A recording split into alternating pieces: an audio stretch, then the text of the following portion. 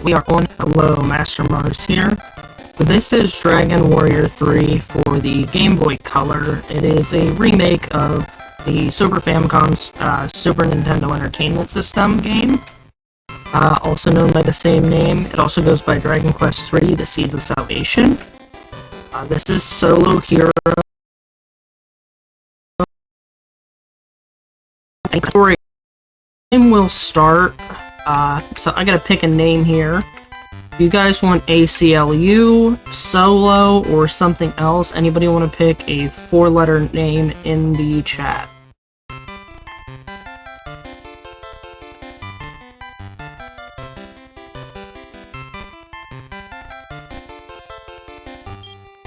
ACLU is a good one. Alright, we'll go with ACLU.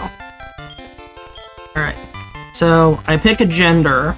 Now, there is a difference between which gender I pick. Male tends to have higher strength, vit, and agility, whereas female will have a higher intelligence stat, or int. So I usually go with female. There's also armor differences and personality differences. Now, I'll get into personalities in a minute.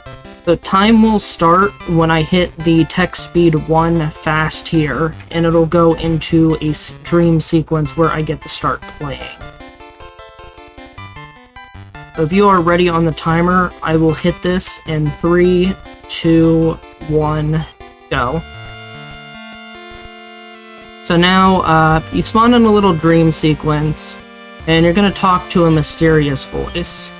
And here, they will ask you a few questions. So, it asks you to truthfully answer, give your name. I'm just going to put in A to be quick here. Birthday, birth month.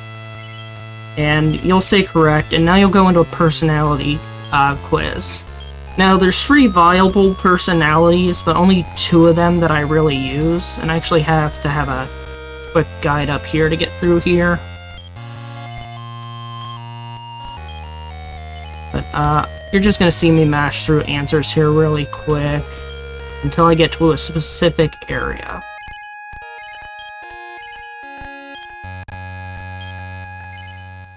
And the 3 personalities, one of them is female only. One of them is very easy to get, where you just mash no on all of them to get into a dream sequence. And the third one, you have to push a boulder for like 20 minutes. And that one's used in the other versions of the game, but it's not needed in this one. So what personalities are, is they will determine what your stat spreads are. And the one I'm going for right now is called the sexy personality. The other 2 viable ones, I believe, are one is solitary, which is another one I've used, which I actually have my PB on. And I think it's called tough for the third one, which is the boulder pushing one. So tough will have like a really high vitality, so you have a ton of health, and it also has a good strength value. So for the sexy personality, you get into this one called the Queen's Treachery, and you have to talk to the Duke, and you have to say yes to both his answers. So your character will be called Lewd. Now, if you have a male character, you will get the lewd personality, but if you have a female character, you will get the sexy personality, which we are about to get. And then, sexy, they have the best spread in the game when it comes to percentages. They have positive in every stat, so there's 5 stats. There's strength, agility, vit or vitality, int or intelligence, and luck. Now what each of them do, strength will determine the amount of physical damage you do. Agility will determine when you move in turn, if you will go first or second, as well as certain amounts of agility points will calculate in defense points. Vitality determines how your health spread will end up being. There's a specific percentage to it. I don't know it offhand. Int will also will affect your... I'm not sure if it affects the magic damage, but it will affect your MP or magic power stat. So we're gonna start picking up some items as we go. So I picked up a strength seed there, which will there's seeds in this game for each stat. Seeds increase your thing from 1 to 3 on the stat meter. You want a 3, but it's not necessary in this run. In the other versions, it is necessary to get 3s, and the reason for that is some bosses have health regeneration in the other versions of this game. In the Game Boy Color, instead of regeneration, I'm going to pick up a luck seed here. Instead of regeneration, they just have massive amounts of health and no regeneration. With the exception of the final boss, who has regeneration in his first phase, but not his second phase. Which is when you use an item called the Light Orb. We'll get into that way later in the game. Some enemies do have regeneration, but they're not very important. So we talked to the king here like our mother asked, and we're like a 16-year-old. We literally just had our 16th birthday in this game, and we're sent off to fight a demon lord because our father apparently fell into a volcano and is supposedly dead. So that's the storyline of this game. And you're going to be traveling all over the world. Now the first thing we want to do after talking to the king, I'm going to pick up another item quick. This is actually just some gold. So somebody left 25 gold in a barrel here. And we're going to make a teammate character, but we're not going to be using this teammate character except for an escort quest. So we need to make what's called a dealer. And they're to make a town later in the game. They just develop the town as certain events go through. And I'm just going to name them A. Make them a female too, why not? We're going to manually set their seeds. And we'll eventually have to escort this person to develop a town for us to get an item called an orb. There are 7 orbs in this game we have to collect later on to summon a bird that we need to fly to different locations. So we're gonna register a dealer here, and they are now registered, and we can pick them up at a later time to escort them. Next thing on the list, I am going to go to my character's house to pick up an herb and 5 gold. Honestly, I might not even pick up the 5 gold, it's very negligible. So I'm just gonna pick up an herb from this bottom barrel here. And then I'm gonna go to the shop and buy some armor. Now, one notable difference between this version and the other versions of the game is your stat spread at the beginning is a lot lower.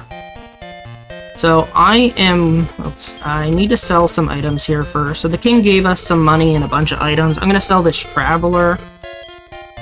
And I could get leather armor here too by selling my luck seed, I found out recently, but I'd rather have the stats because I have to level up anyways. I'm gonna check my stats quick. And this is a fairly average stat spread. I'm hoping I get a 3 or a 2 on the strength seed. I got a 1, which is unfortunate, but 12 strength is still doable. What I want to be able to do is one-shot weak enemies early on. So I'm looking for 3 specific enemies: horny hares, slimes, and ravens. I wasn't looking for an anteater, but I'll still take this fight. Now I should be able to easily one-shot slimes. The anteater may take 2 or 3 attacks, and I want to get enemies I can attack 1 or 2 times to kill them, to get experience, and I want to get to roughly level 3. And then we'll be going to find an item called the Thief's Key, which is located in a tower. Actually, that tower right there on the left side of the screen. We have to go through a secret path for. Okay, so here's a decent fight. 2 slimes and a raven.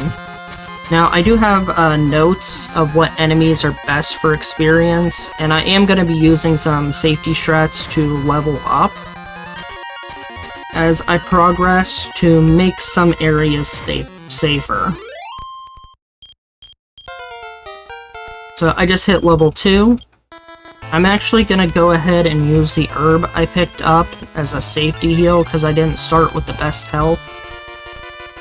And we're going to try and find either... Okay, so these are horny hares. These things have a slightly better XP value and the same health as ravens. So they're actually the best thing I can fight right now to try and get to level 3. we also want to make it nighttime.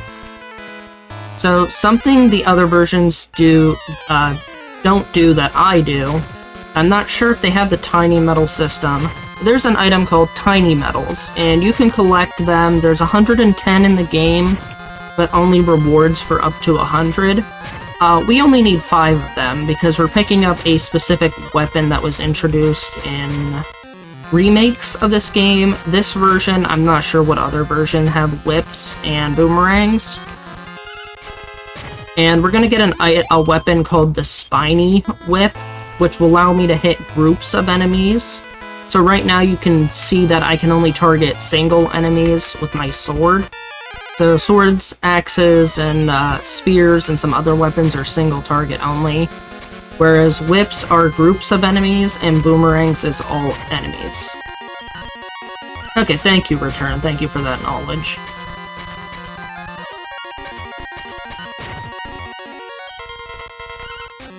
But essentially, we need 5 tiny metals, and we're gonna go get the Spiny Whip, which will allow us to hit groups of enemies. It's also stronger than our current sword. So I just hit level 3, which is good. Now, either at level 4 or level 5, I will get the spell called Heal, which basically works like an herb. And we need it to be nighttime because towns in this game transition, so you can see there's no shopkeepers there. And there was a person here before guarding this. There's a tiny metal in this dresser. Sometimes I forget if it's a left or right one. There's a lot of empty things you can get. So that's our first tiny metal. There's 2 more in the castle, and there is 1 in the tower and 1 in the second town, which I'll be going to here in a second. So, the 2 in the castle I won't get right away. I actually get them after the tower because 1 is locked by an item called the Thief's Key. So, there are different types of doors in this game. There are normal ones, which don't require a key, red doors, which require the Thief's Key, silver doors, which require the magic key, and these weird chain-looking doors that require the final key. And we will need all 3 keys to progress throughout the game.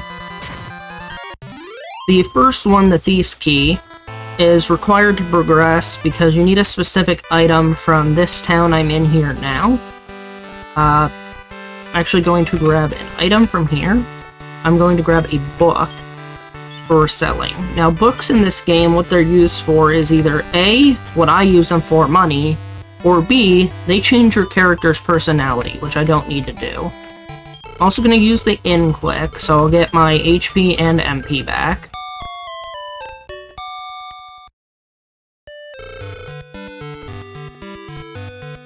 I'm going to check the store. I think they sell the leather armor like the first one. They do, and I'm going to try and buy the leather armor now. I should have enough money. So this will keep my defenses up as I travel, which is very good. So we'll buy a leather armor and equip it.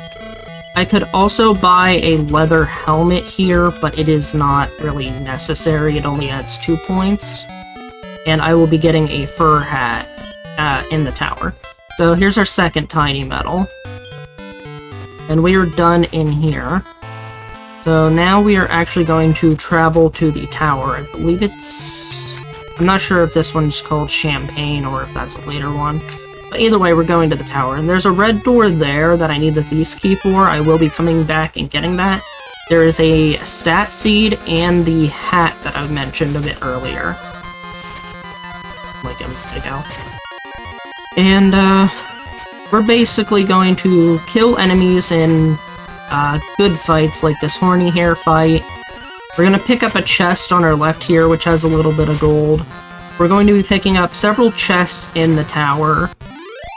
One has gold, one has a tiny metal, one has an item called a warp wing, which basically functions as an overworld teleport, where you can go to any town you've previously visited.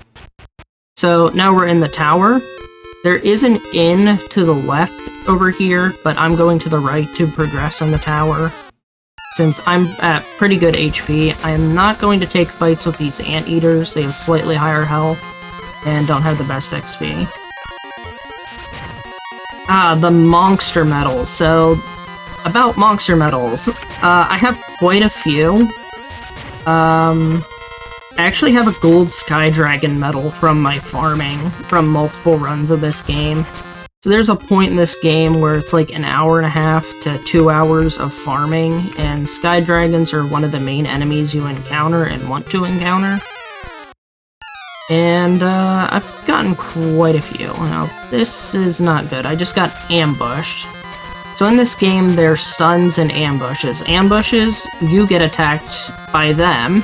Stuns, you get a free turn against the opponents. And I am trying to run from fights, which might be a little bad here because I don't have an extra herb on me and I don't have heal yet. I might actually have to go back down the tower, heal, and then come back up.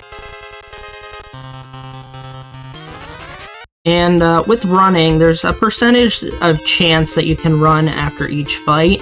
On the 4th time you attempt to run, it is 100%. I think before that it's like 75, 50, 50, or something like that. But here's a 3rd tiny medal.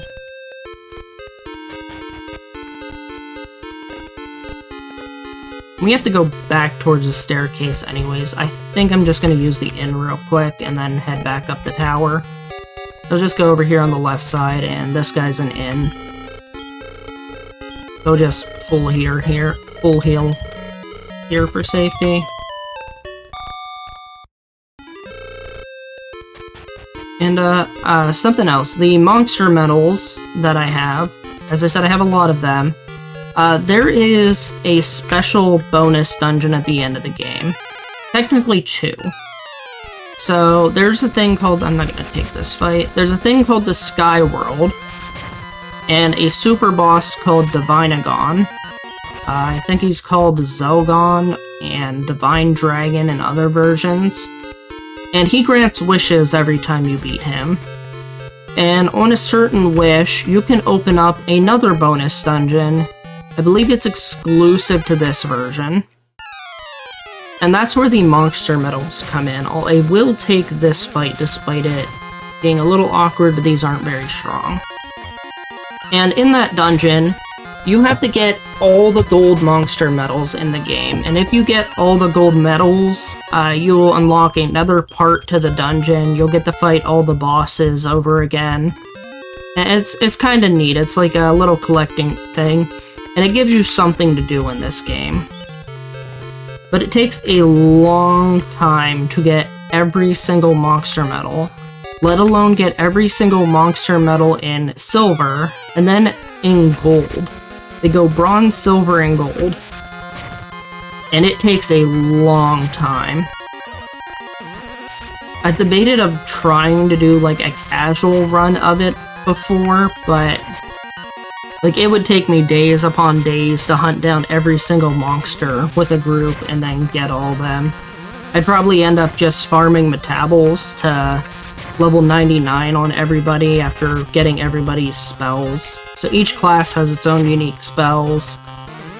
And eventually, if you swap jobs enough with other regular characters, which isn't relevant to this, you can't swap the hero's job.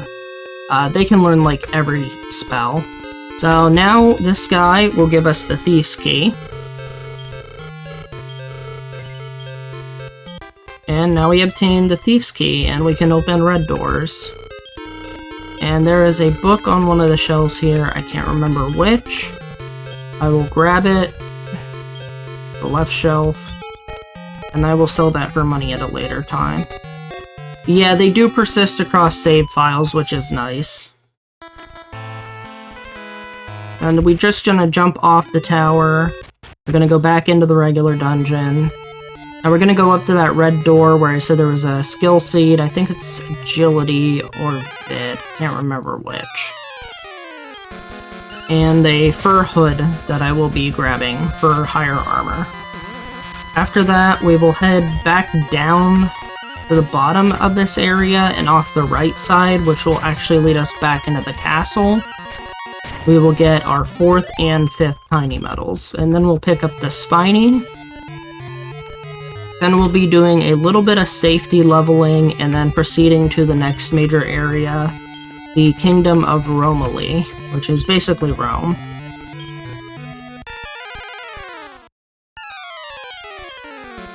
Yeah, so with the wishes with the Vinagon, he does get a lot stronger. I don't think I ever actually played far enough to fight him.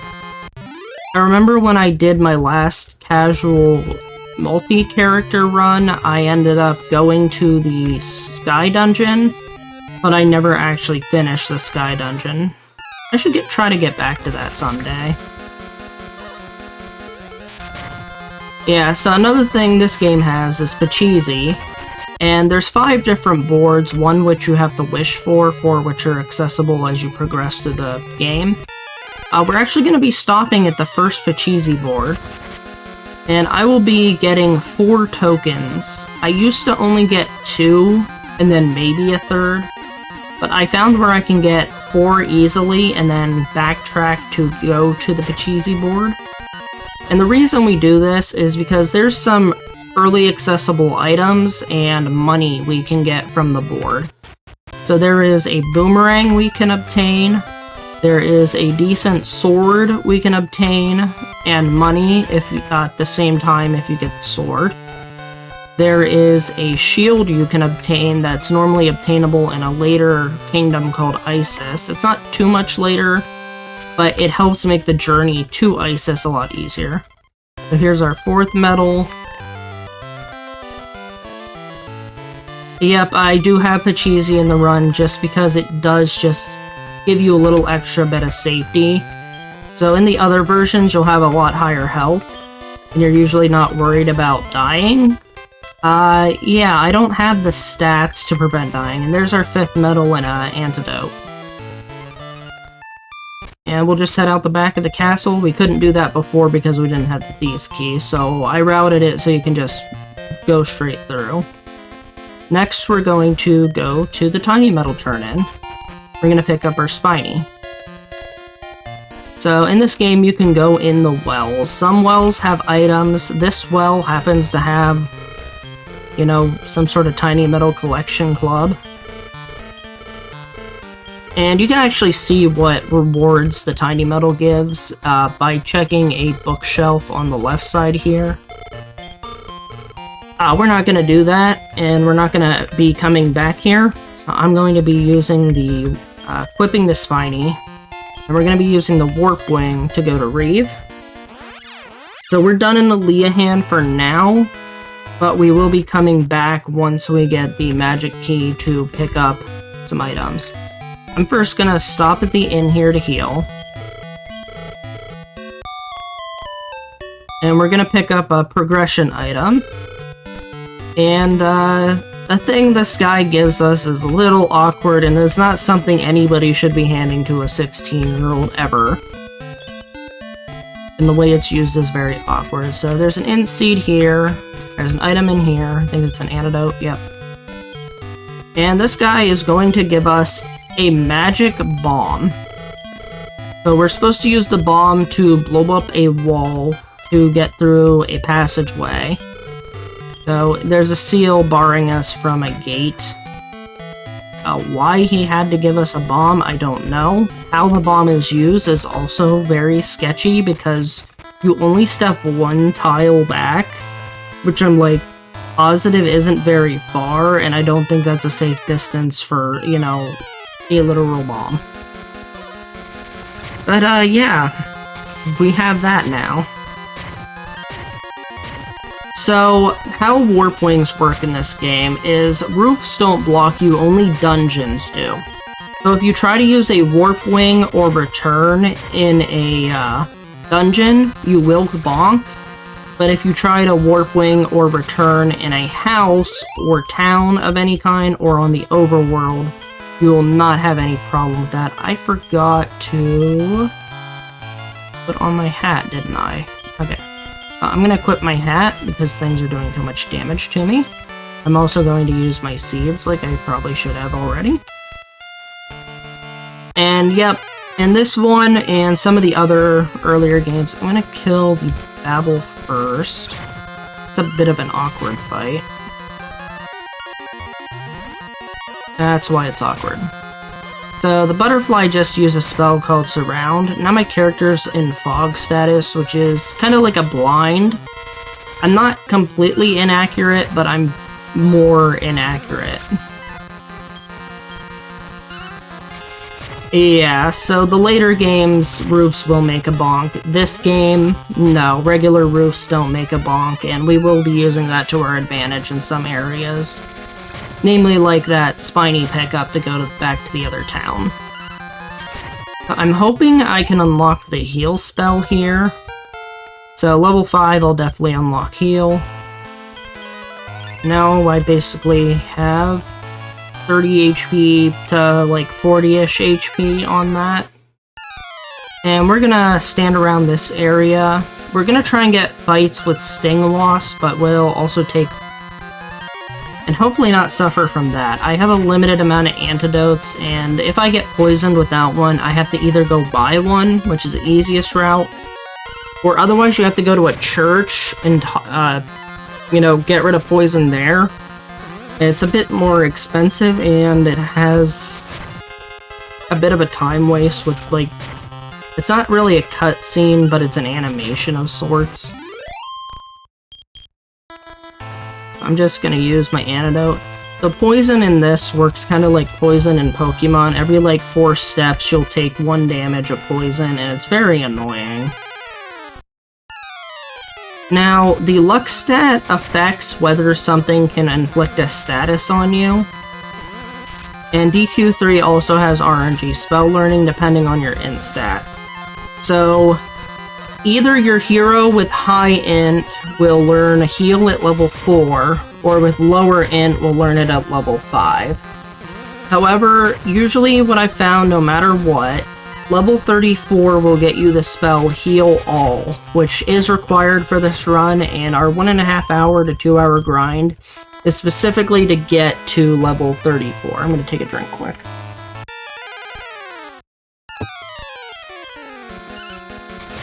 Now, the reason why we want Sting Loss, now they're doing 1 damage to me, but they have a chance to use what's called Call for Help, where they will summon another enemy to the fight, in which case Sting Loss summons Sting Loss, but other enemies, so there's Call for Help.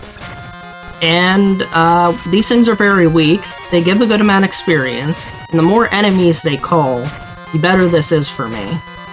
Because then I can just keep hitting them over and over since I can hit groups of enemies, and they'll always be in the same group. Now, other enemies will sometimes call a different enemy to the stage.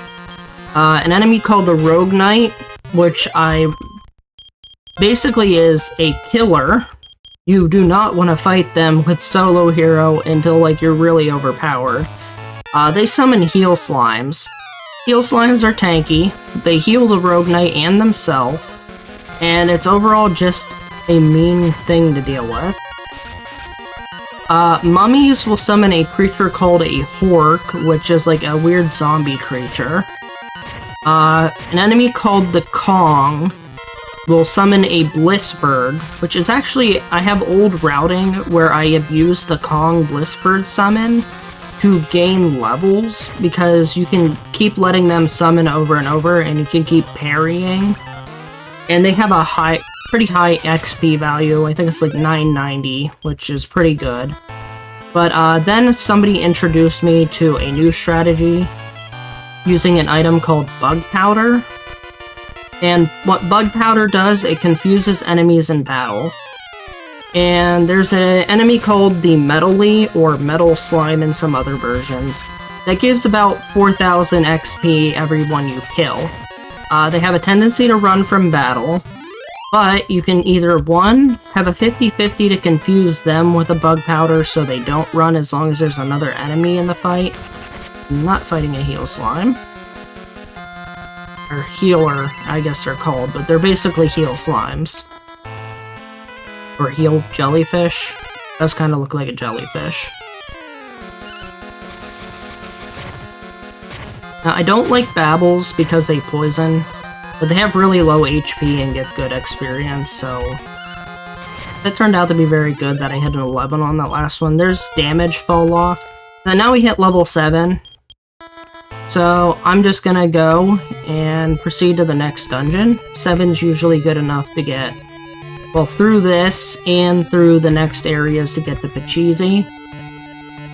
So now this is where we need the magic bomb. We're gonna go ahead and use it. And for some reason our character only steps back like a tile while this weird rainbow colored dot blows up an entire wall in front of them. Very sketchy, but I guess the explosion isn't hitting them. And here's an optional chest that I always get. This gives us the magic map. And it lets us see the world map, which I sometimes need to use when I have... There's a thing called the ship later that you get. And now we're gonna go progress through the first dungeon. Now this dungeon has a very dangerous enemy. I didn't run into it here, but I might still run into it. There's an enemy called the mastermarz. It is like a purple bunny rabbit, and it casts sleep.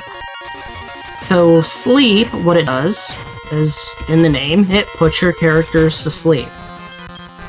As solo hero, if you get put to sleep, you are stuck there in the fight, unable to do anything until you wake up. And even when you wake up, you have to wait another full turn to actually do anything in the fight.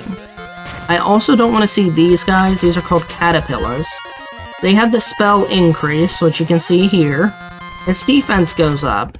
They have a lot of health, they give good experience, but they also hit really, really hard, and they don't like to die because of increase.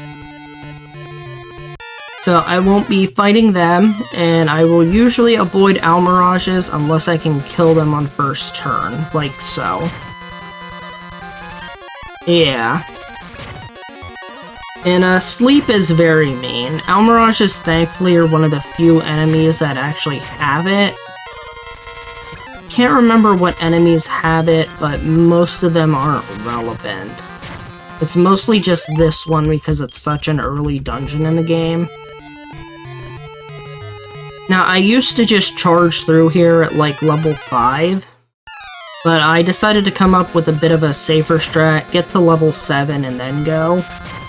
Because this way I have fairly good health and fairly good damage that I can just get through this place pretty easily. I also have higher agility, which means my defense is high enough to make most of the enemies deal only 1 damage, with the exception of the caterpillar. The caterpillar is really high attack stat. Or really high strength, I should say.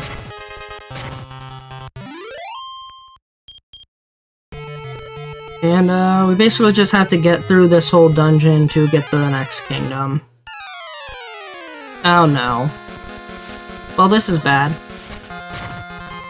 I got ambushed by a bunch of mastermarzes. I'm gonna try and run from this. And now we're sleeped. So the problem with this is even when you wake up, if you wake up on a turn early and the mastermarzes still have a move, they can put you right back to sleep.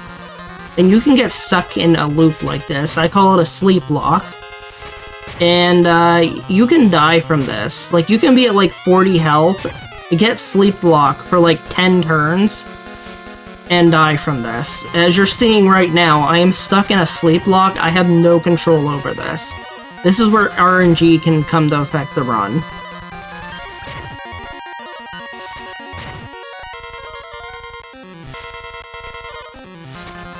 I'm still stuck in a sleep lock.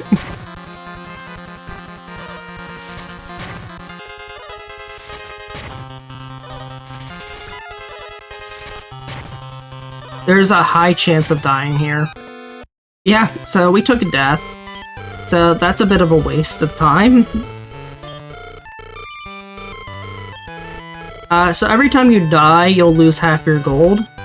So I just lost like 237 gold there. Because that's how much I had left. Unfortunate, but manageable. It's just the time really wasted. And yeah, RNG stuff like that is why I put my estimate at 30 minutes and like 45 minutes over my PB. Never expect the game to be nice to you, because it will do things like this.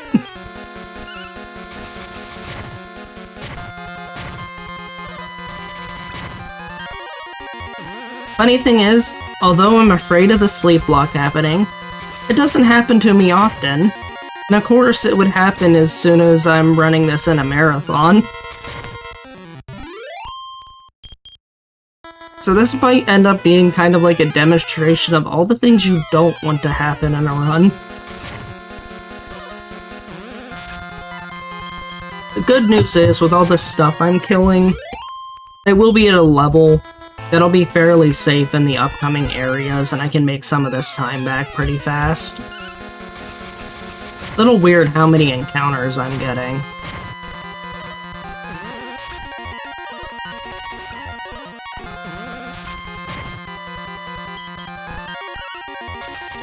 Oh, we'll get through here eventually.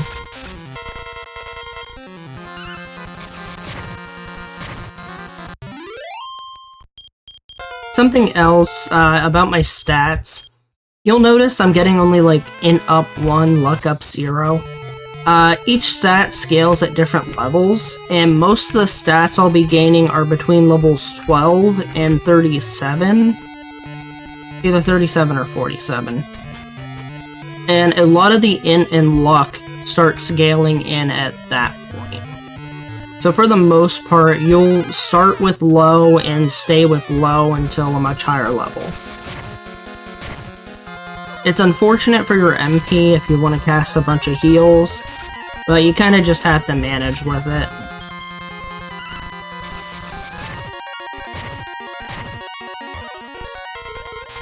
Right now, I'm roughly, I want to say 4 minutes behind my average on getting through this dungeon because of that death.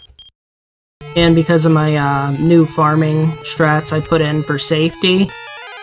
Apparently it wasn't safe enough.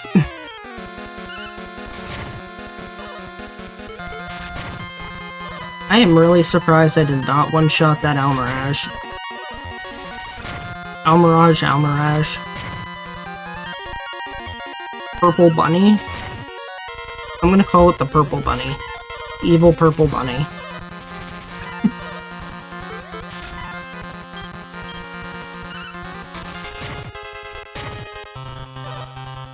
I'm gonna just because I'm level 8, I can just take most fights and be fine. Everything's only doing 1 damage to me now.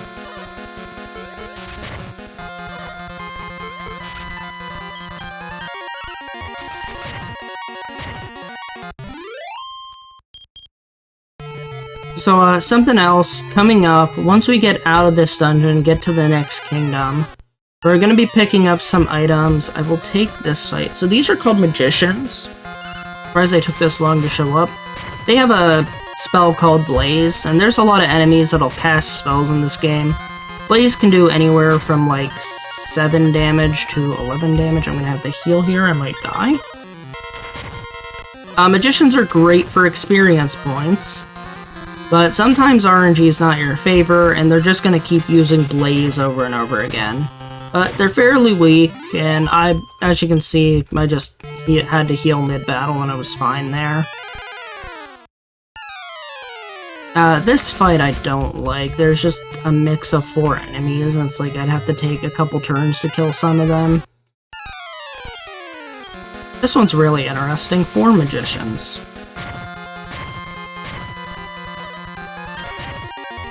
Hopefully you get an attack if you fight these guys, and not Blaze. But I think I should be able to kill at least 2 of these guys. And yeah, okay, I got all 3 of them. So that was a good fight. I'm gonna go ahead and safety heal. I want to stay really low on health. Gonna keep progressing through this dungeon. There is a couple items in this dungeon you can pick up. One I skipped, which is just a standard antidote. And one I will be picking up, which I will sell for money. I think it's a knife. There's another type of weapon class, knives and daggers. And I believe the knife is the first one on the route. There's the poison needle, which is in the same class. And of course you get almirages, and they immediately sleep me. So sadly my luck stat's a little low. Luck determines how often you're affected by enemy status afflictions. So anything like sleep, fog, paralysis, and poison and I think the death spells, which are called beat and defeat. The higher your luck, the less likely you are to get affected by them. And my luck's really low, so I'm very likely to get affected by things right now. Seems like we'll be okay in this fight.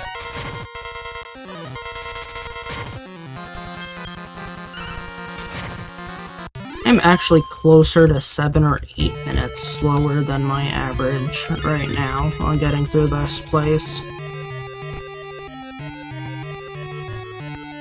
Alright, so we're gonna take this little left path here, and this will get us a chest to the knife.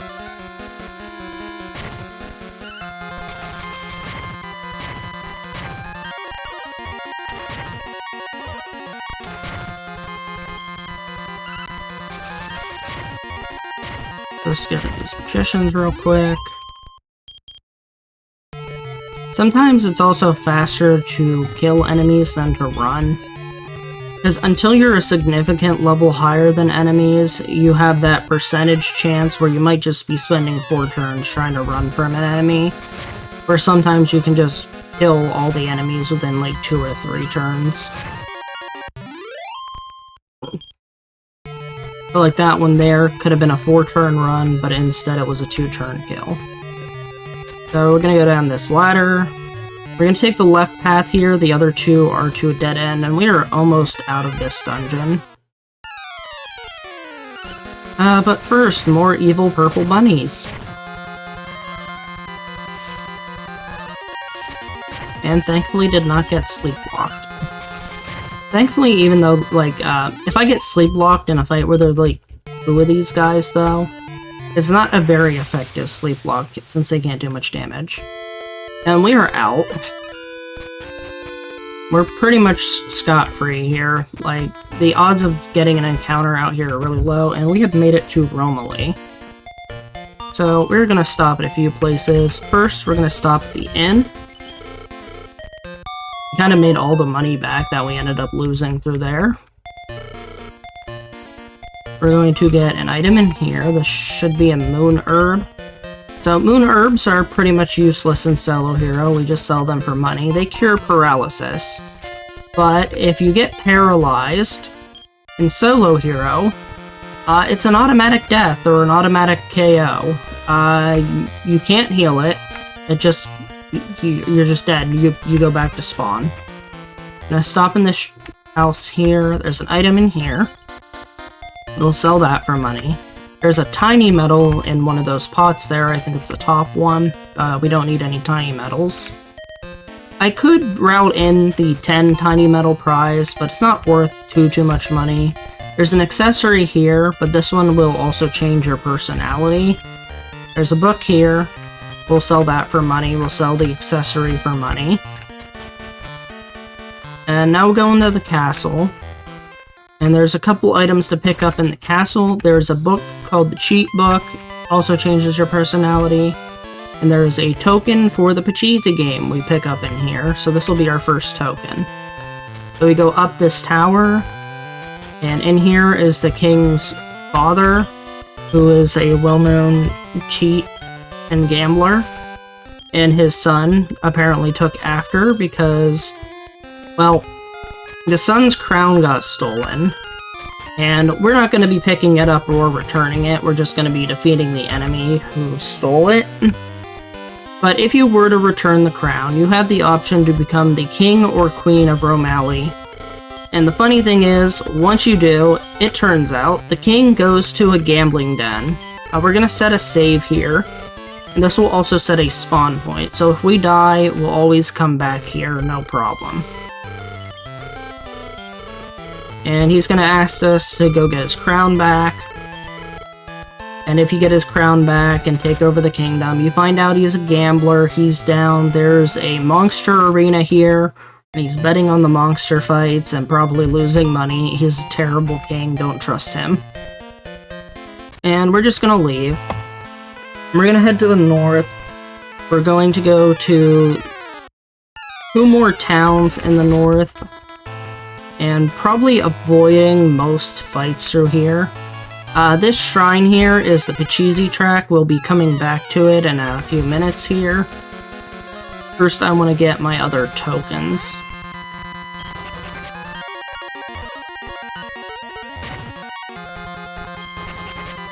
We'll also be picking up some stat seeds, and some armor items, and some selling items. If I don't get bullied to death by caterpillars.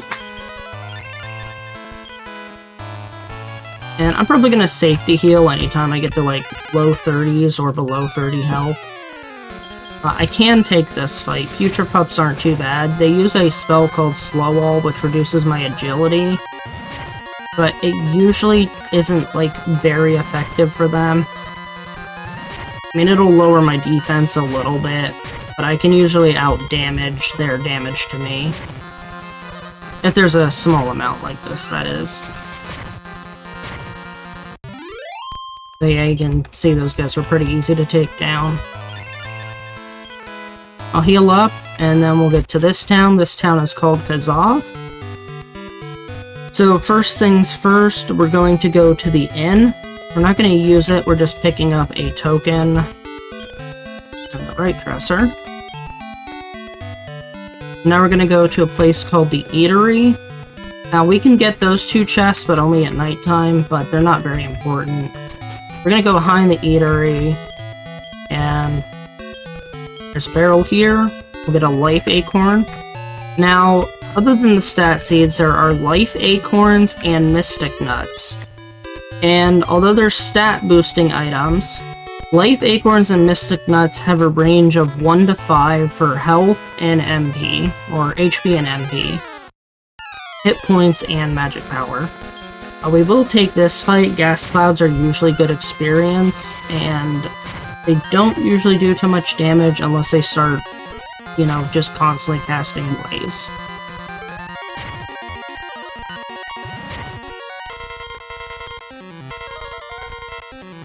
I'm hoping they don't outspeed me, though. This could be bad.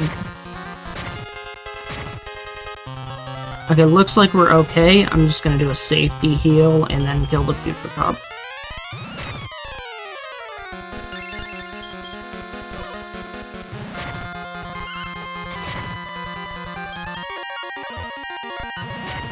And now we're going to go to another town. It's called Noanils. It is the town that sleeps.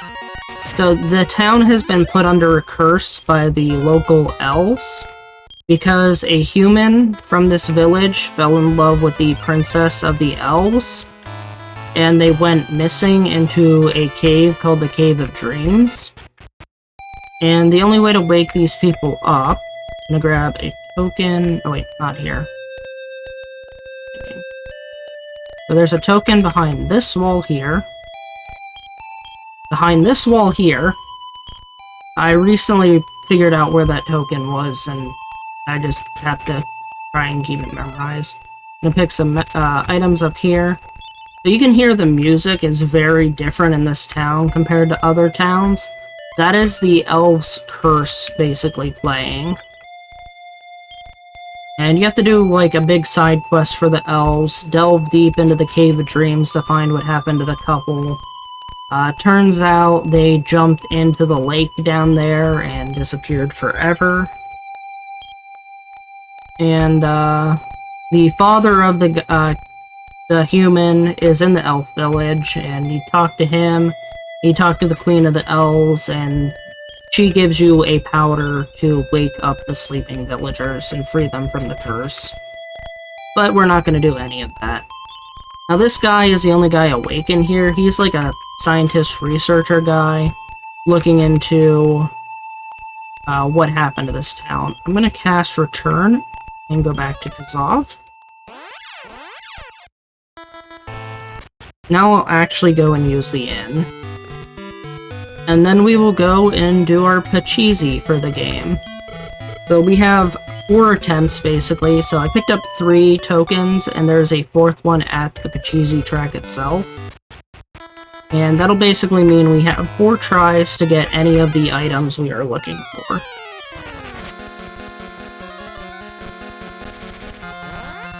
Also, enemies in this game that are called crabs. So there are army crabs, hell crabs, and a bunch of other ones. I do not like fighting them at all. They have really high defenses, and they're very mean enemies. They hit pretty hard. Sometimes they'll have annoying abilities or spells. If you try to run this ever, don't fight crabs. Just trust me and don't try to fight the crabs.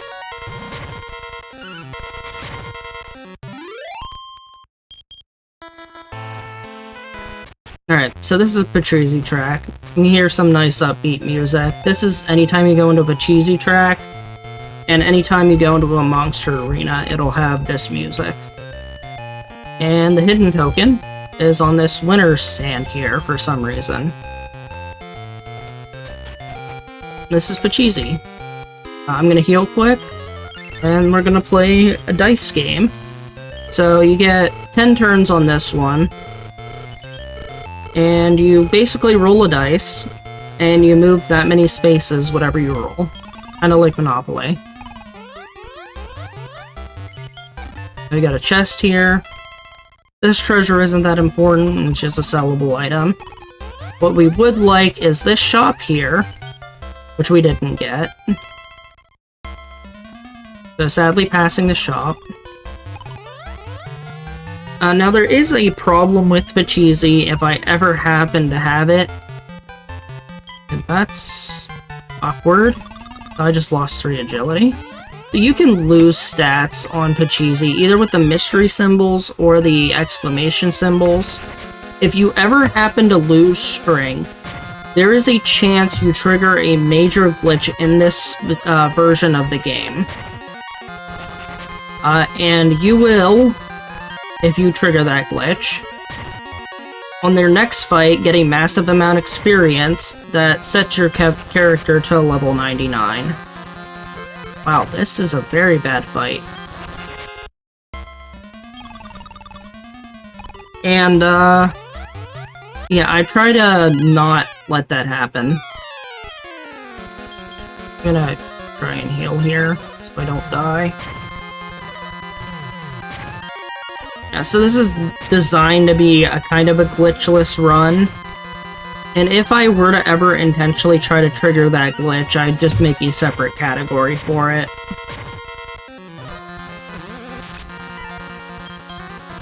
If we do see that glitch, I'll probably just end up with a very fast run, but I will try to completely avoid that. I might actually just reload the save or make an entire separate save if that happens, honestly. Okay, so first token, very good, we hit the goal. So the goal here gives us a steel sword and some money. So this thing's a fairly good early starting single target weapon, and the money is very useful. But we're gonna keep playing this.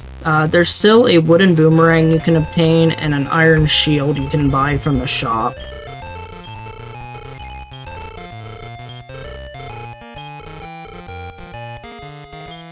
I picked up some armor that I forgot to equip, the kilt, and I will put that on my character really quick. I'm also going to use some of the stat seeds and stuff that I got. I probably should have done this earlier.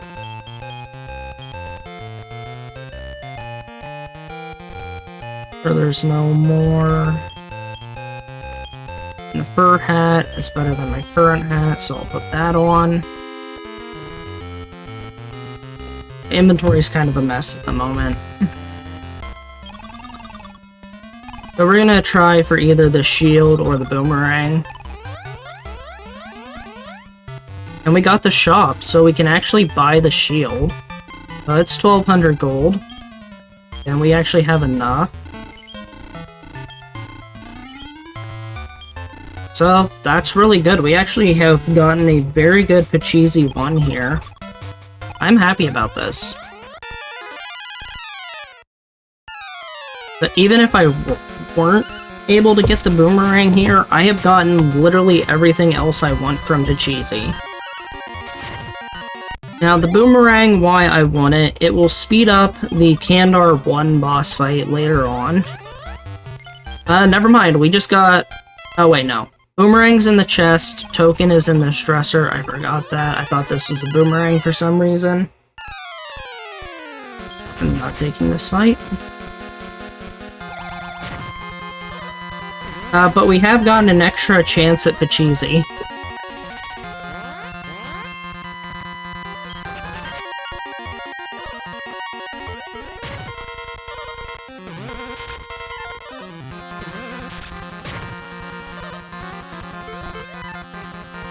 I'd like to stop being bullied by frogs and caterpillars. Okay, this is a life acorn.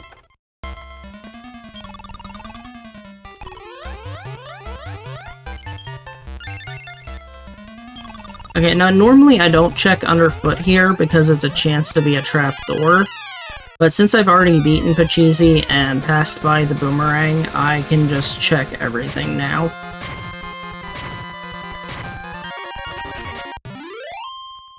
That's funny. So I killed 4 babbles and the other one fled. It's also awkward when you lose gold in this place. Alright, hit a trapdoor. Now we'll get to try Pachisi again.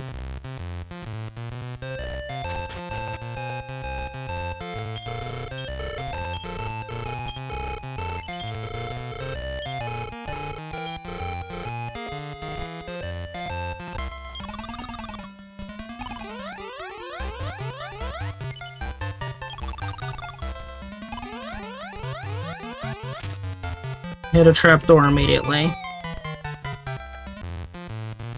And we'll try again. And we're literally just going for that chest right now. There is a left side which has some other stuff, but the main thing I want now, since I got everything else, is just that boomerang. If we don't get it, that's fine. It's not entirely necessary, it's just useful. Somehow got the shop again.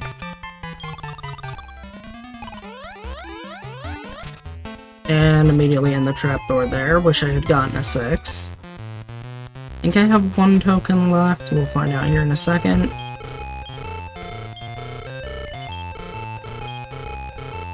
Okay, this should be our last token since we got that for 1.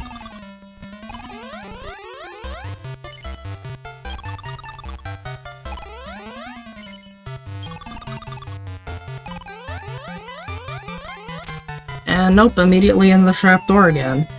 So, we're pretty much done with that now. So we're gonna go ahead and return to Romali. I did not realize that. This place counts as a dungeon.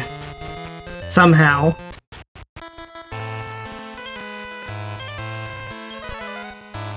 I guess I've never actually tried using return out of the Pachisi track before.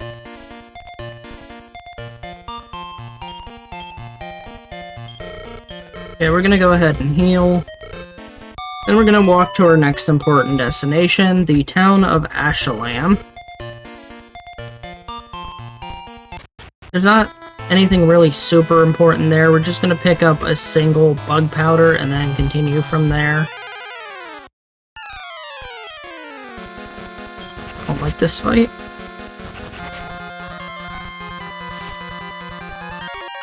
And that's why I don't like this fight. Evil purple bunnies with their sleep spell.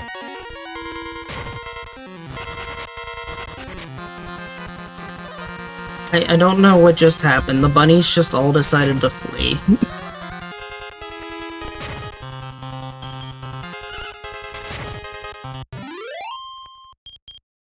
So certain enemies can flee in this game. Almirages and horny hares are two of them. I guess bunnies are skittish is the logic there. Metal slimes and metal babbles, or metalies and metabbles can flee. You do not want to fight wild apes in this game. That is why you do not want to fight wild apes in this game. Wow, that was bad luck. It's okay, we're fine. Just lost a little bit of money and a little bit of time. So, wild apes have 60 HP. They have the ability to critical hit you, or for enemies it's called a brutal hit. And they hit hard in general. They're very mean. Sure, game, I will fight some venom toads. Or the venom toad will run away.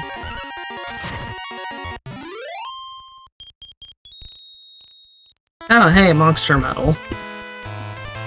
I don't think I actually had that one. Okay, we also don't want to fight these. Those are vampires. They have the spell Ice Bolt, which does a fairly high amount of damage. No idea what is going on with the stream. Oh, there's an ad right now.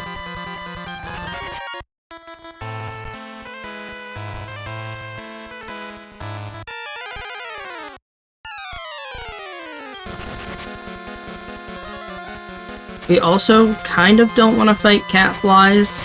They give good experience, but I do not have enough armor at the moment to fight them. They will likely kill me, and they can also have a chance to brutal hit. I'm mostly just going to be running away from every fight here.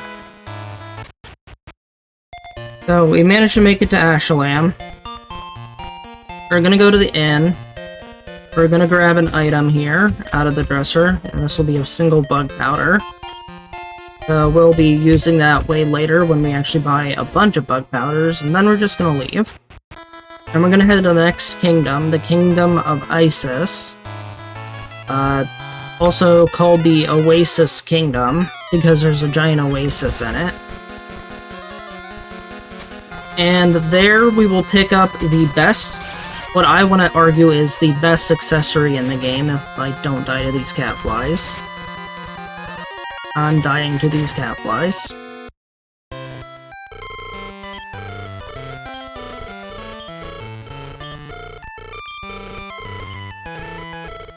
You know, despite my safety leveling strats, and me to hit that. So there's spells that the hero learns called Recall and Remember. You can remember phrases from people and then recall them back to you. It's good for solving different puzzles in the game. Or directions. So one of the puzzles is actually coming up in a pyramid. You get the next key we need called the magic key, which lets us open up silver doors. I already have it memorized, so I'm not going to have to use remember and recall, nor am I going to have to write it down, but it's a neat little mechanic that they added to this game so people didn't have to write stuff down.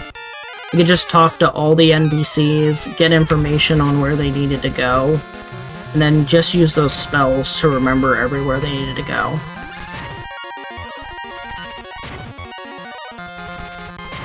And I am having a really bad string of luck with enemies right now. I think I have at least one more antidote. Okay, I have 2 antidotes, I have to use one here. I'm trying to get to the next kingdom. Nope, I did not want to deal with hell crabs. These guys are mean. They cast the increase spell as well. So they have really high defense, really high health, really high strength.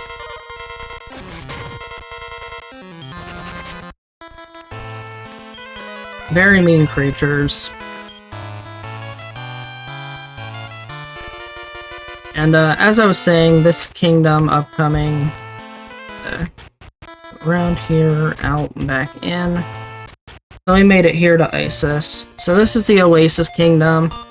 There's some generic items to pick up in the town here. So first spot I'll stop here. There's a boxer. We'll sell that for a little bit of money. There's an item next to the well, which is a stat seed, which I'll grab. There's an item in a chest in the well, which is a book. So we'll go ahead and grab that for selling later for money. Gives us the Brave Book.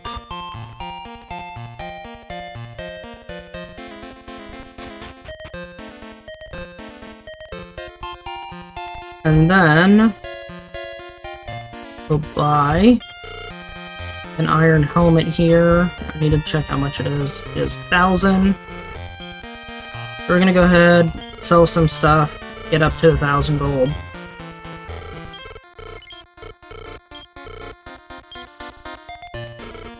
Sell a current helmet, sell the boxer, sell some other stuff. Let's see. Easiest things to sell. Probably these 2 knives.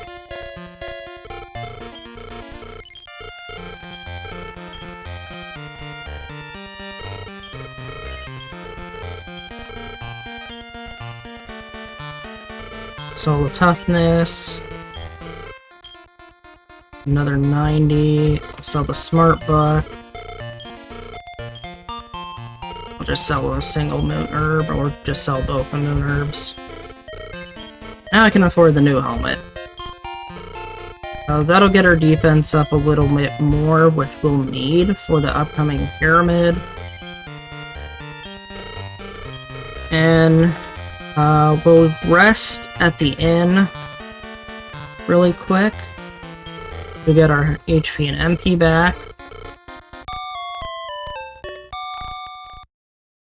Then we're gonna go to the actual castle next, where it has what I call arguably the best accessory in the game. So there's an accessory called the Starry, or Starry Bracelet or Starry Bracer. I'm not sure which it actually is, but it's just called Starry in this game. And whoever equips it has their agility doubled. So basically it's a permanent double agility. And I usually just mash yes through this. I believe it doesn't matter what you answer, you get to keep it regardless. But we get to keep it. And now our agility is permanently doubled. If we use an agility seed, if it's a 1, it's basically a 2. If it's a 2, it's basically a 4. If it's a 3, it's basically a 6. We have permanent double agility for the rest of the game, which will also increase our defense and will help us go first in turns. It is amazing. It is an amazing accessory, and I love it. And this run is much more viable because of it. Now we're gonna go talk to the queen. There are some items I could pick up here, but I don't really want to pick them up. They're not worth much money. We will be revisiting this castle at a later time to get the treasury, but we don't need to right now. And we can't right now because we don't have the key needed. We're gonna set a save here, which will also set a spawn point. And then we will leave, and we're gonna go to the pyramid to pick up the magic key. Yep, it is also called the Meteorite Bracer in other games. That's right.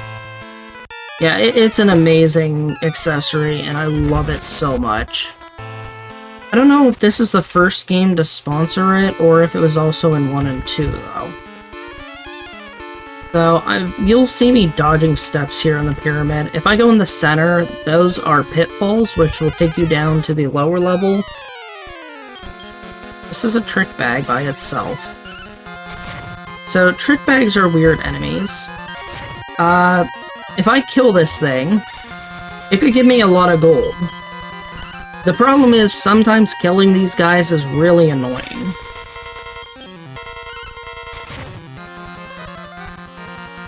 They have a lot of irritating spells, such as Surround, Heal, they have Increase, And they're literally trick bags because they're tricky enemies.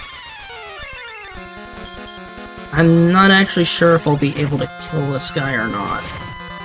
You can also do a peculiar dance which lowers our MP, and stop spell which would prevent us from casting spells.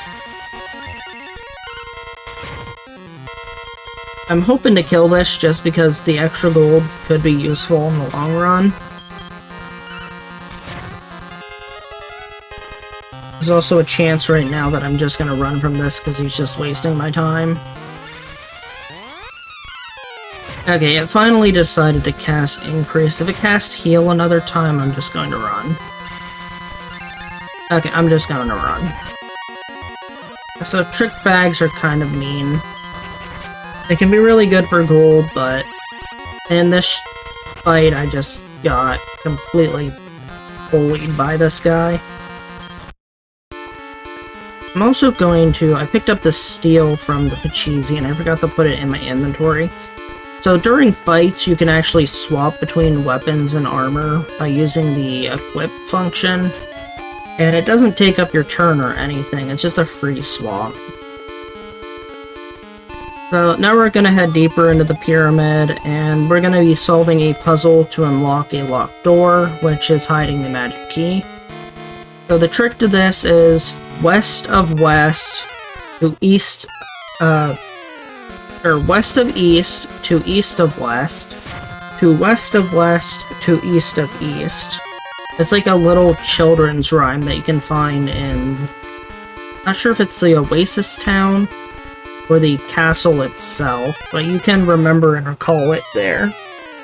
Or remember it and recall it from there. Fine, but my nose is really itchy right now. So you have to press 4 buttons in proper order. If you press them in the wrong order, it resets. Can't remember if it drops you through a trap hole or not. Also, King Toads. One of the other enemies I know in the game that has the ability to cast Sleep. I don't particularly like King Toads. They're not as bad as the Purple Bunny Almirages, but they can be very annoying. I also don't like fighting the regular blue mummies. They have a chance to call a fork. The regular mummy man, however, aren't too bad. That is unfortunate. Why am I getting so... That is like the third or fourth... That is like the 4th brutal hit I have suffered this entire run. I do not see that often. That is painful. So that just lost me like another 2 minutes. You know what? I feel like trying to kill these guys. It's probably a bad idea.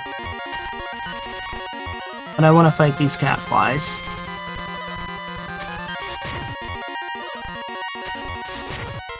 With the Starry Bracer, I should have enough defense to actually fight these.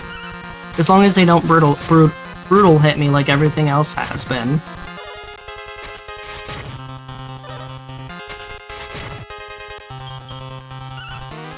These guys are really good for experience. They also have a chance to drop a rare armor item called the Plush Armor, which is like a mascot outfit that makes your character look like a cat on the overworld. I haven't gotten this as a drop yet in a run, but it can drop from these guys, the cat flies, and another enemy called the Catchula, which I sometimes see later on when I go to do my hour and a half to an hour 45 minute, well, hour and a half to 2 hour farming session. These guys also give fairly good experience. Alright, so we're back in the pyramid. Now there are a bunch of treasures in this place, but most of them are actually canna boxes, which are very strong and not a good idea to fight.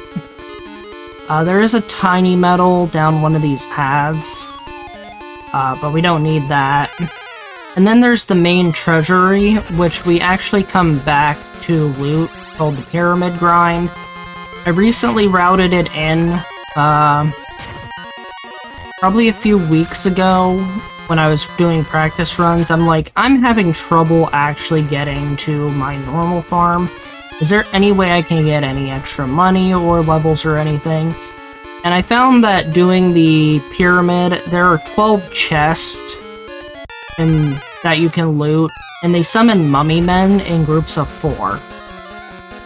And you get a really good whip weapon once you get to the next kingdom after getting the magic key, and it makes killing them fairly easy. You also get access to more armors as well in the town after the next kingdom. I'm gonna try my best and get the door open at least. If you get the door open and then you die, the door stays open. But I died before I got the door open, which is very unfortunate. So I have to do the puzzle all over again. I'd really just like to get out of this place. Because the pyramid is very mean really early on, like I am now. And there's the sleep. It's getting hot in here. I don't know when my air conditioner's not kicking on.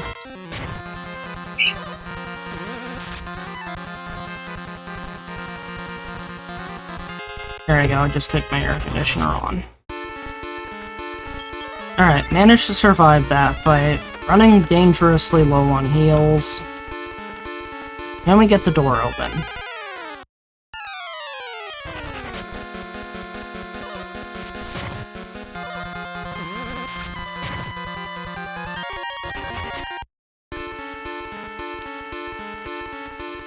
Alright, last switch.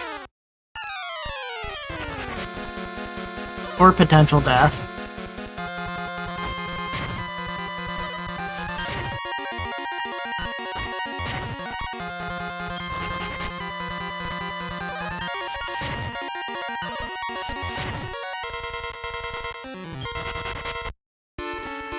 Wow, that was close. Well, I got the door open. There's a little cutscene here as the door opens in the distance.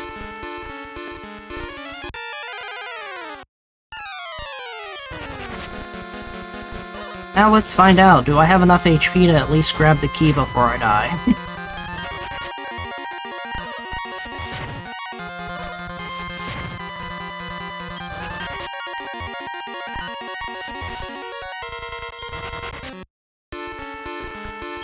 Do I have any herbs?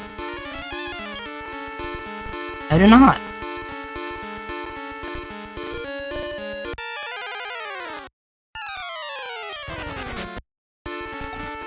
Okay, we got the key! That was incredible. I get a first turn runaway. And this one is just a stat seed, a bit seed. Which I'm just gonna go ahead and use.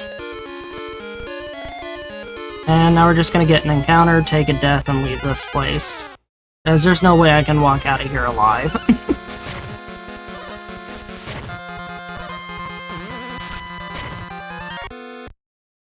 So that one's an intentional death. And now we're gonna teleport, or use the return spell to go to Romilly. And we're gonna head towards the next kingdom. We can also go back to Aleahan now with the magic key and get some treasures, but I don't need to do it just yet. So there's a shrine here, which needs the magic key to access. If you head down here, there's another path using the final key. We don't have it yet, but we'll be taking that path later to get to a kingdom called Samaneo. Or Samanosa in some of the other versions. But right now we're heading to the kingdom of Portuga, which is basically Portugal. So a lot of the places in this game are designed after the real world. So the map is like a warped version of the entire Earth's globe for the light world. The dark world is very different. I'm not sure what it's supposed to represent. Actually show it off. You can see everything kind of looks like a twisted version of our actual globe. so this is Portoga. And I will be going to the castle. The king has a quest for us and is going to give us a letter. He wants us to head far to the east and get him some pepper. In exchange for the pepper, which is said to be common in the east, he will give me a ship. We get an entire ship for some spices. Which is insane. I was like, okay, I'll take a ship if I go get you some spice. And we're also just gonna loot the treasury while we're here. These are shock tiles, so they do a lot of damage to you. But they can only drop you down to 1 HP, they can't drop you any further than that. So we pick those treasures up. We're gonna head out. And we're gonna head to a little house up here if this NPC wants to move. There's an item in here I can pick up. This bag here. And now we got a strength seed, which I'm just going to use right away, along with the bit seed I picked up. We got a +3 there, which is really good. We got a 2 on the strength seed. Oh yeah. Yeah, I imagine. I think it's honestly a reference to early colonial when all the countries like Spain, Portugal, and all that were actually exploring around the world to find paths to India. So spices were extremely valuable. I need 3,100 for a chain whip here. And, or not chain, a steel whip here. I can actually sell the steel sword now. I didn't even use it. I don't honestly need to use it. Steel whip's just better. And now we have a whip that we're gonna be using all the way to level 34. Don't need the item shop, I need the... I'm gonna go ahead and use the inn here. Should have used the inn after my return spell, oh well. And we're gonna go return to Ashalam, and we're gonna head to the east from Ashalam to go head to the pepper area. Oh yeah, definitely Kelvar, definitely. Yeah, so I guess spices really are worth a ship. Or at least back then, it was definitely worth a ship.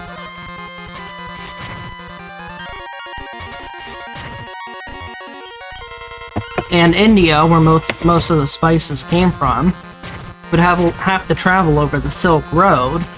And by the time it travels that much in distance, it was really expensive. Only royalty and rich merchants could actually afford it at that point, because of all the middlemen. Now that we have the letter, we can go through what's called the Bond Pass, which makes no sense to me, so I'll show you why. So you see this? There's like a pathway over there that you can access. You'd think you'd go through here, right? No, I'll show you here in a minute what happens, but first we're gonna dive in this well and get a hidden item, which is a stat seed. I try to grab as many stat seeds as I can in this run. So this is a life acorn, so 1 to 5 HP chance. I'm gonna go ahead and use it. And we're gonna go meet the Hermit No-Rud. He has 2 chests here, but they have very worthless items in them. They're not worth picking up. It's like a club and a bad piece of armor. So we say yes, we want to go east. He just walks through us. Follow him. We're gonna see where he starts opening this pass at. Right down here. Why don't we just go that way? Just go the other way. It's like a 2-tile gap. Why is this the pathway? It makes no sense. Like, you have this really weird, long, roundabout path, and all you had to do was open this up. It makes no sense to me. Has never made sense to me, will never make sense to me. And that's the Bond Pass. So now we're on to the next town called Baharata, and most of the enemies through here we're going to be running from. because a lot of the enemies are very mean. So these enemies here, the fly here, I think it's called a hunter fly, yep, they can cast fireball. Deadhounds, they do a lot of damage. It's not that my defenses are bad, it's just that their strength is too high right now for my level.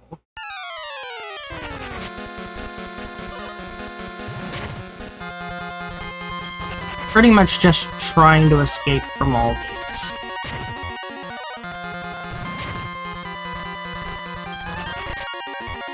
Now there is a high chance I die if I cannot escape within the first 3 turns. But the 4th turn is always a guaranteed escape, so I got a little unlucky, a little lucky there. I was unlucky that it took 4 turns. I was lucky that I didn't die.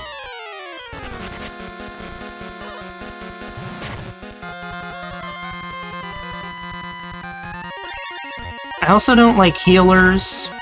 Their animations take a while to cast the heal spell. They also have a lot of health, and they're outright annoying. Please let me run. I am out of heals. So, Baharata's right here, but I might not even make it. Okay. I made it. I made it. We made it to Baharata. We're gonna pick up some armor here, but we also gotta do a cutscene. And this cutscene will trigger the start of the pepper shop quest. So this guy owns the pepper shop. His granddaughter got kidnapped, and Gupta, her lover, runs off to save her. And he gets captured too, and we have to go rescue him later, but we can't yet, because we haven't fought Kandar 1, who stole the crown. So we're actually going to buy magic shield and steel armor. I need 4,400. I always forget these values for some reason. We're just gonna go through our inventory and start selling stuff now to get enough money. And we've been picking up plenty of items along the way. And items are more of a currency in this game than actual currency is. Because you can just stockpile items, and they don't disappear on death. So yeah, if you have gold in your inventory, half of it'll disappear upon a death. Now there is a bank in the starting town, where you can deposit money in groups of 1,000, but if you're not even to 1,000 money yet, you can't deposit anything. Kinda sucks.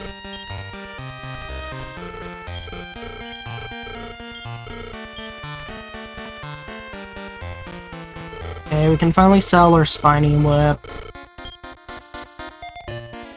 Sell a spray book. We might not actually be able to afford all of this, but I can at least afford one of them.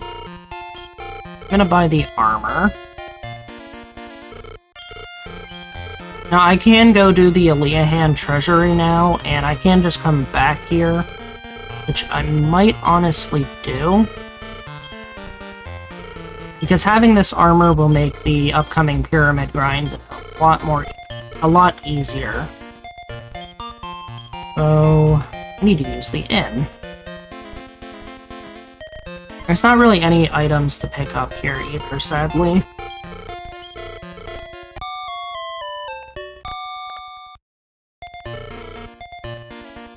Okay, so we're gonna heal. We're gonna go back to Eliahan. We're gonna raid the treasury here. And there's a guard that says something kind of funny, along the lines of, "Hey, I understand you're stealing, but your father saved me a long time ago, so it's okay, I'm not gonna say anything." I'll actually just talk to him. So Ortega often help, he won't say a thing about whatever I happen to do. So like, this is technically stealing from the kingdom. So like, why does the kingdom need this stuff?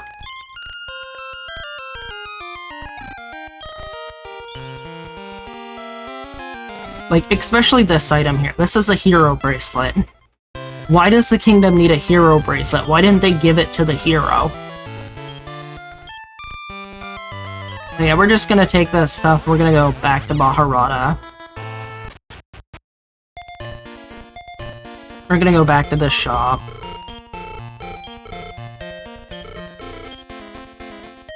And we're gonna try and buy the shield here by selling stuff. I'm just gonna sell this. Also gonna sell the loon. Keep it in case to get a better hero. Yeah, I have died quite a bit, haven't I? Gonna buy a magic shield. And we're actually gonna teleport back to Aleahan, and I'm gonna deposit this $8,000. So sometimes I bank, sometimes I don't bank. In this case, I have a reason to bank, and that is losing way too much money if I die.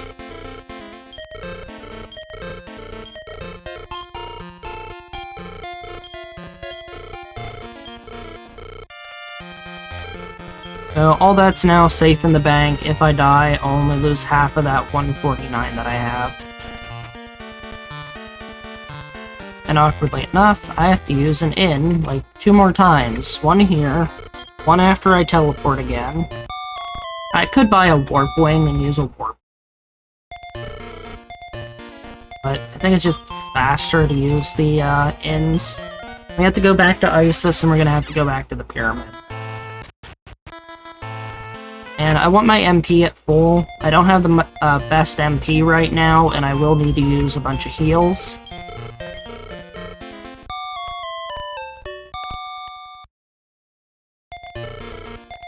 Actually, I'm gonna use the item shop quick. I'm gonna buy some herbs. That is not the item shop.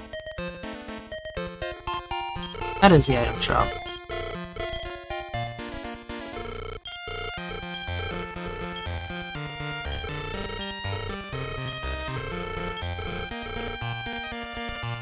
We're gonna use our stat seeds. 2's not bad. 2 is not bad. That 2's basically a 4 with the starry bracelet. Alright, now we're off to the pyramid. And we're gonna kill some mummy men, who will give us a bunch of treasures. There's one treasure that in particular I have to pick up. It is a treasure called the Ruby. And it is worth quite a bit of money. I will take this fight too. These are cat flies, they're not too strong at the current point.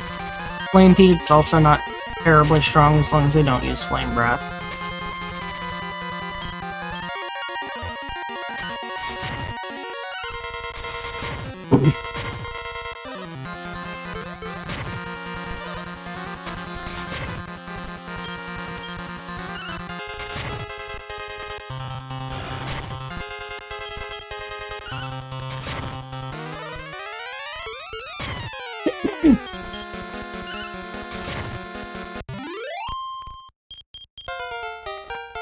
Hey, level 10. That's good.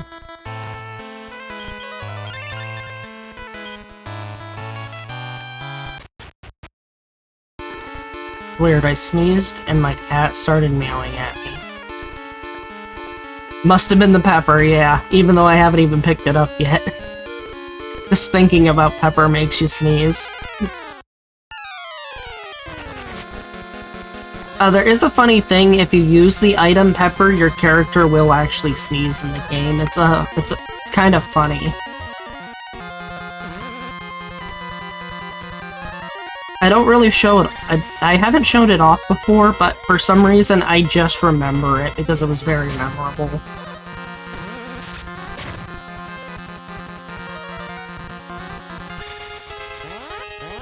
You know, with that name Killer Ape, it makes me think that you play Dragon Quest a lot. There's killer apes in this game. Like, literally an enemy called Killer Ape. I think it's called Killer Ape. There's Kongs, there's Wild Apes, and I think the purple ones are called Killer Apes. I am getting bullied right now by enemies. As a reminder, I hate Almirages, and I strongly dislike, if not hate, King Toads because of sleep. Sleep spell is just mean. Alright, So we go back to the room where we picked up the magic key, but instead we're actually going to go up this side path. Now there's two side paths, one on each side, and they both lead to the treasury. I think 11 was the latest English release. I don't know. I'm not into the Japanese ones. I don't know how far the Japanese ones go. I should say English translation release. And here's the treasury.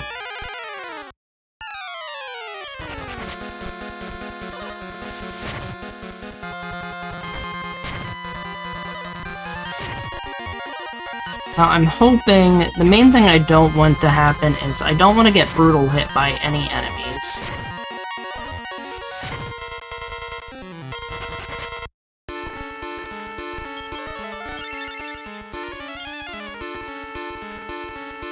Alright, so anytime you open this chest, any of these 12 chests, you will fight a group of 4 Mummy Man. They have a chance to brutal hit you, but otherwise they shouldn't do too much damage if you come to do this grind at the same time I routed it in. Yeah, you can see they're only doing 1 damage each hit. The worry is literally just their brutal hits, basically critical hit, in which case they'll do like anywhere from 40-something to 60-some damage. And this chest has the ruby in it. So this one I have to pick up because it's worth like 7,000 gold. And I need the money to buy bug powders to do a XP grind up to level 34. If I do not have money, I can't buy bug powders. If I can't buy bug powders, I can't do the grind properly.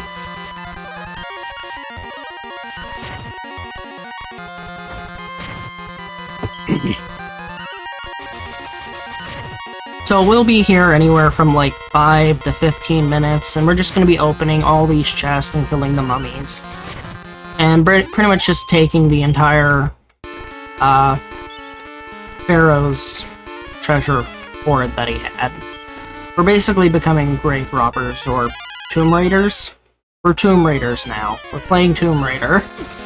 We're playing Tomb Raider and Dragon Warrior 3. So, something else, the Mummy Mans, you'll see 2 different attack animations. Spin can't brutal hit. It's when they do the, like, belly flop bow down attack, there's a chance that they brutal hit. That is interesting that 12 is announced. I'll have to look into that. There's also supposed to be a pixel remaster or something like that, or a 3D, HD remake something, or like 2.5D remake of this game. But I think Square Enix forgot about it. So I've noticed, so Squaresoft and Enix were 2 separate companies that made RPGs. Squaresoft made the Final Fantasy series. Enix made the Dragon Warrior Dragon Quest series. And ever since they merged, it's like Dragon Quest has always been on the back burner of their list. Whereas things like other random RPGs, Final Fantasy, and the Disney mashup with Kingdom Hearts have always been their priority, and I really just wish they paid more attention to these series games. It'd be really amazing if you see some of these older games just get remakes. Like, I think it would just be gorgeous. Like, show some love to the original trilogy. So this is a prequel to 1 and 2, but it came out after 1 and 2. And it formed a strong trilogy. Now, supposedly it has ties to some of the other Dragon Quest games, like, it might have ties to 11, but I'm not sure. Like, these games are much older, so if there were anything tied into the first 3 games, and it came in a later game, it'd have to only have the lore references in the later game. It's like, how are you just supposed to update and put it in the older games?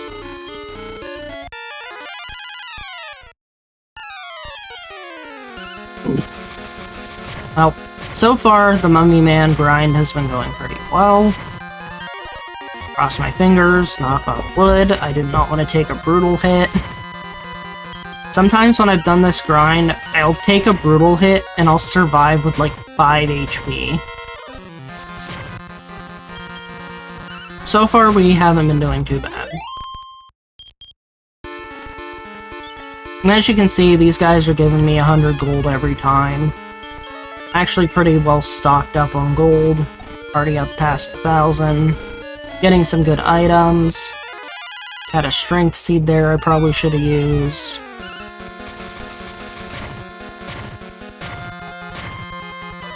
There's also another chest on the pathway out of the pyramid that I'll be grabbing. And it has a flashy armor, which is used on the Jester class, but we'll just be selling it for money. There's also a tiny medal on the way out, but I don't pick it up because we don't need the tiny medals.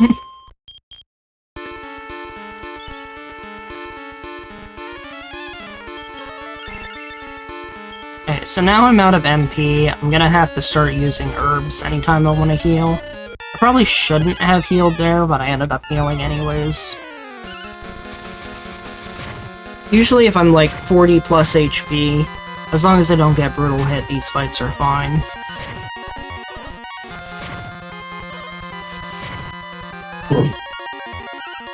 Looks like they're doing anywhere from 1 to 5 damage when they attack.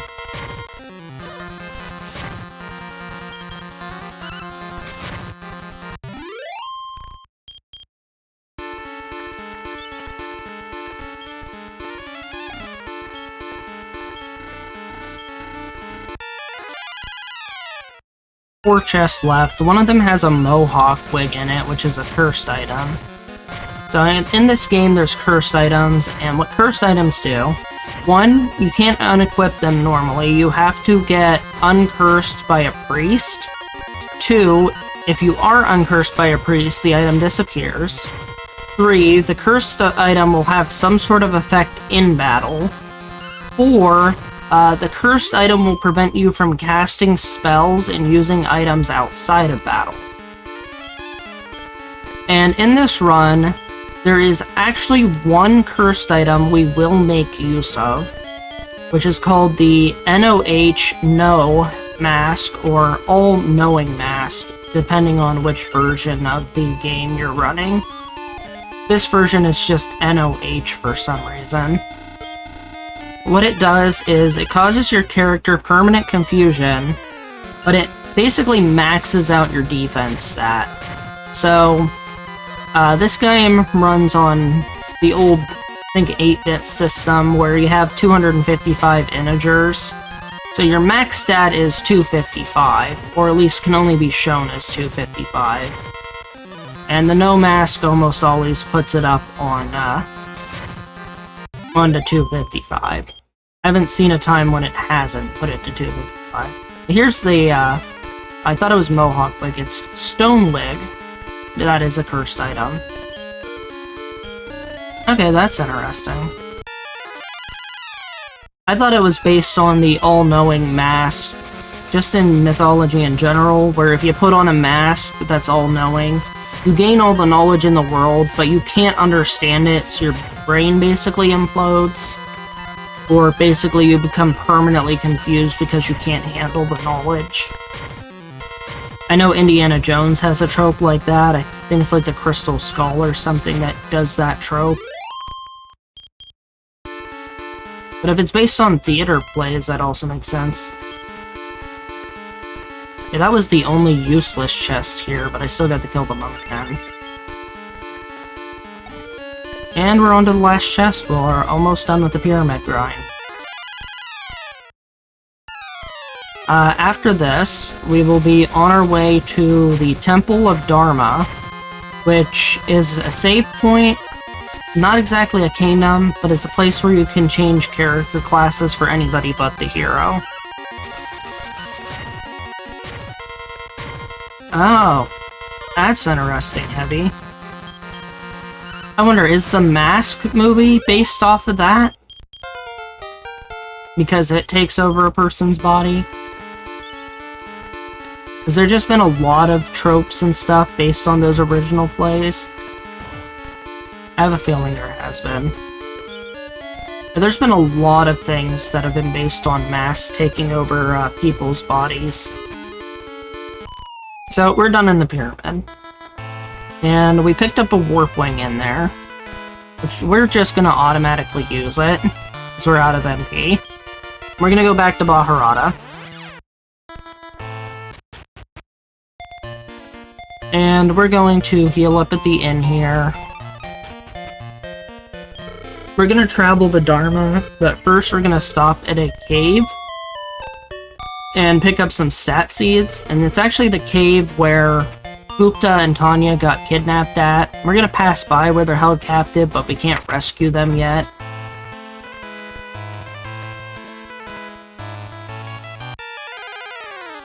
So the mask is based on a Norse myth. In most cultures, I find it funny, there's a lot of mythology that is shared in a lot of different cultures. So divine beings ascending from different heavens, you'll have things that possess people, you have a lot of different variations of dragons and flying beings, and other mythical beings. Like, you have fairies and pixies, and fox demons, and all sorts of things. And there's just a lot of similarities throughout a lot of different cultures.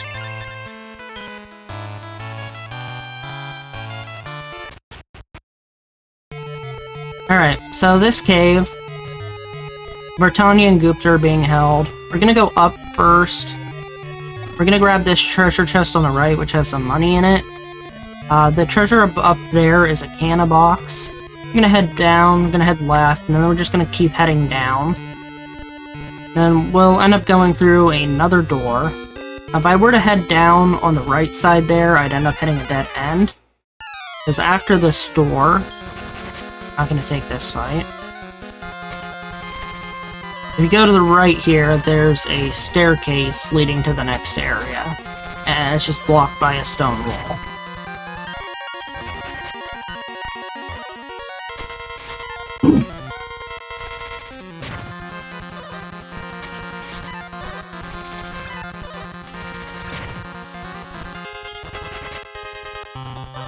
Man, enemies do not like me today.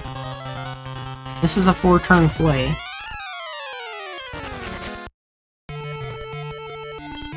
That is also possible, Kelvar. A lot of people have ideas about it.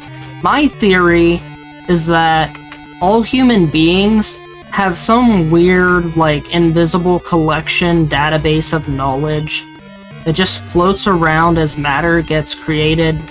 Well, not created and destroyed, but broken up and then re-put back together over and over again, and that's why humans gradually get more intelligent over time and learn things. I mean, that might just be me, but maybe there's other people who think of that. And I'm gonna go ahead and use all these stat things I just picked up. Nice, that +3 is basically a +6. That +3 is awesome, strength is always good. +3 health is average, and +2 int is average. And I don't have the outside spell yet, so I have to walk out of here. And down that middle path there was the way to rescue Tanya and Gupta. And speaking of philosophy, we're gonna have like 2 hours, maybe, coming up soon, where we can just talk about whatever. But once I get the Dharma, I'll have to teleport back to Aliahan to pick up my money. Then I'm gonna have to walk to a town that doesn't have a return point for some reason. And we're gonna play the do I have to restart my game and load a save file, or am I going to make it to the Sound Safely game?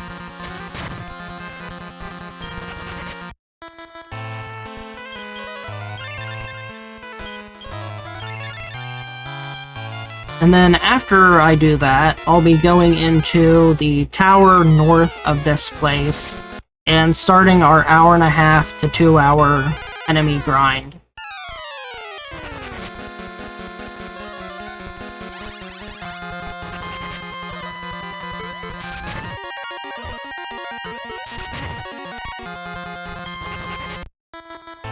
The enemies would like me to reach this place. This is Dharma. You can change classes here. That guy in front there is a Duke of Swords and a save point. We're gonna use the inn real quick.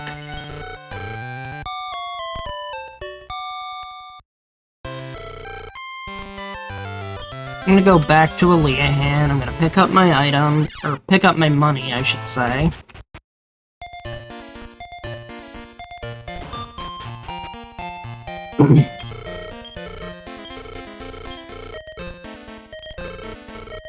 Alright.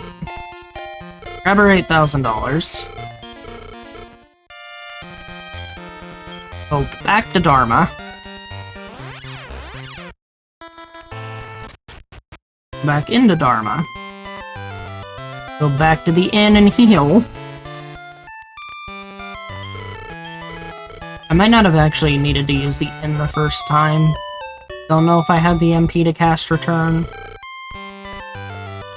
And now we're gonna set a save point here, spawn point here, but if we die, we basically just have to soft reset the game, reload the file, and then continue from there.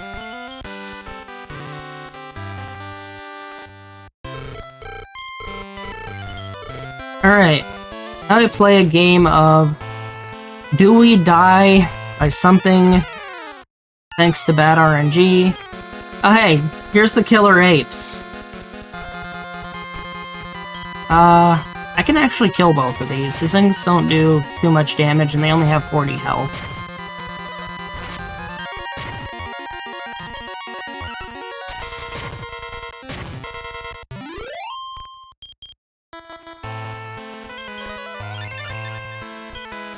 Yeah, purple apes are the killer apes. I can also take fights here if I get 4 Mystifiers, which just showed up. These guys are fairly good experience. They don't do too much damage. They have a spell called Panic All, which causes confusion. Now, confusion only really affects you if you have a group of party members. They also have Surround, which is annoying, but I can usually deal with it.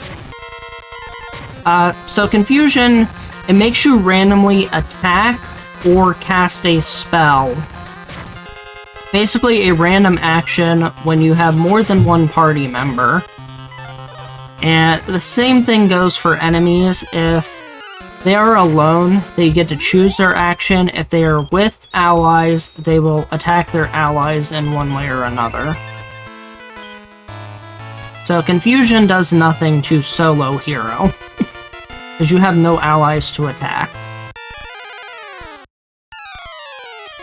I can take on Sting Moths, except they have a chance of paralyzing me, but they have really low HP, and I should be okay.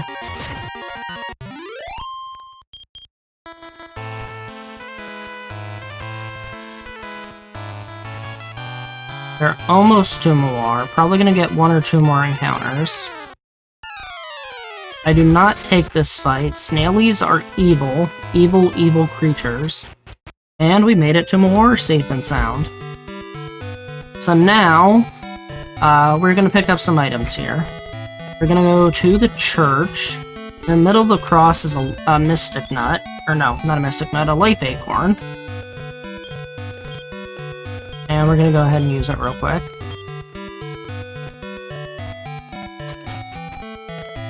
And then, I'm gonna do a little cutscene. So, if you watch the opening scene of this game, you get to see your father Ortega's trip, and this is his helmet. And we can't just take it, but we can talk to this lady, who asked us about Aleahan, our hometown. And our father was here, and we are the baby daughter of Ortega. We just answer questions. And then we try to leave, and this little kid comes at us and says we can have the helmet, it doesn't fit him anyways. It'd probably be best for us to have it. And then this guy come up to us, he says he heard everything upstairs, he's amazed that we're his child, and here's his helmet. And this helmet's really nice. This thing has really high defense stats, and it can only be worn by the hero. So, like, if you look at this, my defense goes from 117 up to 130... what was it, 131? Yeah, 131. That's a really good helmet. And we'll be using that helmet for quite a while, actually. think we used that helmet all the way up until we switched to the no helmet. And now we're gonna go ahead and buy a bunch of bug powders, but first we have to sell a bunch of stuff. And we'll be using these bug powders to do a thing called confuse our enemies so they attack each other, and kill medalies to give us like 4k each medally. 4k experience each medally. And now, they patched this in later games, later Dragon Quest games, but this one works in this version. I'm not sure if it works in 1 and 2, or if they even have bug powder in 1 and 2. It's also called poison moth powder in some versions of the game.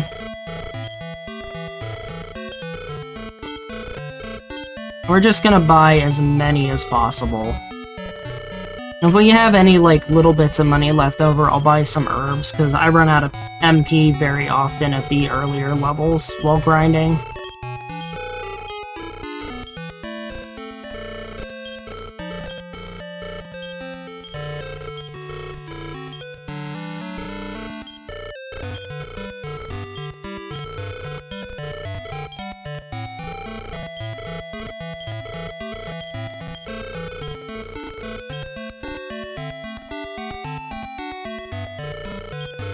Alright, and that'll be all the ones we can afford. And I will use the last little tidbits on 6 herbs. Sure, there's nothing else I can sell. Isn't. And we'll also reorganize, because I want to get the letter and the magic key out of my inventory. Oh, we got 62 plus 7, so 69 bug powders. That's actually a really good amount. I've had weird times where I've gotten like 99 of them somehow, and then I've had other times where I've gotten like only like 50 of them, maybe.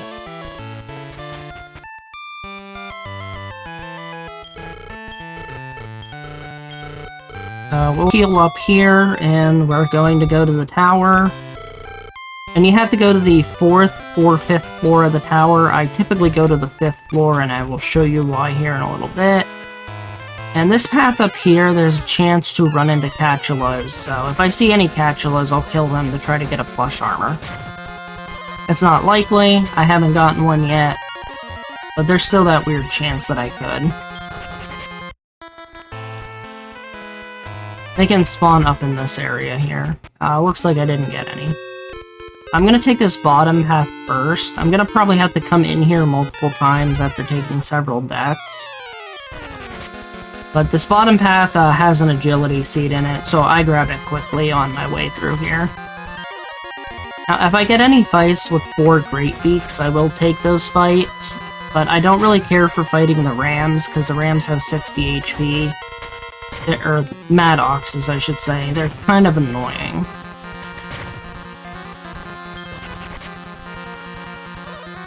This is unfortunately a 4-turn play.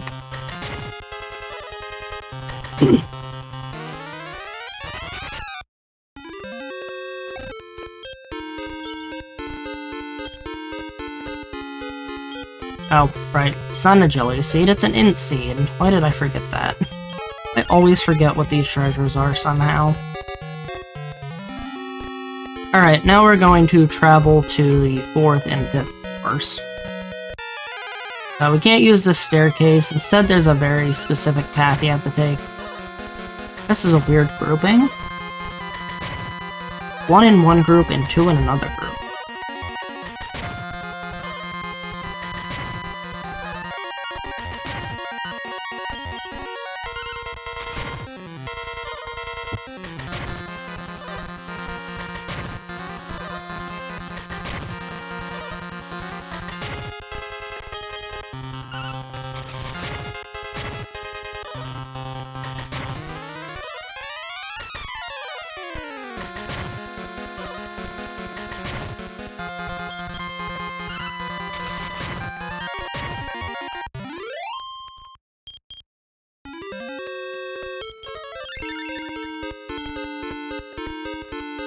gonna try and keep my health fairly high, but try not to waste too much MP.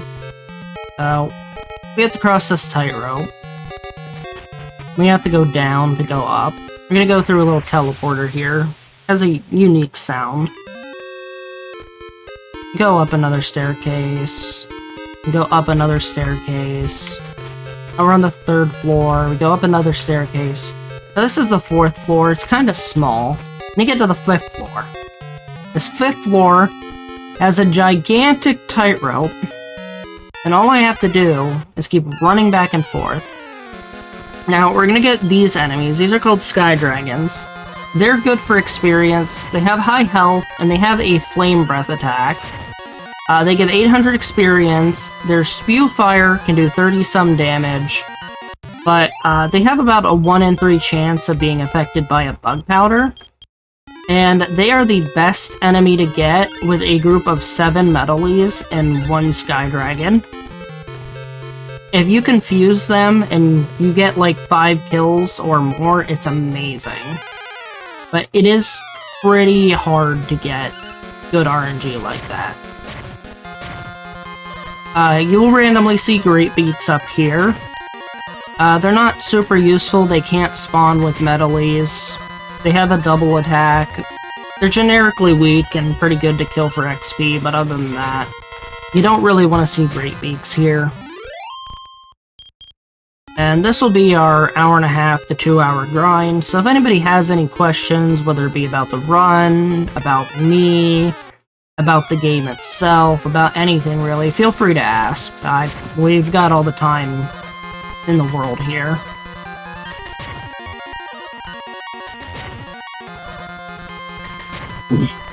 This is going to be me running back and forth constantly, getting encounters.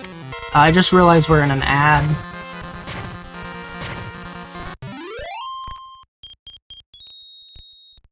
Okay, so the ad's over.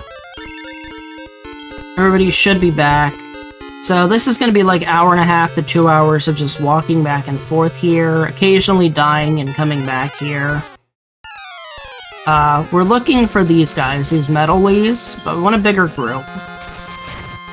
So, there's 3 different fights that are super good. You have the Sky Dragon 7 Metalie fight, which is the best.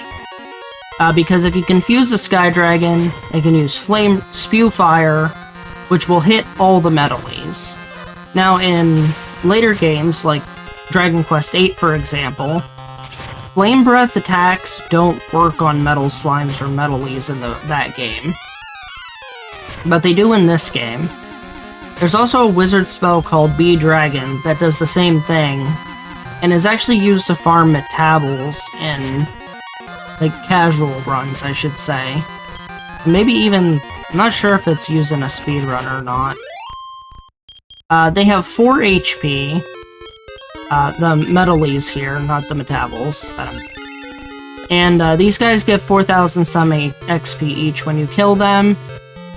The second best fight is a Sting Moth. They can only use regular attacks, so Sting Moth with 7 Metalies. And the third best is a Garuda with 7 Metalies. Garudas have a regular attack, but they also have the spell Firebane. And spells don't affect Metalies for some reason, but Spew Fire does. It's probably because players can cast spells, but they can't normally cast Spew Fire. They can only Bee Dragon and then Spew Fire.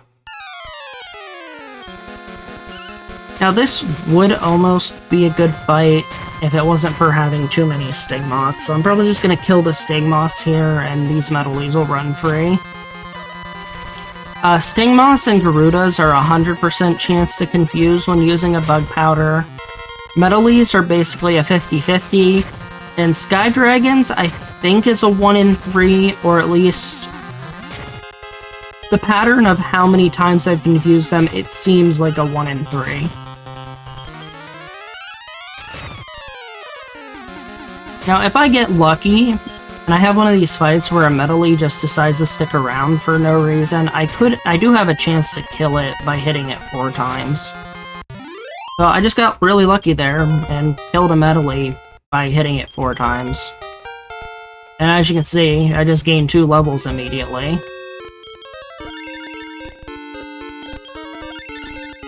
I am out of MP, so I'm gonna have to rely on my herbs for a little while. And then I'll eventually take a death and respawn at Dharma and come right back in here. Money isn't really a problem anymore.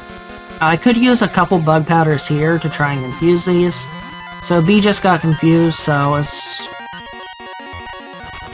long as nothing else fled, it wouldn't flee, but that was unfortunate. And I'll have times where I just end up wasting bug powders due to bad luck. This is a Sky Dragon, one of the first enemies I ran into up here. They give 800 experience. Their Spew Fire does like a lot of damage, 30s to 40s area. But they're really good enemies to have with the Metalies, because Spew Fire works on them. So I'm hoping to get somewhere between 3 and 10 Sky Dragon Metalie fights, where there's 1 Sky Dragon, 7 Metalies. The more I get, the faster this run becomes. The less I get, the longer I have to spend in here.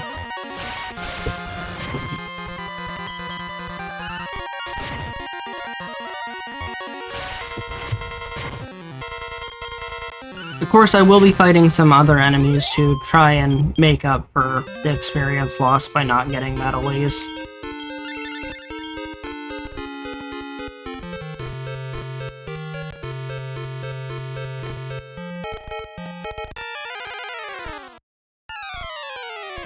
Okay, so this one's good. I'm gonna go ahead and confuse the Sting Moth. Hopefully it'll kill at least one of the Metalies and they don't run immediately, like 3 of them just did. So I did hit the Metalie. It can do somewhere between like 1 and 6 damage. That was a 1, so that was a low roll. I'll try to kill the Garuda and hope the Sting Moth kills the Metalie.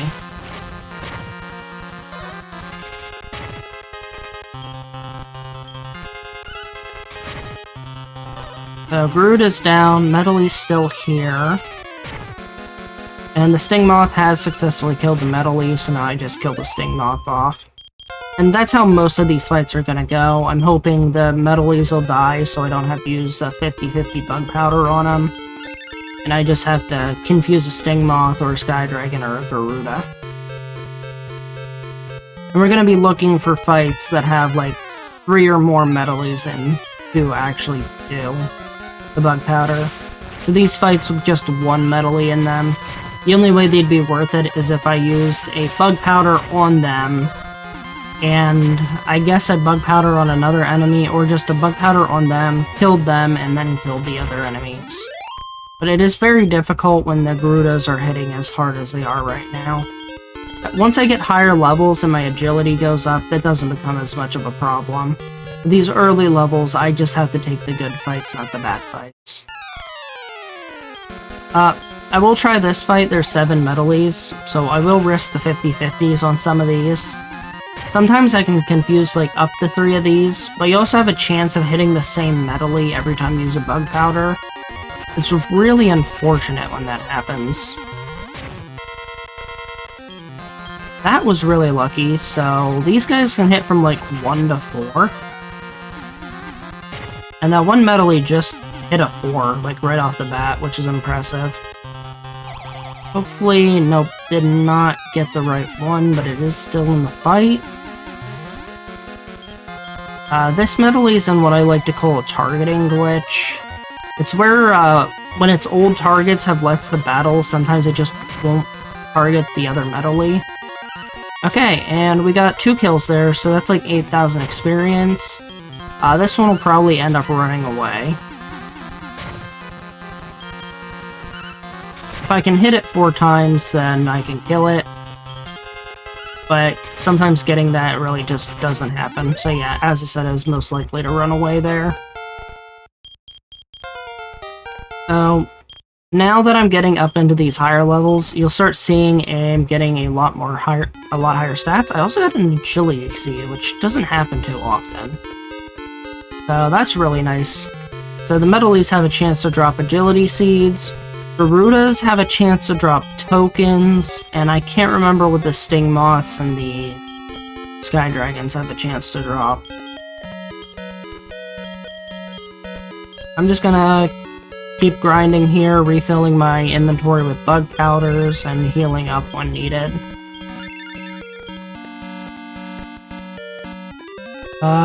Does anybody have any questions about anything? Me, the run, the game, why the bug powder trick works, what other runs do, and what the differences are between the games? I can answer all sorts of questions for whoever has them.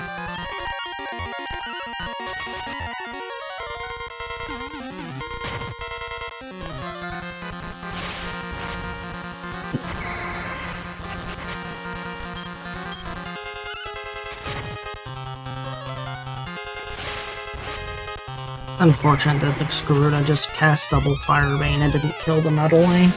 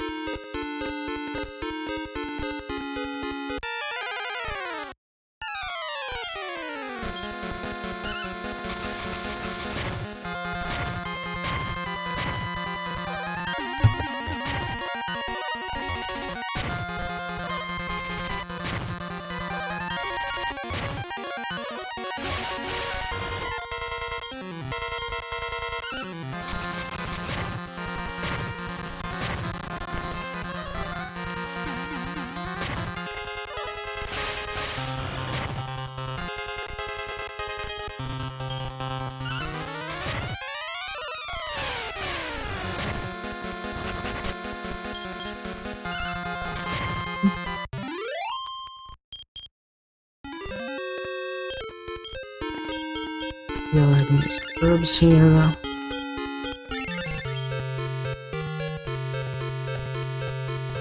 Well, if nobody has any questions, it's just going to be me going back and forth here until we hit level 34, and occasionally dying and respawning.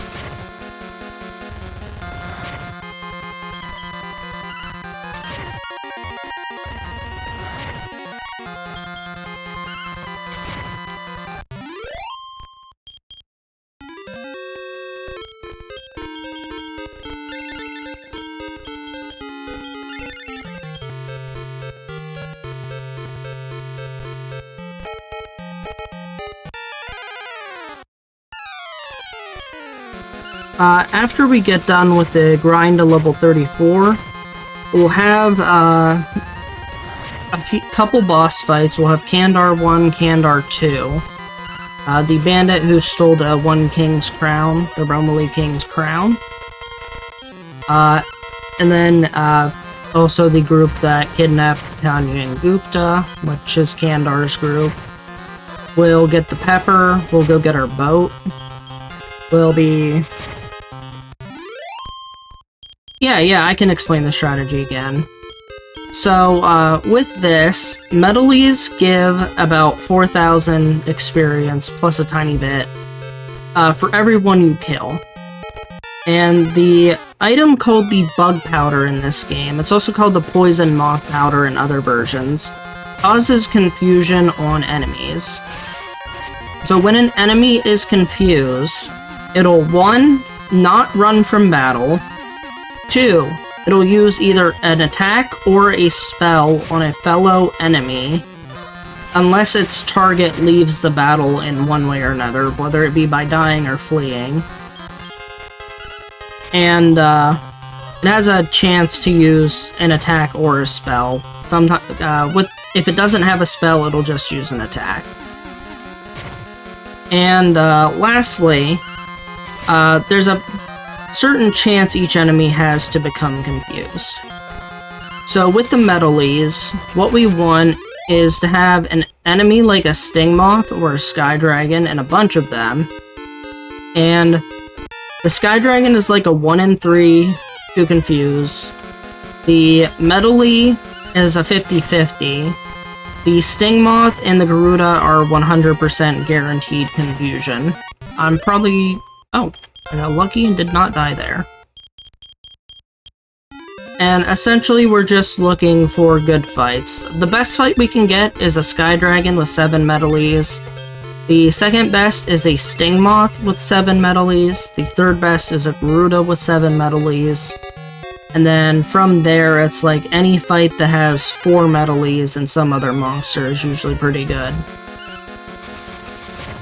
And what we do is we'll confuse the monster or monsters that are with the Metalies.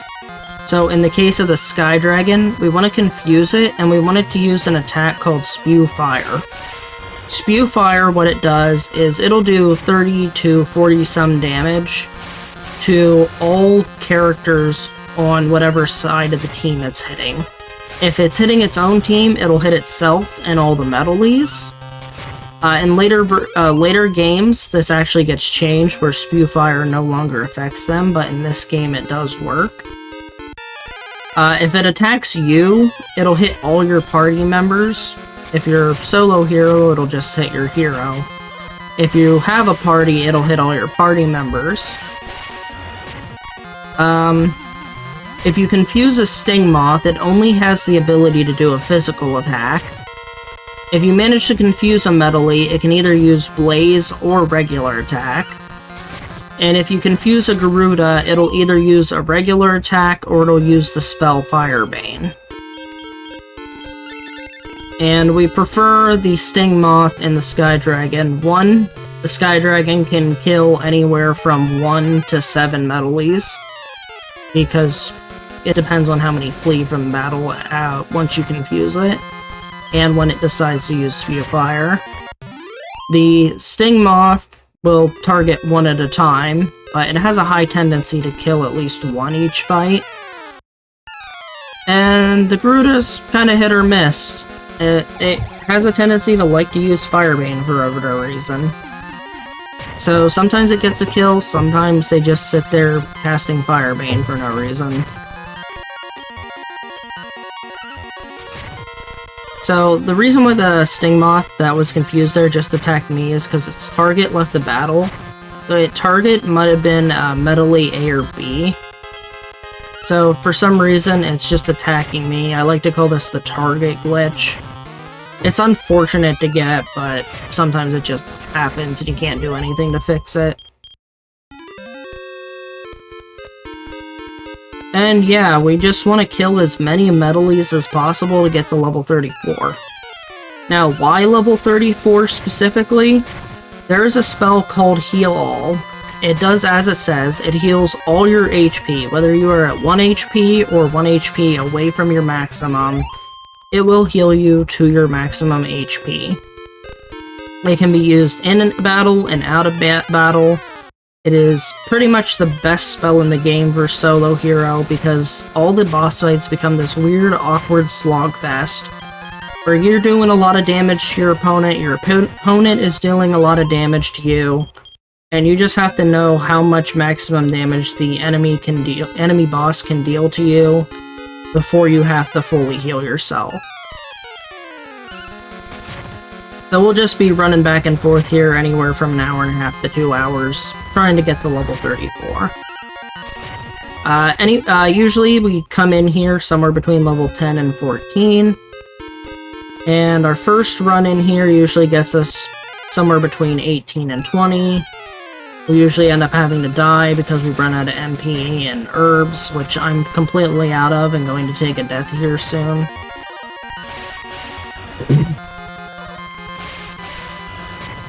But our defenses go up with our agility.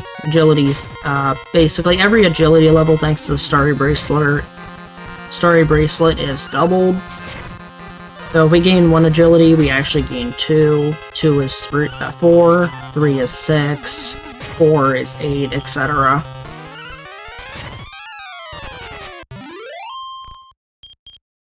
Alright, so whatever I run into next is going to kill me. I only have 4 HP and no way to heal. And time to respawn.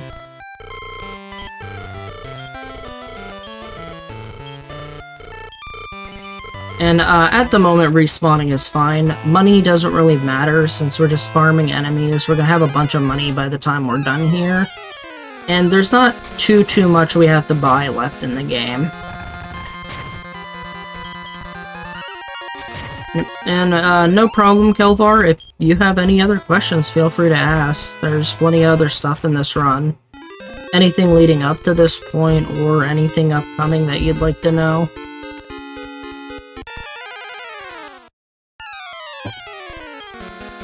Something interesting to discuss might be, how did I come up with this run? Well, I didn't know it at the time, but the original versions had the Super Famicom, Super Nintendo version of this game. Some people already did solo hero runs for them.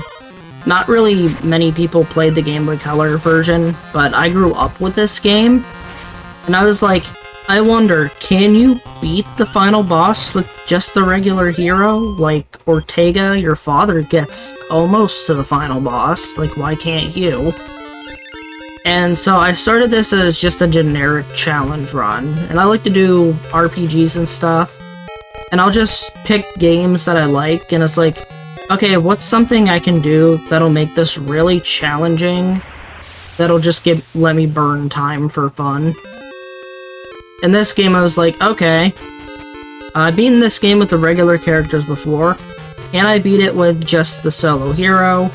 I looked up some strategies, and it turned out some people had already done it before, but they didn't really speedrun it. And I did a challenge run on stream.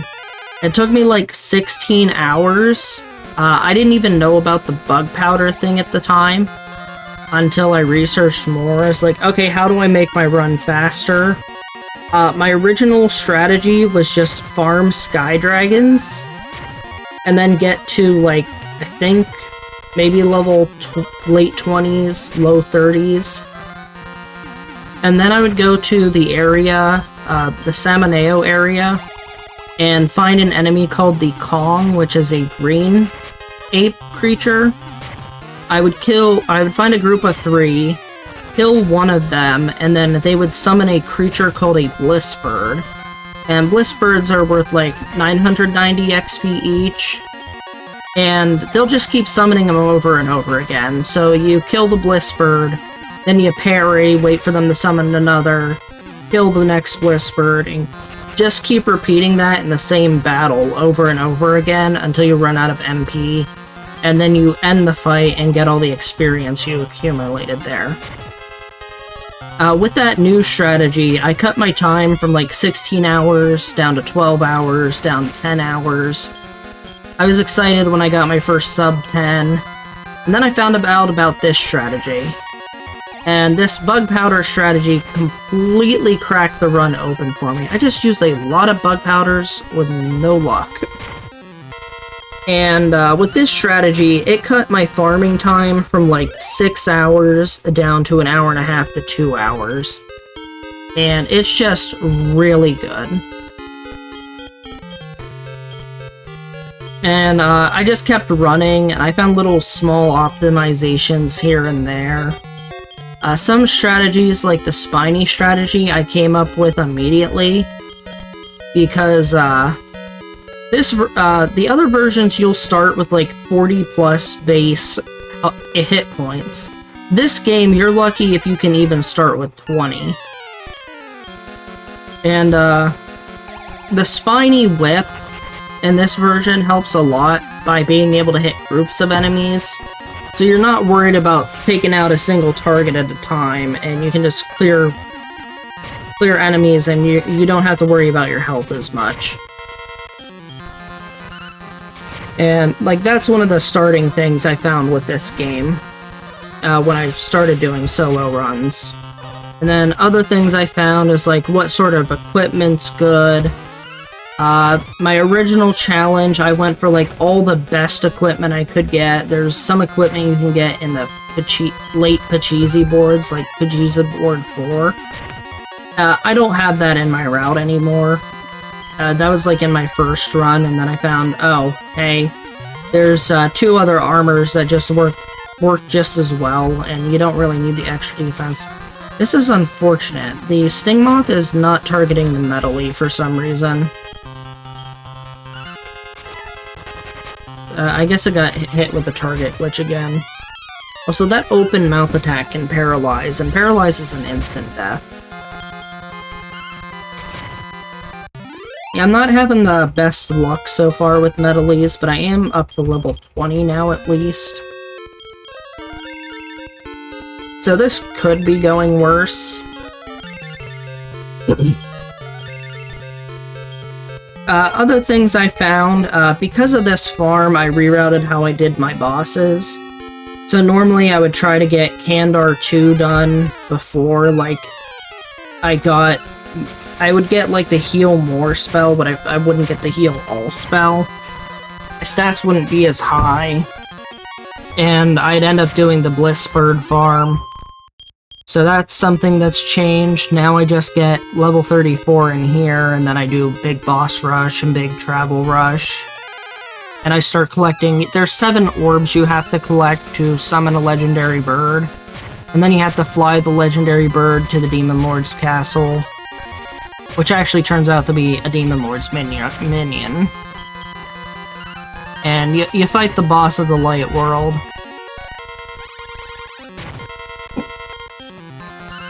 But, there was another thing I used to have, so the No Mask in this game, I mentioned earlier in this run, that maxes out your defense but curses you with confusion. So, normally I would use it on the boss in the cave that you find the mask. The boss is called Orochi, the, supposed to be 8-headed serpent of Japanese legend. It's like 5 heads in this game due to sprite limitations. And I would just use it for the first and second Orochi fights in the original run, which isn't that good. It makes those fights much easier, but then there's an even harder boss shortly after called the Boss Troll. And then there's also Baramos, which you could use it on, but I prefer using it on the Boss Troll. So with Baramos, he doesn't have a chance to critical hit, but the Boss Troll has an attack that has a chance to brutal hit you. Their brutal hits and critical hits are the same, except brutal hits are for monsters, critical hits are for your characters. So with the Boss Troll being able to brutal hit, I use the No Mask in that fight to minimize all other forms of his damage by having a huge defense. You also have to cast Stop Spell on the bosses, because the Boss Troll can cast the defense spell and lower your defense. And, Stop Spell on Baramos prevents him from casting spells, including the spell Explodette, which, there's an armor called the Blade Armor you get later. And what it does is it reflects 50% of the damage you take back to the enemy. But it doesn't reflect spells. So you want to stop spell Baramos, so he doesn't bypass your blade armor. You want him to use physical attacks. He also has a spew fire attack, but for the most part he uses physical attacks. And the Baramos in this version is actually different than the Baramos in other versions. So in this version he just has a lot of health. He doesn't regenerate. Other versions he has regeneration. And other versions, you're required to get a +3 on, like, every strength seed you get. And the strength stat is much more important in those runs. This run doesn't really make a difference about the stats, it's just, you have to have, like, enough HP and decent enough stats to take and survive hits. And the Blade Armor does a lot of work for several bosses. Namely Baramos, and the final gauntlet. You can't get the Blade Armor for Boss Troll, sadly. It is after you get the item you get from Boss Troll that you can actually get the armor.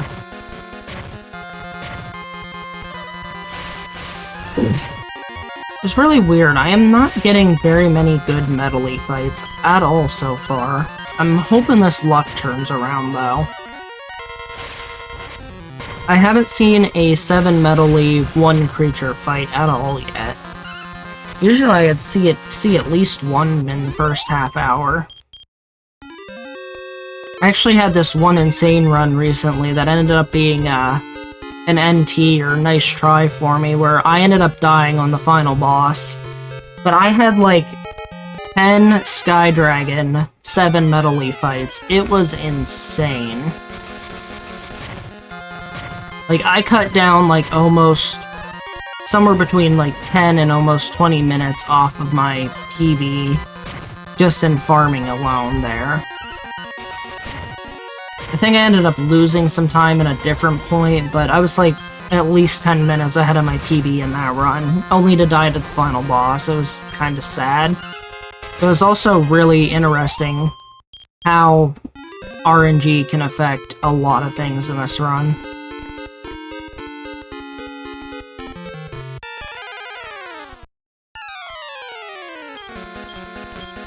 Oh, speak of this, look, there's an ad and I get the Sky Dragon fight. Come on, can we get a 6? Can we get a 5? Can we get a Fuse Fire for a 5? We got a 5!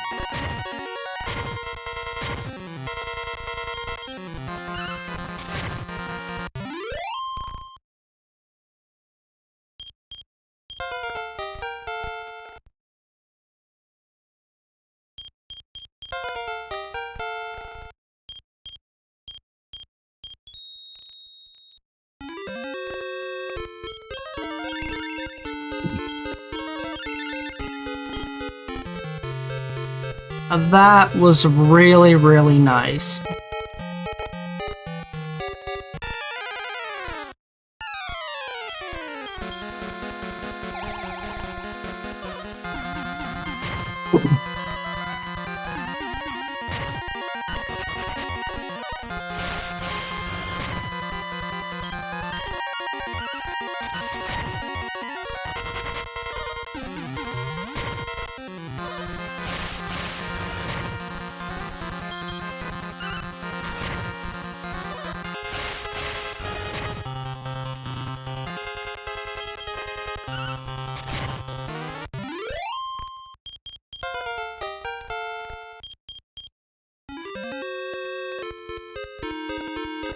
Alright, we're back from the ads.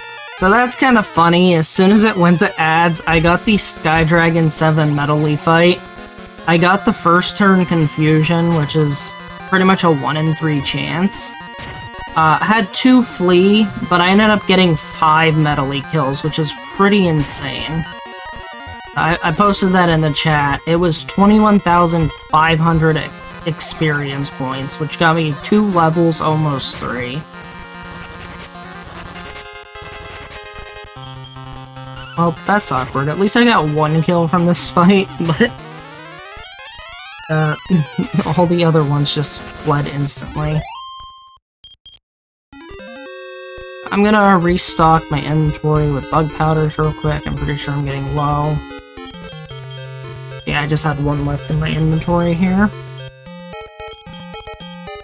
I still get a lot here in my backpack. But eventually we will pretty much use all of these while we're in here.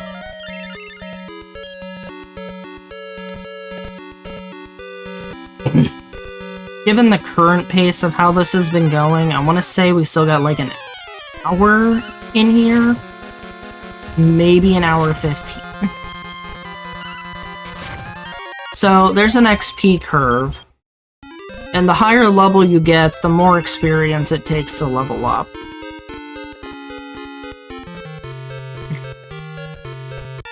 So like 21,500 XP might not even be enough for a level once I hit like 33. But for now, it was almost 3 levels.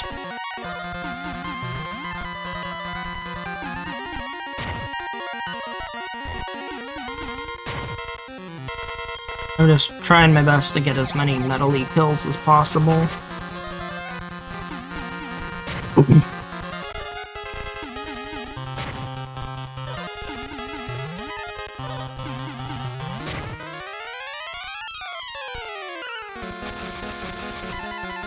Okay, so now I do have 2 of these Metal Leafs confused. So I'm guaranteed at least 1 Metal Leaf kill with this because Enemies that are confused won't run away from battle until they're the last enemy left in the battle. So I did get the 1 kill there. I'm gonna see if this thing sticks around enough for me to kill it, and it did. So I did get 2 kills there. We're level 25 out of 34.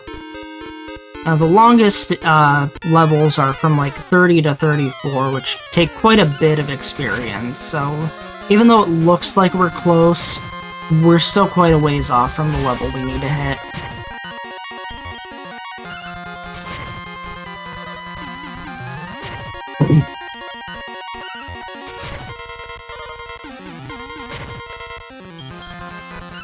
In addition to that, 34 is only enough to really get us through the first boss rush. We need like level 35, somewhere between 35 and 37 to fight Veranos, who is the final boss of the Light World. And then there's the final gauntlet in the Dark World that we usually need somewhere around level 44, if not maybe a bit higher. And it just depends on the stats.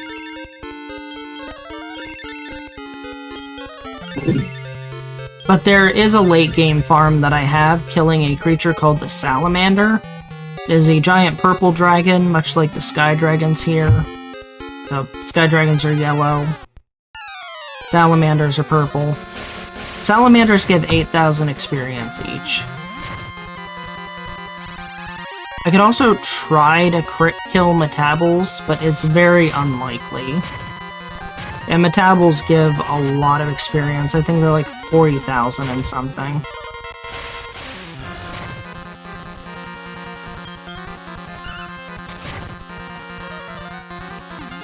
Let me clean my glasses off while waiting on this fight.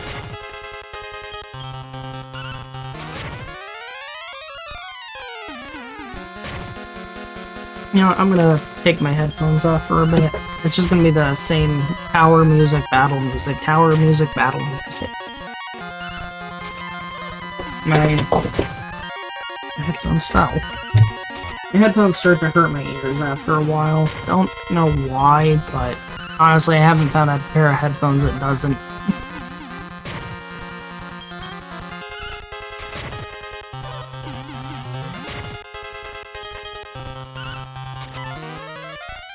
Anybody want to see a cat? I have a cat I can put on stream that came up to me to be petted.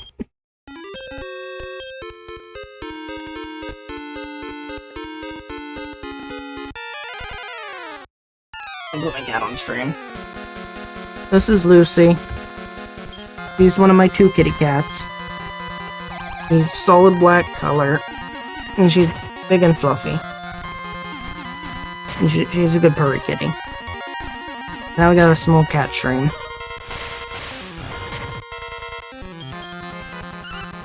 Really a fluffy cat.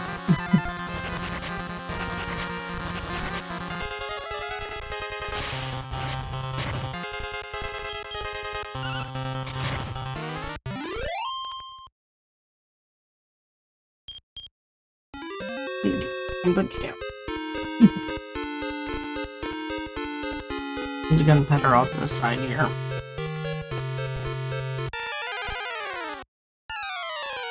Probably seen my headphones, or me put my headphones down. It's like, oh hey, he's free. Pet me.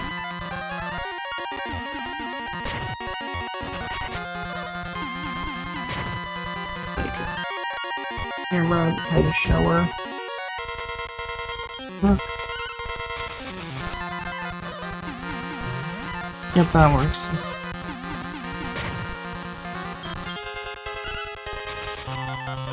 Okay, we got a cat stream now.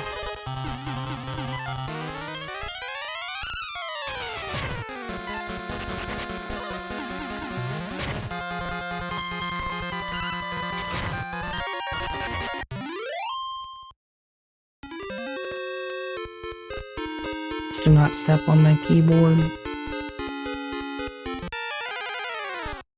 I have a lap cat.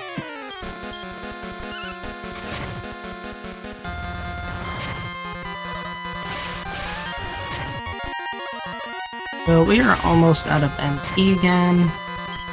After this fight, if I don't die, I'll just use a single heal and then When my HP runs out, we'll just respawn and come back into the tower.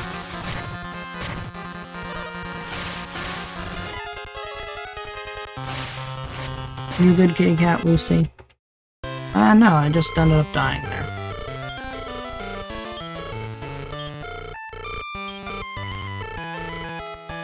Oh, back to the tower.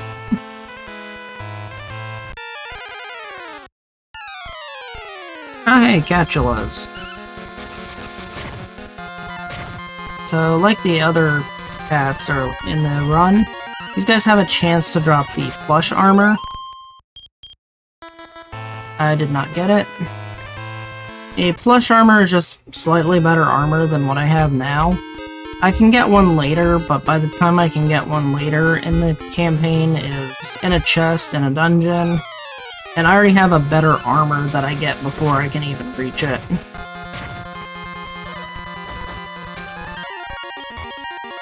I'm hoping for that one day I get one from either the Catulas or the cat flies. It'd be nice to see. But I really don't have a reason to intentionally farm it.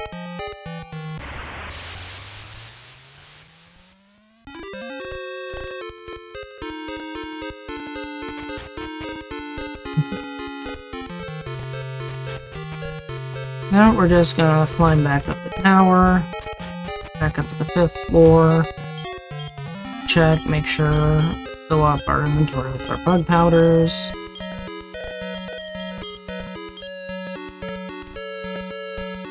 And we're back to looking for more metal slimes.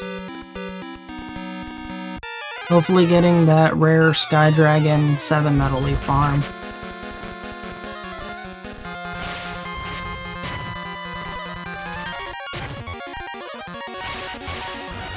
I might actually start trying to run from some of the bad fights here.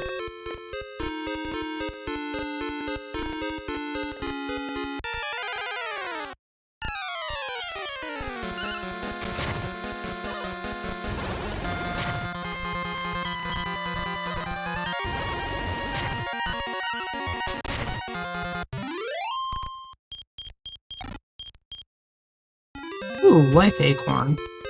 Okay, so apparently Sky Dragons drop life acorns. Metal Leaves drop agility seeds, Garudas drop tokens. I'm still unsure of what sting moths drop. I think they drop moon herbs because they inflict paralysis, which is a very useless item.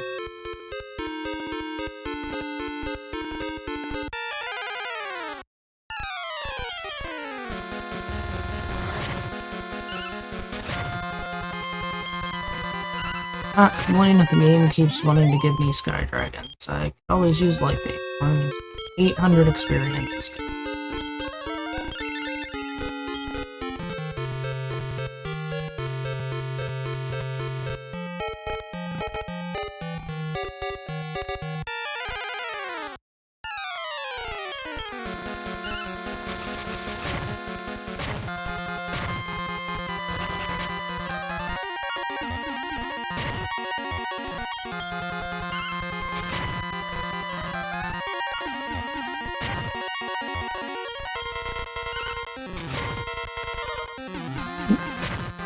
Alright, Cat decided it was...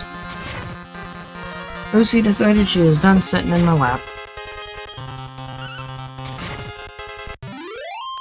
Hey, we got a free kill on a metal lead that decided not to run away. Nice, level 26. Learned the Zap spell. A very, very underpowered spell that's not really worth casting. It hits a single target, doesn't do too much damage, and a lot of things like metal leaves are unaffected by it.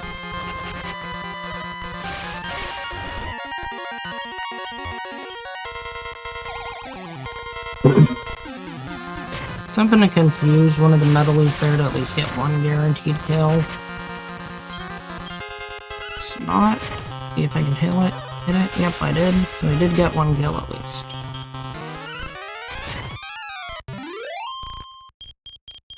Alright, another 4,000. And we got the Garuda token. Used for the Pachisi tracks.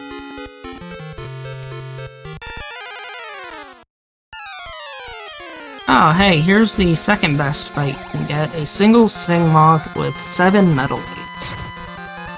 Stingmoth only has single target attack. Can hit anywhere from like 1 to 6 damage or something on these guys. They all have, Metalies have 4 HP, so there's a high chance the Stingmoth can just outright kill a Metalie, which is really good.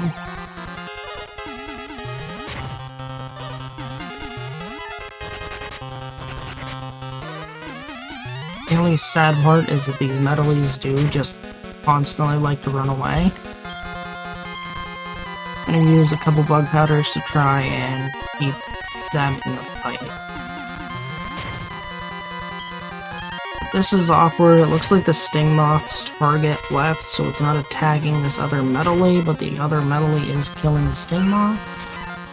So this guy's probably gonna run away, and we're only gonna get the 1 Metalie kill. Yeah, disappointing, but it happens. I'm just gonna fill back up on bug powders. We still actually have quite a few bug powders. Mostly just because I haven't been running into too many, like, Metalie fights to use them on.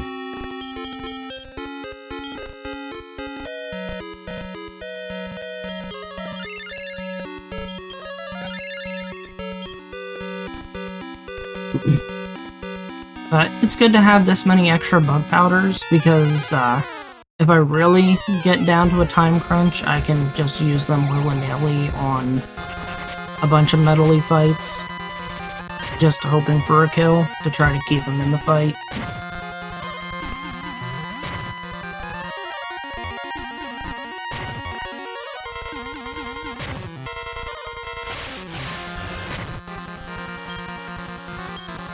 So I'm just gonna confuse the Stingmoth and get rid of the Garuda. At least try to get rid of the Garuda. And hope all the Metalies just don't run away.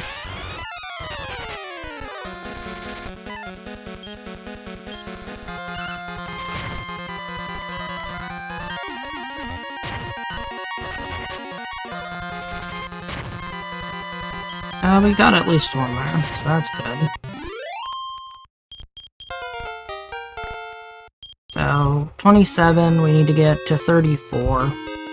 We got 7 more levels, but they're gonna be the harder levels to get.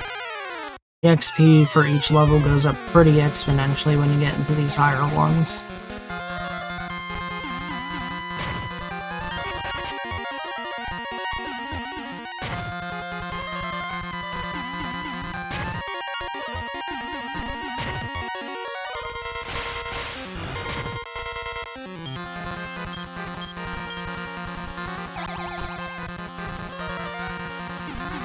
Okay, so we got Metalie A confused, so that'll probably guarantee Metalie A's death.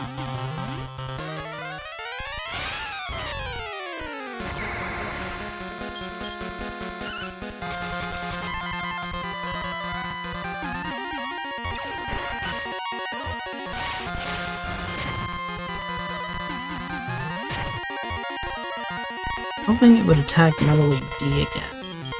That also works. I hit Metalie D.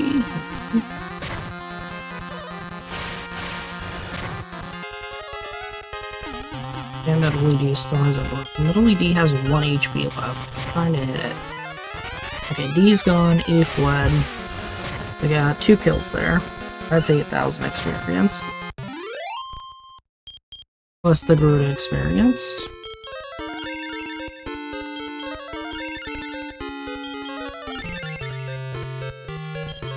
Our int stat has actually gone up fairly well, so we actually have a decent amount of MP now that we can use every time we respawn.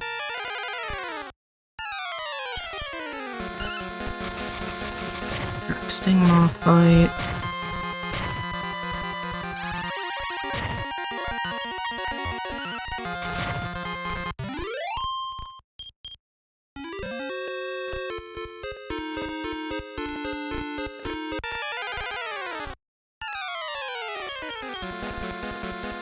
fight where we get to waste a bunch of bug powders trying to confuse metalies.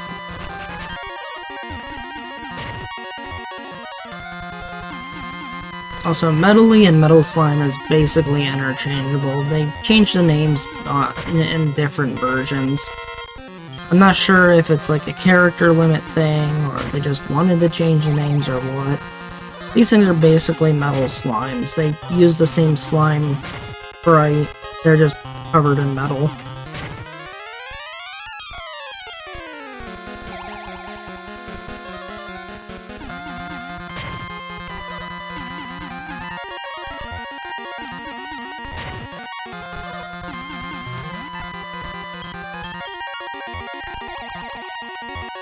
Usually I don't take these weird fights with a bunch of metalies, but so far it seems to be doing okay. I got one kill. Don't have any more bug powders left to use in this fight. Didn't even get a second kill. C is at 1 health. Hoping I can hit it. Did not get it. It'll kill the other one. Or not.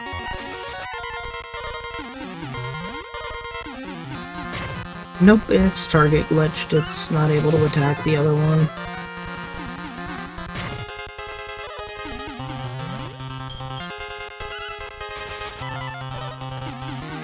Now it's just waiting until either F flees or I manage to kill E.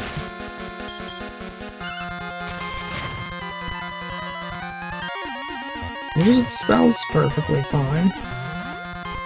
Because its attack target's not working.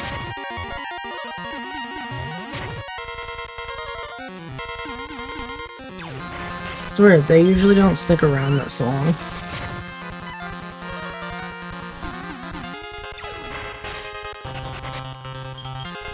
Oh, I need one more hit.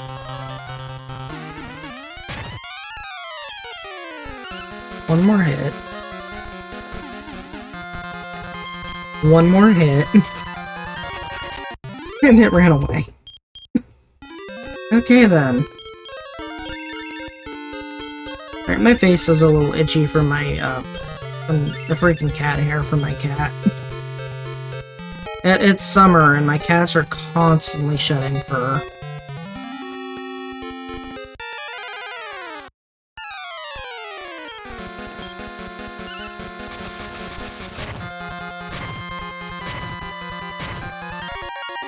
Standard Sting Moth Sky Dragon fight. I'm waiting until the moment one of these Sting Moths paralyze me. It should happen. I almost never go a run without a Sting Moth paralyzing me.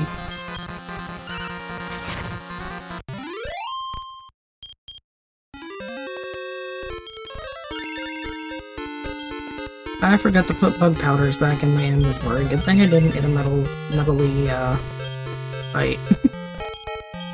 Got 35 left. Hopefully that can get us to level 34. I don't want to go and have to buy more.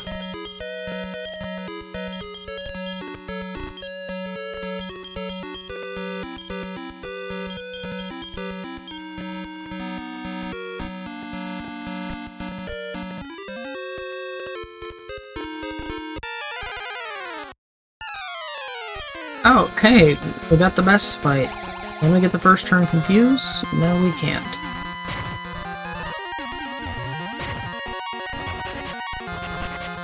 Now with the Sky Dragon, it can use Spew Fire, and Spew Fire can kill all the metalies on screen, in addition to hitting itself. Its attacks also just do a lot of damage in general, so if it uses a regular attack, there's a high chance it kills at least a single metalie. So didn't get the first turn, didn't get the second turn. At this point, it's not really worth it to go for a third attempt, because there's just one metalie left. It just immediately fled. So, unfortunately fortunate. We got fortunate to get the fight, unfortunate that we missed 2 1 and 3s. We got another Sky Dragon medal. I don't know why I keep getting a bunch of them. Waiting to see another gold one. Hey, we got another fight. It is our third time seeing the Sky Dragon Medley fight. Did not get the first turn.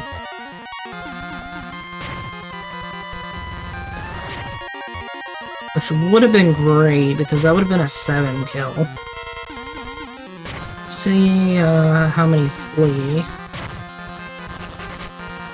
1. Can I get the second turn? No, did not get the second try.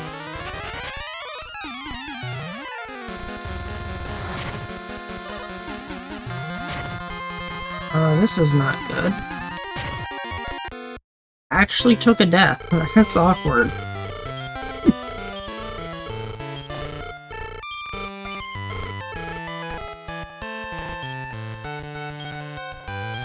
Oh, just put more in my inventory and go back in.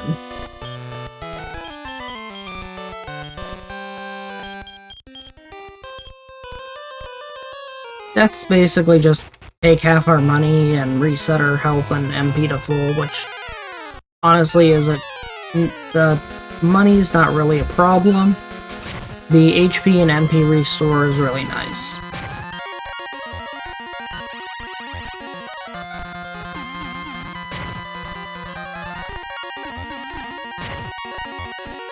Now, I haven't had this fight before. I wonder what happens if I confuse a Missifier against the Metalies.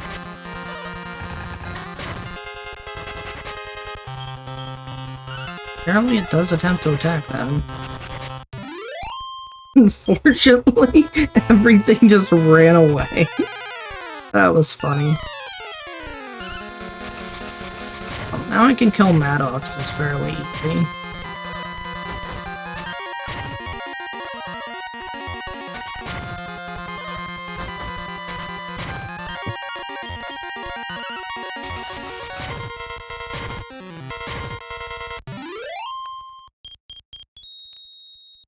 We got a Maddox medal. So these monster medals you see that I'm getting, they're not really useful to the run at all. They just go like a collective on your player, like across all playthroughs, and there's a thing on the main menu that you can see monster medals. They're used for a special bonus dungeon that you have to unlock by beating the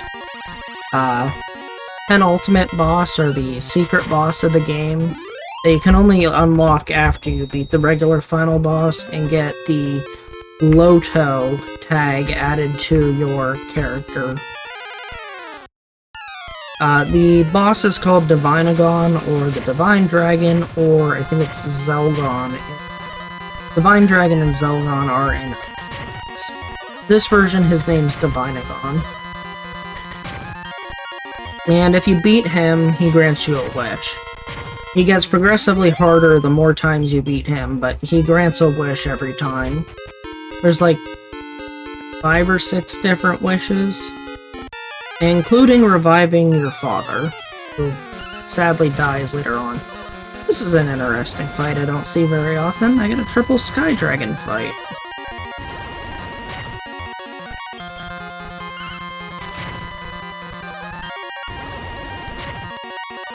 Well, this is a nice 2400 XP.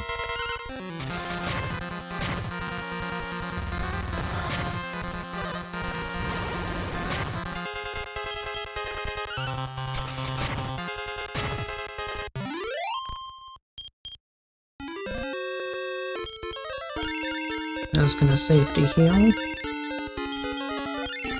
Don't have heal more yet. And 34 is when I get for a little while still. We got somewhere between, I want to say 30 minutes to 45 minutes left in this farm until we hit level 34.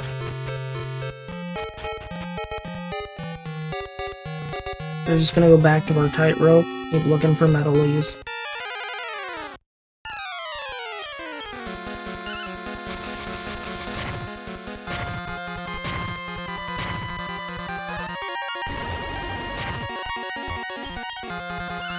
We're almost 3 hours into the run. A little under halfway there. My PB is 6:53. I have had runs where I've been like 10 minutes under estimate, or 10 minutes under my PB, and then I die to the final gauntlet or the final boss. Usually it's either the final boss or the second to last boss in the game that kills my run. With the safety strats I'm going to be implementing in this run, though, will go anywhere from 7 hours to 7 hours and a half, probably. I don't think I'll be going over estimate, unless I end up dying to the final boss, have to reload a save, and then grind a bit more, and then try it again. But otherwise I should be fine.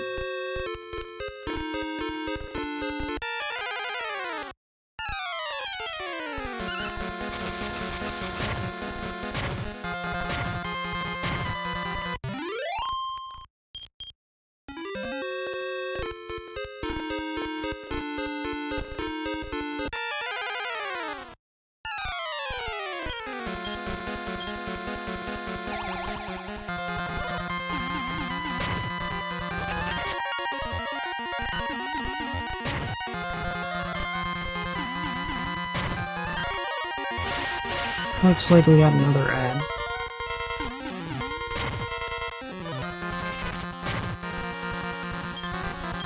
Oh, we got a metal kill.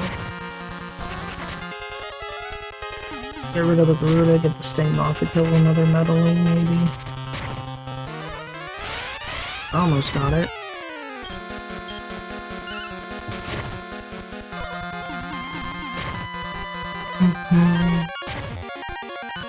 Alright, got 2 metal leads out of the fight, that's pretty good.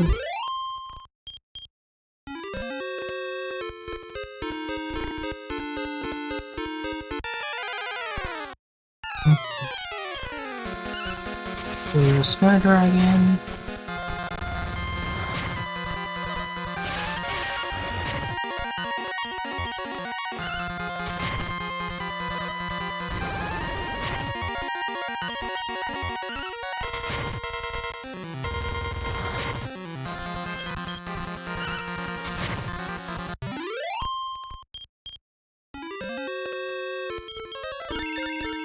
Gonna heal up real quick. Check our bug powders. 24 left in inventory, that's still pretty good. 22 plus 7, so 29. I have 7 main inventory slots, and then I have the bag. Then I have the equipment slot, which I can't really take off. Need a weapon to attack with, armor to lower the amount of damage I'm taking.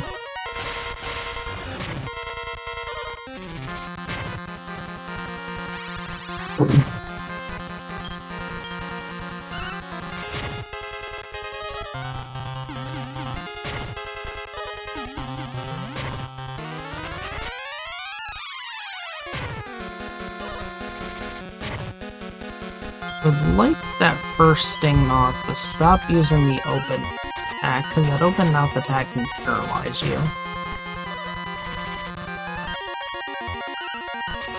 Looks like we're okay though, we got 2 kills there, that's good. 8,800 experience, level 29. We just got heal more, and yep, sting moths do drop moon herbs. But yeah, 5 levels left to go. And it should take roughly a half hour to get those.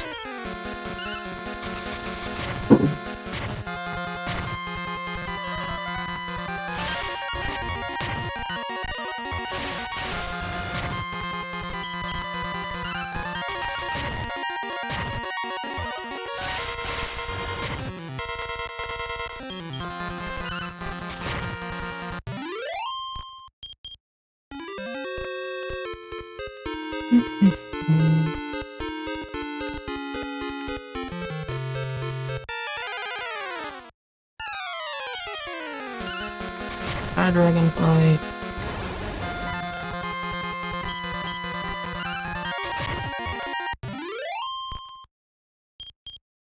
Another one of my cats bugging me.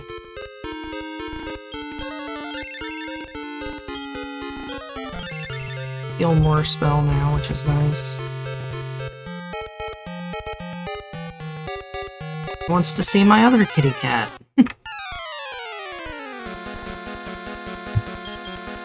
This one, his name is Silver.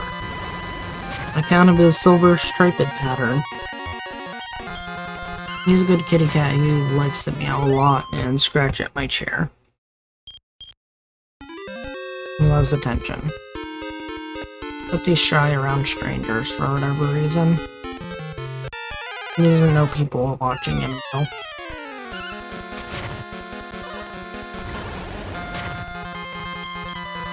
He's a good kitty. A good kitty, Silver.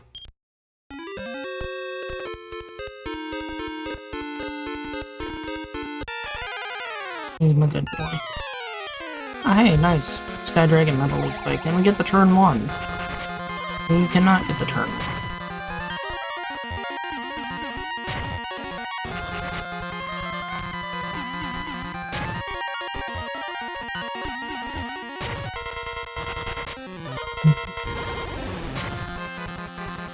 And we get a turn 2. We can get a turn 2. 3 left, can I get a spew fire? I can. That is a triple kill. Nice. That's some good experience. 10,000, level 30, let's go.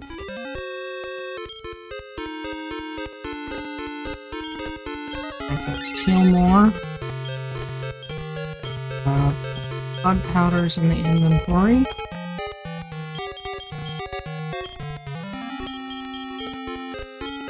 We are going to keep petting the kitty cat. Walk back and forth again.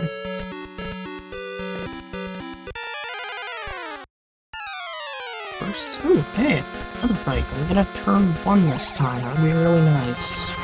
Did not. Let's see, 1, 2, 3, 4. I think this is the 5th Sky Dragon 7 that we fight into. The first one was a 5 kill, the second one was a 0 kill, third one was an accidental death, fourth one was a triple kill, this 5th one is looking like a 0 kill.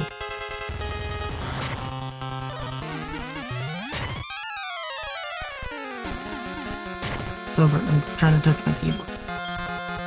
Okay, he's leaving. I don't know why cats just like stepping on your boards for some reason.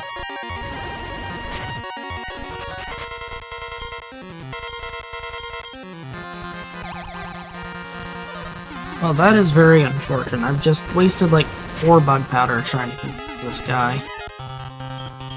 Oh, there's still 2 left. 5 bug powders. Wow. That is some bad luck. And they're still here. 6.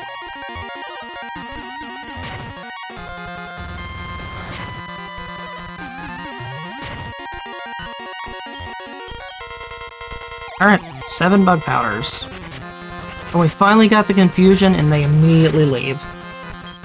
How unlucky is that? I'm dead. I should have healed there. But yeah, you win some, you lose some. The game can be cruel sometimes. That's where RNG comes in. I lost like 6, 1, and 3. 6 D3 rolls there.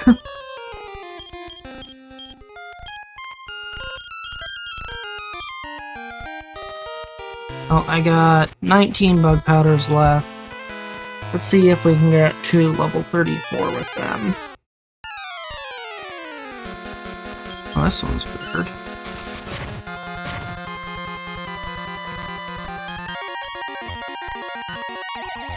I should have immediately used the bug powder. Oh. I don't know the chances of confusing Maddox. Doesn't look very high because it ended up being in hell.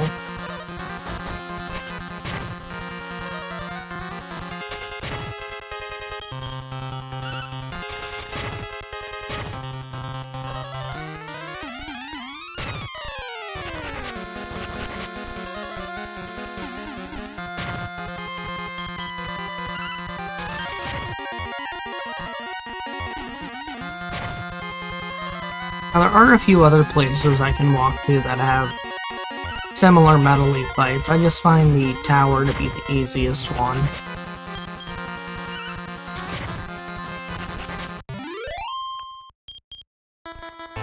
Like, as you can see, I've been getting some metal-y fights down here. There's another area to the east of here, south of Loire, that has the same, roughly the same spawns as the tower here.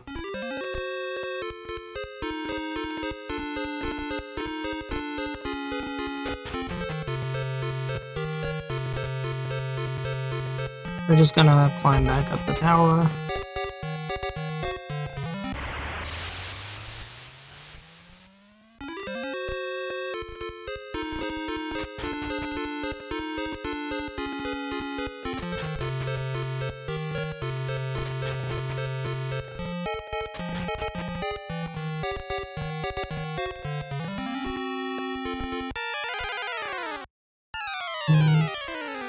And this is a decent fight.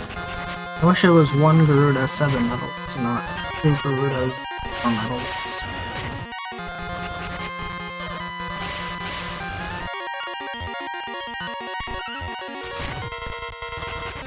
And all the metal is flat. That's great. Okay, thank you, game.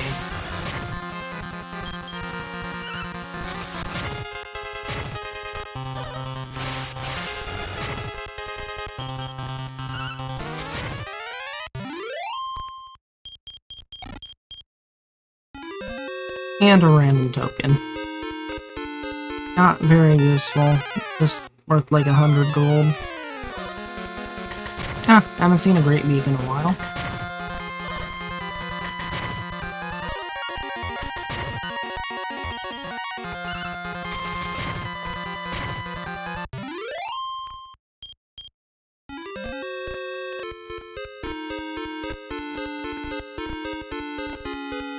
Classes are getting all fogged up. Just gonna drag him.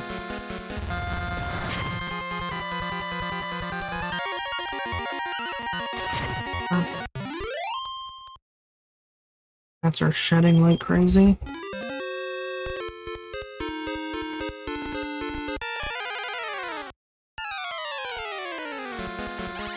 Oh, hi, Stingmoths. Please don't paralyze.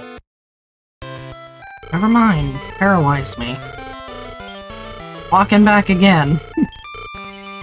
Told you, I can never go a run of farming without getting paralyzed by a Stingmoth. It's just impossible. I've never had it happen. I always get paralyzed at least once.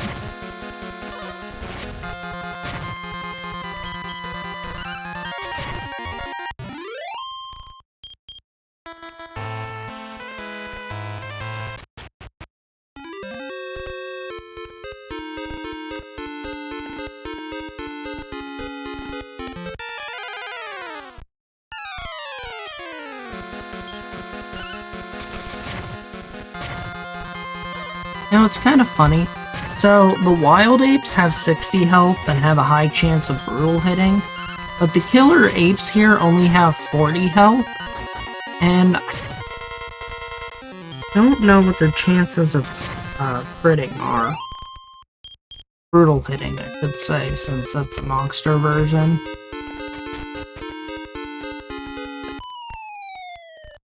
Accidentally fell. Drops you back down here.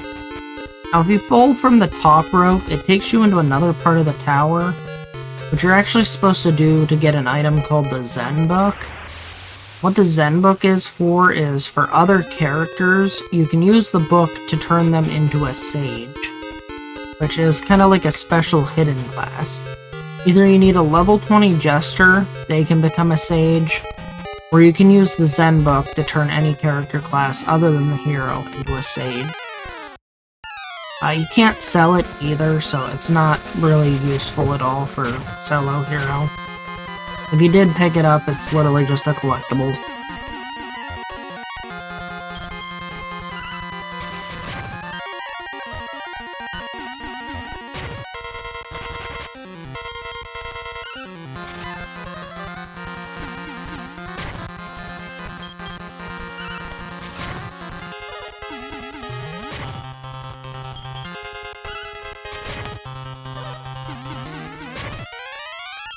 Ooh, can we get a kill here?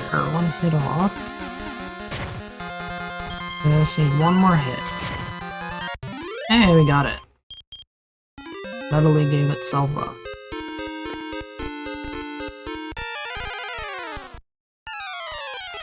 Had an oddly large number of Metalies that just haven't left the fight and have let me kill them.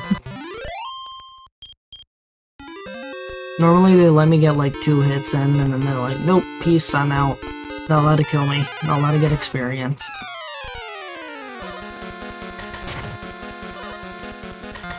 Great Beaks are back again.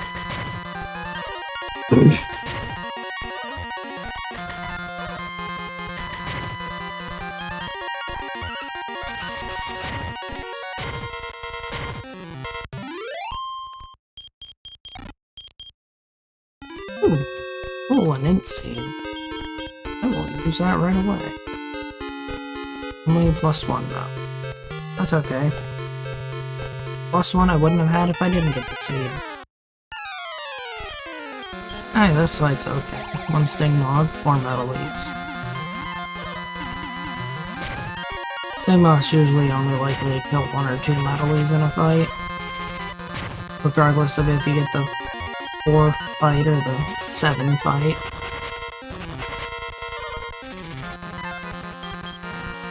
Kill there.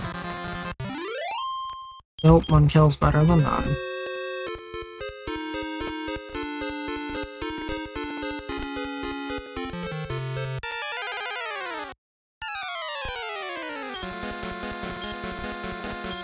I'm gonna try the Garuda and put the Sting on this one. I was hoping it does a regular attack and targets the Metalies. Firebane. Like that. That was a good target. Meanwhile, the Sting Moths paralyzed me, and that completely ends that fight. Back we go again.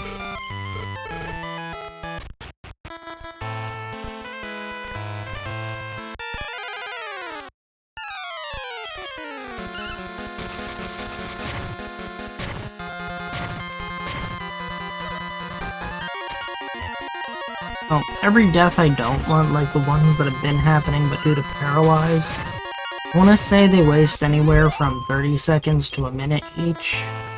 It's not terrible, but it's not really good either. No point wasting time climbing this whole place again and again and again. You kind of have to, because it's the best spot for experience. You're just hoping you don't get paralyzed. I was good for the longest time, and now they're just paralyzing left and right for some reason. No idea why.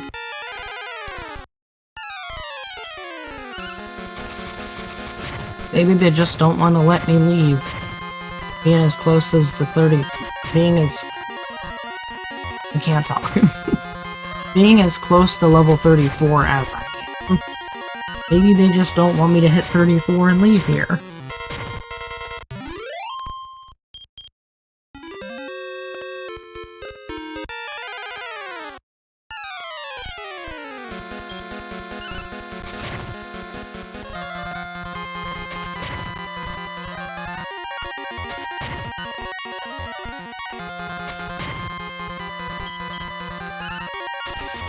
My average time finishing this tower at level 34 is 3 hours and 38 minutes.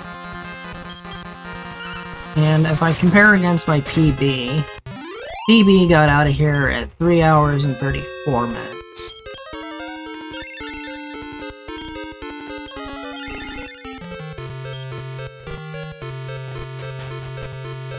And compared to my average, I got in here late. Compared to my PB, I got in here early.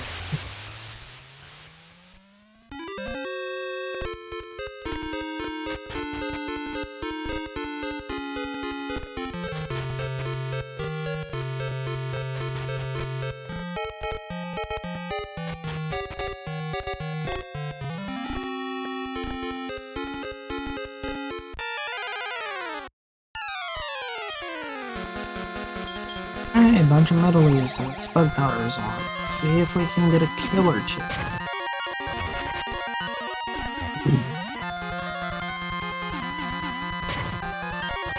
Oh, one failure.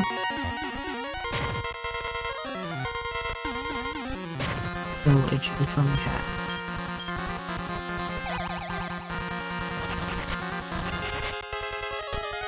I had a successful confused, failure to kill, unsuccessful confuse, and then everything just leaves.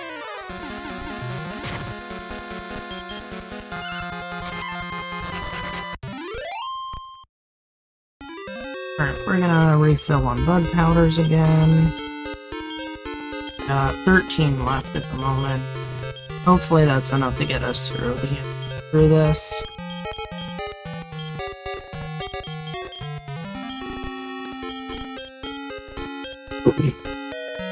If we could get another lucky Sky Dragon fight, that'd be great, or another lucky Sting Moth fight. I did say Sky Dragon, I forgot to specify Sky Dragon with 7 medals.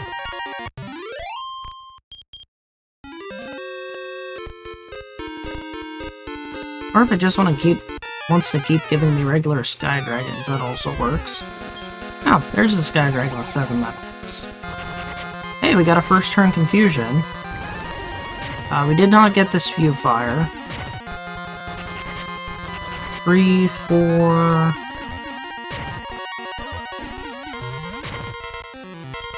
Got 4 runaways.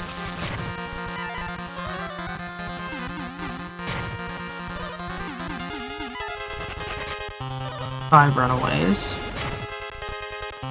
1 kill, can we get a second? Okay, likely, yep, we got the second kill. That's not too bad, that's pretty good. Okay, 31. 3 more levels.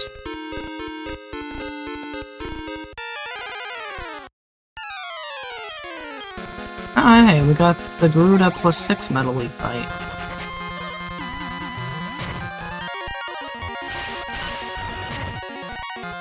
And it's 1 kill.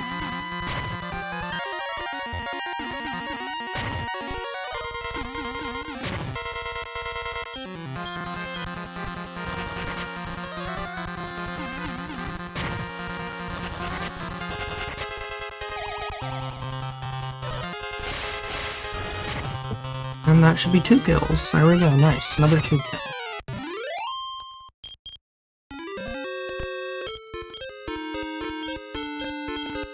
So that recovered us a little bit of time. 10 powders left. Might have to buy a few.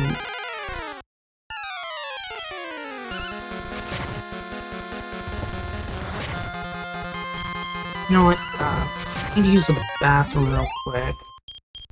I'm gonna heal. I'm gonna get into another fight. Determine what action I need. The AI is fighting back in the bathroom.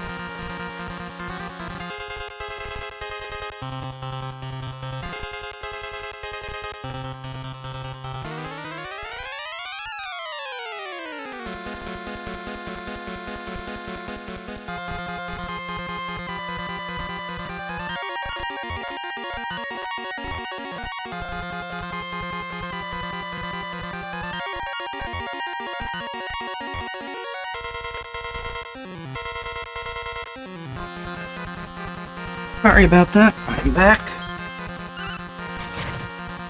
Good to go again.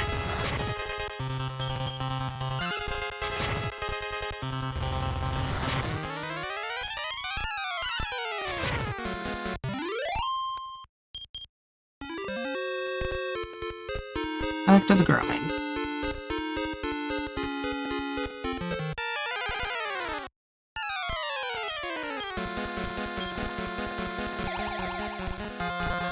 This is an okay fight. Hopefully I can get at least one kill there.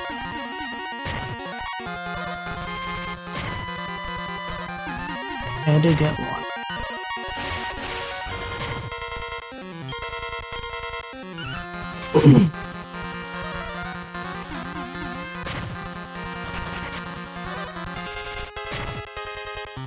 Oh nice, we got a 2 for 1.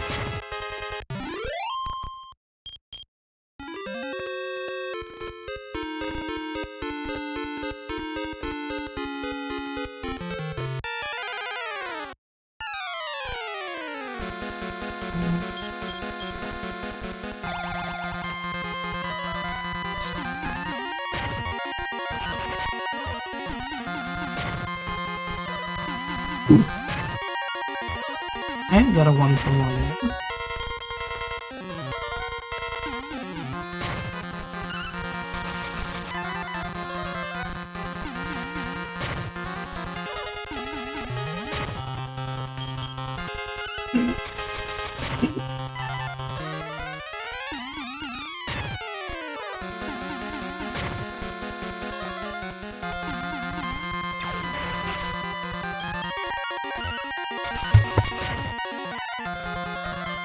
We got a 2 for 1.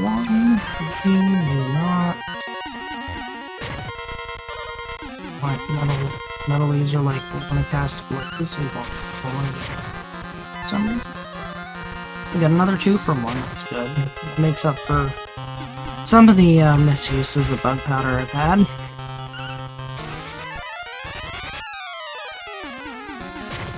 Okay, that one fled. Is this one going to play 2? Yep. Okay, we got 2 of them. There's 32. We need 2 more levels done here.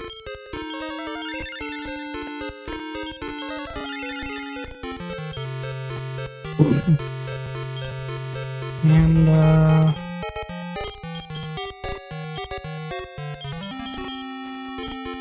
he's over.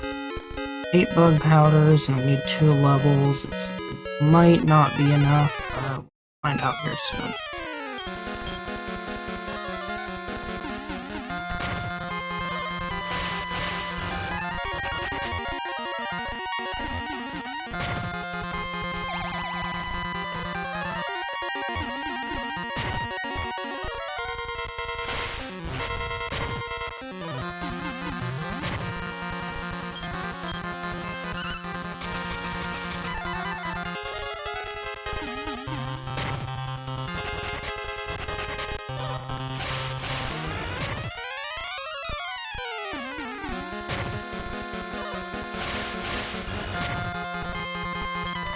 Okay, nice, I killed one of them. Other one flattened. Oh, we got a 1 for 1.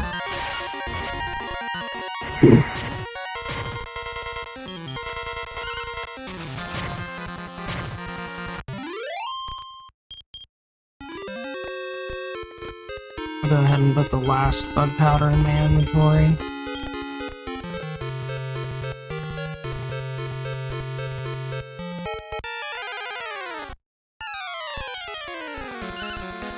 Sting off fight.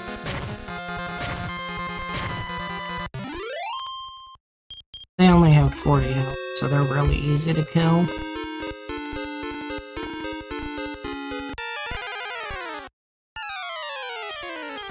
Oh, Sting Mach 7 metal fight. Hoping we can at least get 2 kills here. That'd be really good. If we can get 3, that'd be really, really good.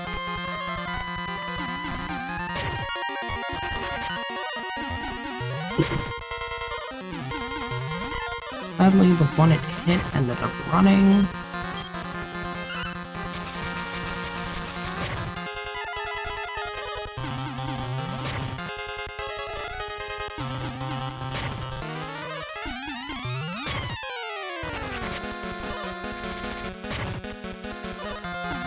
Okay, we got 1.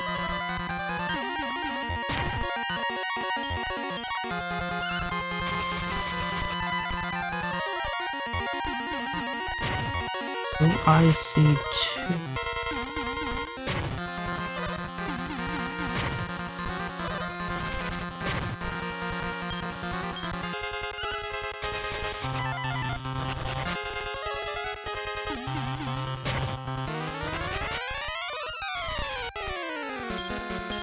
Oh, sadly, I don't think we're second. Oh, yeah, but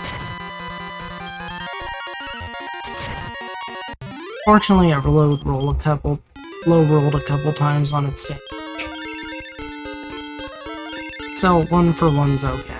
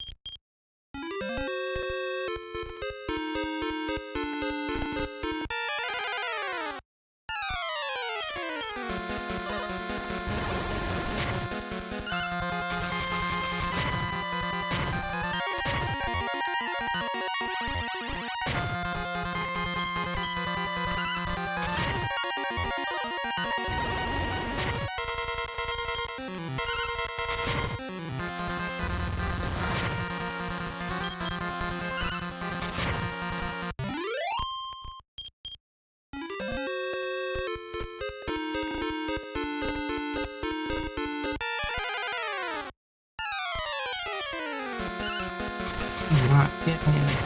I want.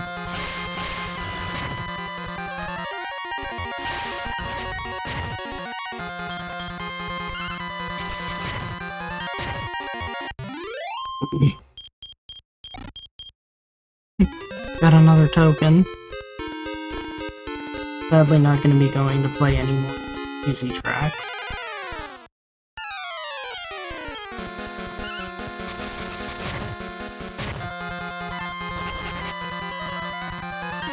If you get 100 tiny medals, or somewhere, it's either 90 or 100, you can get the gold pass item.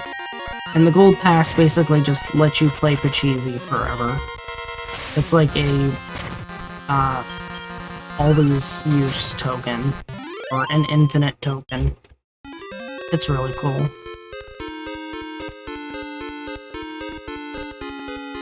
Because there's a limited number of tokens you can earn just by going around the map in this game. Otherwise, you have to get them from enemy drops like the Garuda.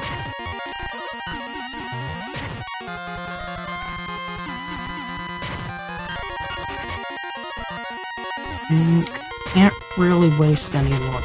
I tried to confuse one of these, but it missed, so I might just try to get a regular kill on one of them. Trying to conserve my bug powders for the better fights, so I don't have to go buy more. Hopefully.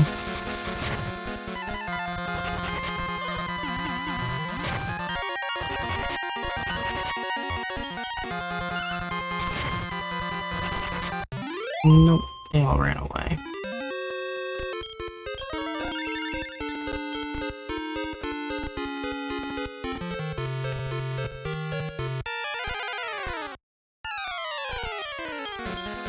Okay, we'll try it again, just a single bug powder. They get a confusion, hopefully it can kill one of its teammates. Not past blue.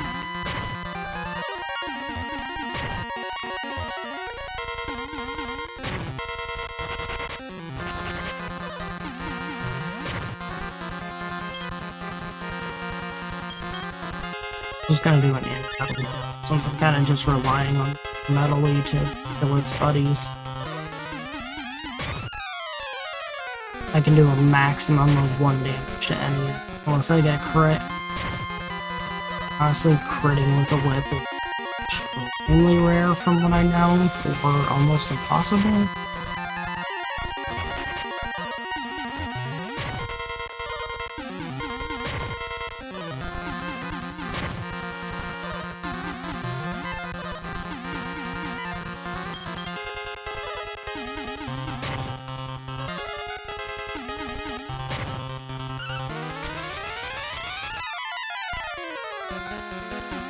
Oh, A has 3 health, E has 1 health. All of these aren't running for some reason. Oh, hey, we got 1 kill. Got 2 kills. Alright, I'll take it. Take 2 kills. Thank you, Metally D, for having 2 good rolls. Oh, hey, this is the fight we want. Can we get a first turn confusion, please? Oh. We would have gotten this spew fire on a 6 kill, too.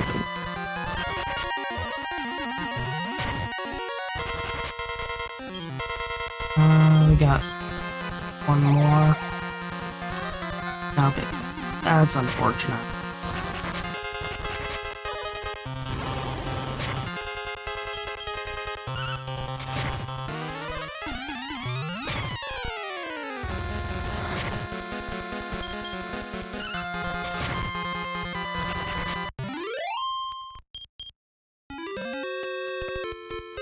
It is looking like we're gonna have to go buy like 5 to 10 more bug powders.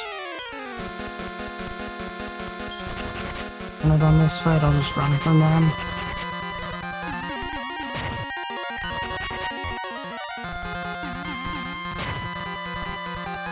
I can only take like the really good fights at the moment to try and hit 34.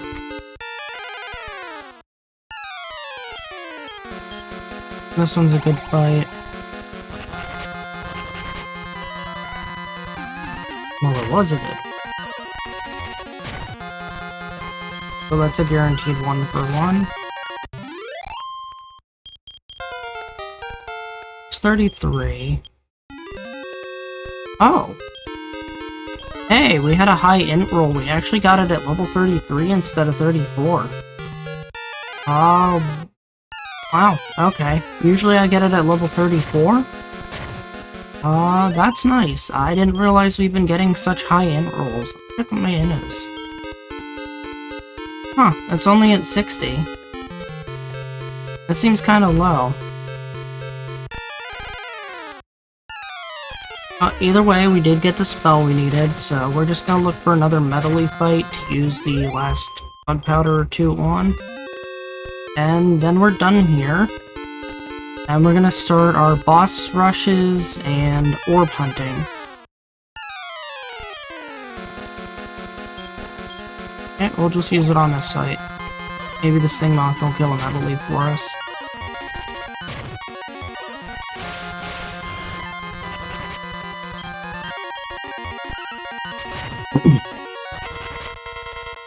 Nope, no luck.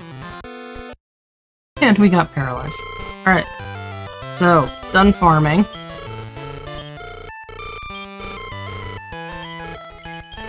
I'm just gonna go ahead and save.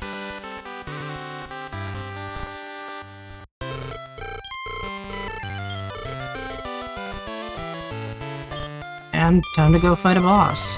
So we're gonna go to Kazov, and we're gonna go fight Kandar 1.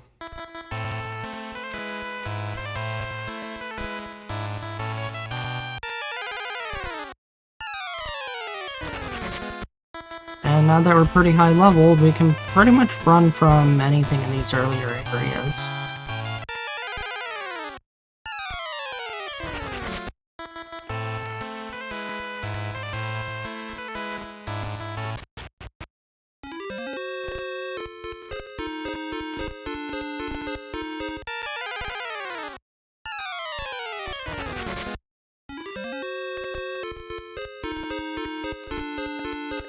And I'm also gonna just run from these, because these guys really don't give experience for earlier level monsters. Now, for navigating this tower, is basically you just want to go up into, after the first floor, it's up and to the left, up and to the left, and you just repeat kind of like a clockwise circle.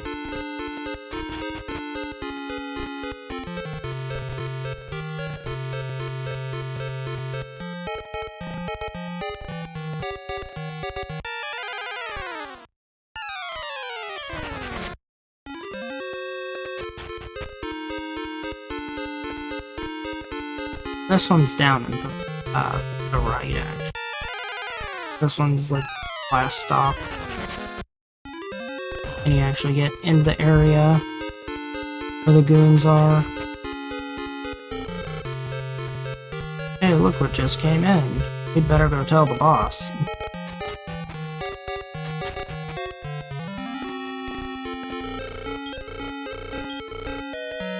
And drop through a trapdoor to the floor right below.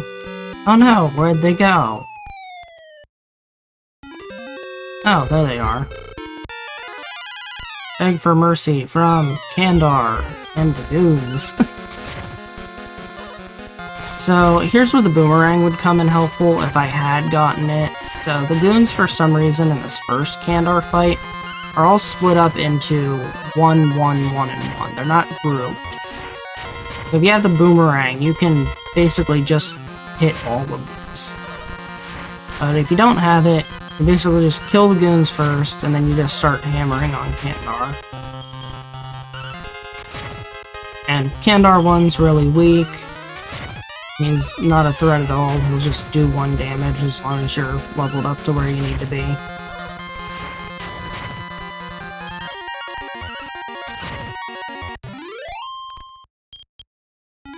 That's Kandar 1. And you have to let him go. If you say no, it'll keep repeating over and over again. We don't need to pick up the crown, we just need to defeat him. Now we're gonna go back to Baharata. We're gonna go rescue Tanya and Gupta and get our pepper that we've been so longly desiring to get to the king to get a ship. It's awkward. Not expect an ambush. Random ambush. And now we're back to this cave. I'll just take our standard path back to where we picked up those stat seeds from.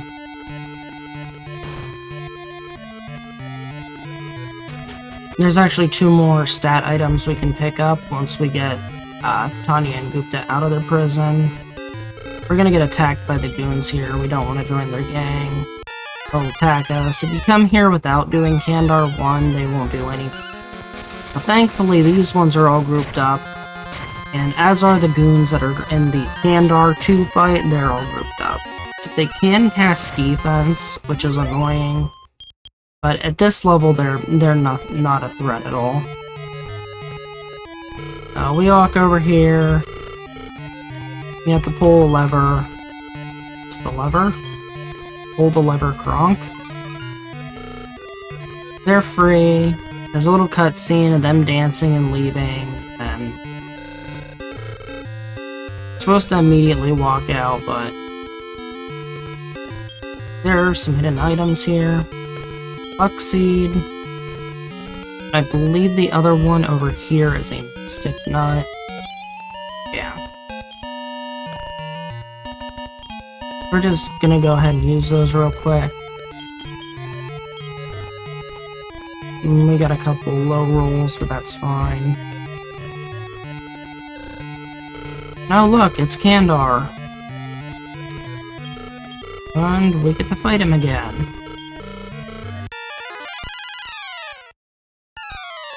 The main thing is you take out his goons and then you take him out. Now he's a bit stronger in this fight. That's kind of bad. I don't like when these guys land defense. They just landed it twice on me. It's bad. So now I'm actually taking damage from Kandar. Otherwise, he usually just doesn't do anything.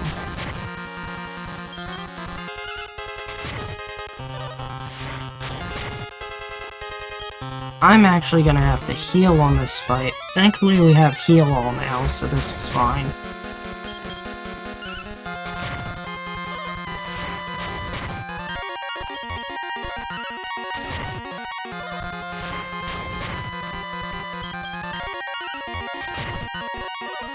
Really bad to get hit by defense, let alone get hit by two of them right off the bat here.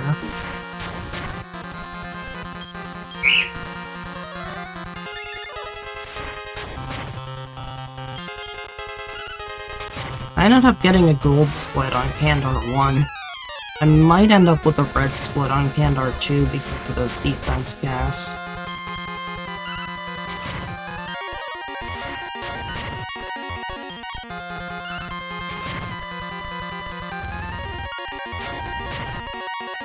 And that second attack of his that he just did has a chance to brutal too, which luckily didn't.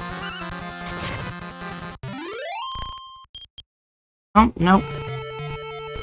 Not like a super red split, but it wasn't too bad. You have to let him go again. Can't just turn it into Edgards or something. And we don't have to walk out, we just use the outside spell since this is a dungeon. Then go back to Baharata. Now we can finally pick up the pepper. And because we rescued them, Gupta takes over the shop, and he just lets you take some pepper for free.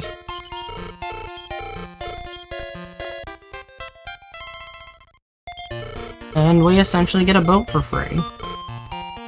Hello, crafty dog. How are you today? How are you this morning? You got here in a good time, actually. I just finished the level up to 33 to get the heal all spell. I thought I was gonna have to go to 34 and have to farm a bit longer, but I ended up getting the spell early this time. Usually I get it on level 34, this time I happened to get it on 33.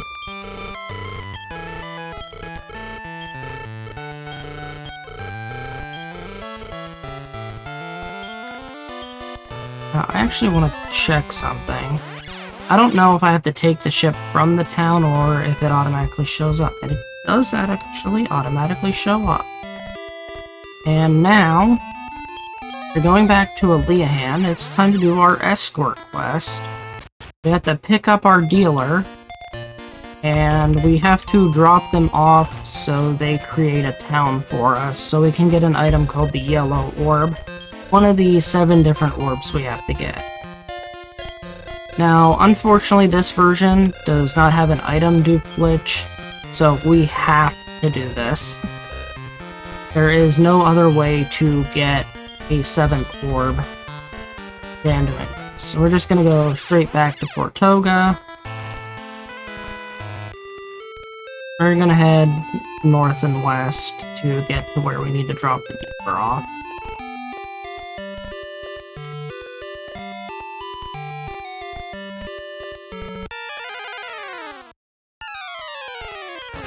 And we're going to be running from any fights we get into. Don't want the dealer to be getting any levels for no reason. And here we are. We go ahead and talk to this guy. And A leaves forever. So that's basically just escorting somebody to start build a town.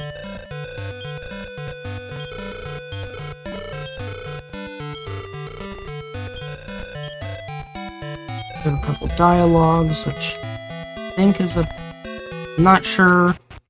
So, sometimes triggering the first state of the town can be very awkward. I try to do a dialogue there and make sure like it starts the trigger of building the town.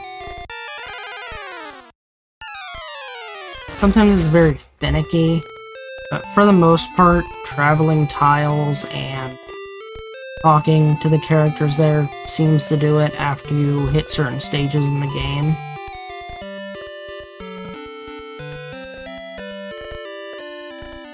And I think it's like after the boss troll fight is when you can actually pick up the yellow orb.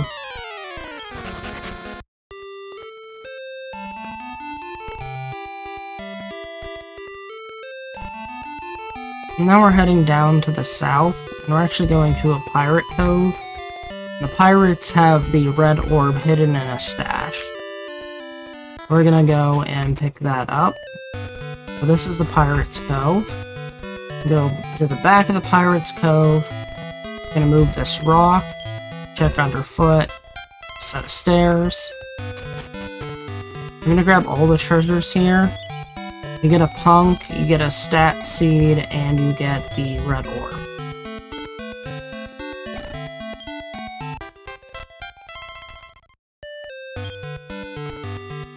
Next, we're going to teleport out of here. We're going to go back to Aleahan. We're going to get back on our boat. We're going to go to what this game's Australia is, which is the town of Lancel.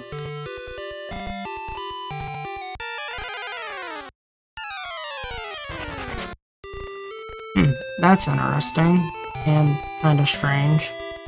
Yeah, I don't know why. Twitch itself has been having some issues. There have been some delay issues due to... I'm not sure exactly what on this channel when running the marathon, but most of the time they get it fixed. Well, get it fixed early, I should say. I'm supposed to buy a hide herb here. So what this is used for, it turns your character invisible. And essentially we need this to get into a castle. The Castle of Edenbear. You get an item hidden in their basement there. If you try to walk into the castle, they'll call you a bumpkin and won't let you in. This is basically the Great Britain of this game. I don't know why they call people bumpkins and think they're so high and mighty, but they do. That is just north of Portugal, aka Portugal. And here we are. So we use the hide herb here. And I'm also going to use my strength seed real quick. So we use this. We become invisible, so we can just walk past this guard, no problem. We head in here, go down the basement, now we gotta solve a little puzzle.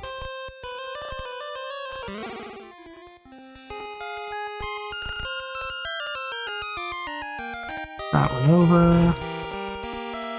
Down, push this one over. Mistake. Slight mistake though, so... this one there. Push this one up into this corner. What you're supposed to do is get all these boulders into the blue section there.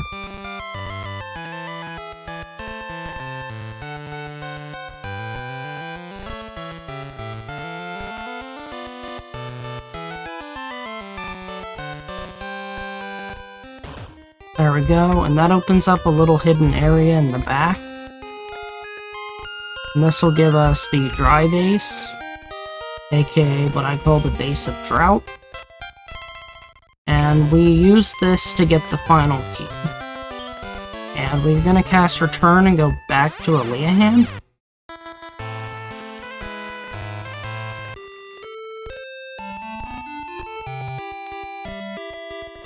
Now, well, I know mobile seems to have some issues on Twitch. Usually there's a big delay on mobile. I'm not sure how much you're delayed right now, and definitely the commercials can have some issues. I use my Xbox One, or Xbox Series X. It's the newest one. And whenever I use the Twitch app on it, it definitely has some major delay to it. It's both on consoles and mobile. So, here's where we use the dry base. These are called shoals. It'll open up a hidden shrine, which has a single treasure chest, which is the final key, letting us open doors with a big chain lock on them. Like these big chain doors. There we go, we got our final key. Now we're going to teleport back to Lancel. We're going to take the boat here. We're gonna go to a place I call the First Town of Tadanki. Its actual name is Tadanki, but it's basically cursed. So at nighttime, the residents are alive and well, but during the daytime, everybody turns into a corpse. And they're basically cursed by the Demon Lord's magic. And so we'll get here. And we're gonna have to actually wait here and walk around a little bit until it turns nighttime, because we cannot really do anything during the daytime. Oh yeah, this is a speed run. So this is a challenge run I made called the Solo Hero. You basically play with just the solo hero yourself. You aren't allowed to pick up teammates. The normal speed run with teammates, or the 4 characters, is like 4-hour run. Whereas I've managed to cut this one down to a sub 7-hour. My sum of best, though, could really cut it down maybe to a 6-hour, but I haven't had enough luck to get that yet. So we pick up an orb there. We go ahead and rest at the inn, turn it to daytime.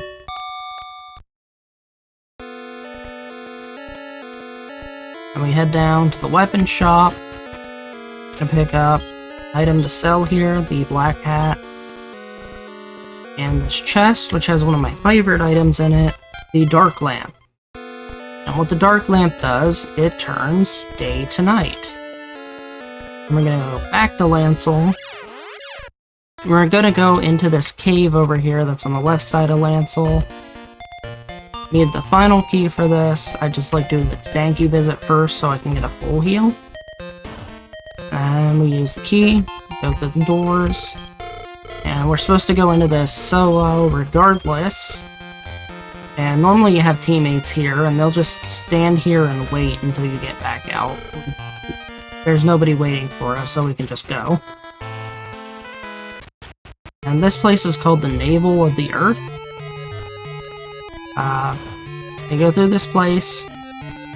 This ends up being an infinite hallway. This middle path will lead you to a dead end. The paths branching off here on the sides lead to different chests. Most of them are canna boxes. This one is an int seed that we pick up. There is a set of armor we will be picking up in here called the Terra armor. And we will be picking up the blue orb in here.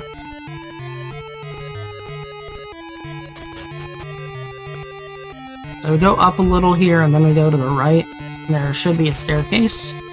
And this will lead to the Terra armor. There's 4 staircases in this room. The one you come in from, the one that leads to the Terra armor, the one that leads to the blue orb section, and one that leads to, I think it's a dead end. Now we have the Terra armor, which we'll be using until we get the blade armor, which won't be until we beat the boss troll and a few other things. We still have Orochi 1, Orochi 2, boss troll, before we get blade armor. Then you just head up here, and this staircase down, this leads to the blue orb section. You take the top path.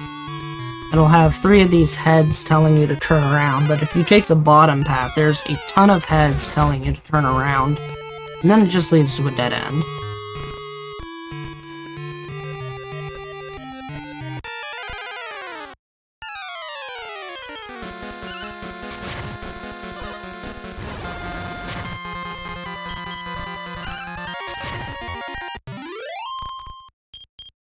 Well, if you really want a challenging run, What you do is collect all the gold monster medals.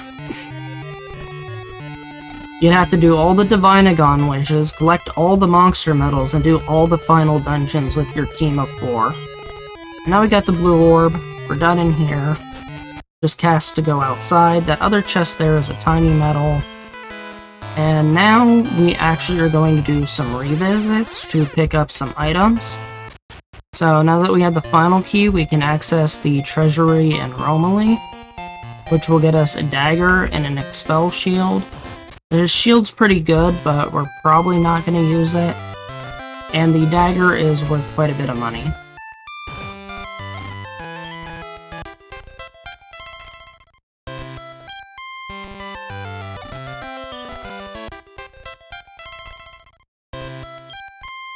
Looks like we're in another ad. ISIS.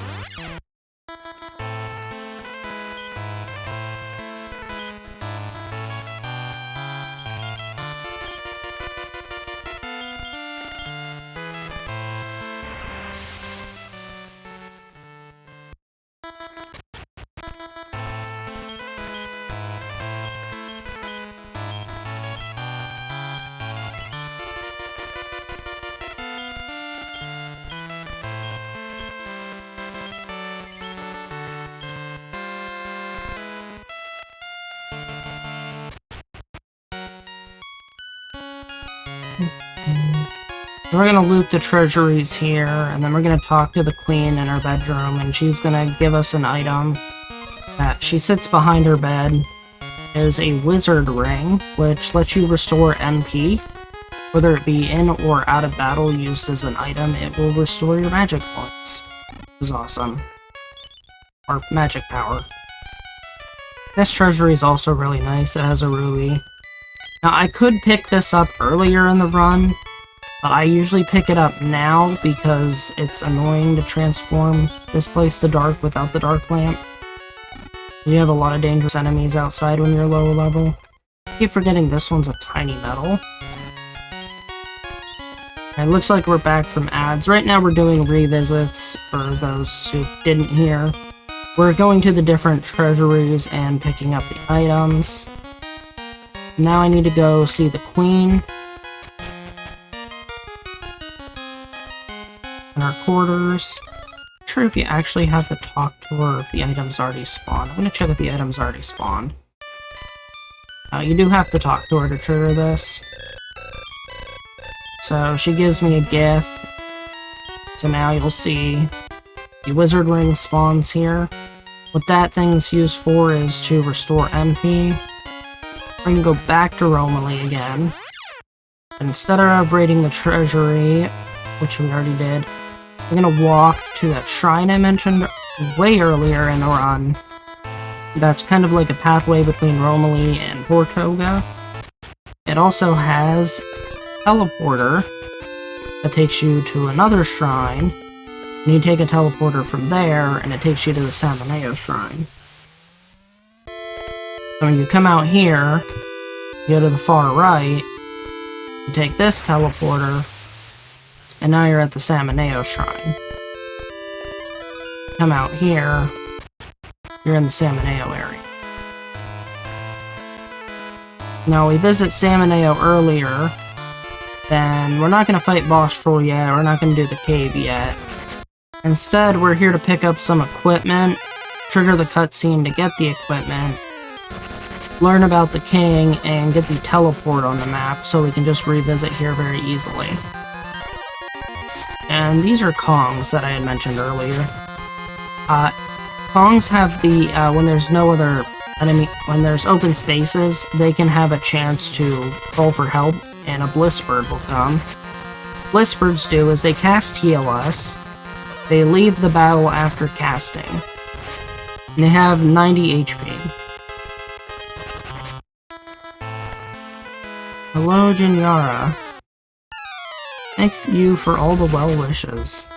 Very nice of you, thank you.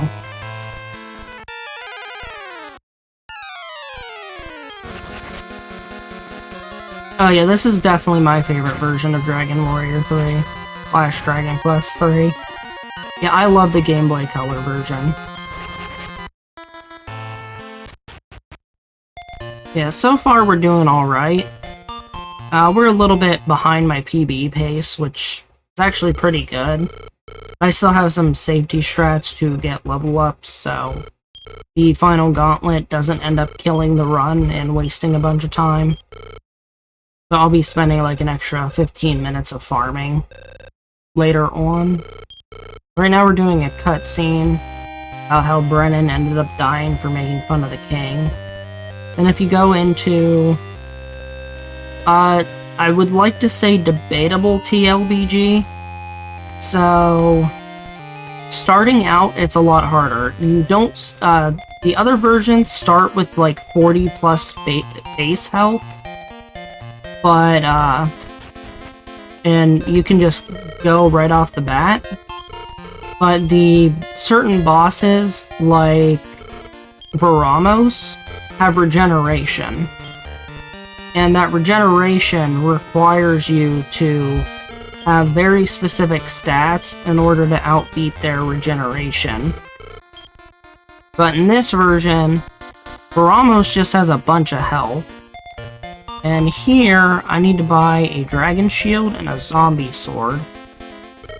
So the dragon shield, why I need to pick it up over the expel shield is because it reduces the damage of breath attacks. And the zombie sword is a good single target weapon, which I need for the upcoming bosses, to do as much damage as possible.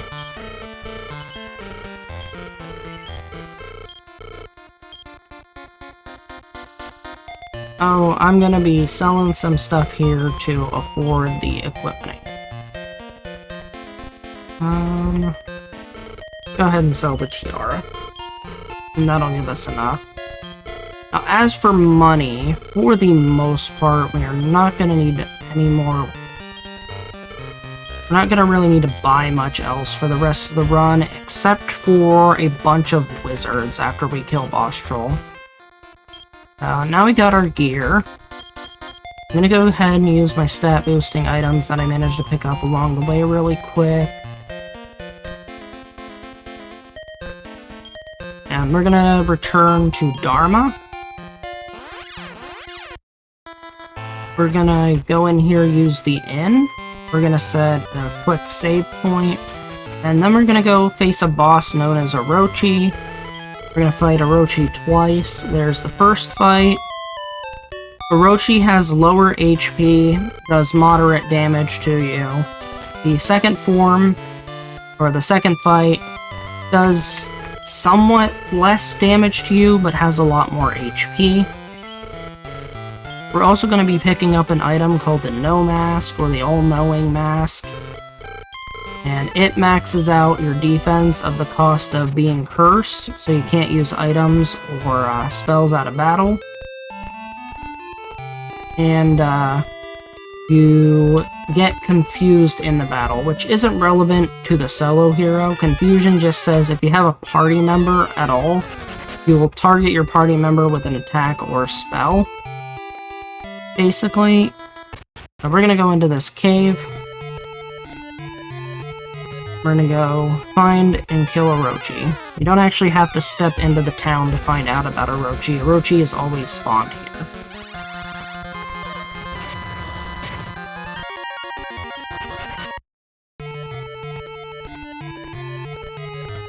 Anybody have any questions they would like to ask while we're going through this little cave of sorts?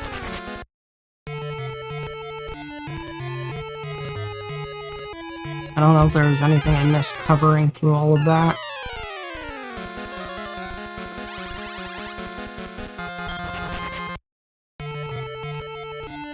And oh yeah, the reason why I got the Dragon Shield for the breath reduction is because Orochi does spew fire.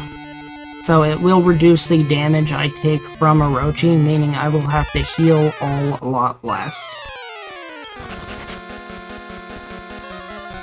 I did say it was debatable, so starting out, the other versions are easier because you have higher health.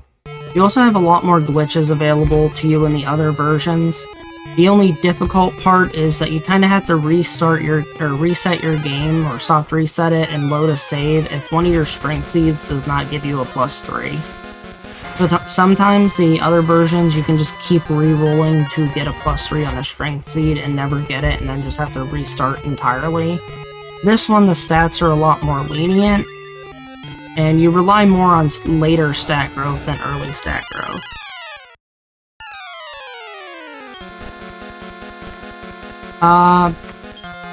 Don't know if you can get a casino with the new town in this version. Instead, we just do the new town to get the yellow orb and a gold beak, and we're pretty much done there. This is the Orochi 1 boss fight.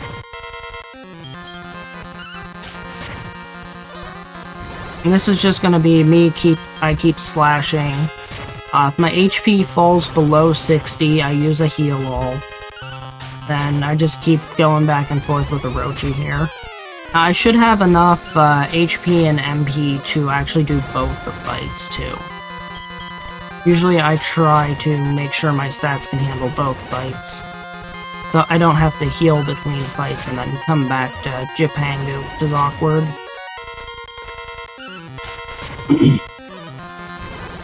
I know Newtown in this game, I'm pretty sure it always gives you a theater. I haven't seen it give you some sort of casino. The only casinos I know of in this game are the monster arenas and the Pachisi boards.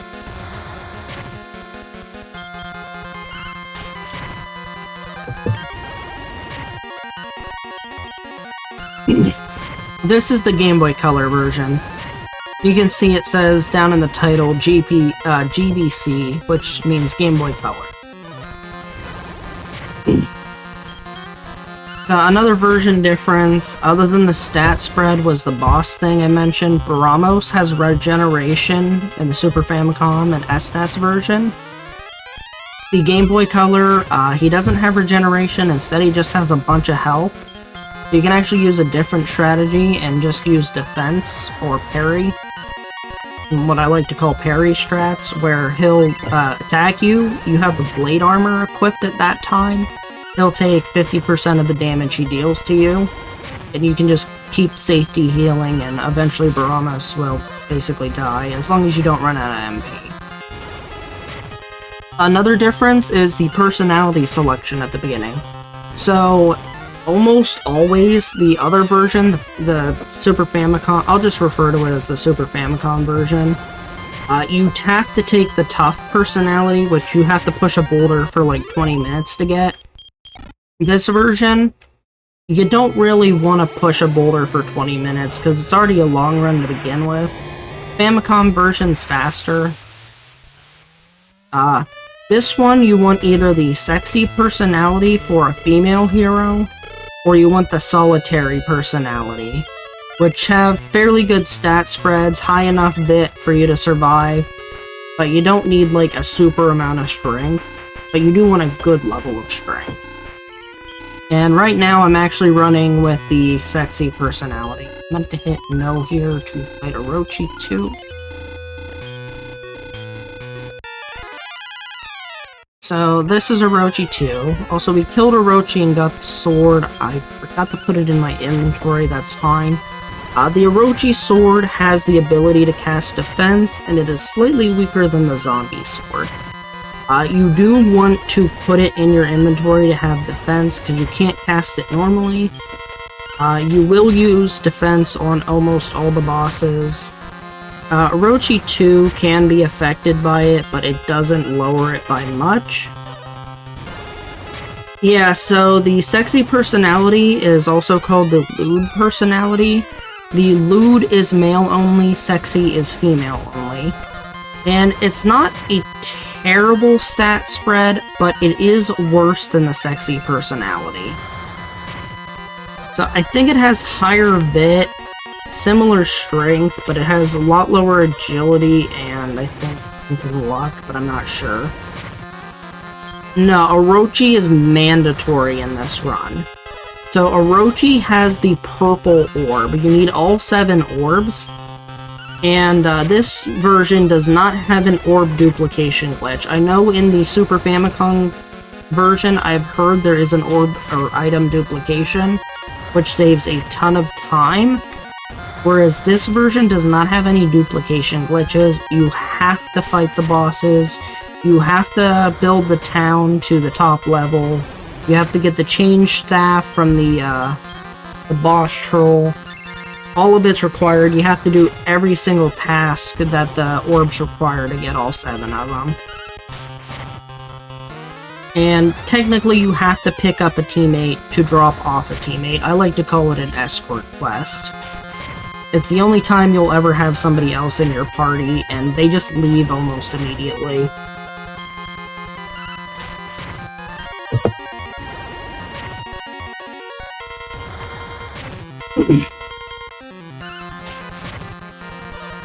So these Orochi fights have actually been going pretty well so far. I actually have plenty of MP right now. If I was on solitary personality, usually I end up having like 90 to 100 MP for some reason at this point. But I usually have somewhere in the 300s of HP. The sexy personality has a lot higher agility, and for some reason seems to roll better on intelligence, and I don't know why. But it definitely has lower vitality per bit. And that's included on the actual stat spreads if you look them up. There is a wiki with a personality chart on how you get all the different personalities for your starting hero. And there's also a personality chart that shows all the different stat spreads.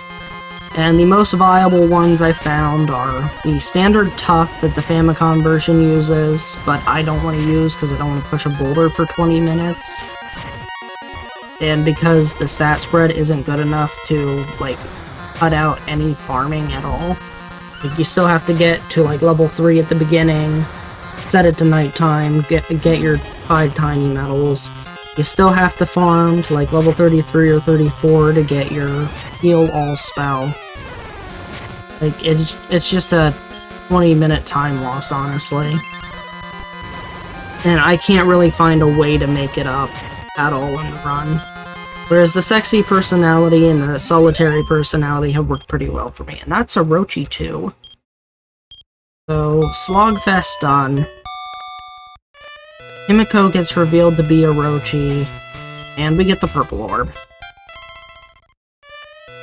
And now, we're gonna go back. Amaneo. We're gonna fix our inventory up a little. I need to put this in my inventory. Put this in my inventory. Going to put this in my inventory even though I don't need it just yet. I'm gonna go in here. We're gonna use the N.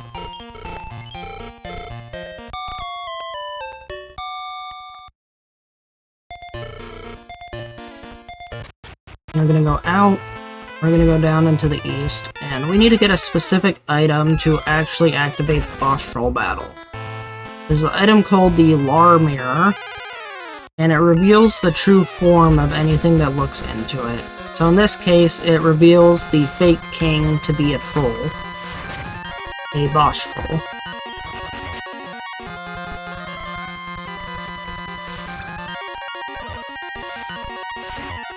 I might actually be unable to look for chat look at chat for a little bit. I kind of need to pull up the map because I don't have this place memorized the best. I know which way it is the first staircase. I think there's chests in here I need to check.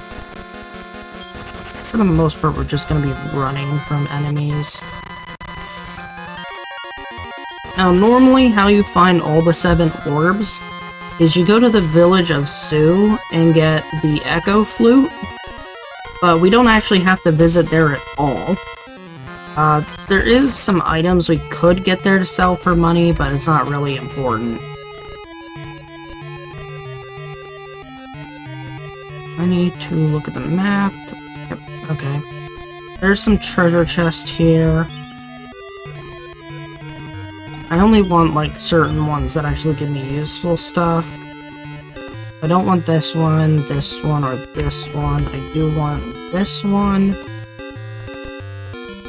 Or wait, wrong one. I want this one. And I want to head down and to the right.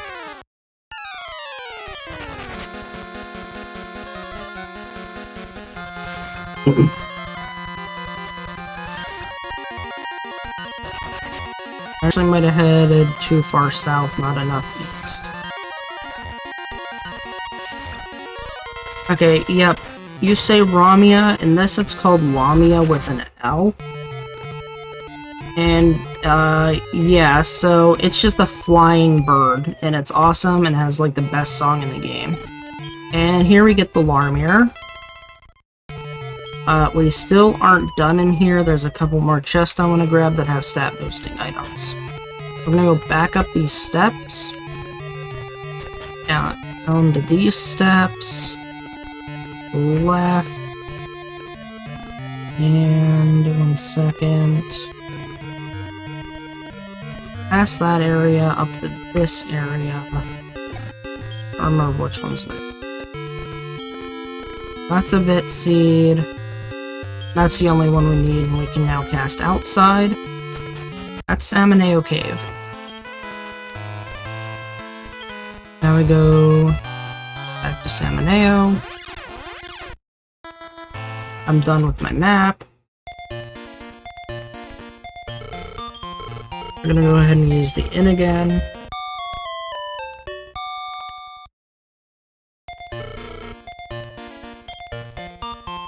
We're gonna use the items we just picked up.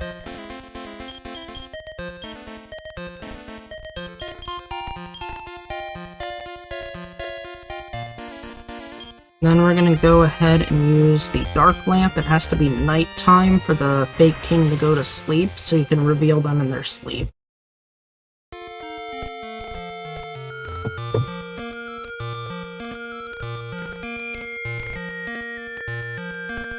And yeah, the 7 orbs are to summon Lamia, a mystical bird that lets you fly all over the map. We only get to have Lamia for a short period of time, but it's still really nice to have the bird. It's nice to listen to the song from it. But now we're coming into the castle. There is a stat item I want to pick up here. Alright. So down here in this garden, there's a hidden life acorn here we're gonna grab. I'm gonna use it really quick.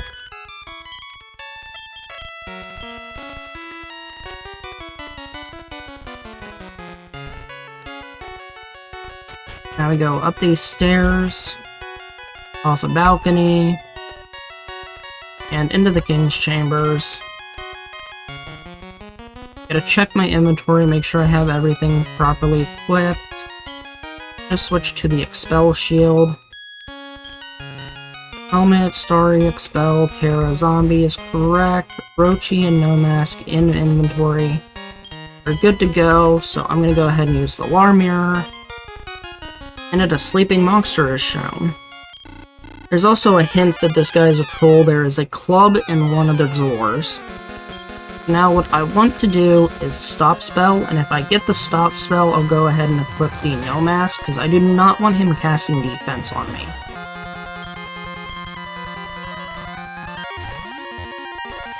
Okay, so now he can't use spells. I'll go ahead and equip the No Mask, which will curse me, but also get my defense really high.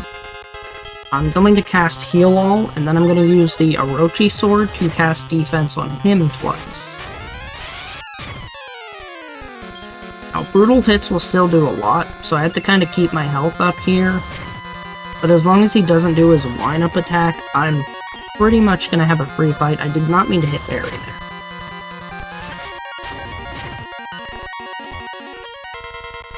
So now I'm going to go ahead and use the Orochi Sword. Not get the defense drop. Try it again. We got 1 drop.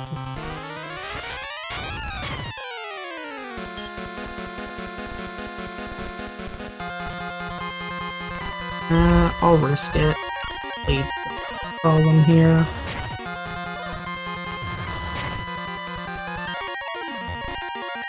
Did not get the second drop. I am gonna safety heal. Yeah, so brutal hits kind of bypass defense to a point. He can hit like upwards of like 170, which kind of sucks.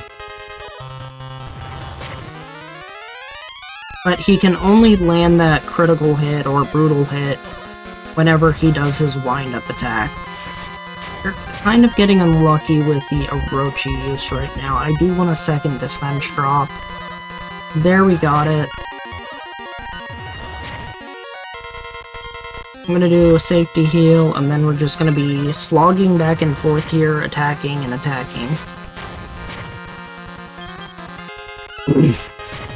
He shouldn't be able to do too much damage to me now. As long as I don't get brutal hit, I'm fine. And I should be doing anywhere from 70 to 100 damage each turn against him.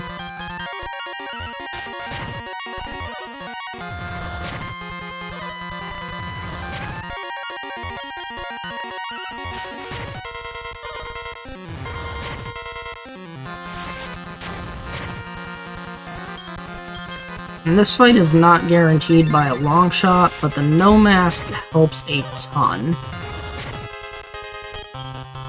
I actually wish I could have gotten one more level up. I'm usually level 34 or 35 coming into this fight. I did not get as many metally kills as I wanted when farming, and Orochi sadly didn't give me enough XP to get me to 34. Well, I am a little underleveled in this fight, so I am just safety healing when I need to. Thankfully, I do have a lot of MP to work with.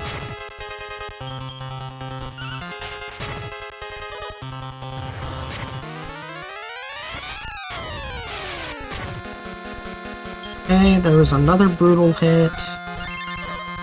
Thankfully, I go first. I have really high agility, which is helping me a lot right now.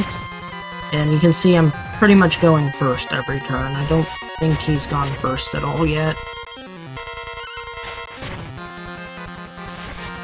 Yeah, as long as I play this safe, we should get through this fight perfectly fine. It can be kind of nerve-wracking.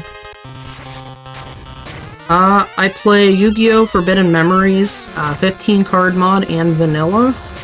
And all Duelist 15 card mod, but I haven't really submitted any runs.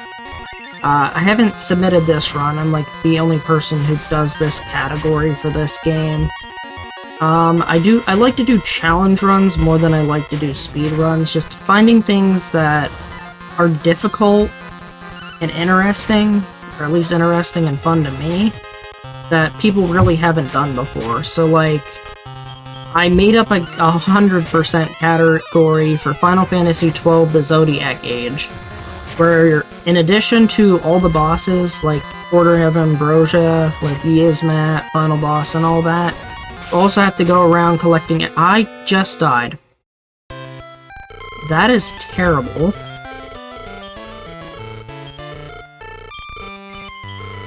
When was my last save?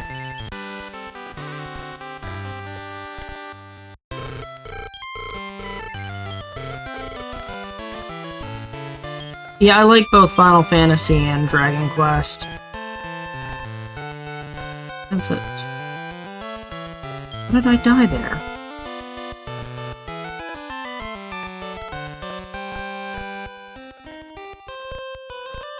I can't use items or anything out of battle. I go for it. Hold on one sec. Let me... Field log. I'm gonna see where I saved that, if it was before or after Orochi.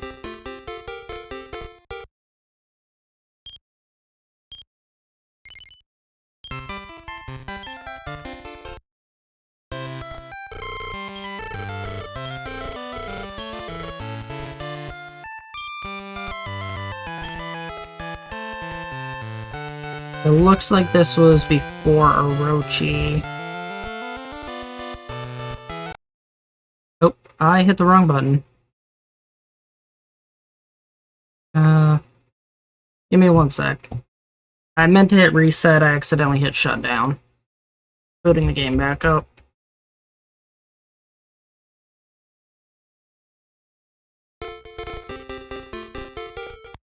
Alright, so what we need to do now, I need to take a short trip.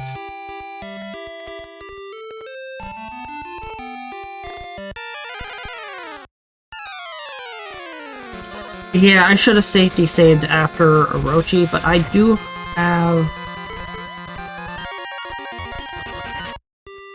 I could potentially do it without the thing. I just need to get back to the place.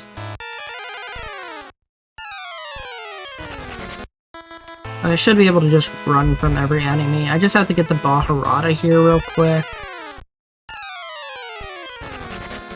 So this is like a 5-minute time loss, maybe a bit more, depending on how the second attempt goes.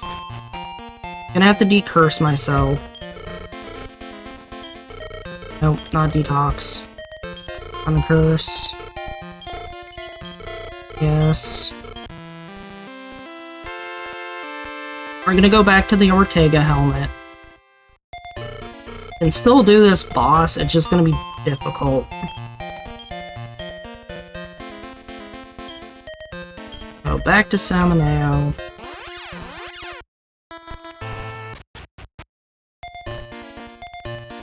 Gonna use the N.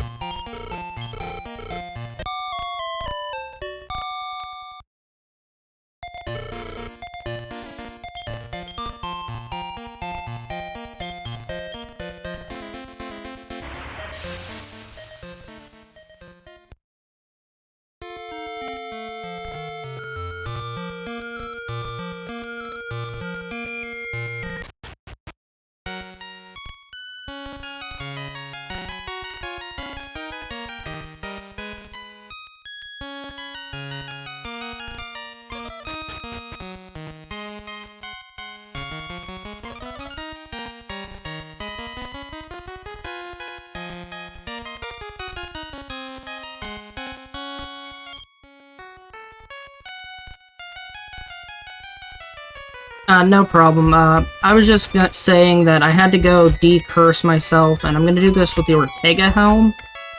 So, there's a higher chance of dying. I don't really have any other option at this point, unless I go back and do the entire Orochi fight again, the entire Samanao cave again, and it's better to just try this with the Ortega helm at this point. I'm hoping.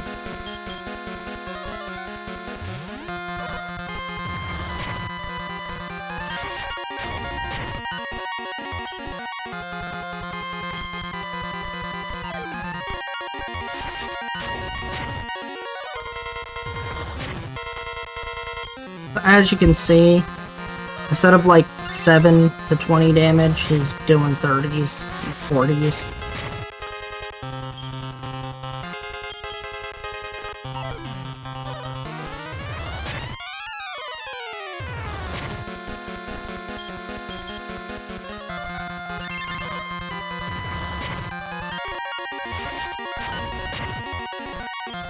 I think I might just go for the 1 defense drop here, and then... This is gonna be risky because he could just brutal hit me at any point. And for some reason he's also having these turns where he's still outspeeding me.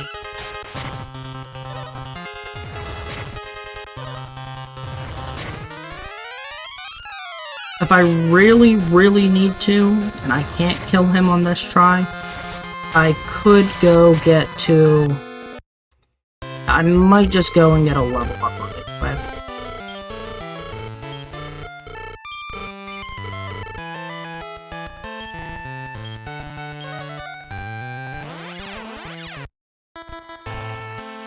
I have a slight backup here. I'm gonna try and get a Kong fight with Bliss Birds.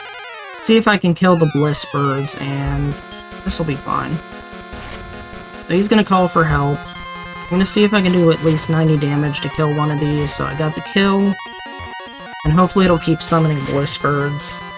And I'll hopefully keep killing the Bliss Birds. These Bliss Birds give like 990 XP each. So I need like, let's see, 12 or 13 of these to get a level up.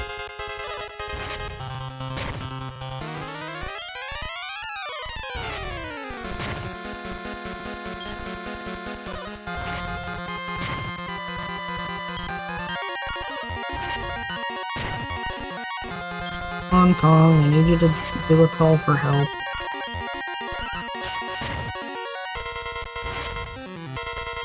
Three. Outsped me.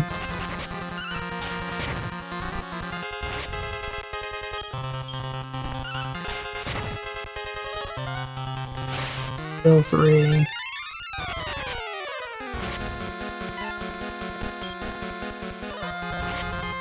So basically we're just going to be counting to 13 Bliss Birds. So that's unfortunate. We're going to be somewhere between a 10 and a 20-minute time loss here. I'm not sure where that's going to put us on estimate. It's 4.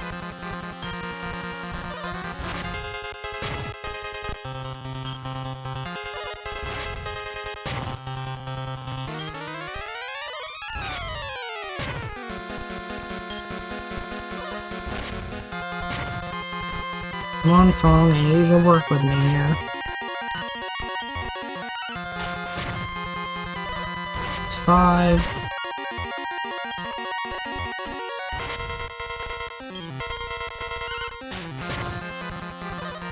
6. Yeah, I'm gonna get a single level up and then try boss troll again. Hopefully it gives me a good stat roll. 7.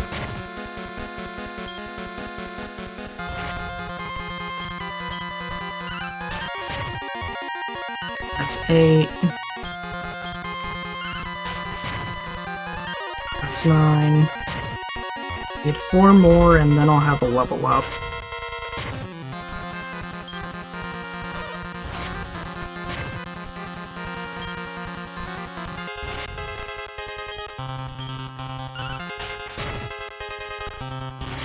And 11.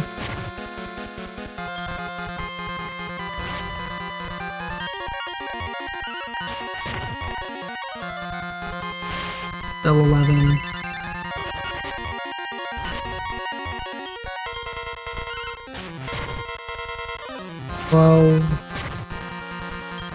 Actually might just be able to kill the Kong and it should have enough XP.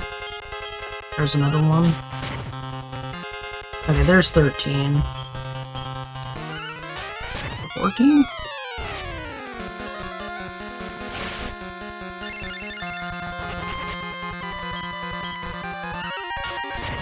Pretty much have the level, I just needed to stop calling Bliss Birds now.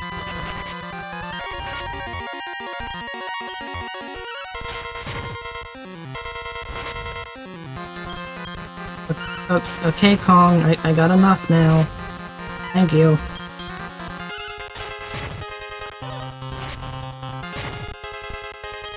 Alright, so this will get me a level up. As soon as I can hit it.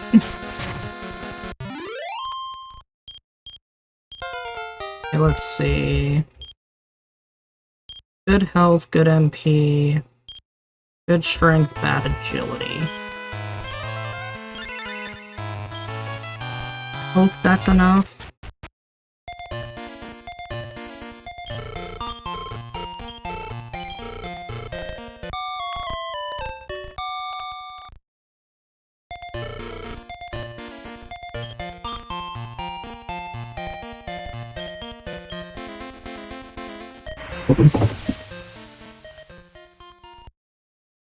We're gonna try the boss troll again. And hopefully not get trolled by the troll again.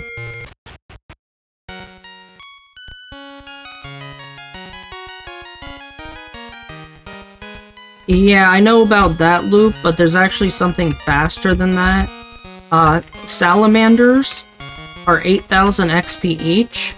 They spawn in the North Cave very commonly with other things.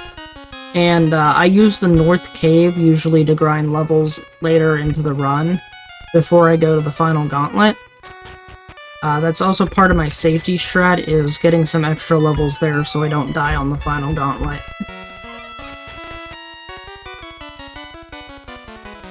Sadly, I can't visit the Dark World yet.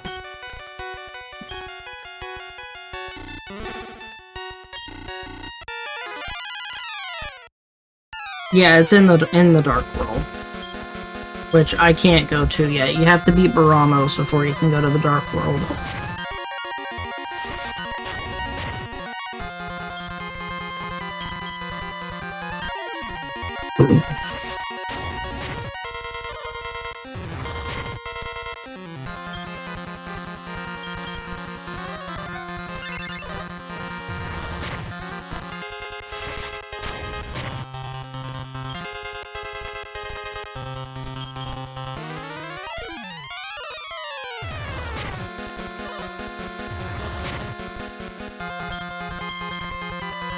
No problem, Crafty.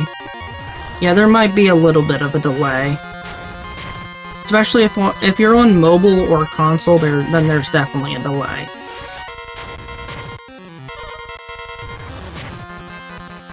Plus, there's the natural stream delay that I think is set up for the channel itself. I'm not sure how much of a delay that has. And I'm kind of just responding almost immediately half the time.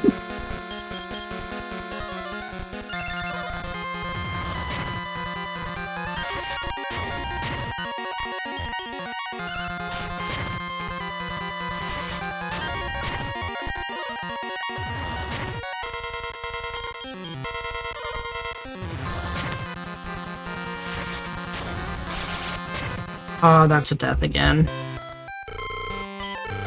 Just like his hits, this boss is brutal.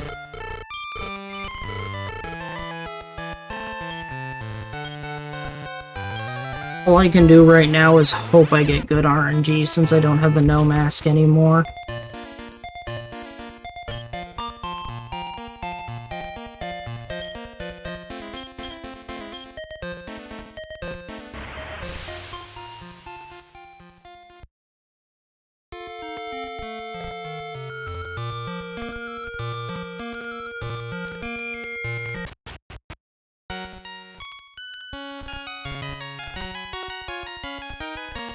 So at the current moment, I'm on like 7-hour, 10-minute pace. If I can get the kill within the next, like, try or two.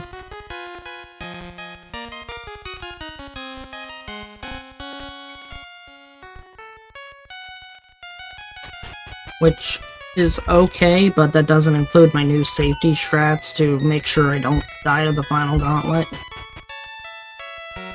So, yeah, trying my best here. This boss just does not want to work with me.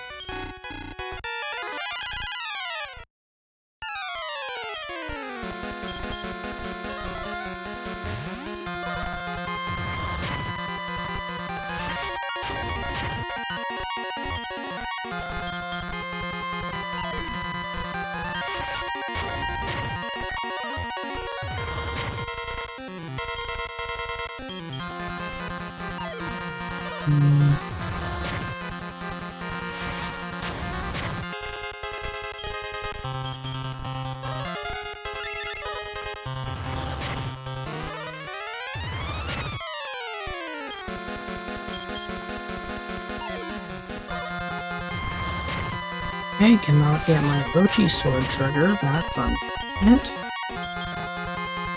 Risking this here because it's like the trigger's taking off.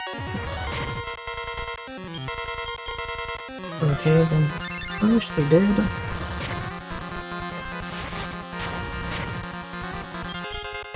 To the Slogfest.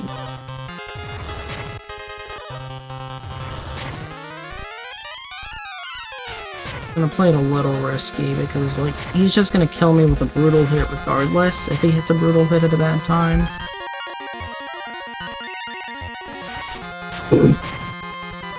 So it's hard to actually keep my health above 180 at all times because he's just dropping me below 180 every couple of turns.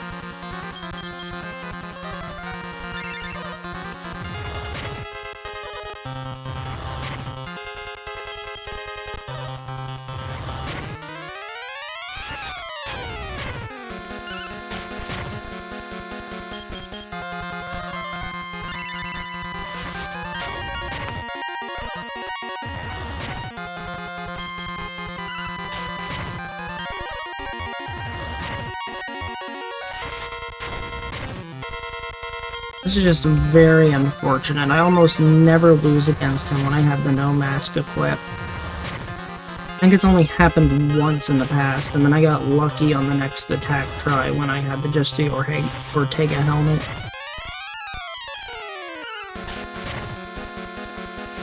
Brutal hit, please. Okay, let me go first.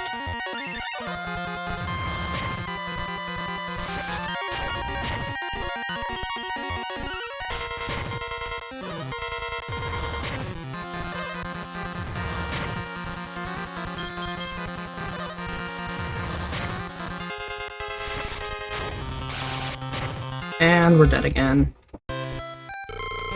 Ah, man, Boss Troll, why you gotta do this to me?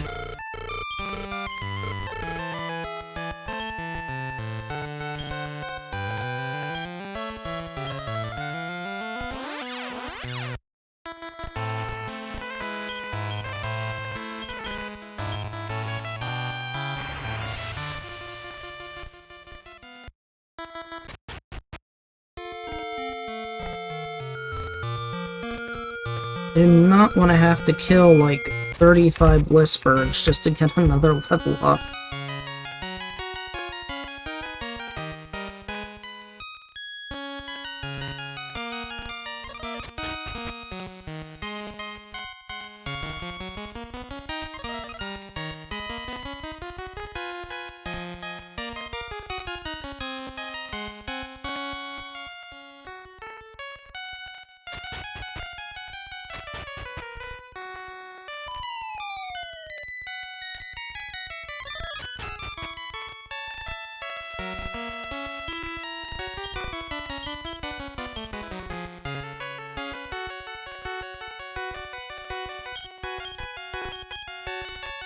Awkward, you actually have to be facing the king. He's facing upwards.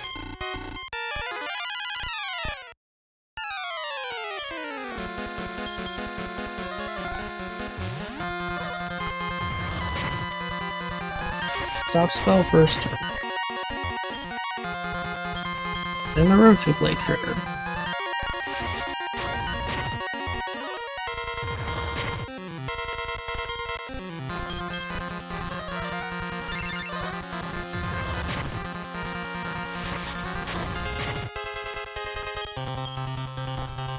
That is not the Orochi Blade.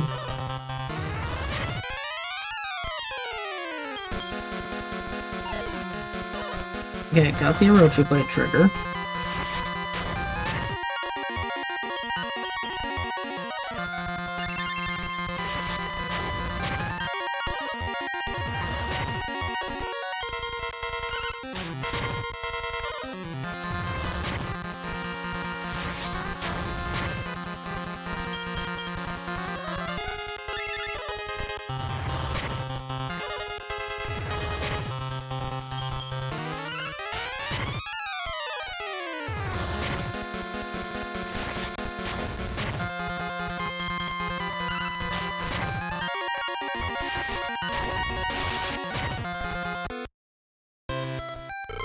Alright.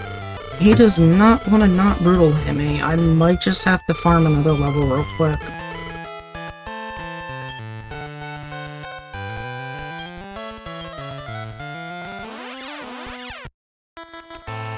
Don't really have a choice here. I do not seem to be able to get the kill off on him.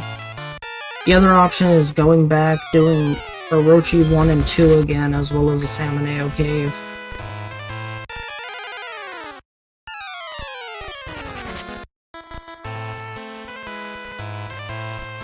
Yeah, this boss is just mean.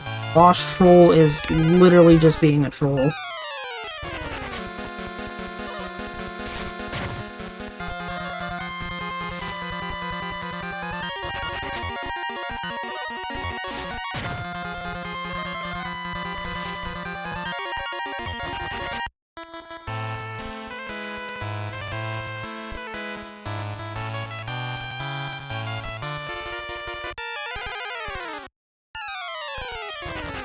Need a Kong fight, please.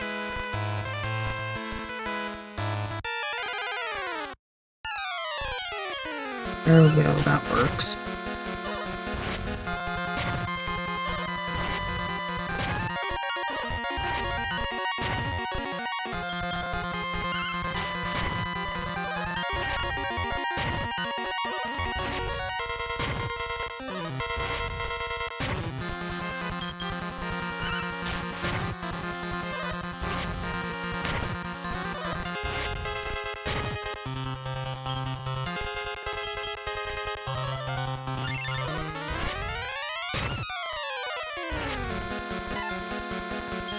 I just need the Kongs to start summoning Bliss Birds too.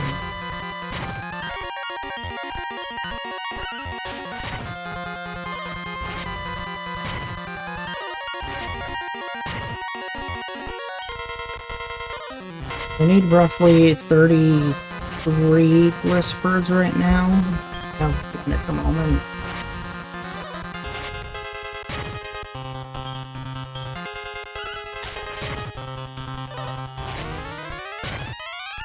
Well, I farmed metal slimes earlier. I have to use bug powders, and I have to go buy a bunch of bug powders and do that again if I want to go back to that farm.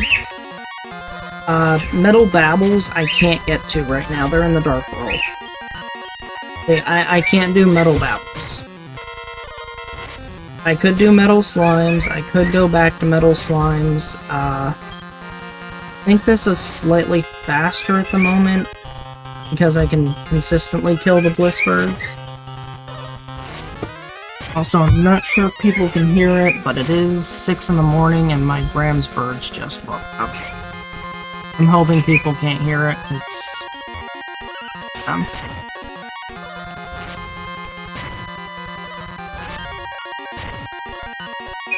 Now, if I was a lower level, I think I could just go back to the metal slimes and do them again, but I'm consistently one-shotting the Bliss Birds. So it shouldn't be too bad to kill 33 of these real quick.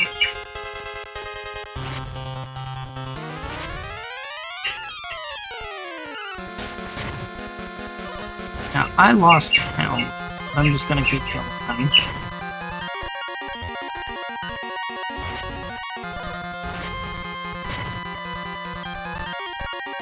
Good morning, Soul Eater, and thank you for the good luck. I'm going to need it because I'm 26 minutes behind my PB base. Thanks to Boss Troll being a troll.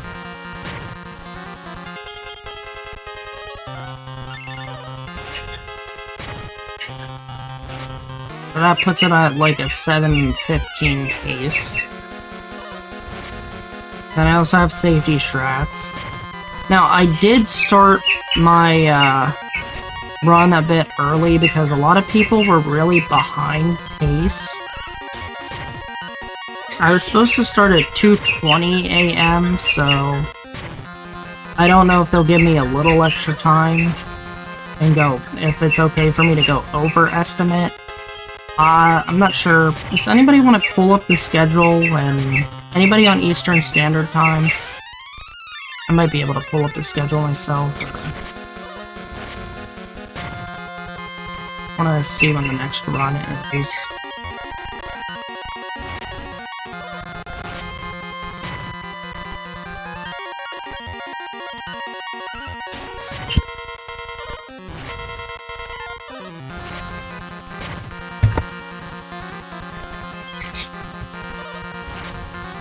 Okay, let's see. The next one's supposed to be at 10 a.m. my time. 10:05, so that's a little under 4 hours from now. Oh, thank you, Puddle Bob.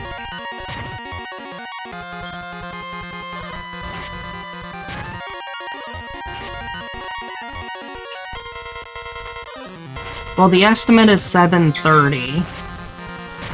So, 4 hours from now would put me... Oh yeah, that would be an hour and, like, 20 minutes over estimate. Well, the worst I think this will be might be like a half-hour over estimate. Hopefully not any worse than that. Oh yeah, the music in this game is great. I love the music in this game. It was one of the reasons I fell in love with this game. Now, granted, you are probably hearing the battle music quite a bit. But even then, there's some great tunes. Especially the fanfare. There's the regular fanfare, and there's the fanfare for the credits. There's the Lamia bird music, which is great.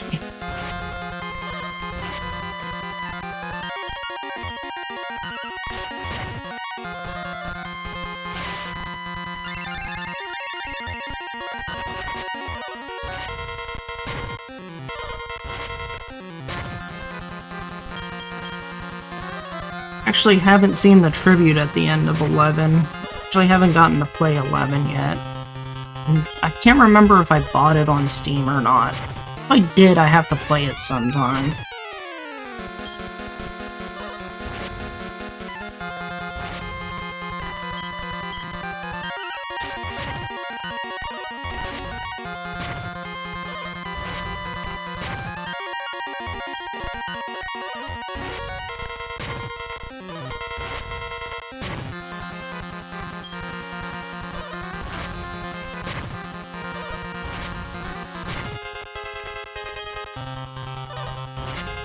Hey Kongs, you need to summon another Blissbird, please.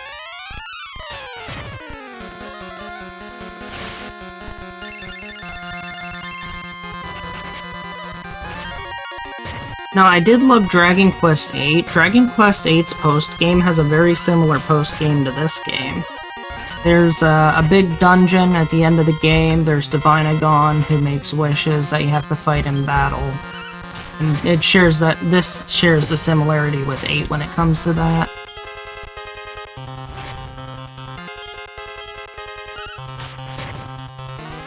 I'm curious what 11 has in regards to referencing the older games.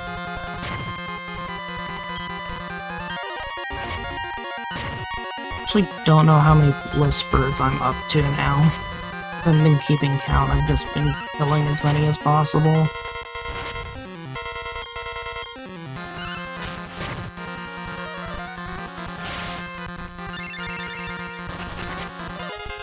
I know I've at least killed 10.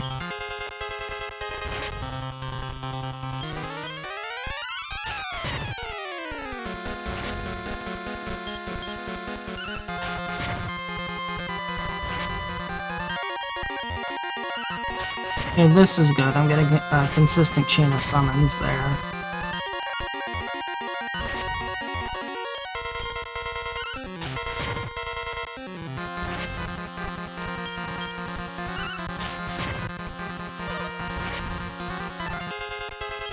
I think I might be at least up to 20.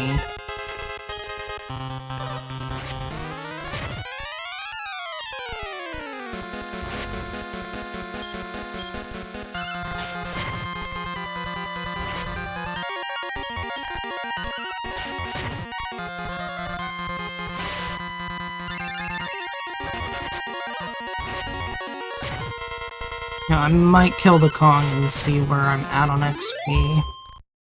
I need 33k. That's 24. I need 9k more.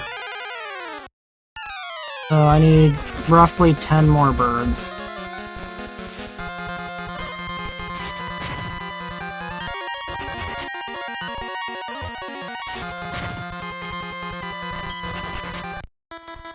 Well, the good news about me being behind my estimate is that it'll kind of put everything back on the normal schedule for this event.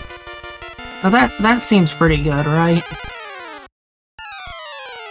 Sometimes you just have bad luck.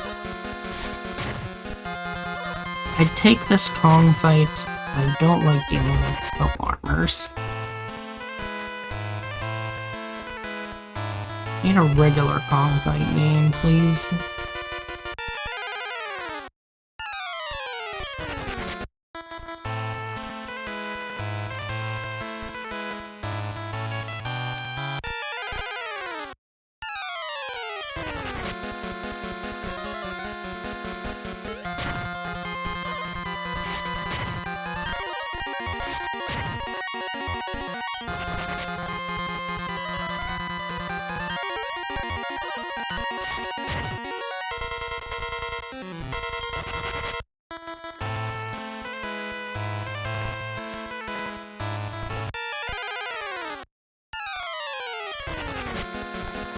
Come on, game.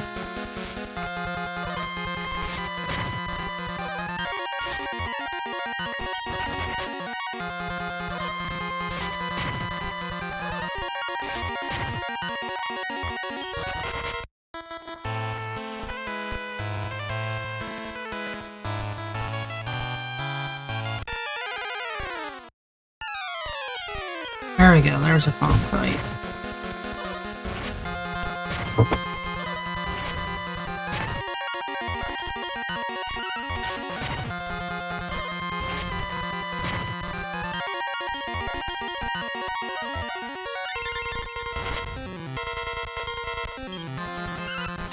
One. That's not one.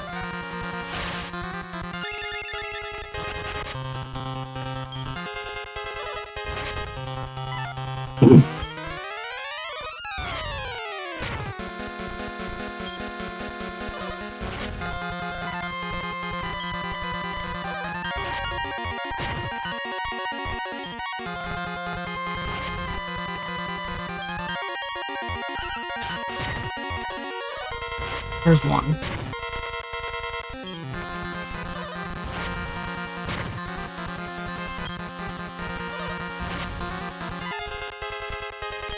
Kong, I need you to work with me. There's two. There's three. There's four.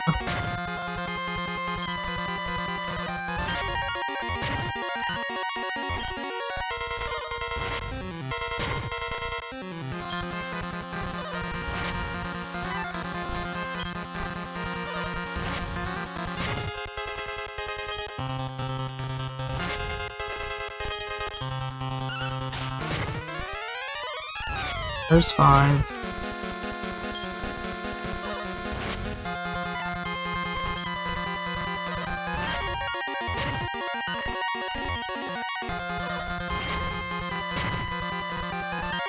Kong, please work with me.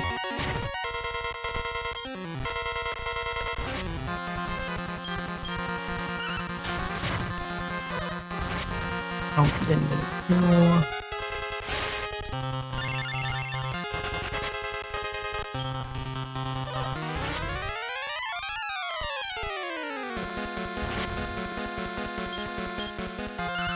Very much so, Crafty. There's six. There's seven.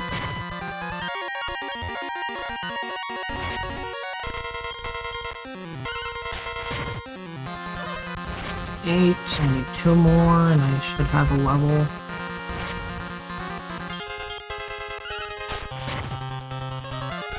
Nope. One.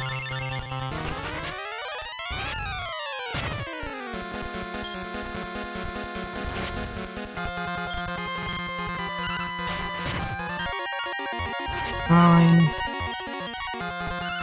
10, there's 10. Okay. To be able to end this fight, should be a level up. Hopefully we get a good stat roll. There's level 35. Really good HP roll. That's what we needed. Really good vit roll, really good strength, really good agility. Okay, that should be enough. Hopefully we can beat Austral now.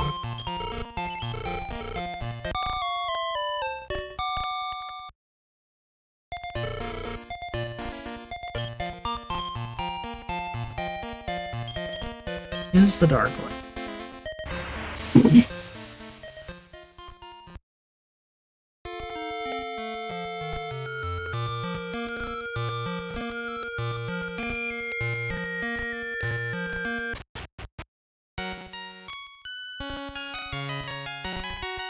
I did heal, right? Okay. What am I gonna save? My money? I have a bunch of items that I can sell for money, so... it's not like I can lose my levels. The only way I lose my levels if I go back to my pre-Orochi save. In which case, there was no point in me leveling up.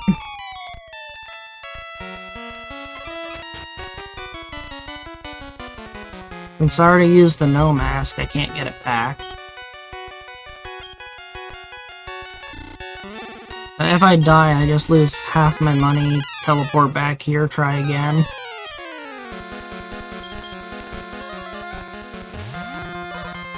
Now what I should have done is safety saved after I got done with the cave before I fought. No, I don't reset if I die. It just spawns me back to where I last had a save spawn at. Yeah, no, it doesn't reset the game.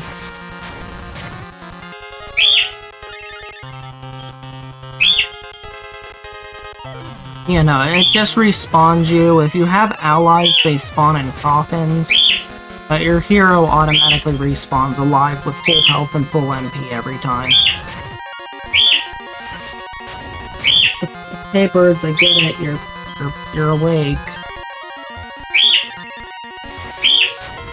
Yeah, no, I retain my levels and everything even if I die. Yeah, I actually intentionally take deaths during my first, my 1.5 hour, hour and a half to hour 45 minute farm. Or like hour and a half to 2 hour farm with the metal slime, or metalies. And like, dying, you just lose half your gold. That's pretty much the only consequence of dying. That, and with the cursed item, the no mask, I permanently lost the no mask by using it and uncursing it. Wow, that sucked.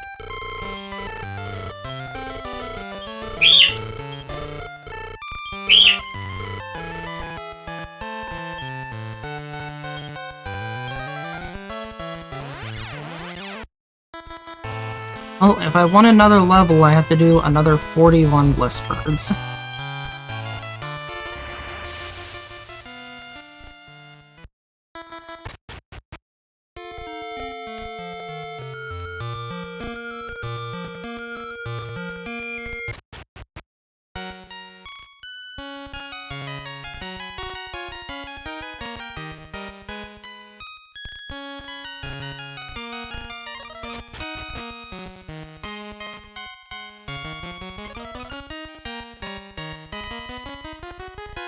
Now, my Gram's 2 birds, they're cockatiels. Sometimes they aren't too bad, they'll do these like light whistles or singing and stuff. But for some reason, there's some times when they just like screeching. And I don't know why they screech. Oh. They do these light whistles, they'll do some like singing or whatever, like chirping and stuff. Then there's other times where they just want to screech. Yep, trolls will be trolls, and this troll is definitely trolling.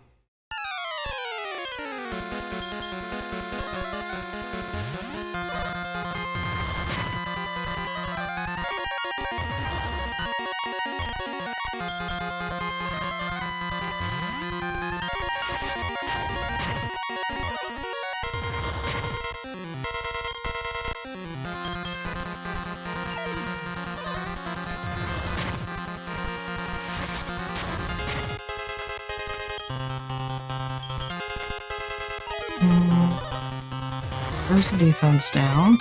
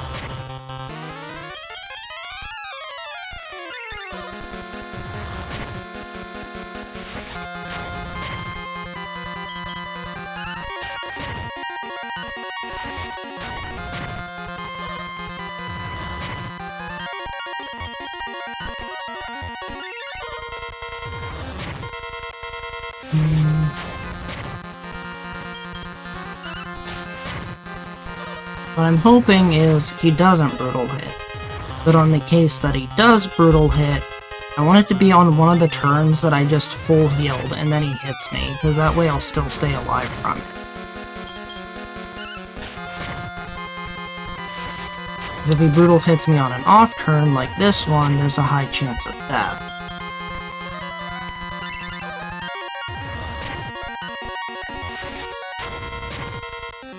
Kinda just waiting for RNG to fall in my favor.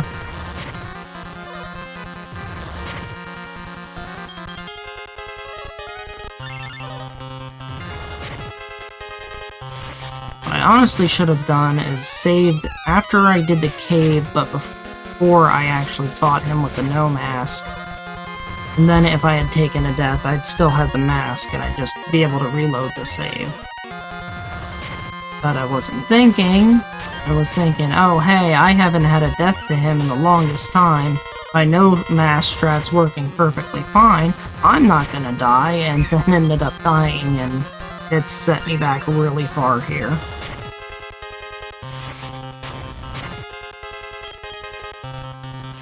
But at least this does show kind of the brutality of solo hero, where some of the bosses in this game can just be absolutely brutal.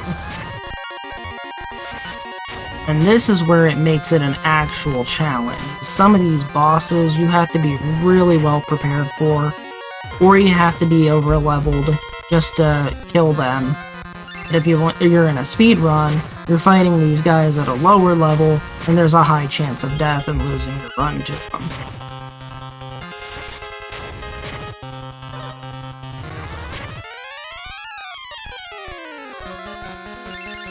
So like if this is one of my normal runs, dying to boss troll there just meant the run was over. You'd have to go back to the beginning.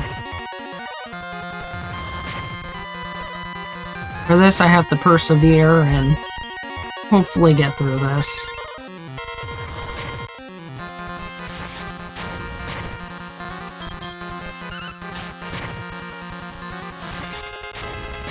This is the longest one we've had with them so far. Getting kinda low on MP.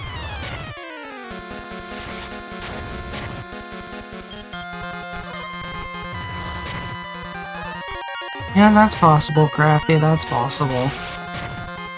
Oh, I got a crit. That's cool.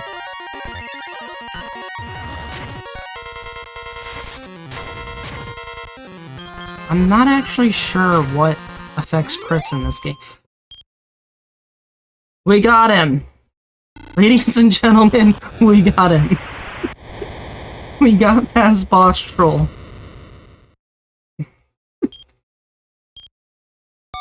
Oh my god. It took so long. We got to change that. Alright. Just gonna return out of here and go to Portoga. And now we're gonna go back to the village where we dropped off our dealer friend in the escort quest to start a village. We're gonna go get the yellow orb.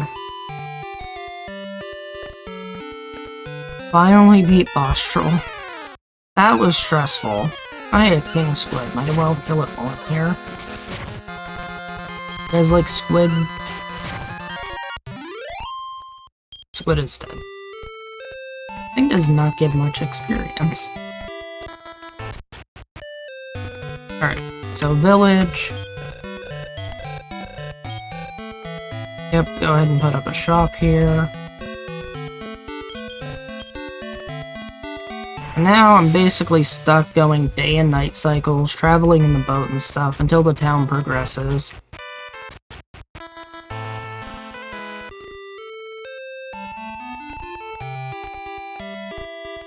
Sometimes I usually have to take the ship, get it all the way to daytime.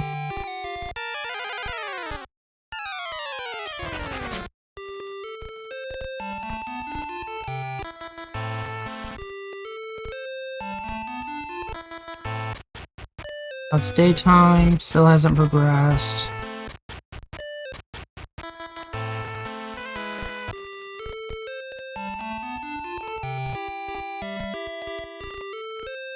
Sometimes this progression just doesn't want to go for some reason. I'm not sure why. Game's a little weird. There's no like real specification on how you transfer to the first stage of the town building.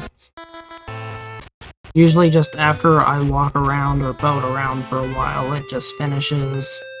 Sometimes it's after multiple days have passed. Dark lamp again.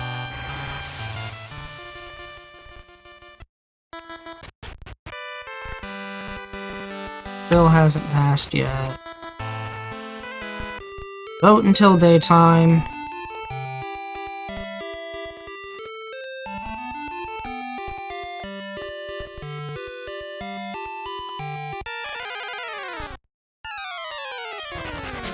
Village always likes to be very fickle.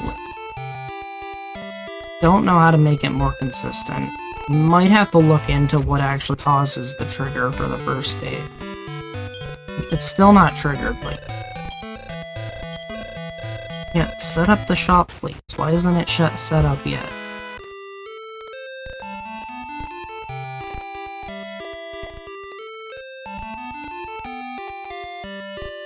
It might be that I need to do a full day cycle without the dark lamp.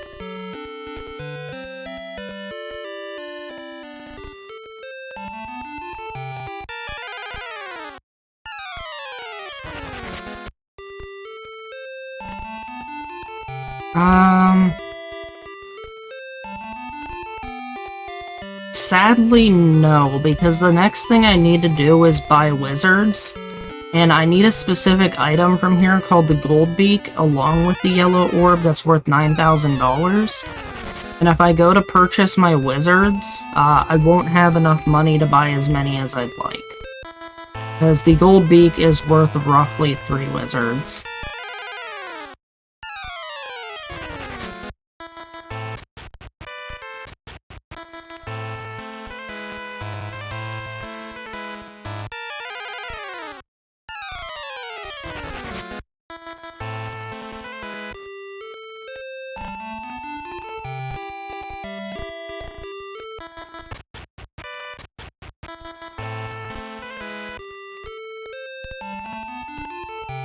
This is a solo run. I had to escort a dealer here. They didn't join my party, they were just an escort. I'm a bodyguard. But you still need to set up this town regardless, because you need the yellow orb. There's no other way to get the yellow orb, and this version doesn't have a duplication glitch like the other versions.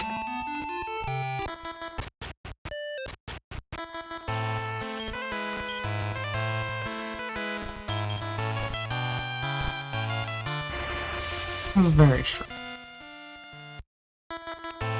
Oh, I had to buy a wizard ring. It restores MP. Welcome Freedom Pulse with a raid of 45 people. Pretty solid raid. Ah, there we go. We got the progression. Okay. So, is the theater up? No, theater's not up yet. Now what do I do? Go to the inn.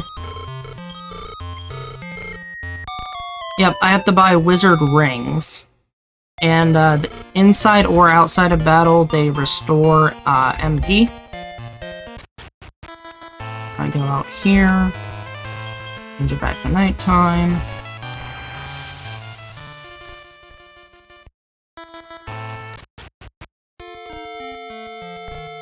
Theater is now built. We go into the theater. Try to leave. Try to leave. They're gonna charge us an exorbitant amount of money that we don't pay.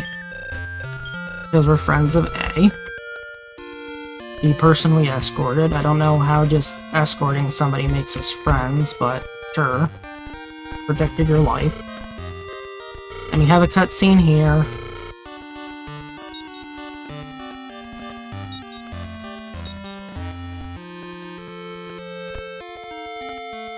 They're basically tired of A running the town. Go back to the inn, rest at the inn. Now, sadly, there's only 4 letters for a character name, and I didn't pick out an actual name for the teacher. Leave, re-enter. Now there's a guard here. A is in prison, but we don't actually have to go talk to him. Instead, we just go to this mansion. Behind here, finally get the yellow orb.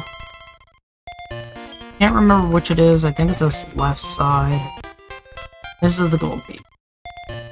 So now we got our yellow orb. Now we're gonna go to Noah Neal's. We're gonna go visit the elf village with the change staff we got from the boss troll. And we're gonna go to the only shop in the game that sells wizard rings. The only shop and the only place you can buy them.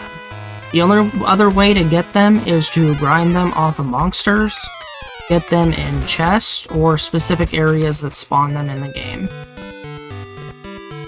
So if you ever want to do, like, a 100% and get to the final dungeon and all that, I recommend just locking yourself at this point in the game, farming a ton of money, and just buying an insane number of these using the change staff.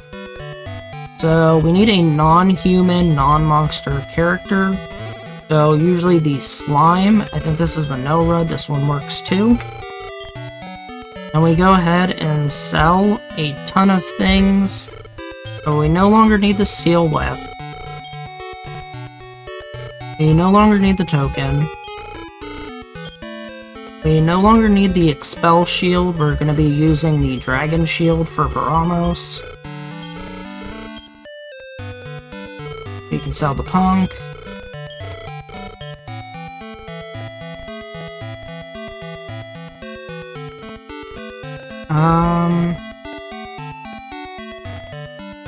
We're gonna be switching to the Thunder Sword, so I'm gonna go ahead and sell the Zombie Sword.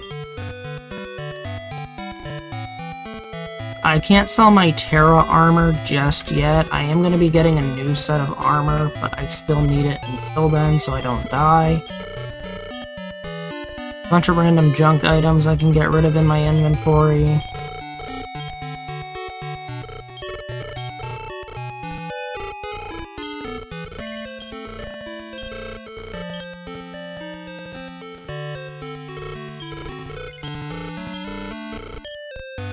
I don't think I need the dark lamp anymore, but I still keep it out of respect for the dark lamp. It's my favorite item in the game. Oh wait, the gold beak's not 9,000. It's... why'd I think it was 9,000? Alright, so now... go ahead and buy wizard rings. Shove them in the bag. So the gold beak is worth 2. Wizard rings, almost 3. We're just gonna buy as many of these as possible.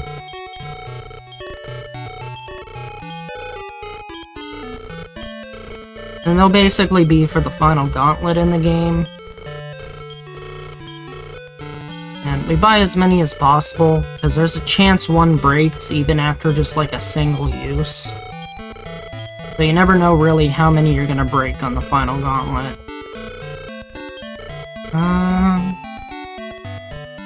Sadly, I do not have anything I can sell for another 500, or I could get another one. I think 10's perfectly fine. So we're done here. Now we gotta go get rid of the change staff and trade it in for a bone. You have to trade it for the pirate's bone. Now, what the pirate's bone does is once you obtain it, it triggers a ghost ship to spawn on the map. And the ghost ship is how you get an item called the love memory, which is used to block a place you can't ship to, but that's blocked by like a curse of sorts. And yeah, it reunites two lost souls together. There's a cutscene and some nice music that goes with it. But to get the pirate's bone, you go to this icy green land-ish place. I think it's supposed to be Greenland and Iceland combined. I think it's actually called Greenland in this game. The whole light world of this game is kind of modeled after a 1400s style map of the globe. So now we got the bone, and now the ghost ship will spawn, and it typically spawns to the left side of Romilly, but sometimes it'll spawn to the right. Let's see if we get the good spawn or the bad spawn. So if we got the good spawn, which we did, it's right over here. And we go down these stairs. There are some treasures in here, but I'm not really concerned about them. The only one I'm concerned about is the love memory. That was actually a gold split. Then we go to Noah Neal's. And now we gotta go to the place to use the love memory, which is the basically trapped prison. It's like an island that was a prison. And a lady lost her love of her life, and he ended up dying in the prison, and his soul was trapped there. And the love memory kind of sets their souls free, of sorts. We have to pick up a sword from the guy's dead body. And the funny thing is, it's a pretty decent sword, and we're gonna get rid of it almost immediately. So we're gonna get this sword called the Sword of Gaia, and then we're just gonna chuck it into a volcano. No particular reason, just opens up a path, so we have to chuck it into the volcano. We're not allowed to keep it. But we almost immediately get a new sword right after in the next dungeon. So that's why I went ahead and sold my zombie sword. So you get pushed back here, and if you don't have the love memory, you're kind of just stuck here. So we go ahead, use the love memory, and this will trigger a cutscene here. There's some nice music to go with it. I put my headphones on for it. And the two spirits appear, somehow magically gigantic on the screen. It's the story of Eric and Olivia. I can't remember the full tale between them, but they're reunited now. And the curse is gone. Then you can just swim through here. And we go to the prison. There's a bunch of lost souls in here, or trapped souls, or whatever you want to call them. I'm gonna go down here to the right. Next to his body is the Sword of Gaia. And now, I'm gonna cast Return. We're gonna go to Ashalam. I'm gonna go actually in here, and I'm gonna stop at the inn and heal real quick.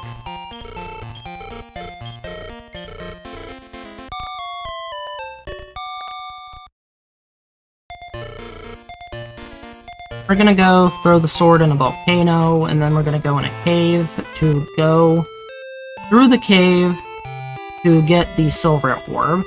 Inside the cave has one of the best armors in the game, the blade armor, which reflects 50% of the damage you take back at the enemy.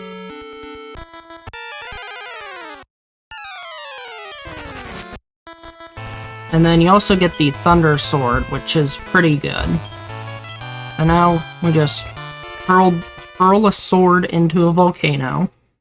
Somehow activates the volcano and creates this large land bridge. This is how you access the Cave of Necrogon.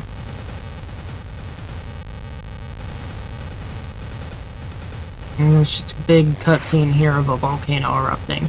And this is supposedly the same volcano that your father Ortega falls into and dies. Or disappears. Necrogandlarpus.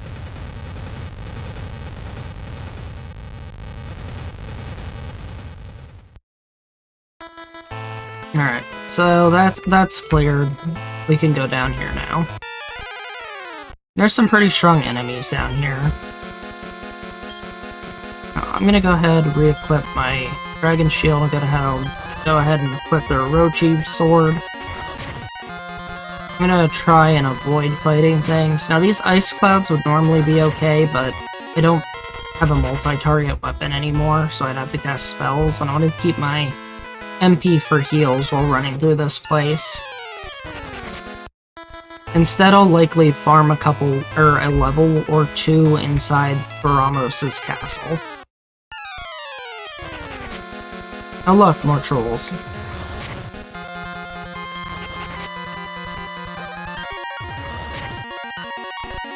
Now, trolls, and there's troll kings in the Dark World, are a couple of the enemies that actually keep regeneration.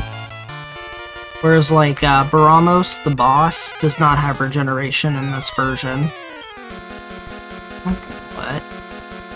I wonder... F Firebane, I wonder how much this does to them.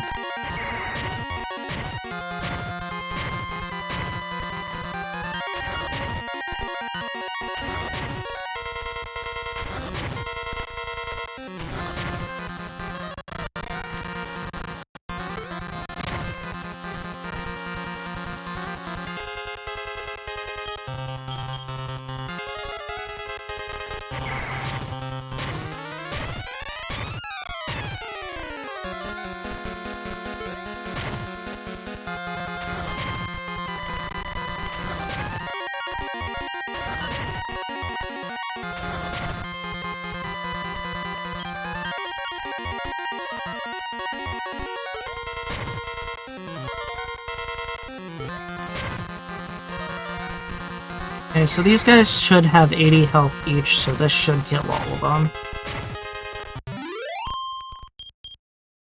Yeah, so that's 5,000 experience points if I do those fights, but I have to use MP to do it.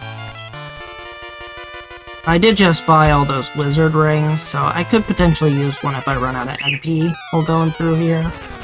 I do not want to fight those guys, though, so those guys have some pretty strong spells.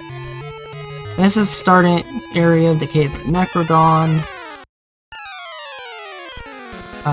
Tordo Lords, I believe, are okay to kill. They just cast Bounce and do regular attacks. You have some notes on some of the enemies. Right now they're just mental notes, but I did have written down notes. Tordo Lords are okay. And lion heads are okay to kill in here. Everything else is kind of dangerous in some way or another.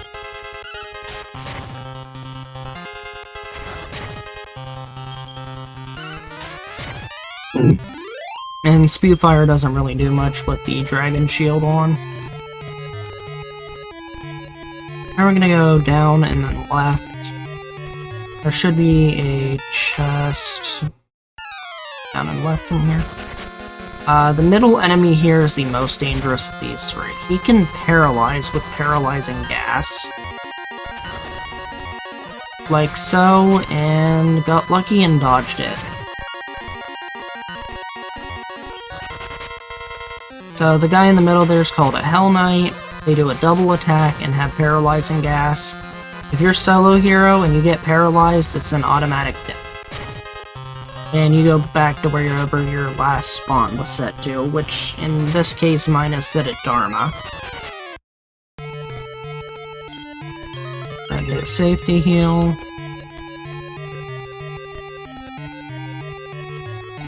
This should be the Thunder Sword. Gonna check, make sure. Just gonna equip it right away.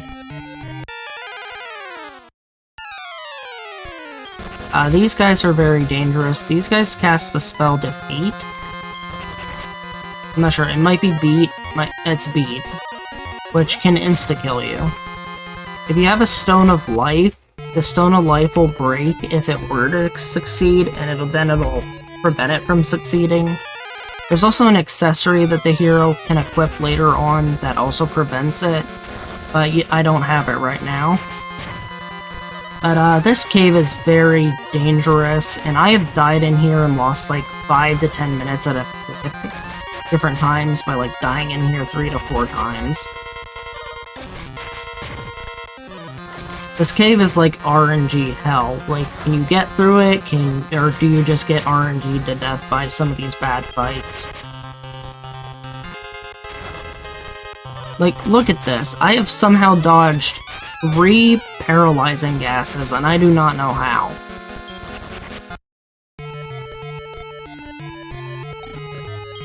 And here's the blade armor. The best and/or second best armor in the game. And/or third best. Or at least for the storyline, it's within the top 2. So there's the King's armor, which is for the hero, and then there's this armor. And depending on the boss is gonna depend on which one you use. So Brahmos were forced to use it, and then the final gauntlet has 4 bosses. There's the King Hydra, which you use the blade armor. There's Barabomus, which you use the King's armor for. There's Baragonus, which you use the blade armor for. And then there's Lord Zoma, the final boss, which you can kind of use either. Usually I use the blade armor. Now we're gonna fall here. I'm gonna head up to a staircase. Then we're gonna take a path down to the right, trying not to fall again. Another staircase. That's not good. They got an ambush on me. Okay, that looks fine. As long as a Hollow Ghost doesn't cast Beat, we're fine in these type fights. And this will lead to a water area, and this is the last main section in this cave, but it's also one of the most dangerous. Hollow Ghosts have a high chance to spawn here, as do the Hell Knights. Wrong way. You go up and to the right here.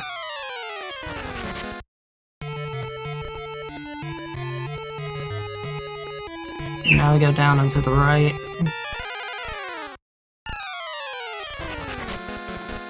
As I said, lots of Hell Knights and lots of Hollow Ghost.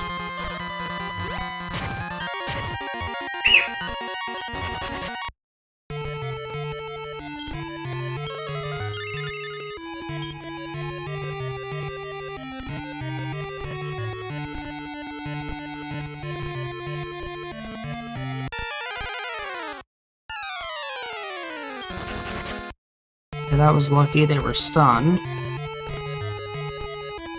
Okay, on the last path, we just go straight up from here to a staircase that leads out.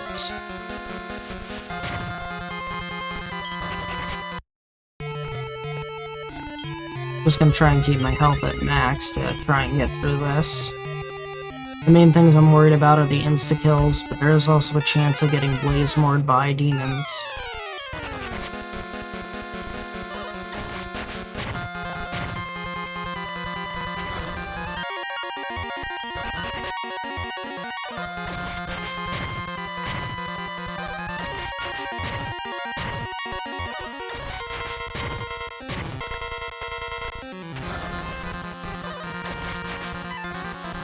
This is nerve-wracking. And that's a death. Right at the end of the cave, too. That is the worst possible death to take there.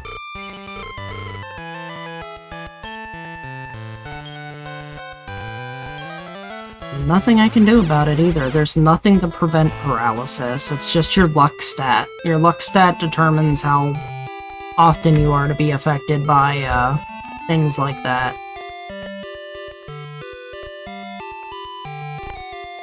You do? Just sail back and try again. This cave is literal RNG hell.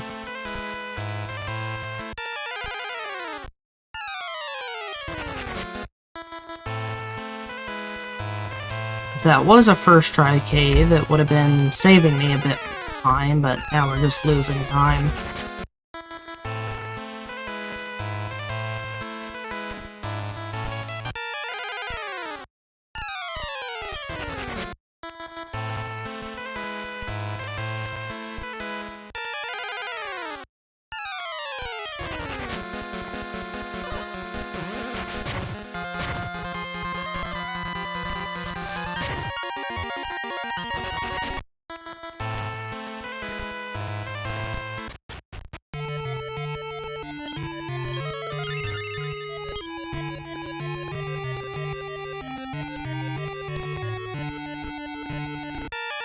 Now, in the future, I'm probably gonna change the split to just be called RNG Hell.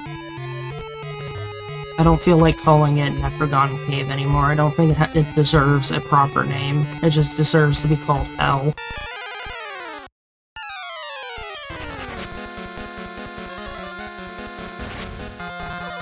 Like, even Baramos' castle in the Dark World is not this bad.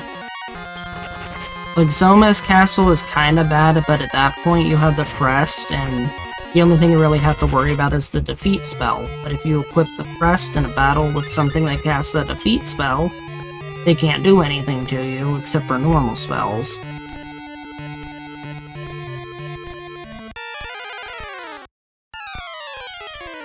Hey, single jewel bag, I'll take this fight.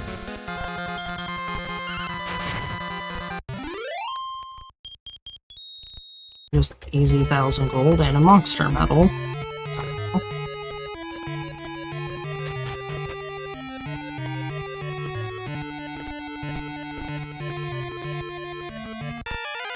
Well, my cat decided to show up for good luck, so...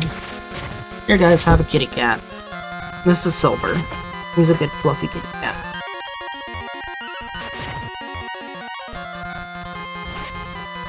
Now, lion heads by themselves here are safe to fight and actually worth a good amount of XP. My gram has to let my aunt's dogs out real quick. I'm gonna mute my mic.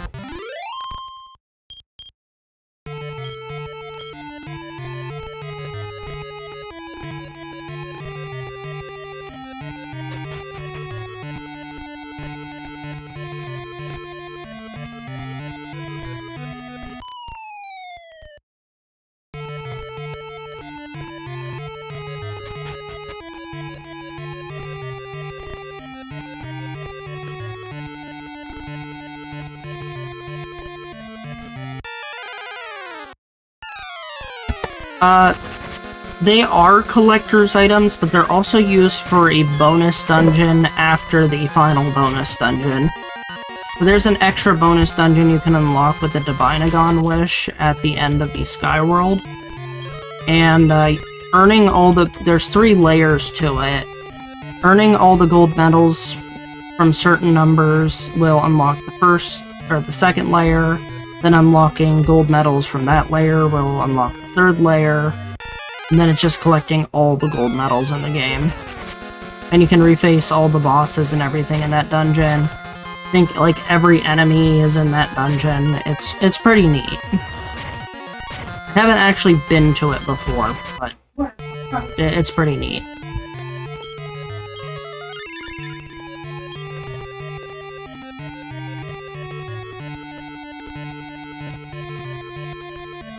I can't exactly get my camera to be next to my cat.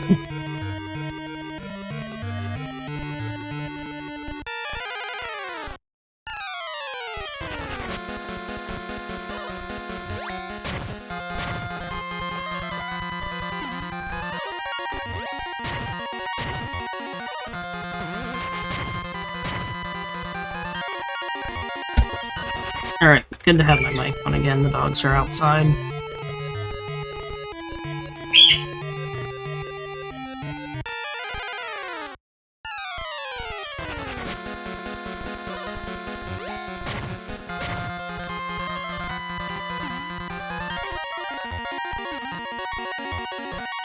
I'm really getting sick of these enemies in here. Like, this is nerve-wracking. Like, every time I see that beat or defeat spell, or I see paralyzing gases, like, am I dead? We made it out of RNG hell. Now we just need to make it to the shrine.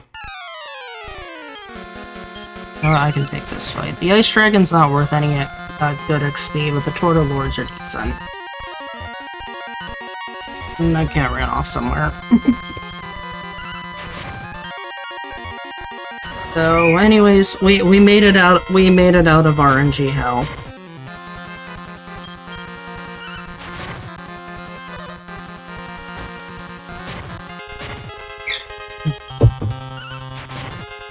Soon enough, we'll be to the moment some people have been waiting for. We're about to get the Silver Orb, the 7th and final orb to summon Lamia, a beautiful bird with a beautiful song. And now, we will pick it up.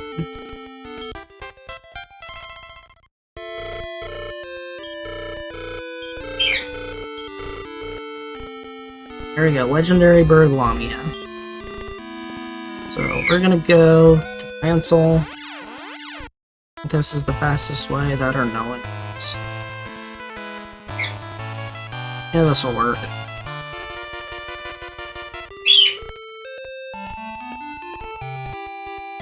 Just gonna sail down and around.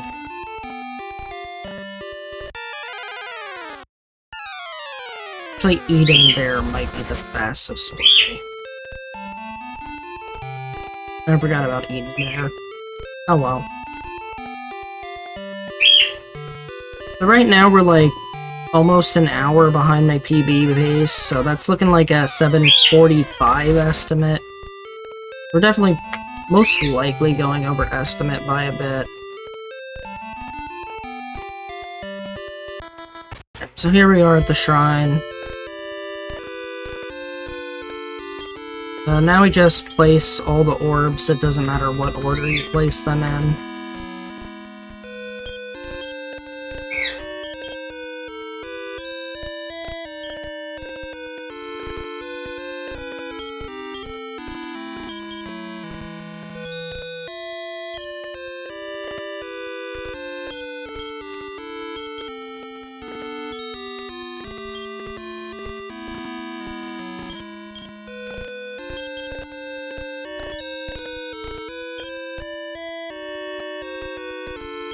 Once you place the final orb, a cutscene will trigger.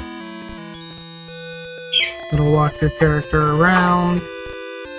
These two will talk, and the bird will hatch, and you'll hear a nice song here. All the orbs will light first.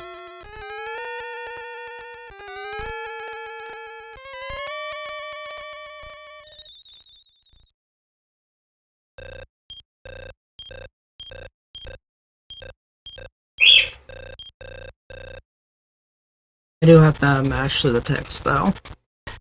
And Burb. One of the best songs in the game, incoming.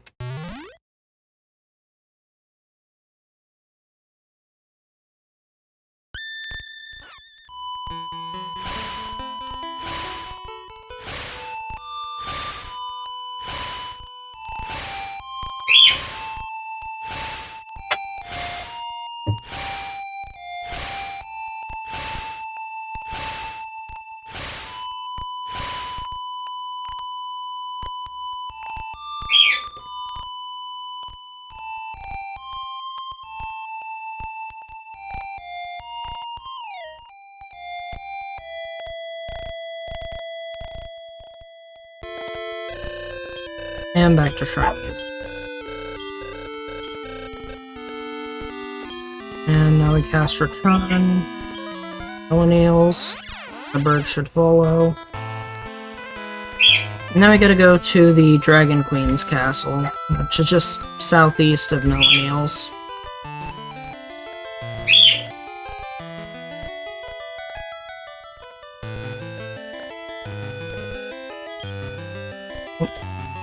There we go. Perfect. We have to pick an item up here called the Light Orb.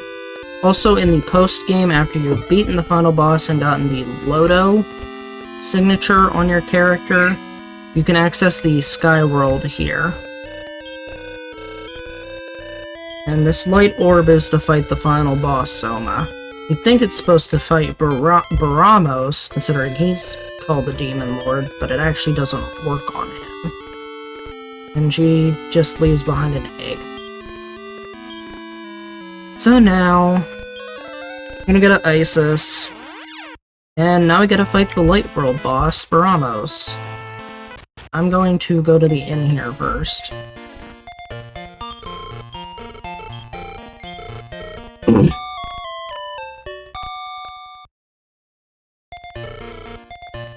And I'm gonna go set my save at the Isis castle so I don't have to do, if I die and respawn, I don't have to do a return and heal. This will just be full MP. You can just jump out the side of this place.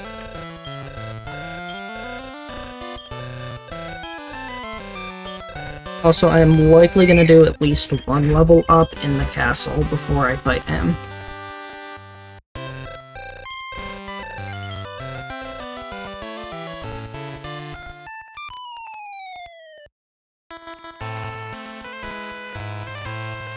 The reason we go here is because his castle is almost directly below here, just to the south and east. This is Baramos' castle. It has a very spooky theme to it. Very, very spooky theme.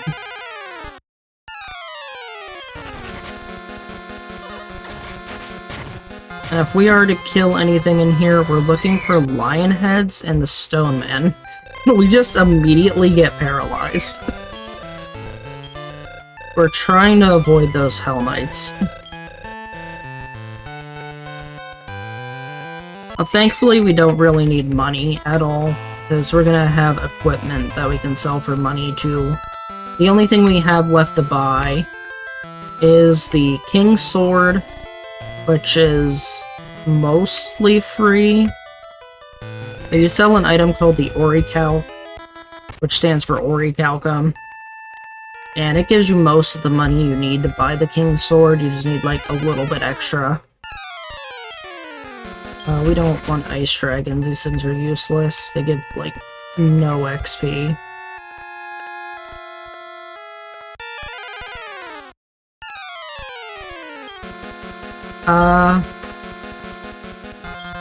Evil mages are okay here, I just have to be careful not to get killed by Blizzard. They're good experience, but they do hit pretty hard with their spells.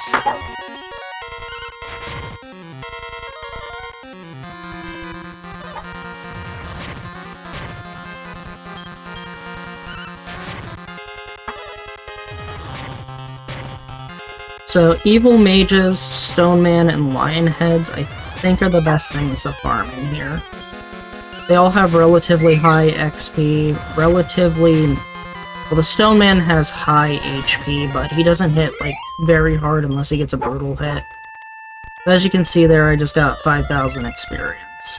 So I'm already getting more experience than I could do with Metalies at a faster killing pace.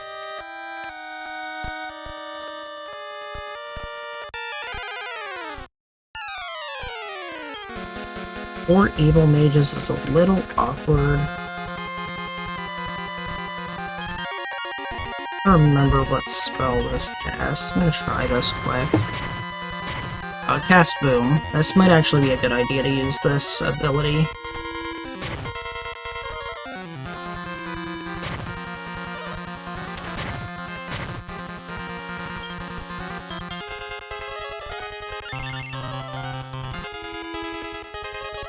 Oh, I forgot these guys have sleep.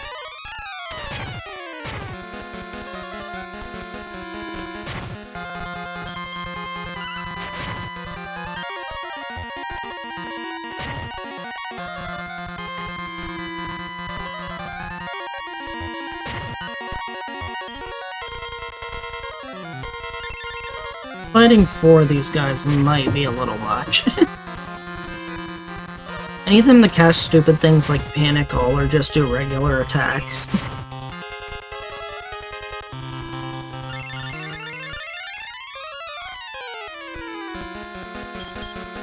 I seem to be able to mostly just one-shot them with this sword, or two-shot.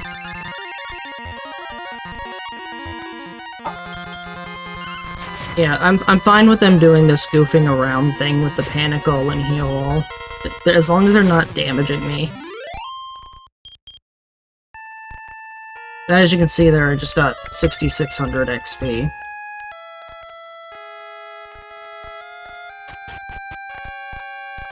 I'm not sure if Stop Spell works on them or not. I have to test that.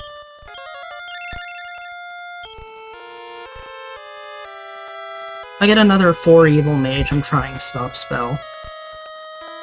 I mean, it works on Baramos, why wouldn't it work on the Evil Mages?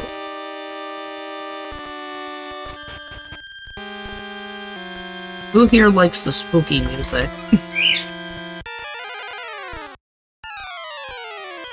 Oh my god, look at all the Metabols. I guess Metabols do spawn before the Dark World. Except they all just ran away. Bye, Metabols. Nice seeing ya.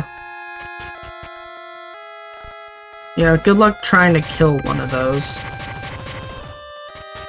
Oh, I hate these stupid tiles. So we're actually... Oh yeah, I should warn you, those stupid tiles make like a flashing... So that's Baramos' den, no monsters spawn in there, so if I'm gonna level up, I have to stand out here. Oh, one of the Metabols stayed.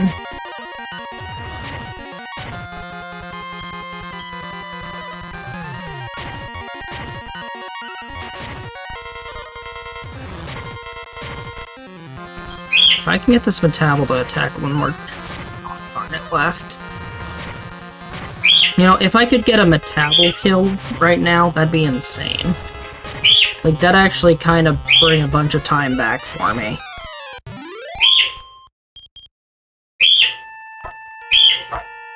I'm okay using my MP. I usually use Wizards right before the Baramos fight to fill up my MP. I don't care for this fight, but I'm gonna try it. I can just get rid of the Ghost and the Hell Knight. I can be fine here. They are in Cockatiels. They are not covered up right now. I should see if I can get over them. I will try that really quick. You want to just give me a minute?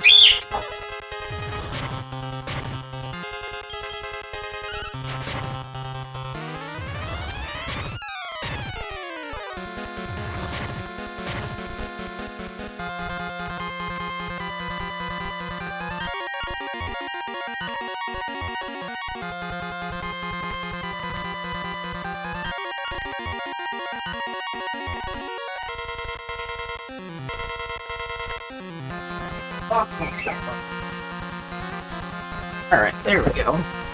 Now the birds are being quiet. I'm gonna let the dogs in, okay, Graham?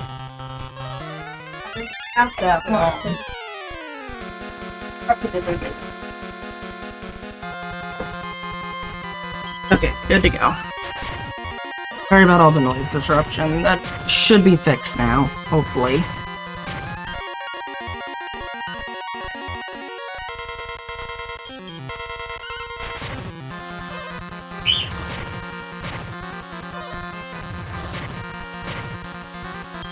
I was kind of worried about the noise disruption when it hit daylight, because yeah, they usually wake up, start squawking. Graham gets up, lets the dogs out.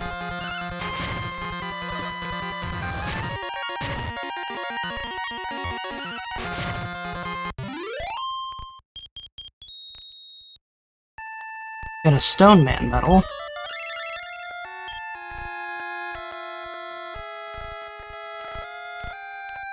Hopefully I can get a good level up before Baramos here.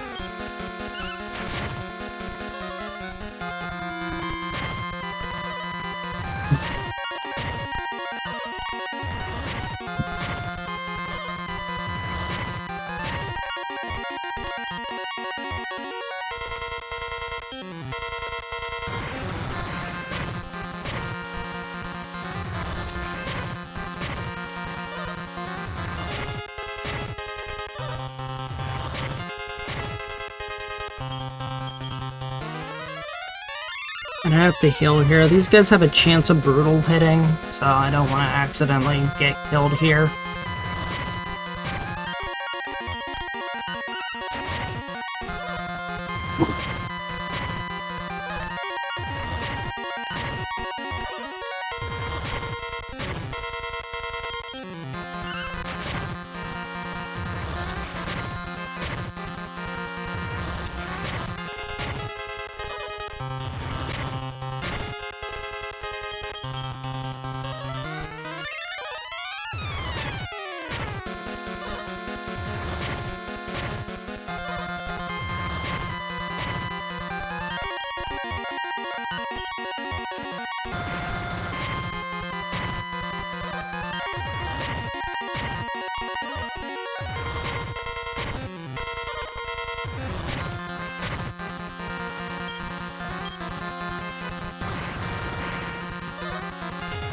Come on.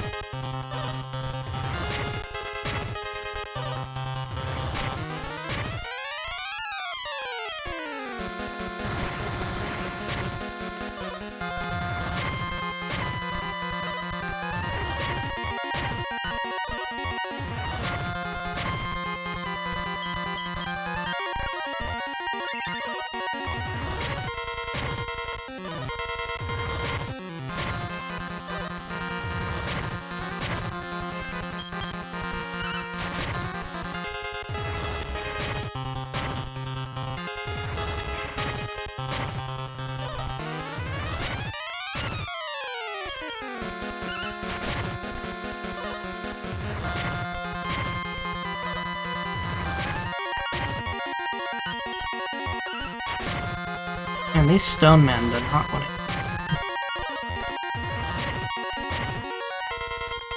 I didn't think these guys had regeneration, but it seems like they're regenerating.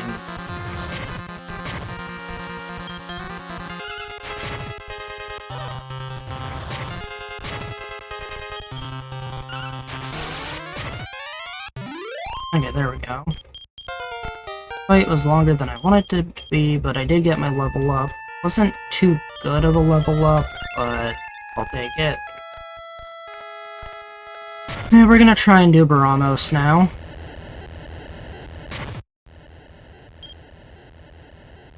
So we're gonna go heal all. Gonna put a bunch of wizards in our inventory.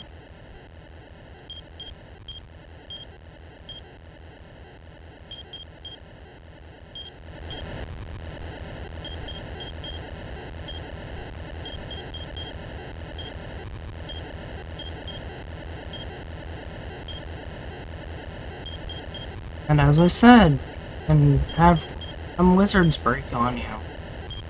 After one use. It's very awkward when it breaks after one use. Just lost 2 wizards. I do get at least 1 more later on, though. And we're gonna start Baramos.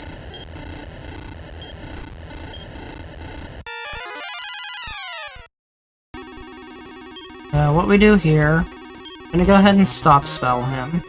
So we don't want him casting Explode It. Want him to just do regular attacks. Then we're gonna Orochi him. Then we're gonna Orochi him a second time, but we might need to parry here and then.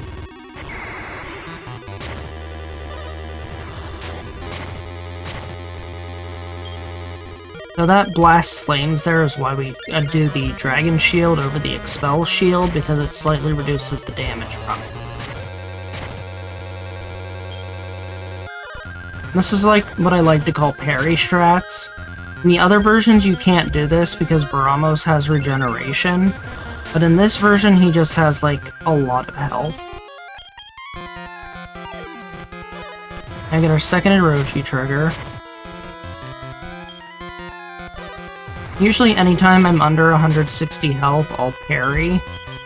That way if he does hits, he doesn't have a chance to kill. So the Intense Flames can do, I think, up to 80 damage. Anytime I'm under 160, it's just parry, let him hit, heal back to full. The only thing I'm really worried about is if at all he outspeeds me. I should have enough agility with the Starry Bracelet to prevent that, but there's always a chance. Like so, there was a chance of outspeeding, and he outsped me.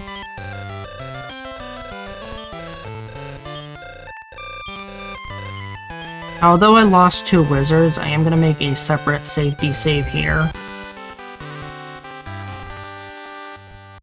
Because I'm just going to rush back to him and try and fight him. I'm not really going to try and get another level unless I really need to.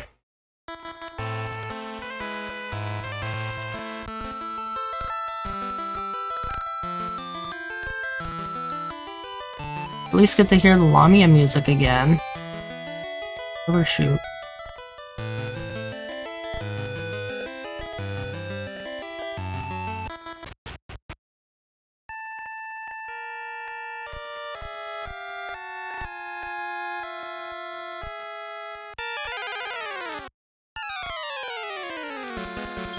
I'm not gonna fight the stone men anymore. They're just really bulky and waste a lot of time to fight.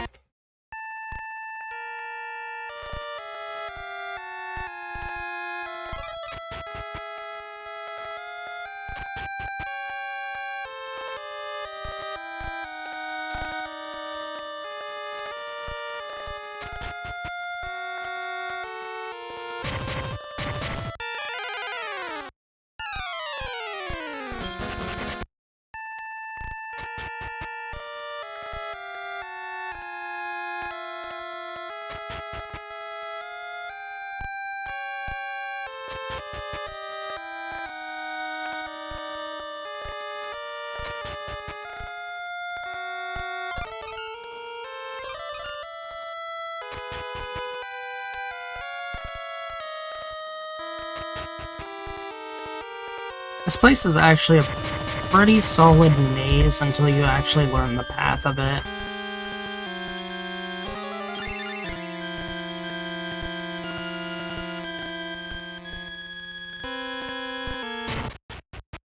It looks like we got back to Baramos okay. I go ahead and heal. There's a wizard to get back to full MP, and hopefully it doesn't break. Which it didn't. Just gonna fight him again.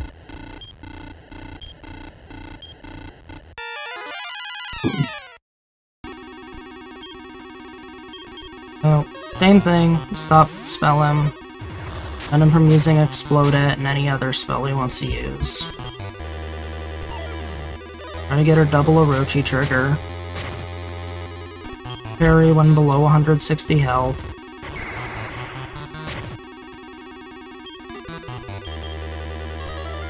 Heal up kind of when you're like super low, like 121's pretty low.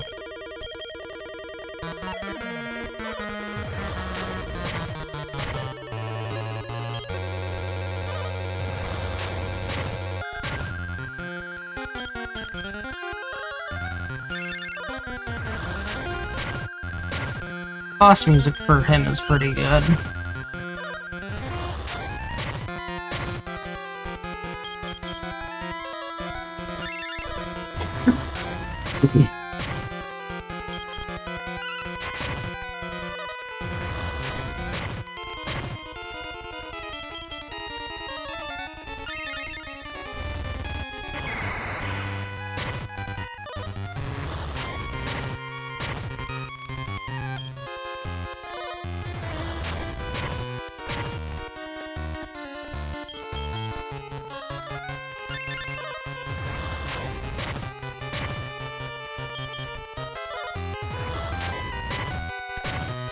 Okay, so he outsped me on that turn.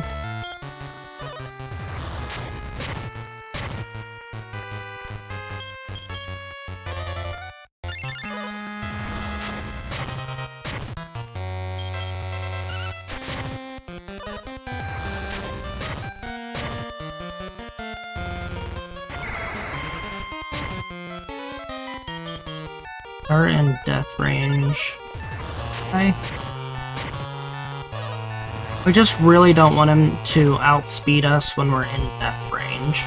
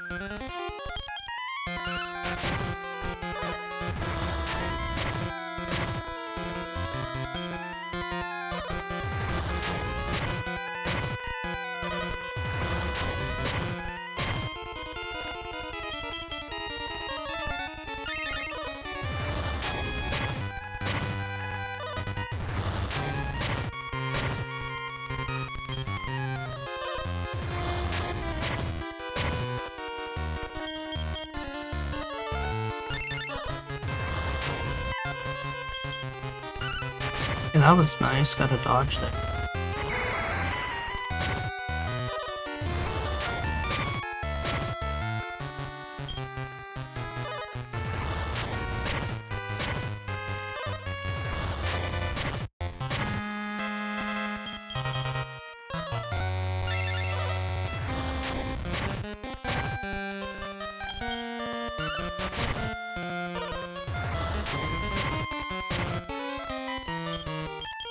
Actually, I'm not sure. I didn't realize he could be slapped. I don't know if I've tried that before.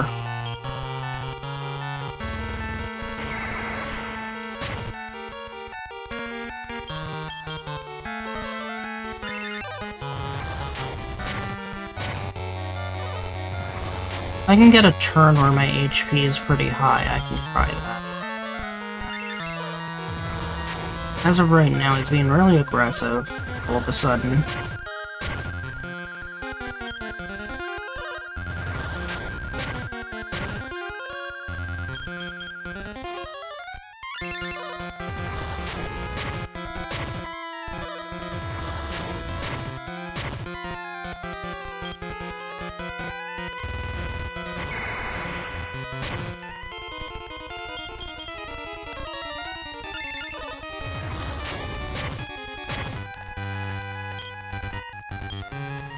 I'm gonna have to use a wizard, try to get my MP back up.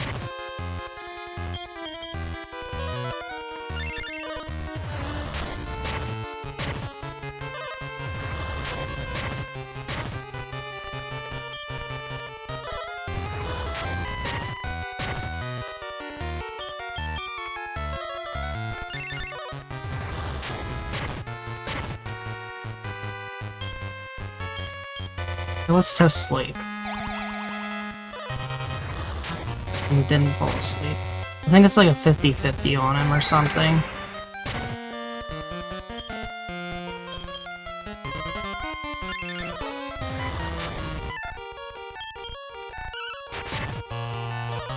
I think the FSC version has a different sleep chance.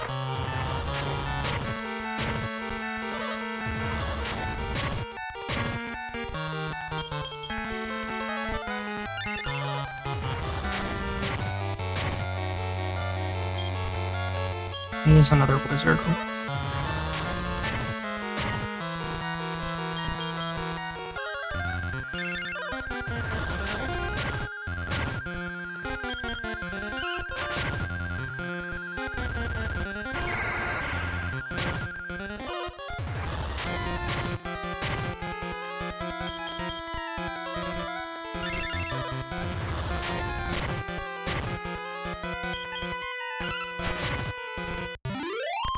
And that's for Ramos.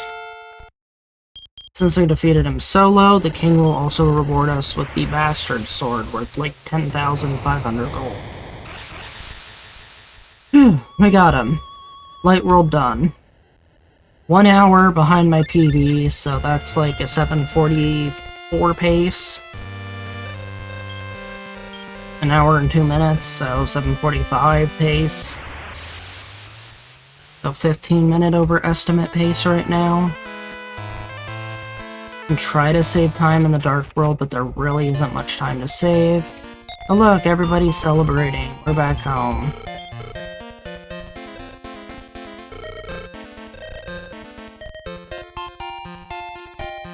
But it's all false celebration. Grandpa's sitting there. King's waiting for us. Fanfare ready. Not only that, you triumph alone. No denying your Ortega's child. And we get a special reward for beating him alone, which is the Bastard Sword. Which we'll use for a little bit, but we're gonna just replace it with the Cake Sword as soon as we can. Now, almost the best song in the game, or second best song in the game, depending on who you ask. But then Zoma comes in and drops a beat by deleting the guards.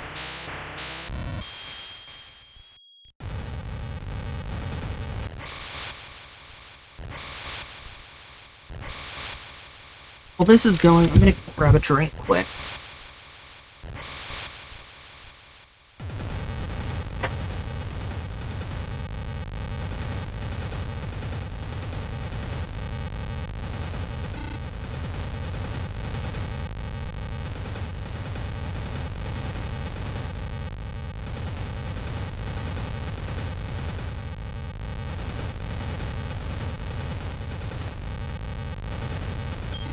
Nope.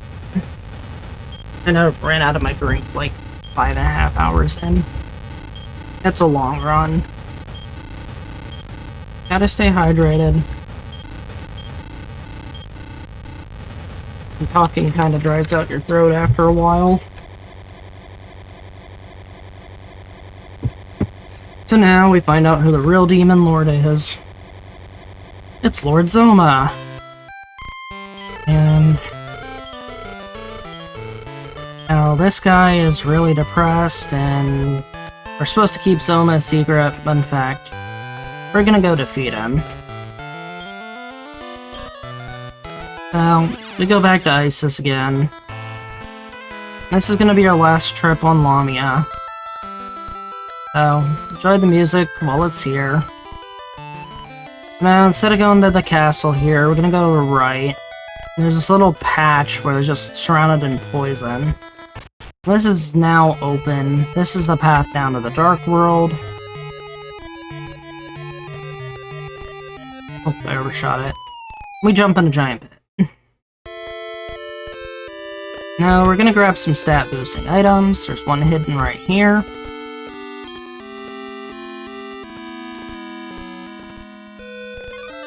There's one in one of the chests here, or dressers here. And we're just gonna commandeer this guy's ship. He says we can have it, but I'm not talking to him. And we just immediately get off, because we're heading over to a town here, or a kingdom called Tantagal. Ooh, a salamander! I did not expect one of these out here immediately. These guys give 8,000 XP each. Actually, to get the Bastard Sword equipped. Or was that 6,000? It might have been 6,000.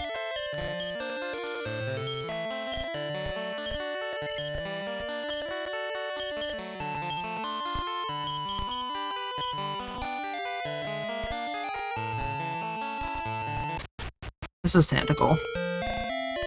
So now that we're here, there's a hidden stat item in, well, right here in the bushes. Got a Mystic Nut. If anybody has a nut button, press it now. And we're gonna go into the castle. Tapped. Into the castle. And although there's a treasury here, there's a king that you can save at here. Don't really need to save at him. But those treasures are empty. Instead, we're gonna head to the kitchen.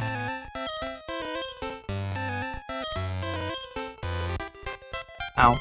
Oops, this one's just a tiny map. Is it Castle Town? Castle Town? It's both. Most castles usually have a town with them. Agility seed, money, hidden item, the sunstone, which we'll need later on to combine with other stuff. We can just cast return out of here.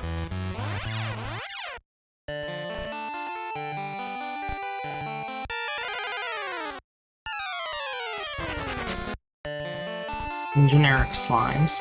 Now, funny thing is, you can also run into the red slime variant of the slime, and it actually counts as a difficult enemy to run from.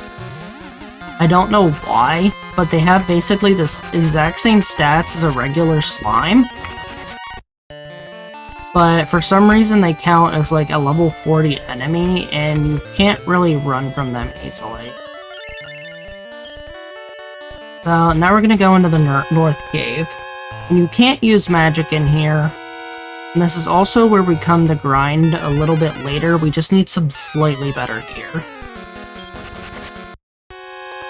Now, I should have bought some herbs before I came in here, but for the most part, I'm just going to be running away from all the enemies until I get the shield in here. This would be a really great fight for experience, but I cannot take that. I will die.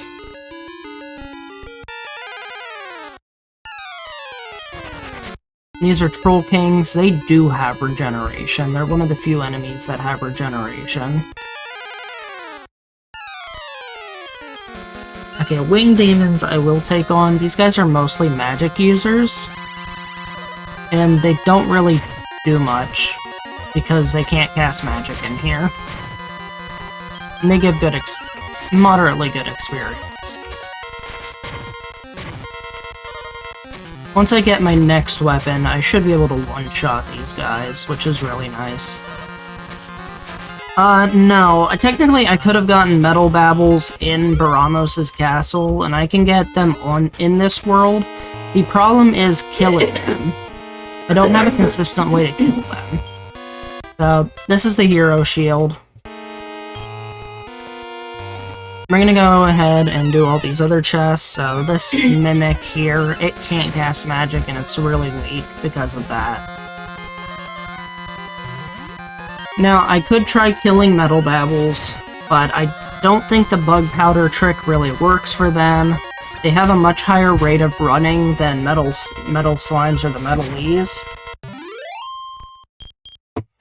So my only chance of killing them is if I get a critical, and I just one-shot them.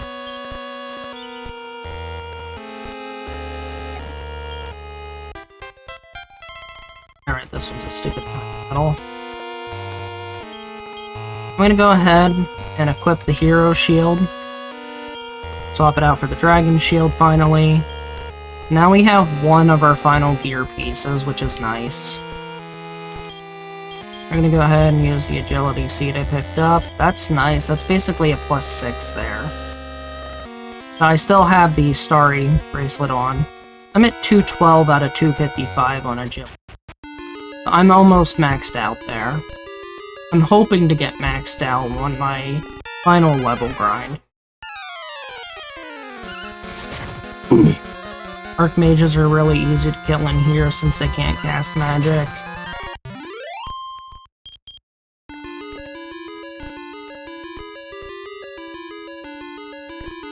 But, Metal Babbles, although they offer the most XP in the game, the most consistent way to level late game here is to do the salamanders in this cave. It's the most consistent spawn I can find for them, and once you have the King's armor, you can just restore HP as you walk, and then just walk outside and heal.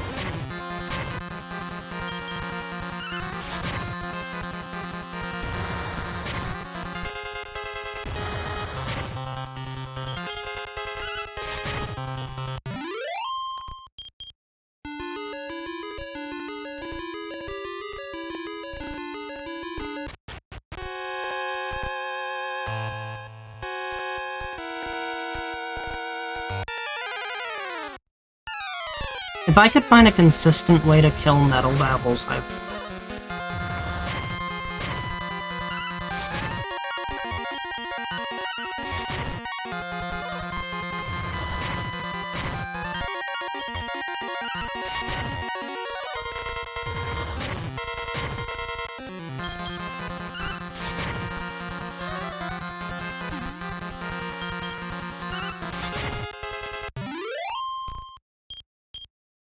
good fight.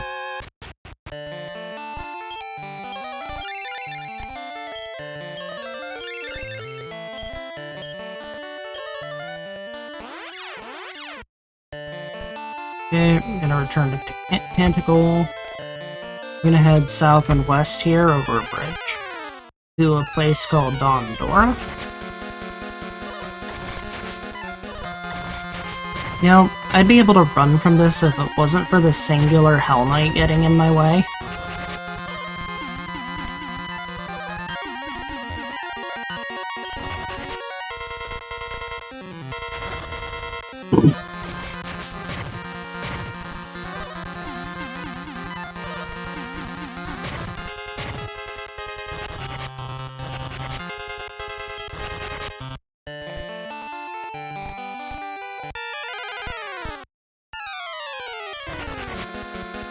Hey, Goopies. These things are annoying. They can summon Grand Titans, which although have good experience values, have way too much health to actually farm normally.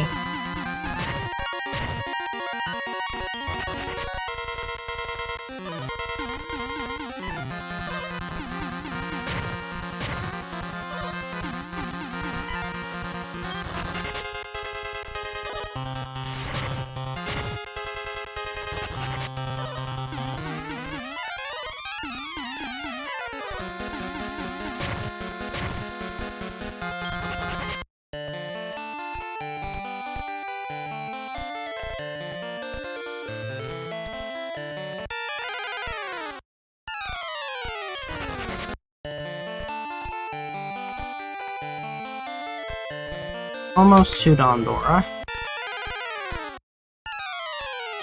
There's one thing we want to get here. It is called the Orical. Stands for Orichalcum, which is used to make the King's Sword. It is, for some reason, placed in the horse's pen in a bush. And it kind of makes me think it's just horse poop that somehow magically gets turned into a sword. It's really weird where this thing is placed at.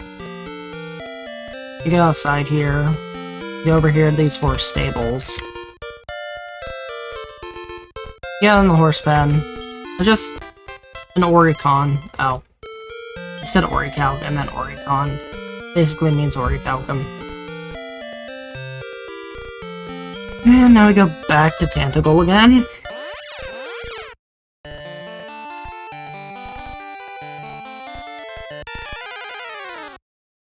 Yeah, normally if I wanted to farm Metables, it would be with a 4-character party and have a Sage or Wizard or something that has the spell Bee Dragon. And in this game, Spewfire works on both Metables and Metalies. And the Bee Dragon trick can potentially kill Metables before they have a chance to run. It's a really fast leveling strategy for a 4-character, and it's what I'd use if I were to do a Divinagon style run.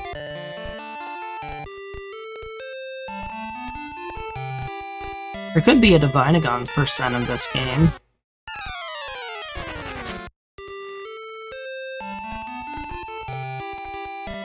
Alright, now I got some sailing to do. We're heading to a town called Cole. And at Cole, we will be getting the King's Sword and the Pixie Flute.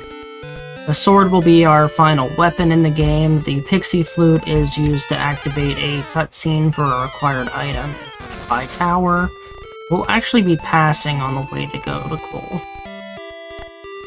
Thankfully, the Dark World is pretty short. The Light World is where most of the time is, because you can see we're at almost 6.5 hours. And the majority of that was the Light World. Hope if I could actually sail properly.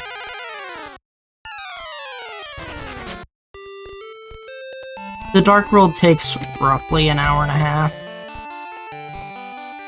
So, you didn't get to see the tower, but it was up on that island, like, right above us when we landed.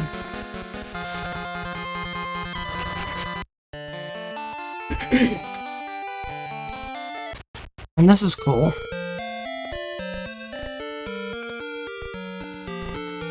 I actually made up like 3 minutes of time with that. I got here really fast with a low amount of encounters.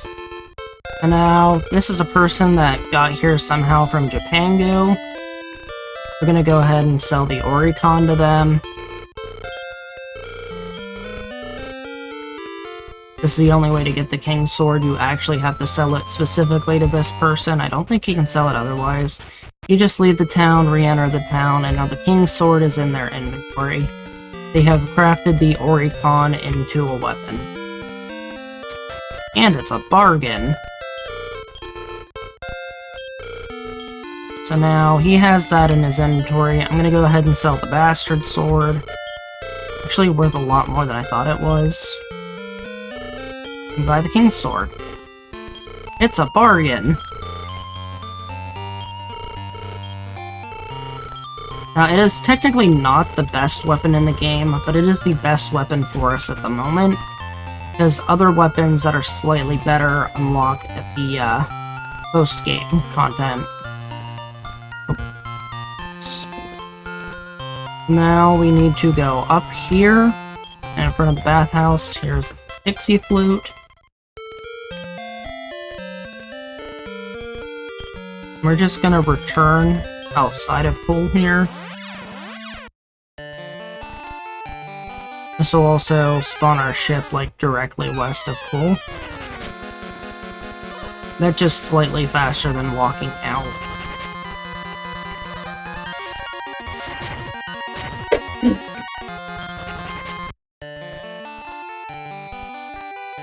There's our ship. Now, Balrogs are kind of dangerous, or Wing Demons. Balrogs are in Zoma's castle. Wing Demons are more dangerous outside of the North Cave, because now they can actually cast their spells.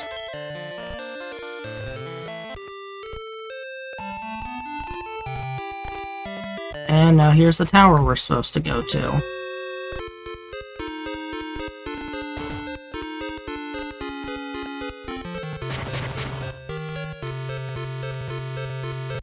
Go left here. Oh hey, Metables. Let's see if I can get a crit.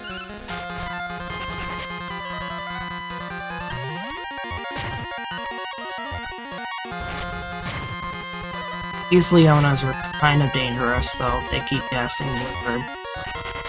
We did not get a crit.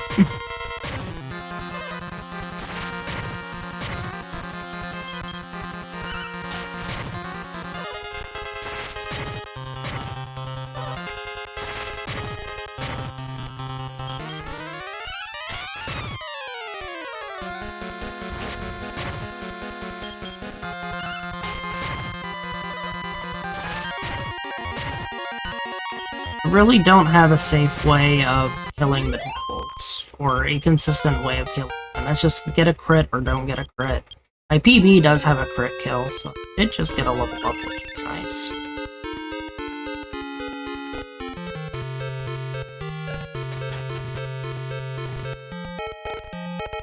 Alright, next, I need to go up here. Might as well just kill these really quick. Oh, I can actually one-shot them now. Probably not consistently, but I did get a one-shot there.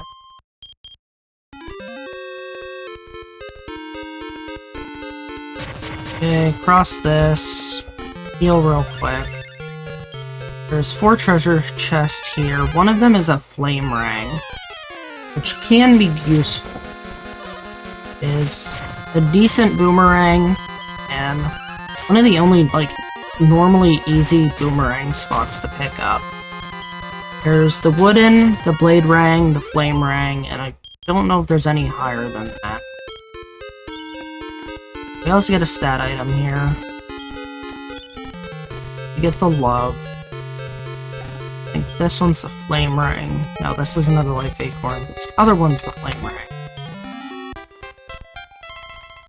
And this will be the only other boomerang we use in this run, on rare occasion. I'll actually swap it out for a wizard. That'll actually be used in our North Cave grind on occasion to hit multiple enemies. Ooh, we get a +5 and a +4 on those. That was really good. Oh, and this place also introduces these tiles, where up is down, left is right, and your directions are kind of reversed. Okay, failed to crit that metabol.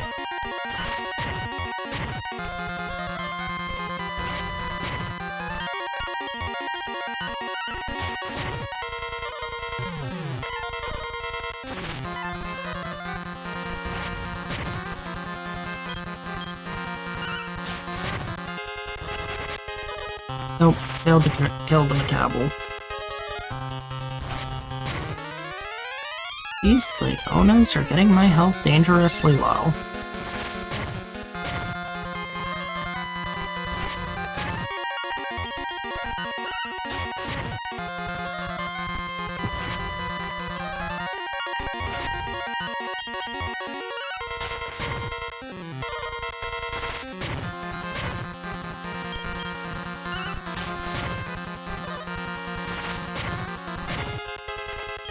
Well, if I get any crit metabol kills, how about this? I'll donate $5 every crit metabol kill we get, if we get any.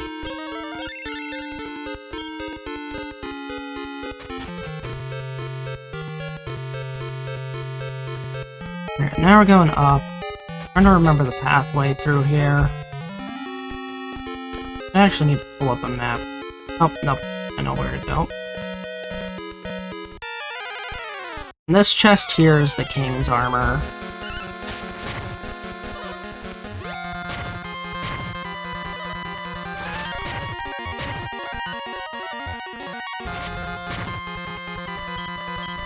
I'm actually losing time because I'm fighting so many things here.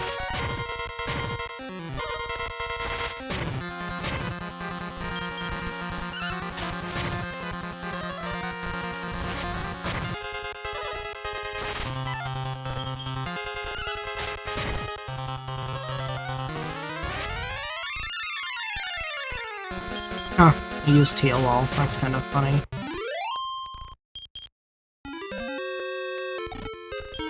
King's armor, or not, how do I keep mixing them? Light armor, hero shield, king's sword. Brain doesn't want to work. So we're gonna equip that. Now, with this armor on, it reduces damage from magic and breath attacks, I think. We just jump off, because the next path we need is off the left and up here. I don't want to fight Vile Shades. That's why I don't want to fight Vile Shades.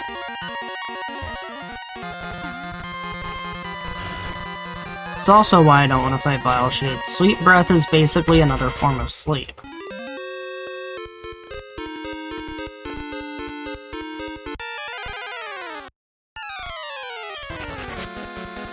Game, what did I just say about Vile Shades?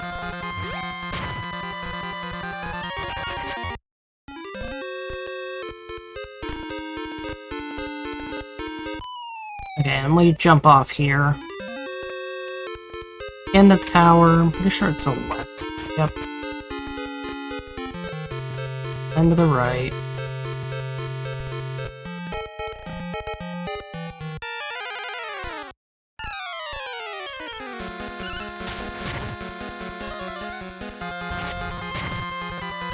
Okay, so you can see here, the blizzard damage has gone down significantly. The light armor reduces magic damage. It's really good.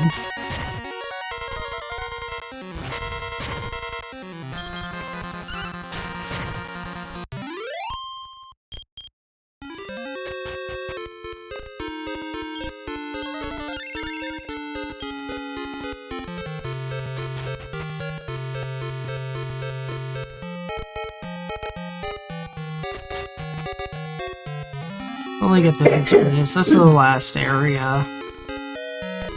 We're gonna use the Pixie Flute to wake up a elemental that got completely turned to stone named Rubus. She will give us an important item. I think it's the crest to pick up here. 95% sure it's the crest. Yeah, I think it's 1/3. And use our little Pixie Flute. Fun little song here.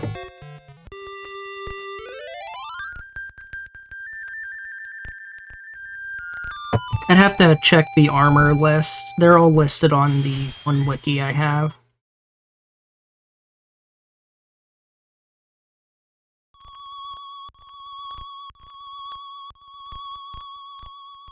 This is Rubus the Elemental.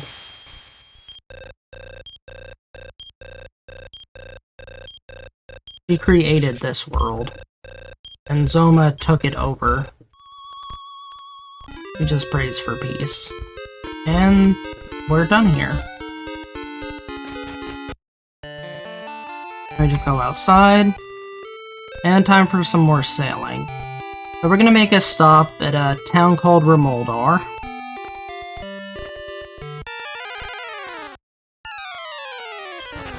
We are not fighting these guys. Vergackles are kind of annoying.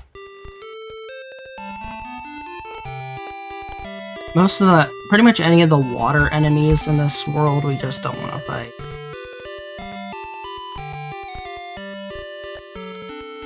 We're just going to be sailing along this coast for a while. We're eventually going to make a stop on the side here. And we're going to stop right here. Now this area usually has a lot of metabals in it. It also has Darth Bears and Wyverns. Or Wyverns, depending on how you want to pronounce it. None of them are particularly strong enemies, so I can just kill my way through if I have to.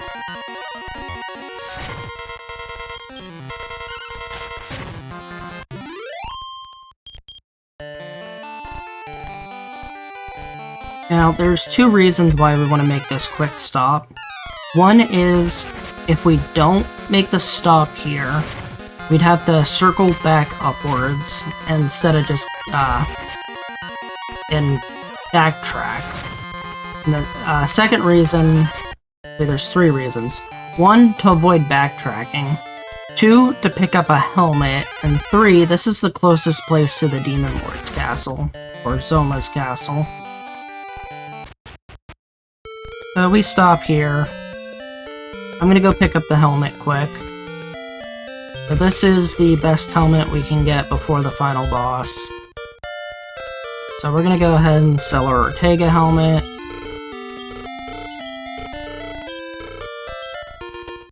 Rest in peace Ortega helmet. Sell our Thunder Sword.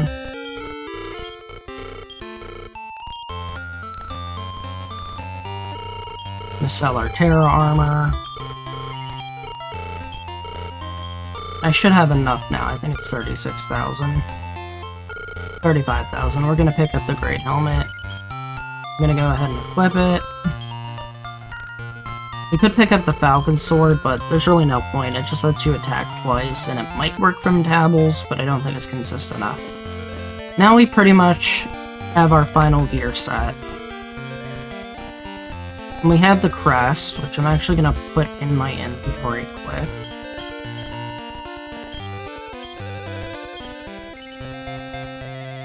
Because we'll need that for the castle coming up in a little while. And now we're done at Remoldar.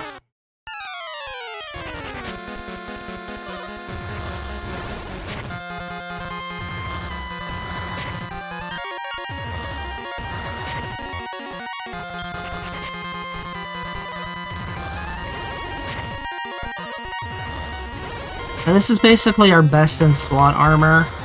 We use the crest in Zoma's castle to avoid an enemy that casts defeat. We also can use it now if we ever run into any other enemies that cast beat or defeat. As long as we have it equipped, we are immune to those spells.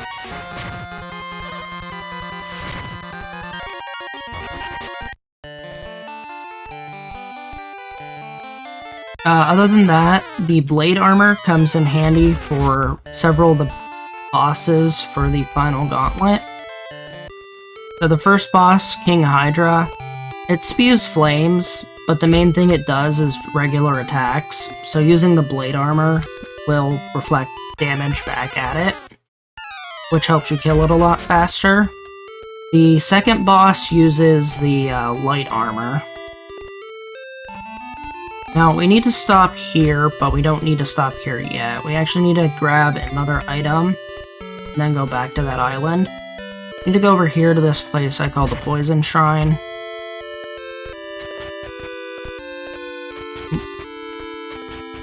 And guess what? This is the voice we heard at the beginning of the game. It's a fairy that helped Rubus out. And she said terrible things. She called us a lewd. And not just a little bit. But she gives us an important item, and she just wants us to save the world. She's the one who does the personality test in the beginning of the game. It's kind of neat how the lore ties in with that.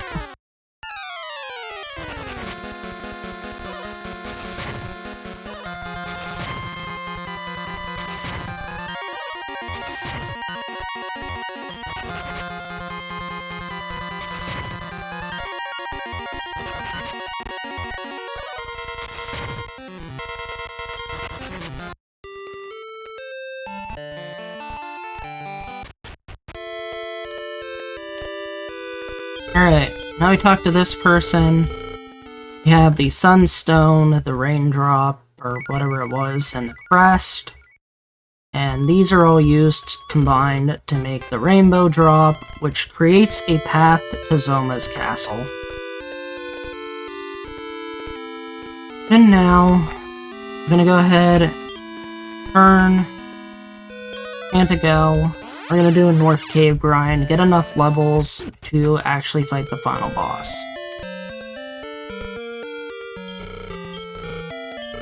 What I need the inn. Where's the inn? There's the inn. Also one of the best inns of the game. It's literally only 1 gold to use this inn. It's so nice. But it's always nighttime here, so you'll never see the light of day.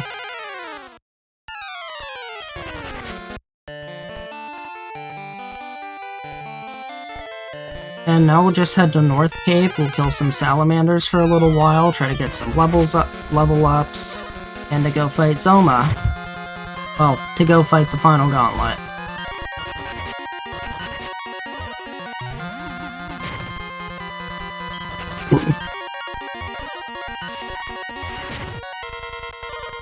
So for the rest of the run, we have the grind here, we enter the castle, we watch a cutscene, then we fight the final gauntlet, which is the King Hydra, Barabanos, Baragonus, and Zoma. And then after Zoma, it isn't time yet, there is a cutscene with Zoma, and then you get control back of your character and you get spat out at the bottom of the North Cave.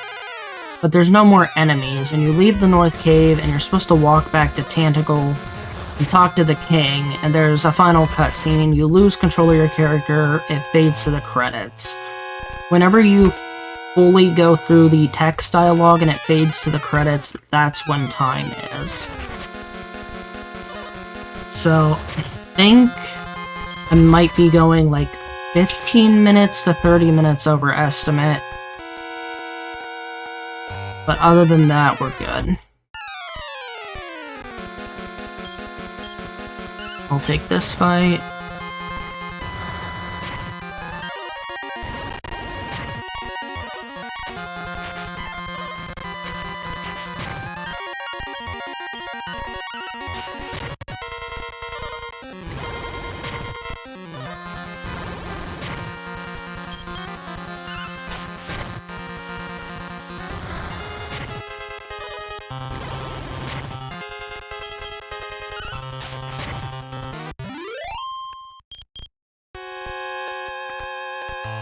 I'm mostly just looking for salamanders here, but there are some other fights I'll take.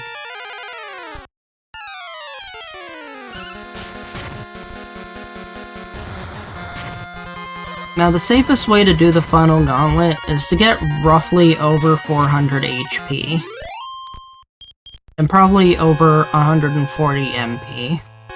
It's usually like this safe area, I've noticed, for the final 4 bosses. I think I beat it with slightly less before in my PB, but I can't remember.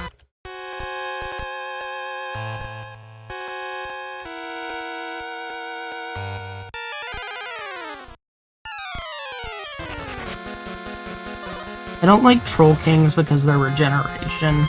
They usually just take a little while to kill and it's annoying.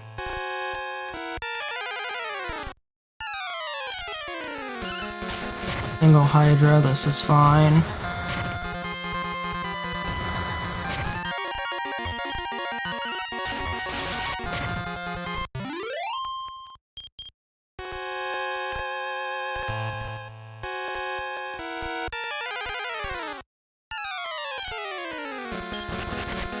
It's 8:10.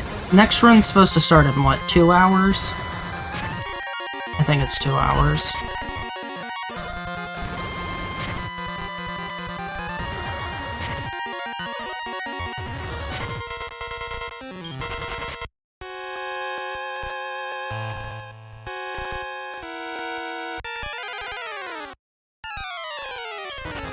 I am not finding any salamanders for some reason. Maybe I should go look under a rock. Salamanders like to hide under rocks, I've heard.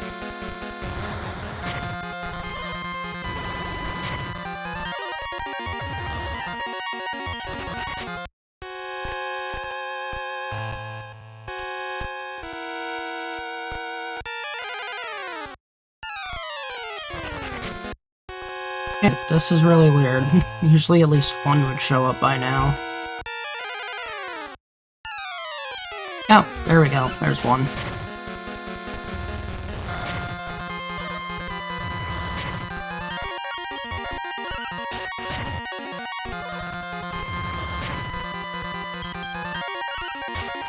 I don't want to wear the blade armor in here.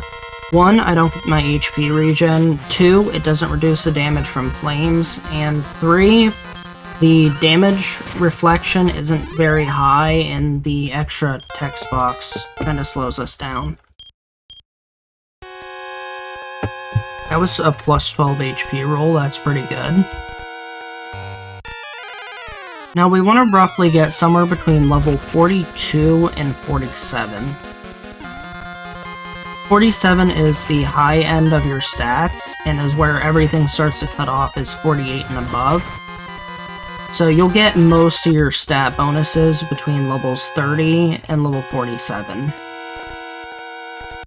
There's somebody made a guide in a well, not a spreadsheet, but somebody made a guide on how these stats vary and what the chances of each one going up are, and how much they can go up by.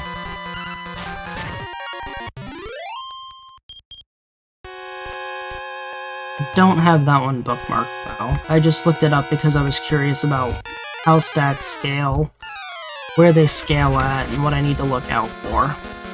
I just looked for where the fall off point was for the hero, and I found it's level 47 is like the cutoff point for all those skills together.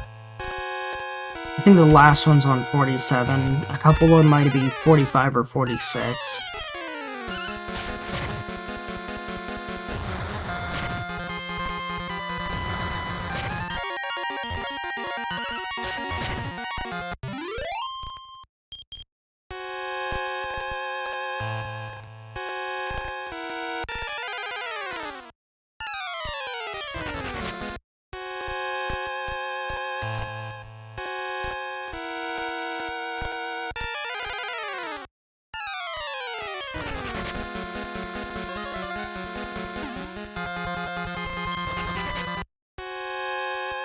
I'm getting way too many Troll Kings at the moment.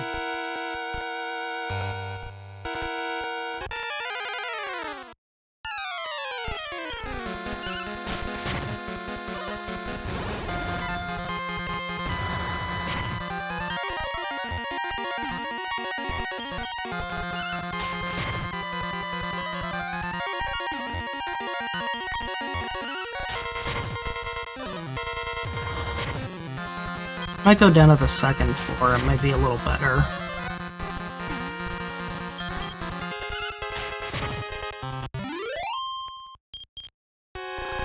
Let's go take a trip to the second floor.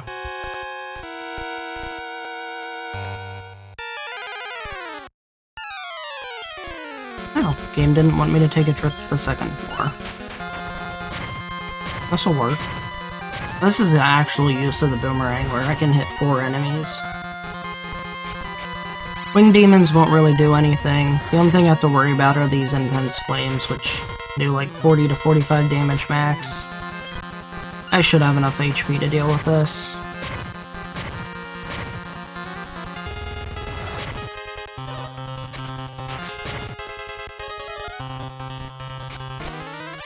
Now, if I do use the King's Sword as a weapon, it casts Infirmost, but I think Infirmost only targets groups of enemies, not a full squad.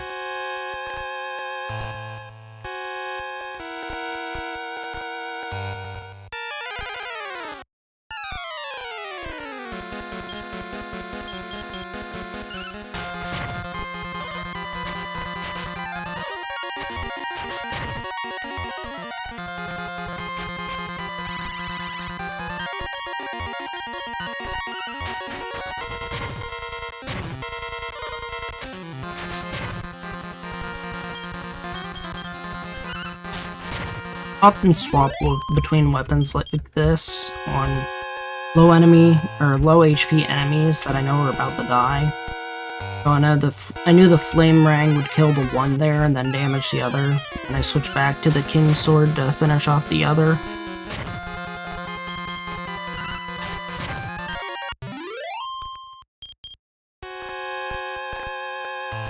This spot seems to be a better spawner than the other area, where I was getting too many Troll Kings.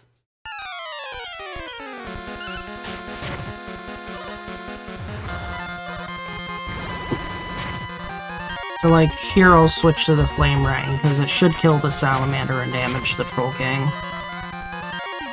Or maybe not. Oh, now it'll definitely kill the Salamander, they don't have regen.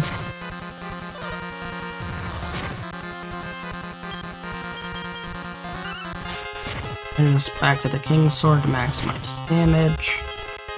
One more hit, this thing should go down. Yep. I think Troll Kings are like 3,050 experience. Salamanders are 6,000.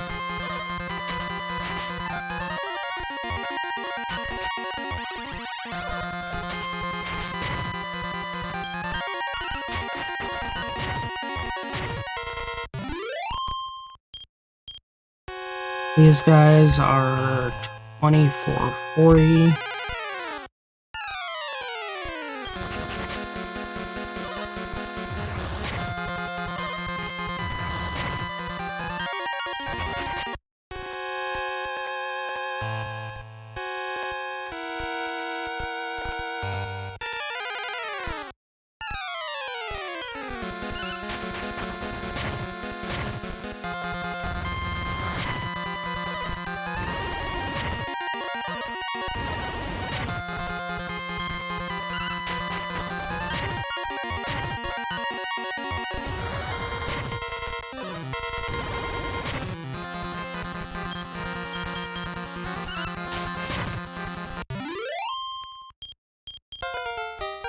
Hydras are 3090. That was a very good level.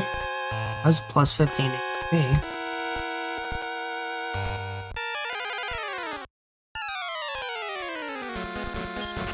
I'm gonna take this fight.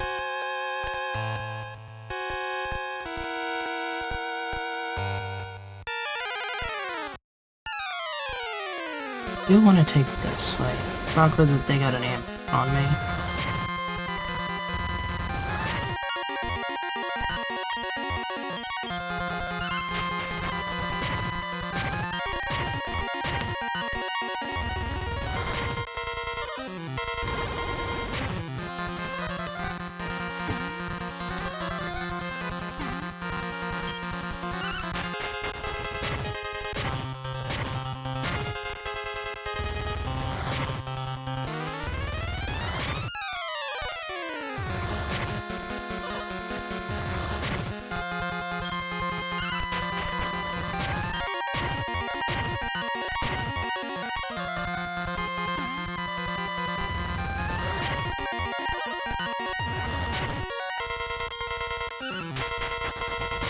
This fight looks a little rough, but I should be okay.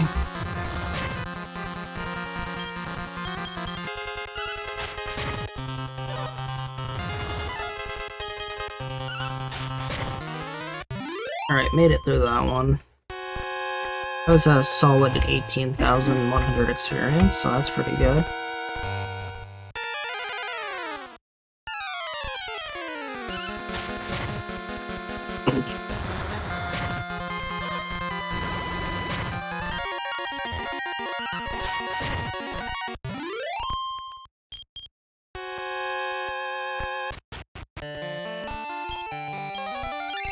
Got here to do a quick heal all. Be back up, head back in here.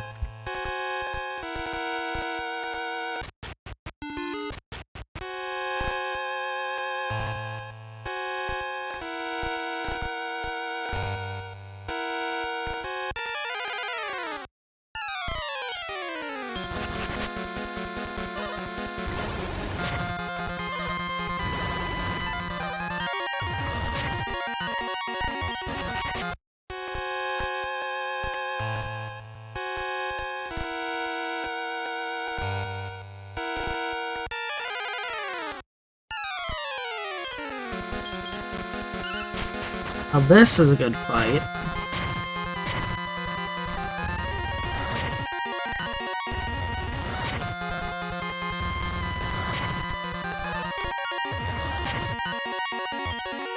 Now this one's a 21,000 experience fight. This is a good fight.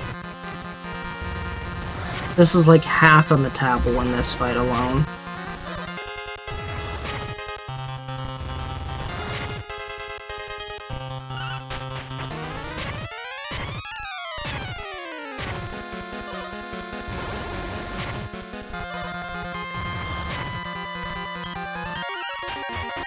This is where the flame ring comes in really handy, because it just helps quickly kill everything.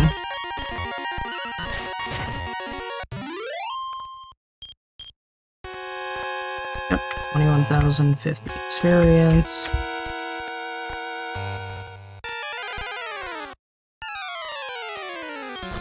Go outside to heal all real quick. So salamanders, despite the damage reduction I have, still do quite a bit with their fire.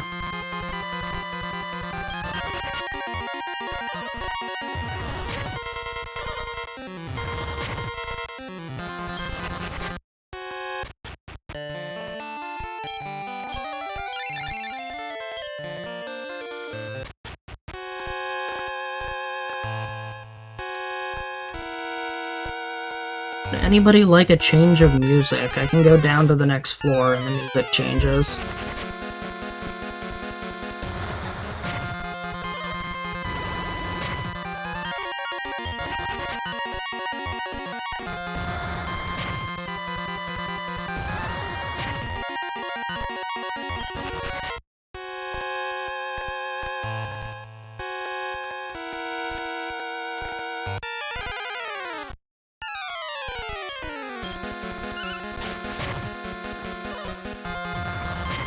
I'll take this fight, I guess.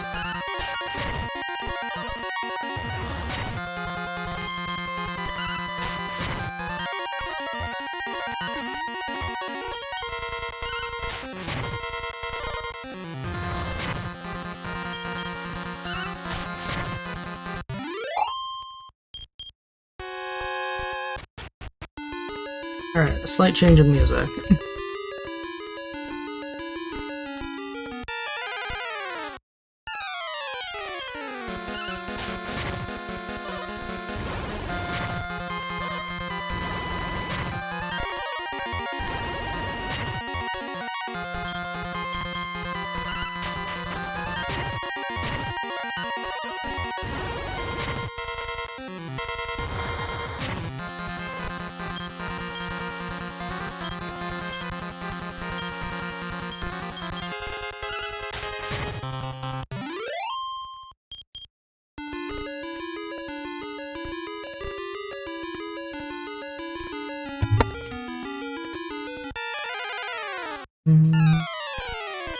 Nope, I want troll games.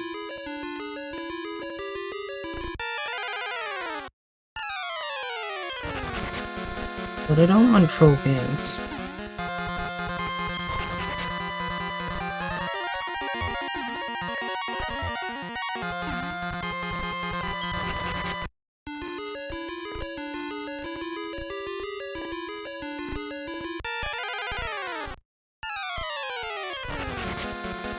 Just used to run into Troll Kings 3 times in a row.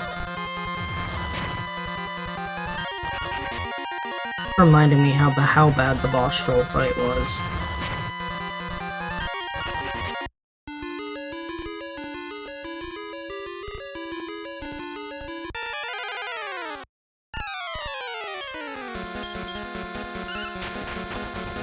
This fight's nice.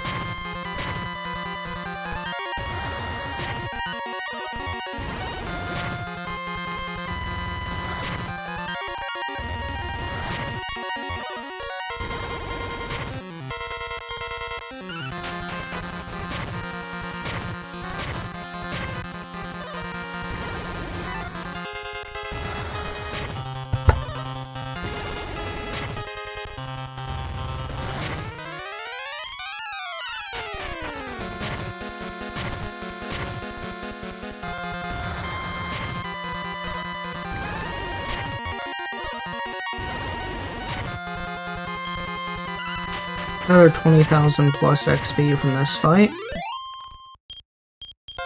2100, nice.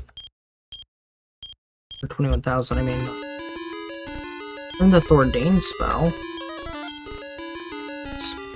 Not thinking, can't heal in here. They go outside.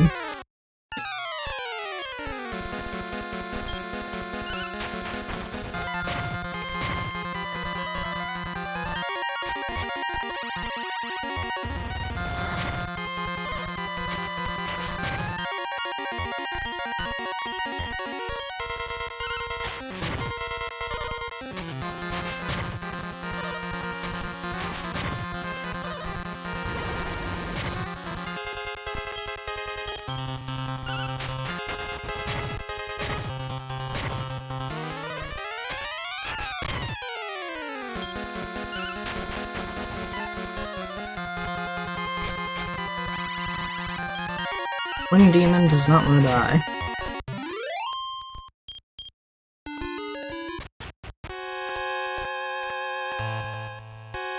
I'll try and go outside quick to use a heal wall.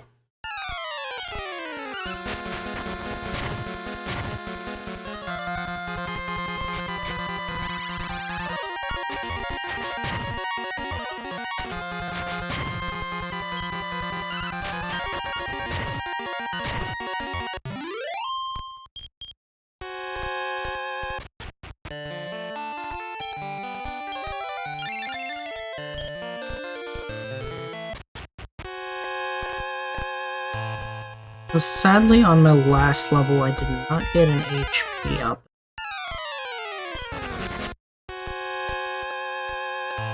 Definitely want to get a little bit more help before I go into the final dungeon and final gauntlet. Hopefully.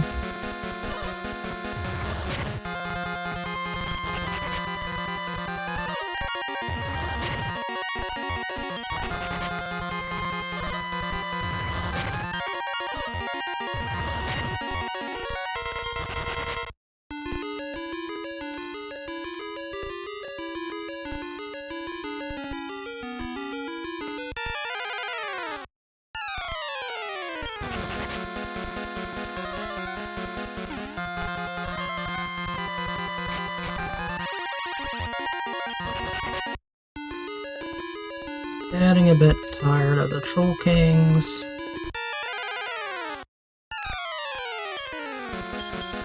I'll play the Hunter.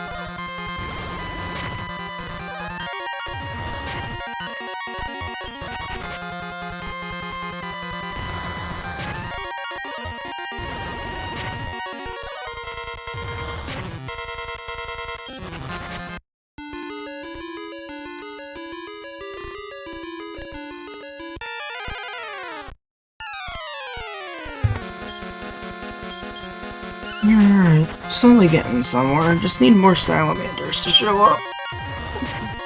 You're a little tired 7 hours into the run. There's not really much to say other than just trying to level up here to get ready for the final gauntlet.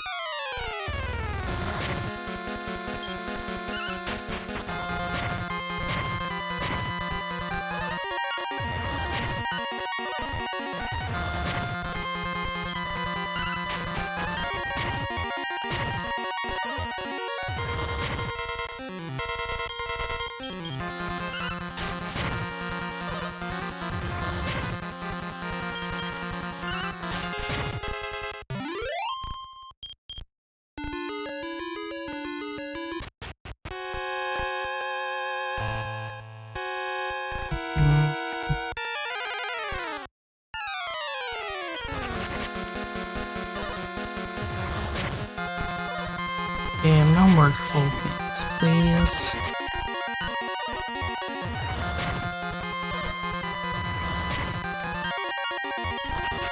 One salamanders, not trophies. Do a quick heal all. Right back in. Level 41 at the moment. I'm hoping to get us somewhere between 42 and 47. I'd like to have 400 or higher HP, but if I don't, I think 380 can suffice if I have like max agility. This personality, it is harder to get higher bit. Solitary would probably be close to the HP now, but it would have a lot lower MP. And it might have lower agility as well. Oh, there we go. That's the fight I'm looking for. Want these 3 salamander fights the most, because they're 6,000 XP each. So that's an automatic 18,000 plus whatever creature spawns with them, whether it be a winged demon, a hydra, or a troll king. But different amounts. The hydra and troll king are basically 3,000 each, plus a little. Winged demons, I think in the 2,000 something range.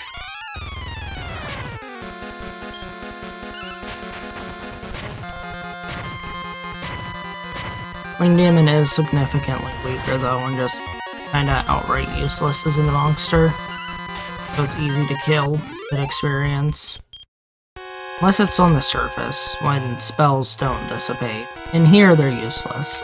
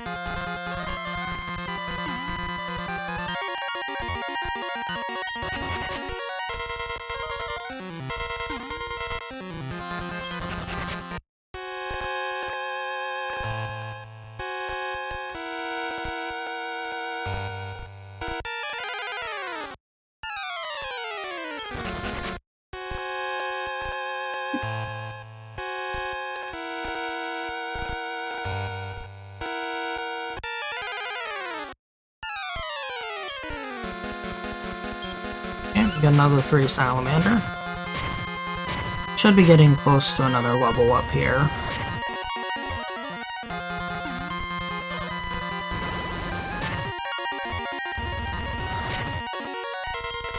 Now, I do, before the final gauntlet, have to kill 6 Grand Titans. And then I kill 3 bosses before the final boss, 2 of which are relatively easy and give good experience. So there is a way that I can set up a level up right before the final boss that'll help me out. If I get to the right amount of experience, that is.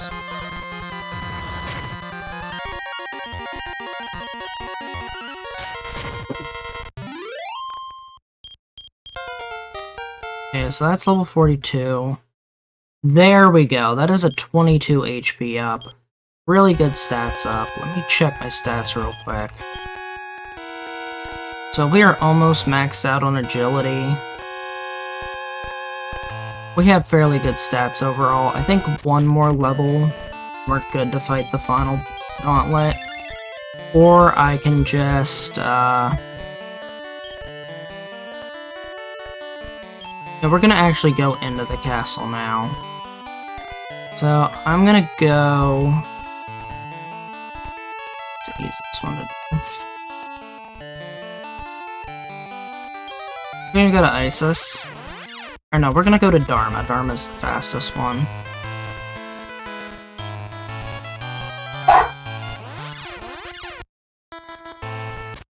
We're gonna safety save here at Dharma. So, this will also let me check my XP quick. Overwrite the first file. We're 96,000 XP away from a level, which is pretty far. Now we're gonna go return to Remoldar. We're gonna rest at the inn here. I can move properly.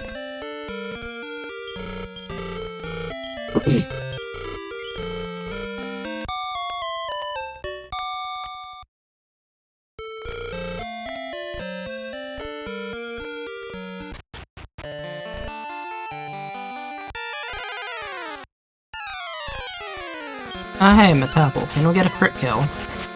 Nope, we cannot.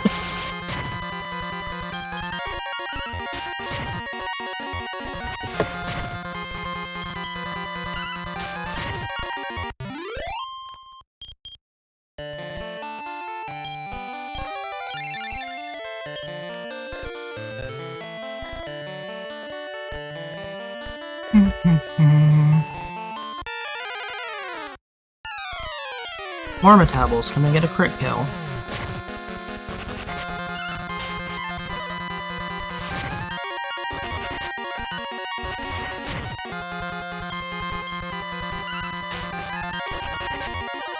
Nope, cannot.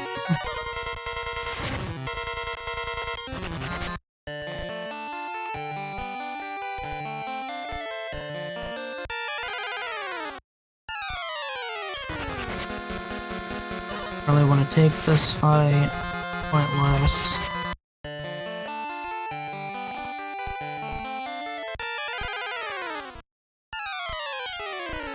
Okay, can we get a crit kill?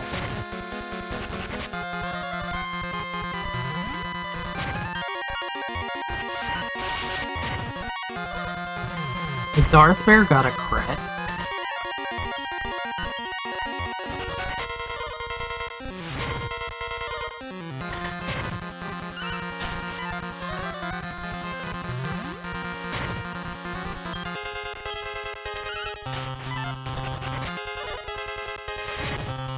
Oh, no Metabo kill.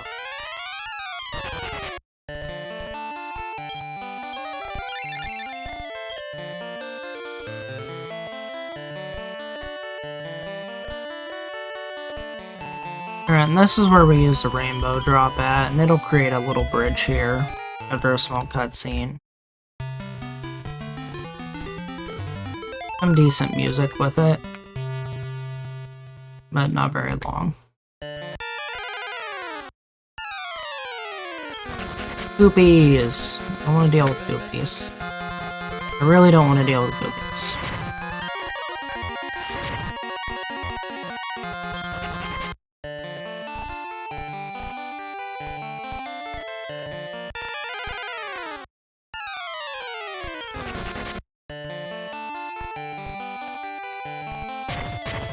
Annoying poison tiles.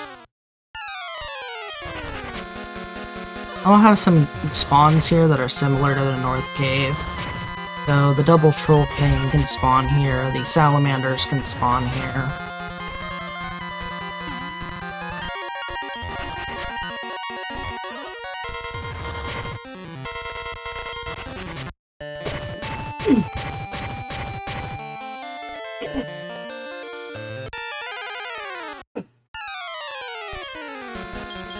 Oh, we will take the Salamander fight here.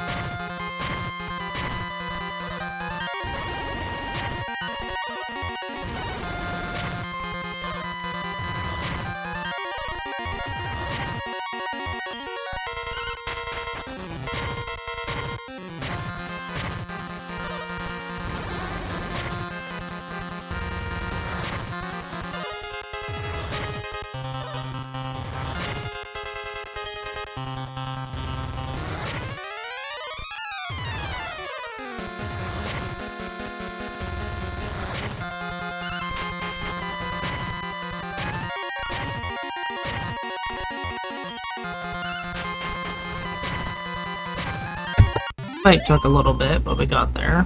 15,000 experience, closer to the level. We're about to enter Zoma's castle for the first time. And now, I need to make sure I have the crest, which I do.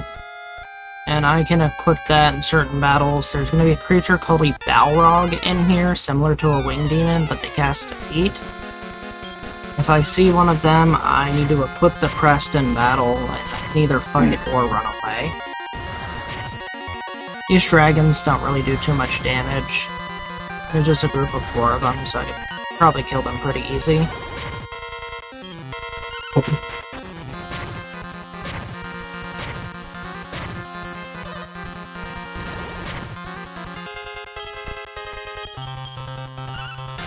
Right now, it looks like I'm about a half hour over estimate for finishing this run. I'm almost at my estimate, but we had a bunch of runs today go under estimate. And the next run isn't supposed to be for another hour, 20 minutes, roughly.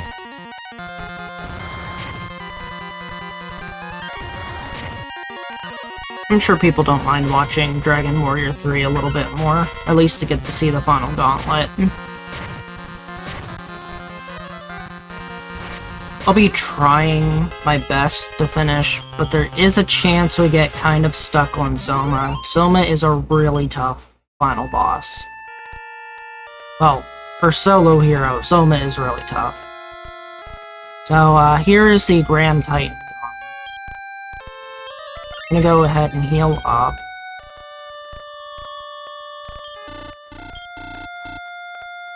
I'm gonna try and take these out one at a time. But they fight in a battle of 2. They have a chance to brutal hit. I'm gonna equip the blade armor, so they'll take some of the damage back at them.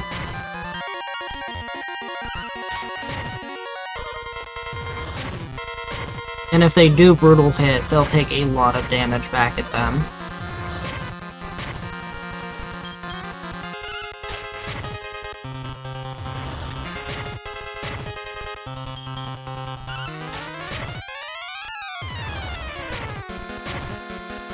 You notice that stomp attack there. That's the only one that can brutal hit, the other attacks cannot.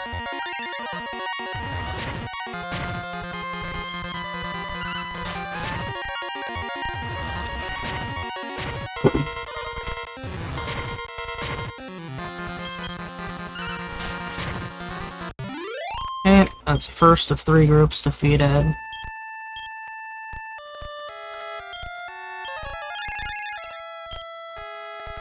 Now, I can technically exit here after killing all 6 of these, and then go save again, and then come back in.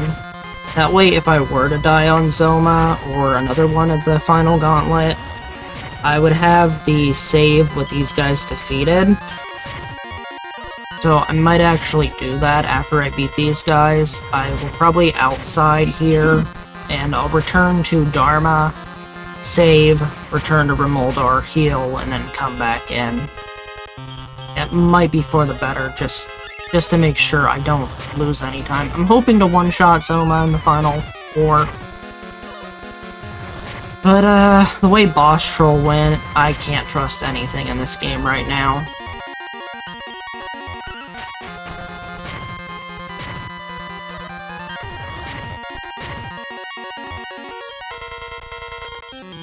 Thank you, Griefman, for pulling up the schedule. I actually want to double-check, make sure my timing is right on the next run.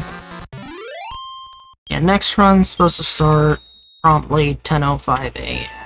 after my run. And I did get to start my run early because there are several underestimates. The Chrono Trigger and Metroid Dread runs went underestimate, which was nice. They let me get a head start.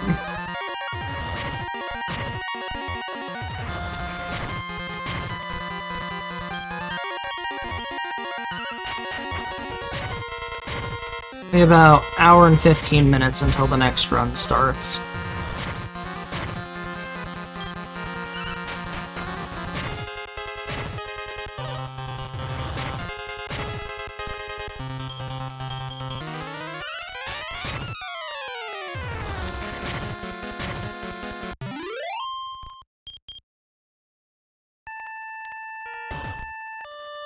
So that opens that. I'm gonna actually heal. I'm gonna cast Outside here. I'm gonna return to Dharma. So this is just a safety strat. Normally I just attempt to one-shot it, and if I fail, it's a nice try, not a PB, but I am an hour away from my PB right now. I'm not worried about that.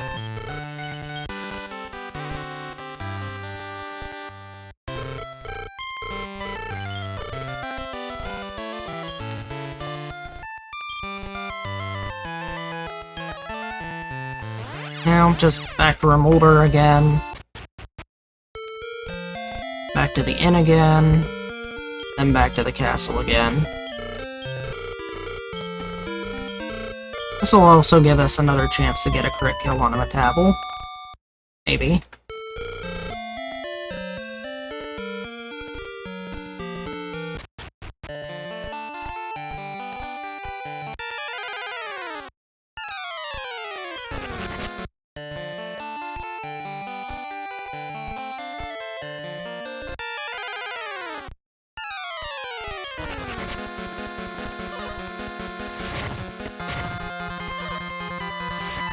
Let's see here.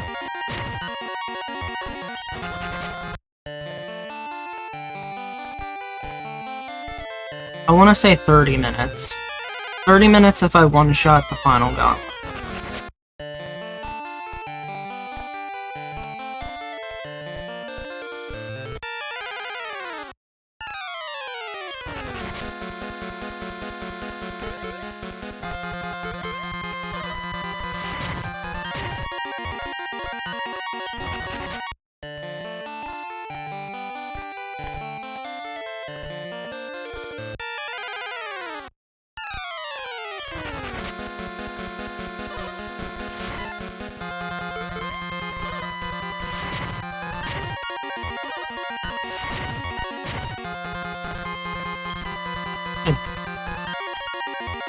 I'm gonna Thordain these guys. I'm getting sick of these doofies.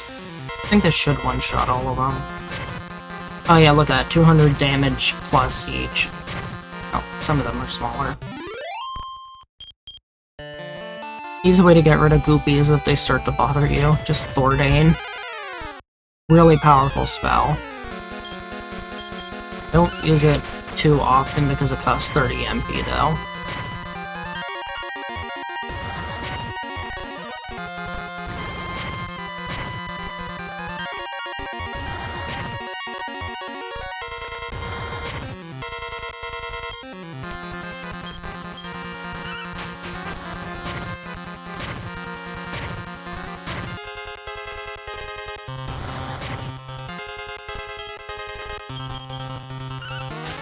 Closer to 35 if I keep getting annoying encounters like this.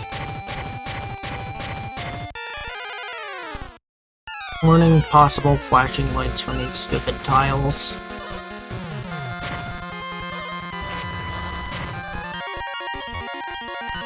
Can I get a crit kill? Hope I cannot. I can get some money though.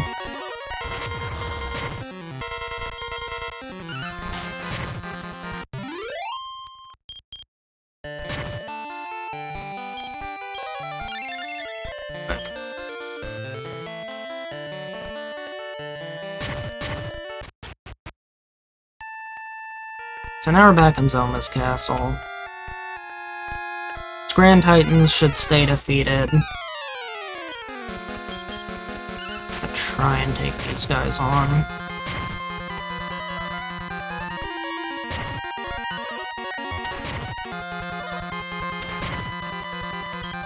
These guys aren't doing much.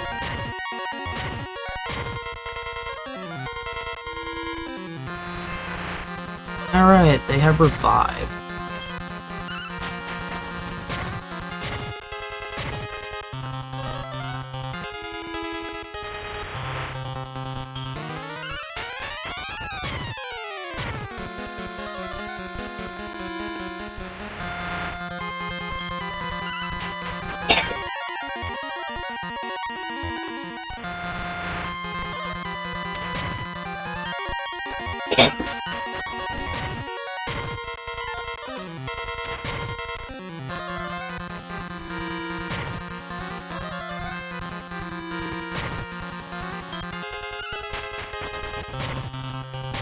Archmages might have been a mistake.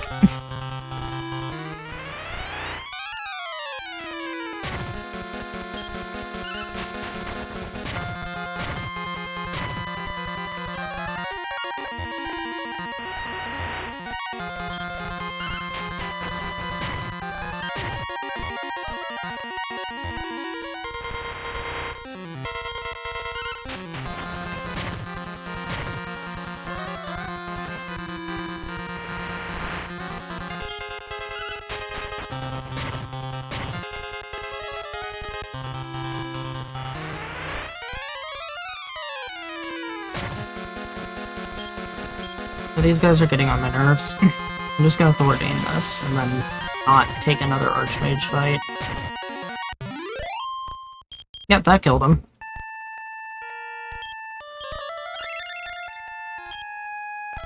Badly low on MP, but I do have a lot of wizards at least. I'm getting one more wizard in this castle too. Okay, these guys are Balrogs. This is where I have to equip a Chris, because they have the defeat spell. But thankfully they're relatively weak otherwise.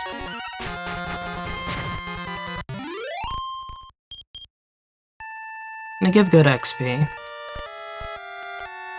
3270 each. As you can see, the Grand Titans are still defeated.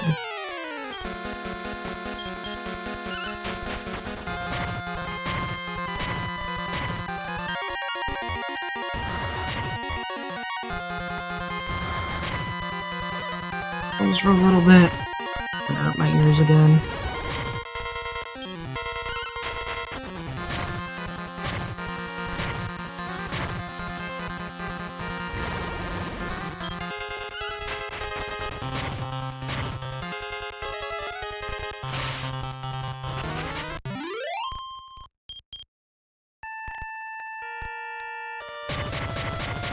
Alright. In this room, then staircase behind this. You have to take the staircase. Another staircase. Now there's one of these little, room reverse thingies again. I'm gonna Thordain here just to get this cleared out. It should be quick kills. There's a lot of my MP. That's where the wizards come in.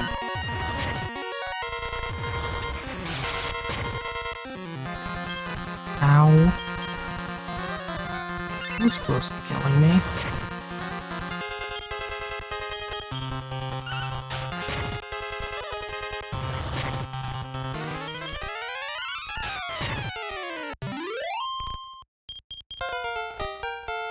hey, we hit level 43. Nice.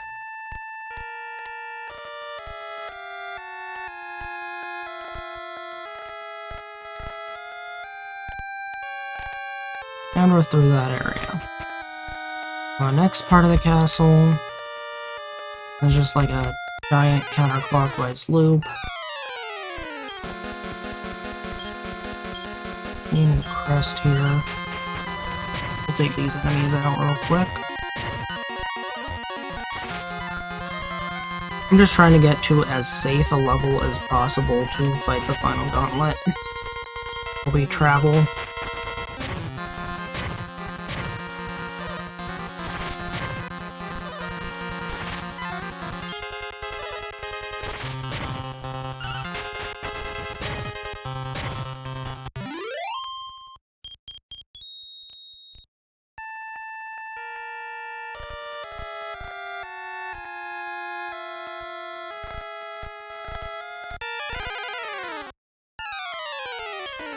I don't have this area memorized as well as some of the others.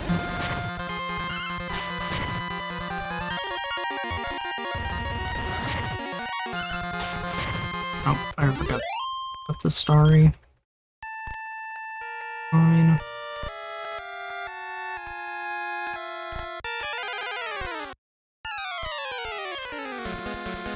I'm just gonna run from this fight.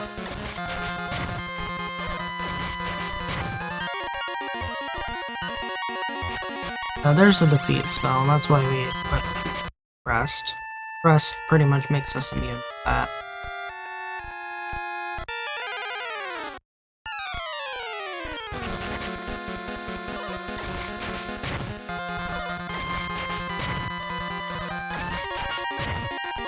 I don't want to take Soroid fights. These guys have a heal spell, and they're quite tanky, and it's kind of a waste of time.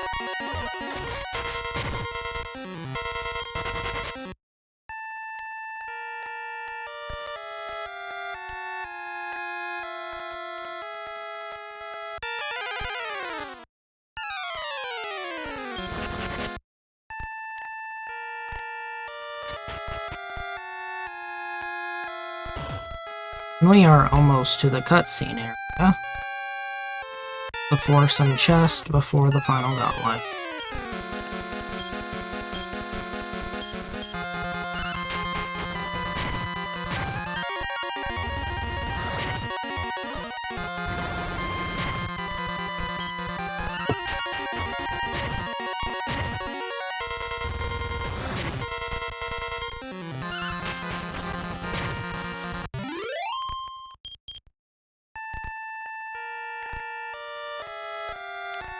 And this is where we find our father, who will sadly pass away.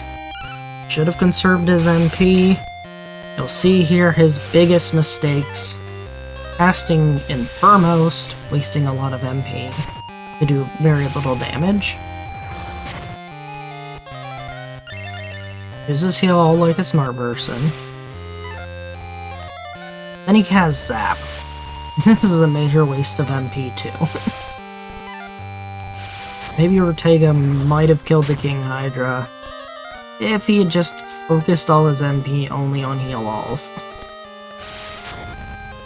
But, rest in peace, father.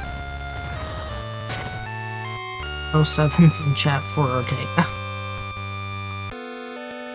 Scripted cutscene.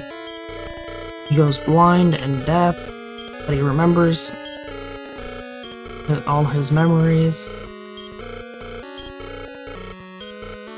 Calls himself a wretched father. No, you did a good job, sir.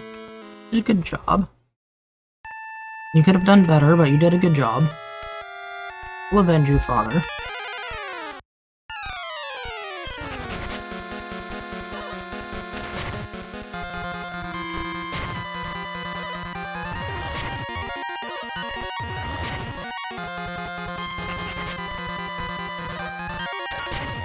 Ortega wasn't there for most of his childhood, but he was also like the only person actually actively fighting against the Demon Lord.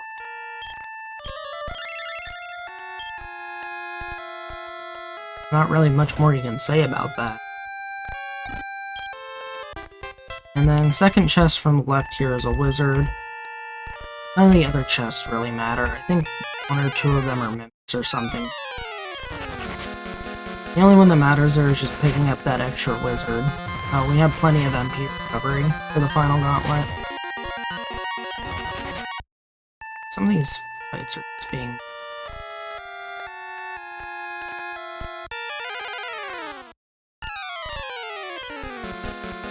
This one I'll take. This is Triple Salamander.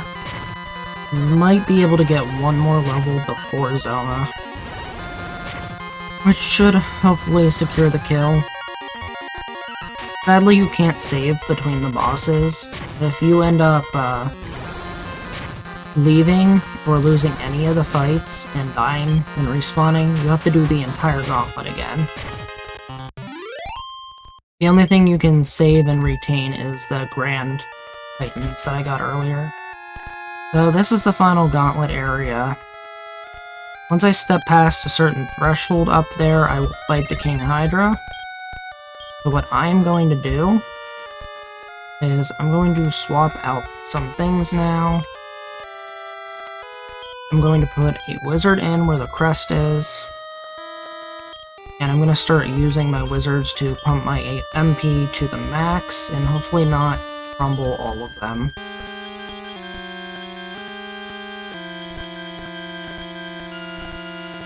I actually have a lot of MP right now, which is really good. So what I'm lacking in HP, I can make up just by having extra cast ready. So now we're going into the final gauntlet. There's 4 bosses here. Start off with the King Hydra, then Barabamos, then Baragonus, and then finally, last but not least, Zoma, who I have to add the light orb to my inventory for.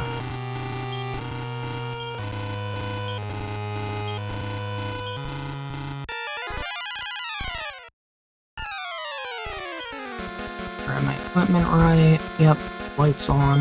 So I go ahead, I'll just start this, put the King's Sword, use the Orochi.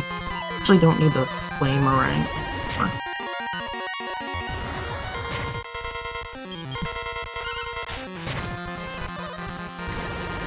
Now, I could equip the Blade Armor here, and I might.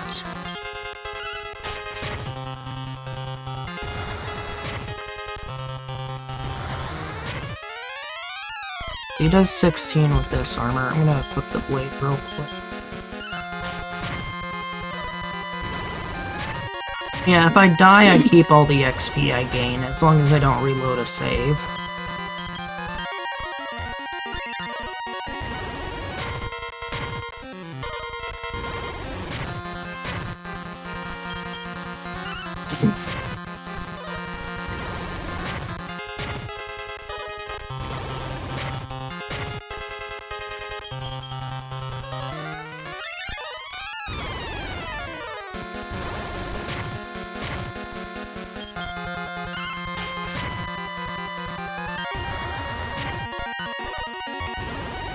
Okay, so the light armor does reduce the speed of fire by about... Blade armor will kill this guy quicker by taking on the attacks and attack half of it.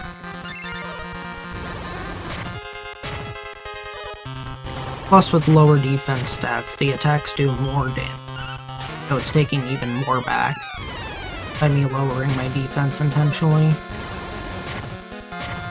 Just a little bit of a speed up on the fight.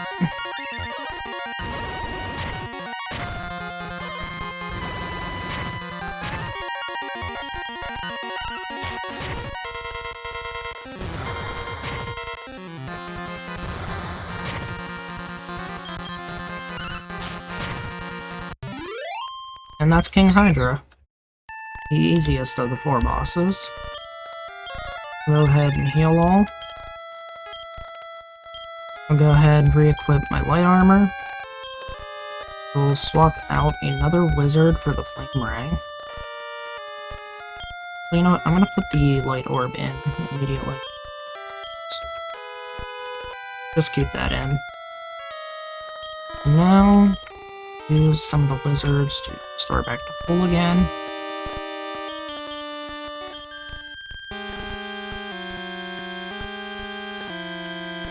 You'll go and do the second fight, Barabamos. And we would like to stop spell him immediately, and hopefully it gets it. Spells. We're going to try and Orochi him.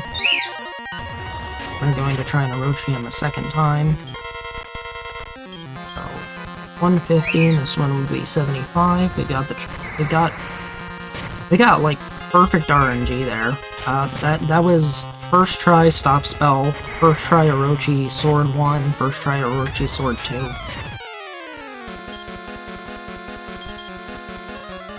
I'm just gonna safety heal here. I'm not exactly sure what his highest damage output is at the moment. He can do up to 3 attacks. It looks like his highest damaging right now is Intense Flames, with like 40 damage. His regular attacks are only doing max 30.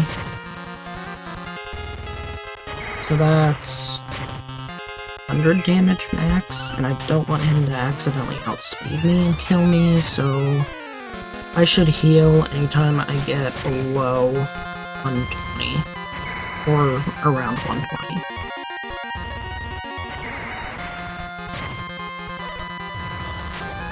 No, looks like he can do triple blasting, so that's 120 damage there, plus a little. So around 150 is when I should heal. I always gotta redo some of these calculations because I don't have them like perfectly memorized, but I can read the damage output and calculate where I need to be on health.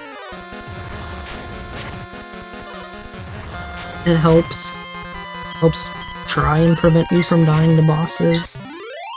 And that's Barabamo, so that one actually went pretty fast, but I am a bit higher level than I usually am here. Now the, oh, didn't mean to hit that. Now we have an enemy I just don't like facing. Varagonus. I'm gonna put on the blade armor.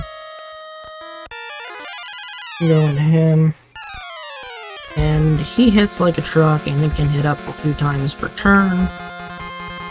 There's really nothing to do other than attack, take hits, let him hit himself, heal, take hits, heal, take hits, heal, take hits, and hope he doesn't outspeed me. I think he's always, like, slower than where I'm at right now, but you never know.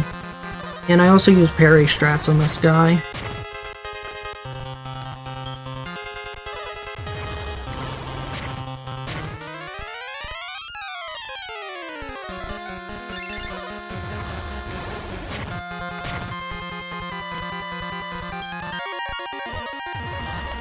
As you can see, it can hit from like anywhere from 120 damage up to 170, and just, it's really freaking awkward.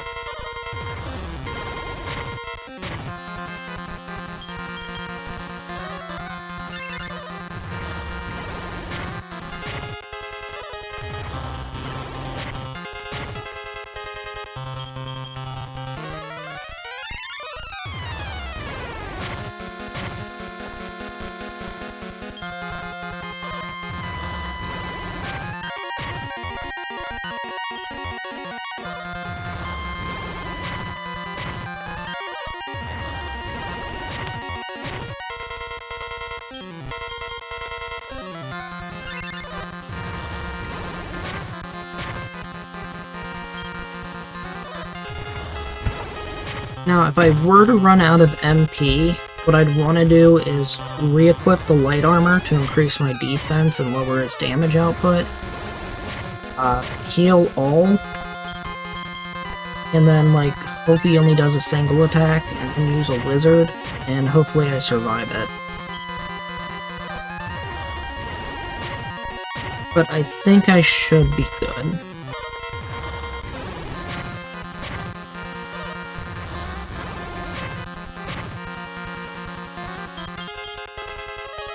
And that is some dangerously low HP.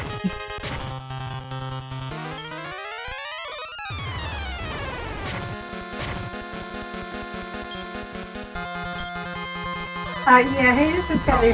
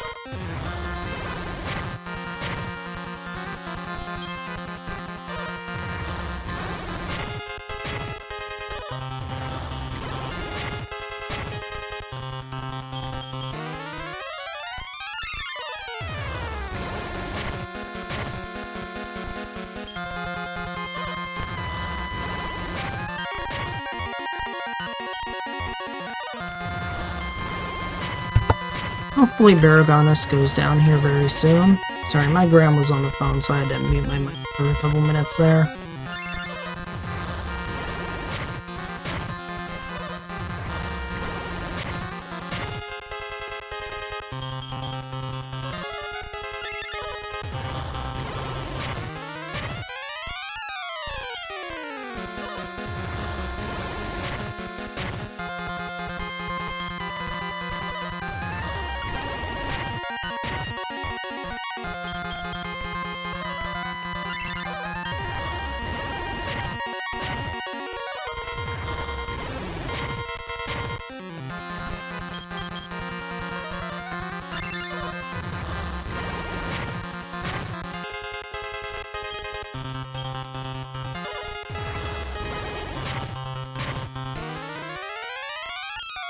Taking a little longer than usual.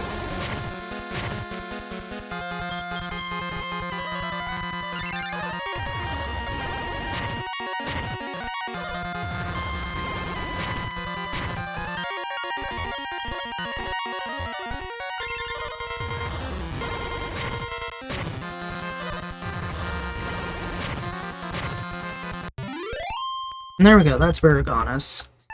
Mostly just letting him die to the blade armor. So now, equip our light armor. We don't need the Orochi anymore, so we're gonna swap it for a wizard. We got the light orb. Put a wizard in. Go ahead and heal roll.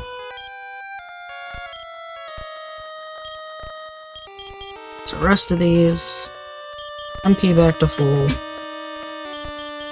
Moment of truth, we're going into the final boss. Lost another wizard. Lost another wizard. Lost another wizard. Got our light orb, light armor, possible swap. Everything else looks good. Now we just try not to die to Zoma. So we go into this fight, it's dark mode Zoma, he has really high power, and he regenerates, so we have to use the light orb immediately.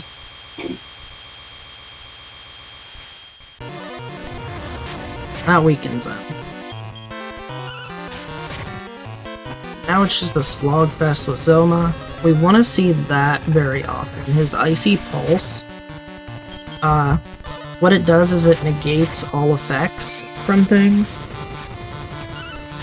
So whatever I use on him and use on myself, or my team uses on themselves, will be negated from Icy Pulse. But the more he uses it, the more he wastes a turn, because I'm not boosting anything.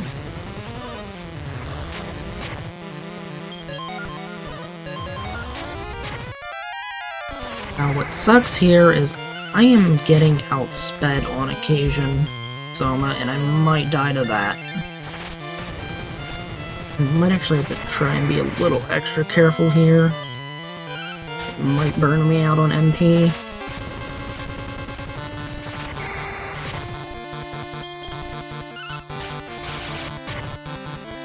Critical hits are great.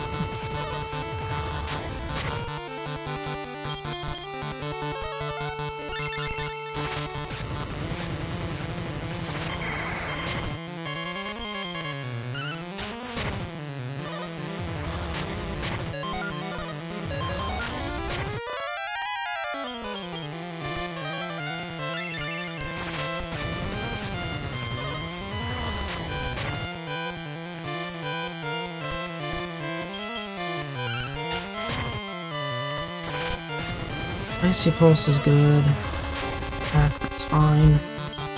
Heal.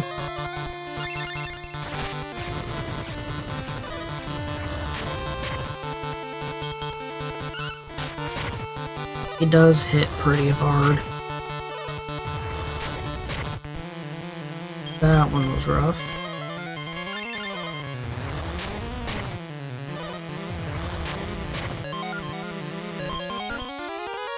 This one's also bad.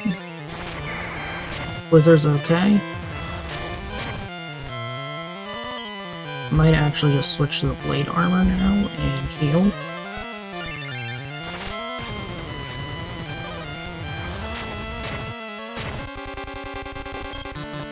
It shouldn't be within lethal range, so I'll use a wizard real quick. Yep, we're good. Heal up again. We're somewhat switching to the Baragona strats of let Zoma just eat his own damage. Parry here.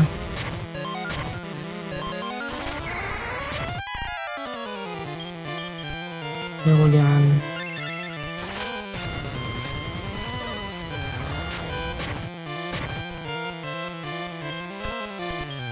Switch back to light armor, do an attack.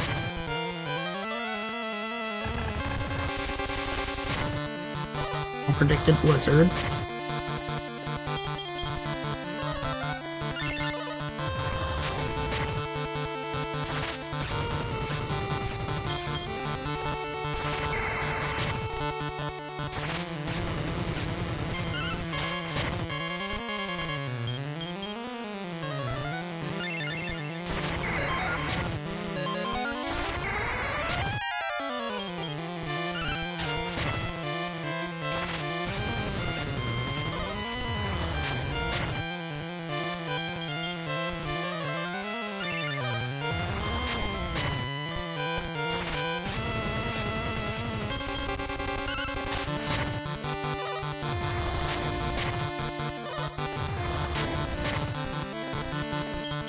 That was rough.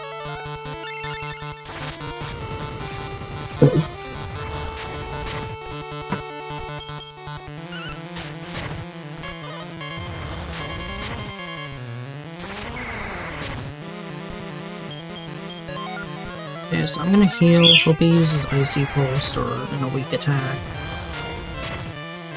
Didn't.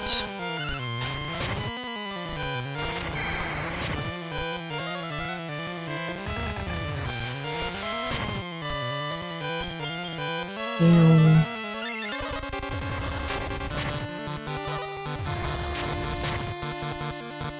Heal again.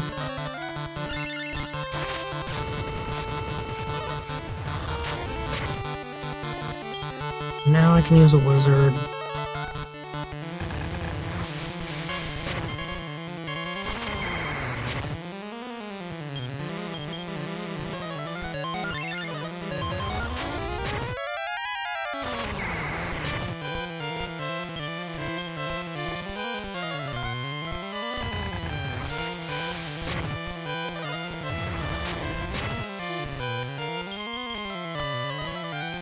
Trying to keep my MP as high as possible right now so I make sure I don't run out.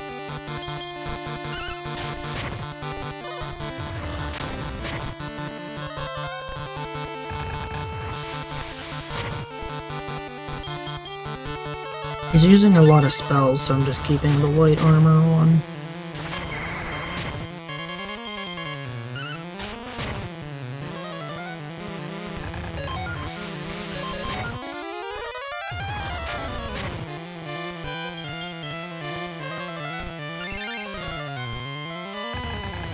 Go back and use an Icy Pulse.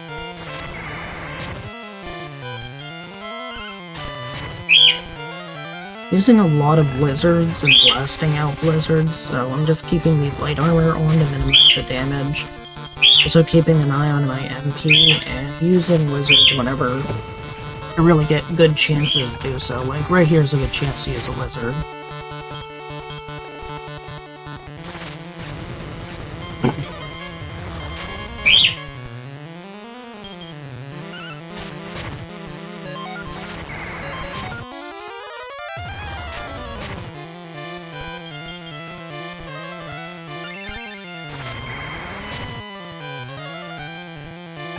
I'm gonna say we're about halfway through the Zoma fight. We survived.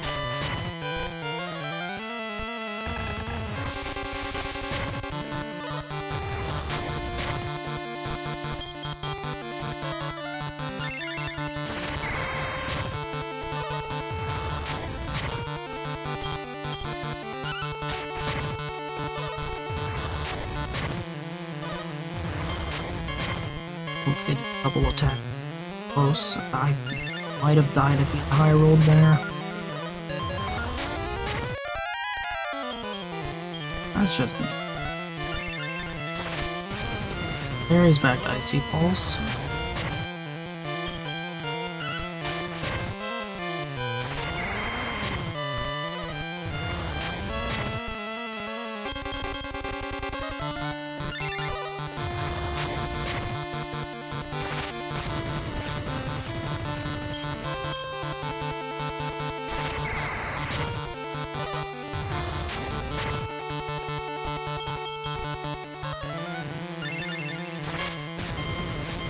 I like it when the wizards give me over 30 MP.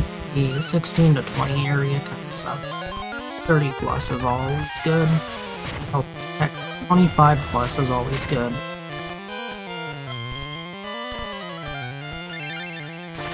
.220 is roughly his kill range with double attack. I think he can roll actually 120, so 240 is his kill range if I'm really unlucky.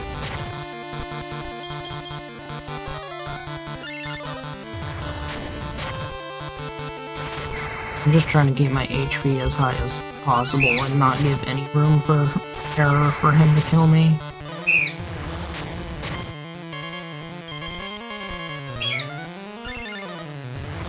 Why is he doesn't outspeed me too?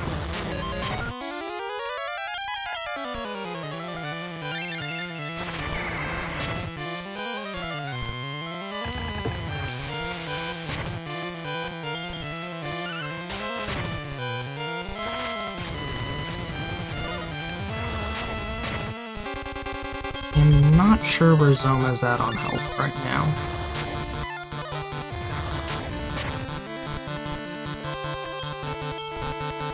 Heading is another wizard.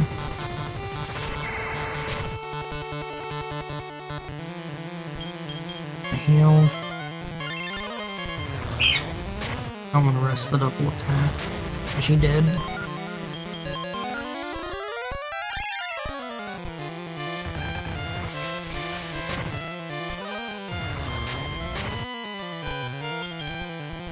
This is a safe one.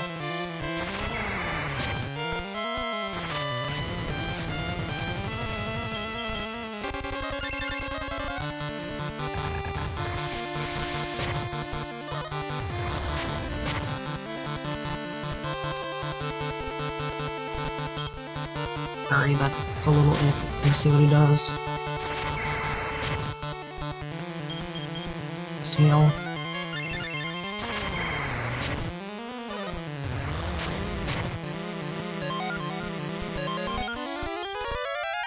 Trial wizard. Okay, we're good.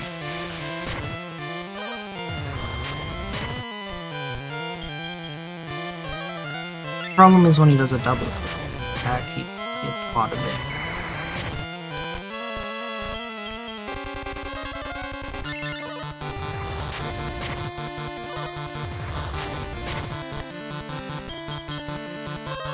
You stop doing what if it's worthless? Thank you, Zoe.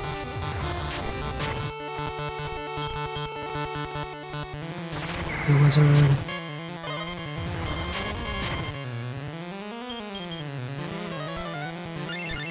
Struggling to get the nail on him at the moment.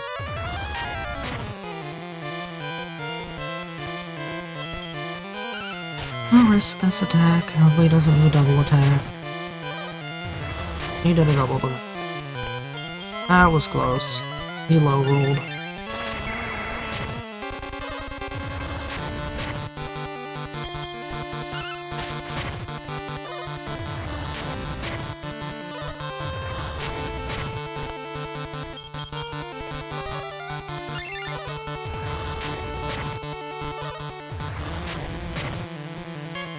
Please, Zoma.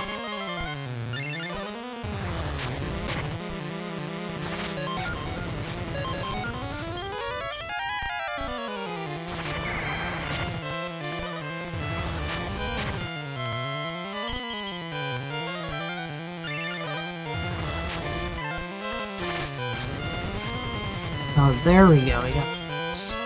Now I can use a wizard pretty easily. Blizzard, I can use another Wizard. We can get our MP back to really high. Okay, now we're cooking. That hurt a bit. Now we're in much better shape. We're not at risk of running out of MP from heals right now. It'd be bad if he double attacks at goodbye. Nope, we're good. He did Blizzard.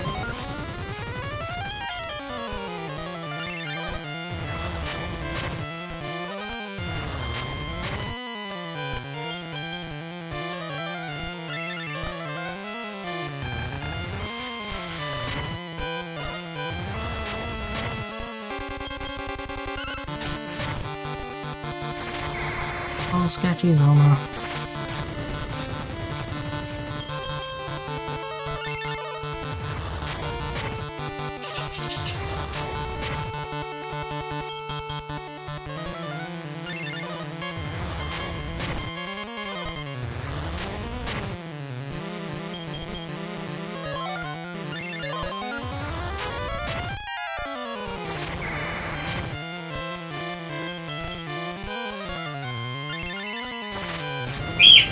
Icy Pulse is good. Blizzard is good.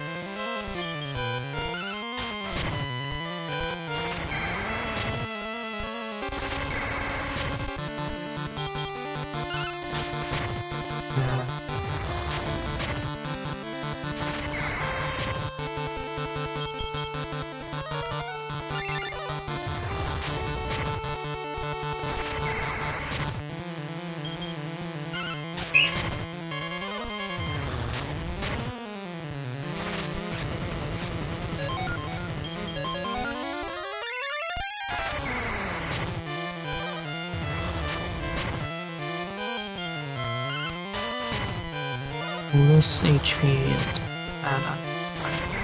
Hope we're okay. If we had double attack, there was a high chance of death.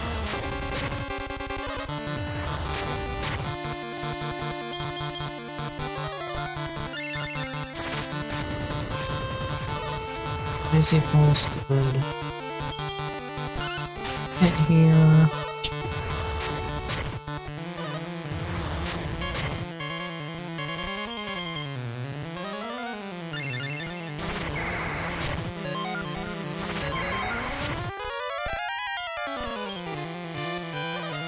Doing like the safest possible Zoma strats to get through this.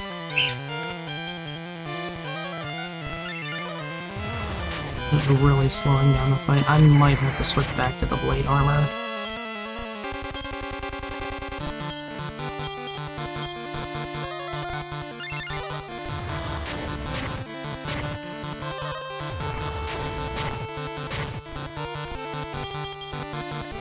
I just need to get some damage on him. Whatever way possible at the moment.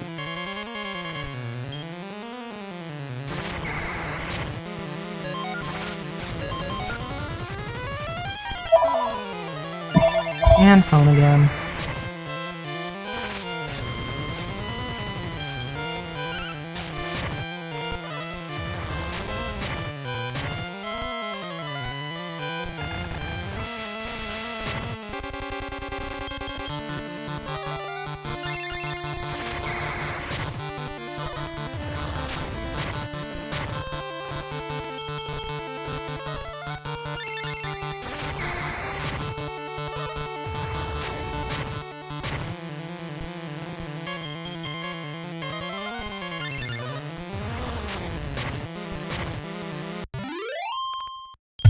There we go! We got him! Zoma defeated. So now we'll get sent to the North Cave, and we'll have to walk back the Tangigal, so it is not time yet, but that is the last combat of the run. So now we'll get sucked into a giant pit, and spit out into the North Cave. Well, we run, we get thrown into a pit. Oof! Now we're in the North Cave somehow. And there's no more enemies, and the gap closes up here. Evil's been defeated. Never mind, no, it doesn't close up. For some reason, I thought the gap closed up there. No, it's the this happens. Everything starts falling apart.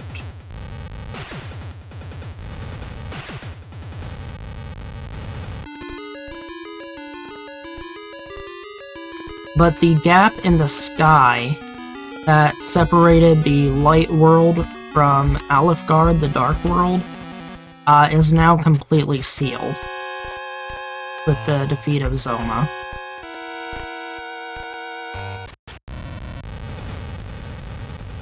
Now the North Cave and the sky, so it says something closed in the sky. Evil has been defeated until the next game. Exactly. So this is a prequel to Dragon Quest 1 and 2, or Dragon Warrior 1 and 2.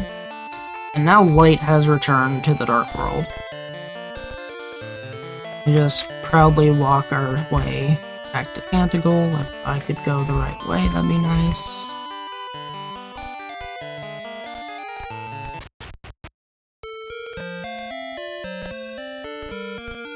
So time is coming up very soon. As soon as we talk to the king, go through the dialogue and lose control of our character, and it starts fading to the credits. That is time.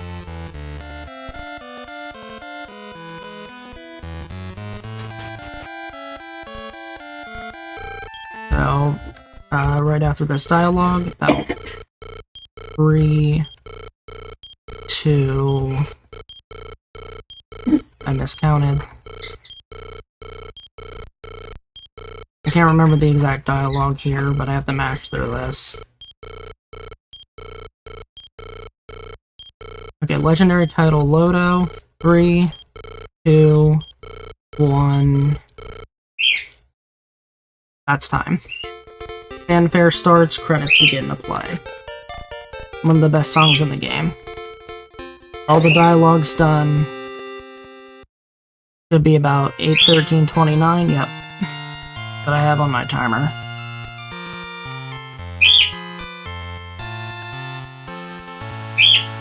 GG's. Almost 45 minutes over estimate because of boss troll, and really slow final gauntlet.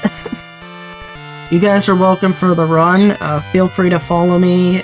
Go ahead, try to donate to the ACLU. I'm gonna donate now. I'm gonna put in $25. So, everybody else, it'd be nice to keep donating here. This one. But I'll let the credits play out here, because you get a nice song, while the next runner is getting set up.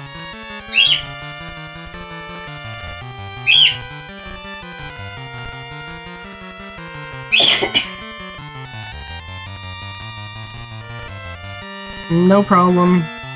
Thank you guys for showing up. Make sure to help support the ACLU Foundation.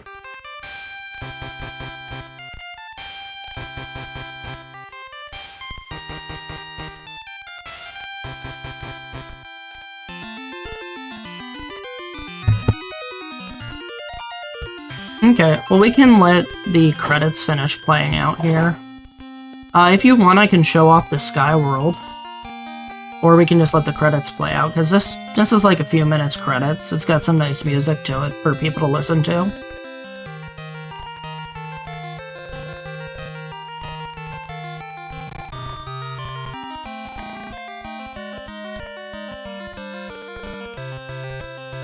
Yeah, I really like the ending music and credits.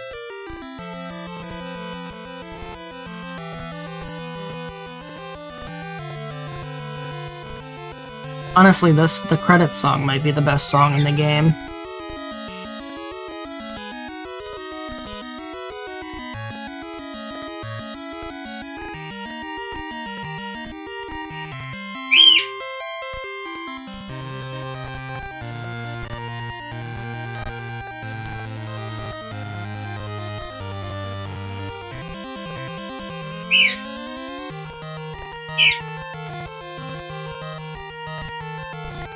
Who is the next person on the schedule? What are we going into?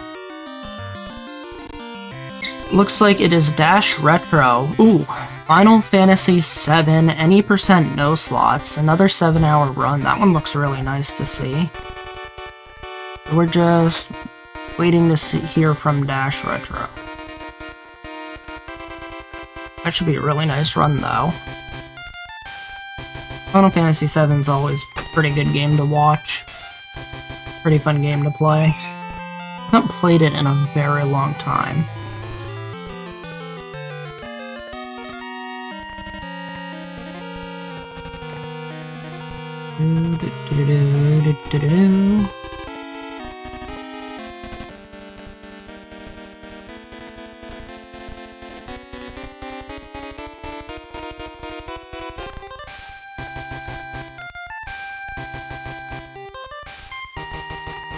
The end.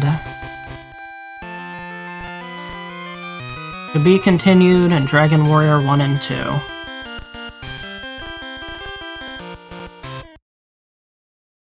And that's the credits. Now, since we're still waiting on Dash, anybody who's ever wondered and played this game, and they didn't know where to go to access the Light World, so I'll continue here, and I'll actually show where the Light World entrance is for anybody who was wondering. So the area where I picked up the Light Orb before, the Dragon's Queen's Castle, once you have beaten the game and obtained the Loto title, you can revisit the castle, and in the back of the castle, and I'll get here in a minute, there is a big ray of light.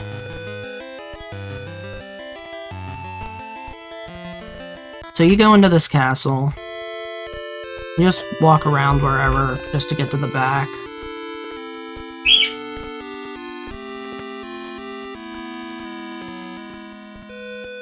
And you get to see this big ray of light. But if you step into it, this takes you to the Sky World, which is the final dungeon in the SNES and Super Famicom versions, but it's the second to last dungeon in this version that has an extra entire bonus dungeon. The monsters in here are really tough, and this one happens to be a mimic.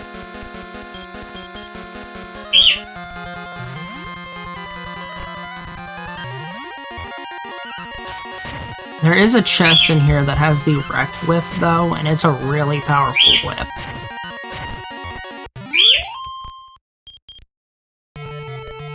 So, until our next runner is ready, do you just want to see how far I can get with the solo hero in the final dungeon?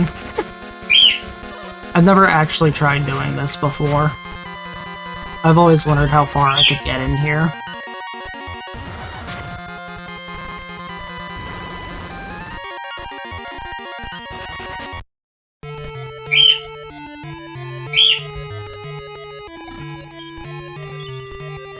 One's a strength seed.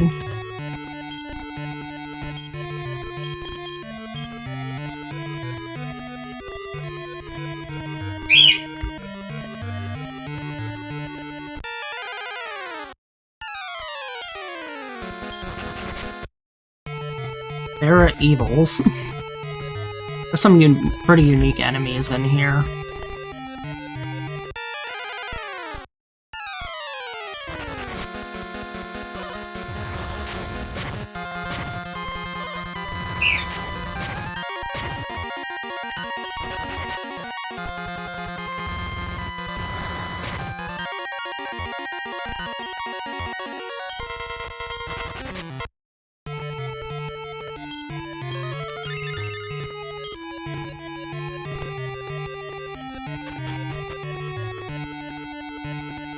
Oh, maybe the second area.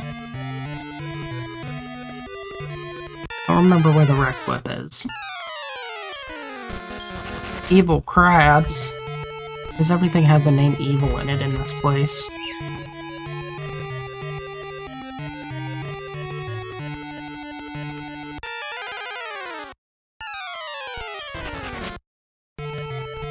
Also, I have no idea where I'm going in here.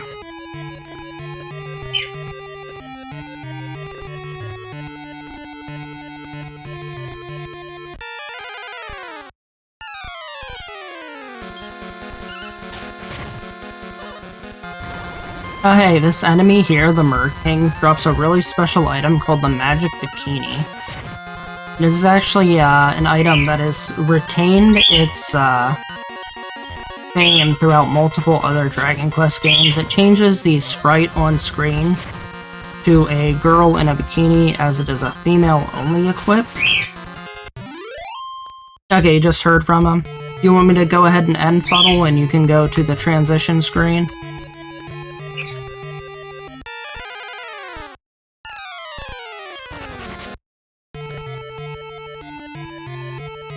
Yes, no?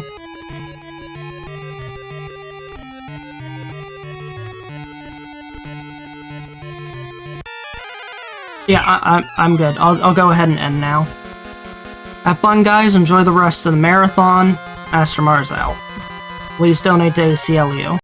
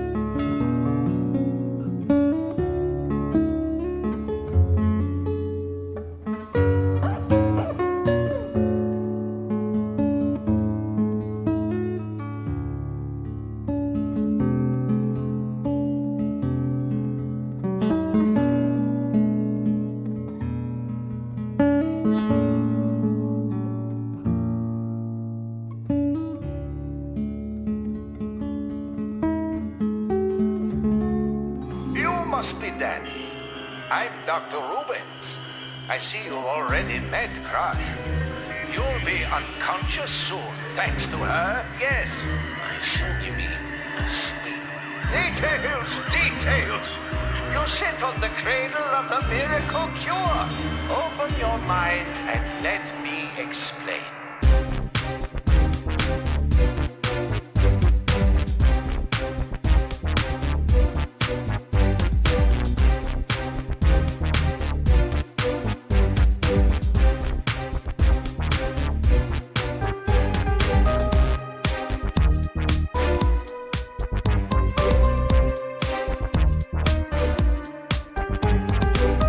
Hello.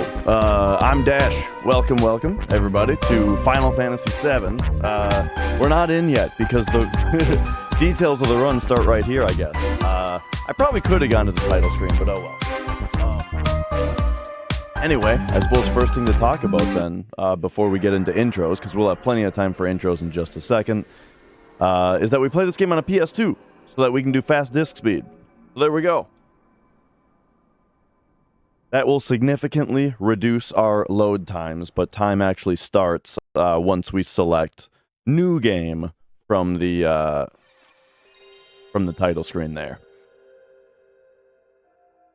But I'm Dash. I'm a full-time Twitch streamer, right? And I'm here to run through FF7. And with me, I've got my wingman, probably the leading authority in very technical details of how this game works. I've got Ace Zephyr here. How you doing?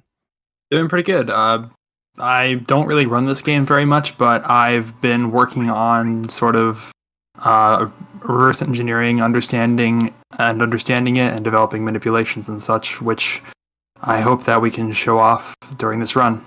Yeah, there will be a lot to talk about. So, do I count down for the time to start now? Are we ready for that? Is that how we do it?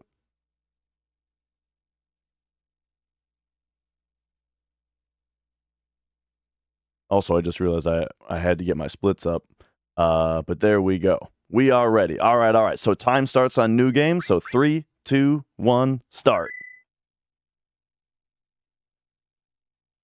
And here we are. The first thing, probably the best thing about resetting this game is that you got a 2-minute cutscene to wait for right at the start, so... Could be worse. But yeah, so this is Final Fantasy VII, the PS1 version, of course. I mentioned it earlier that, like, the first thing to know is... so we're running the console version, right? There's all kinds of different versions of this game. This version of it... The best way to run is on a slim PS2 so that you can get that fast disk speed. Yeah, a bunch of other stuff. I mean, I wonder what we should talk about first as far as as far as tech goes, because right now we just got cutscene. I mean, immediately when we start, we're going to be doing a menu to set up a few settings that make the run faster overall. All the speeds will be, the text speeds will be, and the battle speed will be increased to maximum, fastest, I guess I should say, because of course that's fast. Yeah, and technically in RAM you're decreasing them to minimum. Yeah, technically, but they're the fast. Right. They're the values that result in the fastest speeds. Yeah, we'll also be setting cursor speed to memory, so that when each character's turn comes up, we want the cursor to be on the last thing that it was on, which is something I really had to get used to. When I, always playing RPGs casually, I never used cursor memory. It always drove me nuts, you know? But in speedrunning this game, it's practically required. Yeah. And so much to the point where another sort of runner of this game, Monetary Dragon, did a challenge run to run the game on cursor initial at one point. Yeah, and I guess the last thing, no less. Yeah, 100% on cursor initial. I guess the last thing to point out is ATB. We'll be setting it from the default setting of recommended, which we do not recommend using, to ATB active, which essentially means that time will constantly be flowing in battle. So, as if it's possible for them to gain ATB, everybody will be gaining ATB. Yeah, that has several advantages. However, weight also has several advantages. So you're going to see both a lot in the run. Mm-hmm. There's also the camera down here, which is kind of a runner preference. I like it on auto. I like when the camera swings around and shows a bunch of stuff. But all right. So, we got our first battle right away. This one's unescapable, unavoidable, and all you have to do is hold circle on this one. It's, you just fight the dudes. But yeah, man, when I was a kid, learning that you could just hold circle in the battles in this game was game-changing. But I guess right away now we're probably going to start talking about steps, because if you've ever heard about speedrunning this game, you've heard about steps.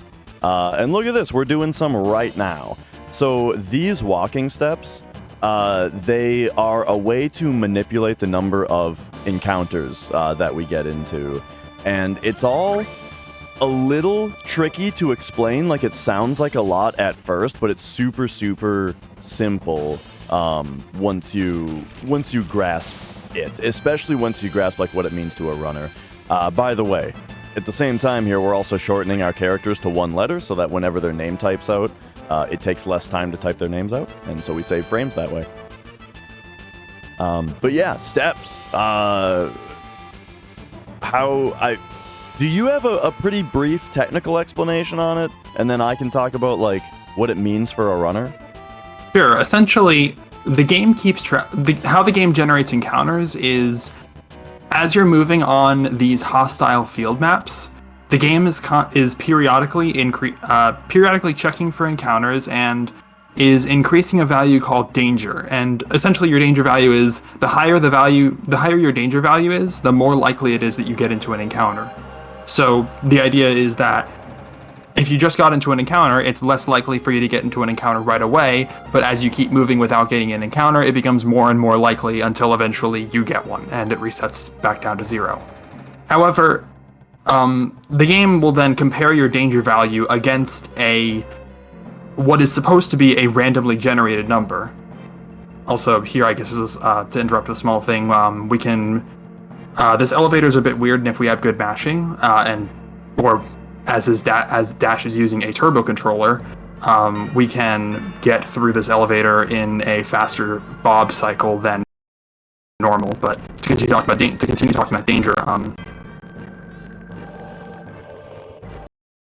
randomly generates a number that it compares your danger against, and so if your danger is higher than that number, then you'll get into an encounter.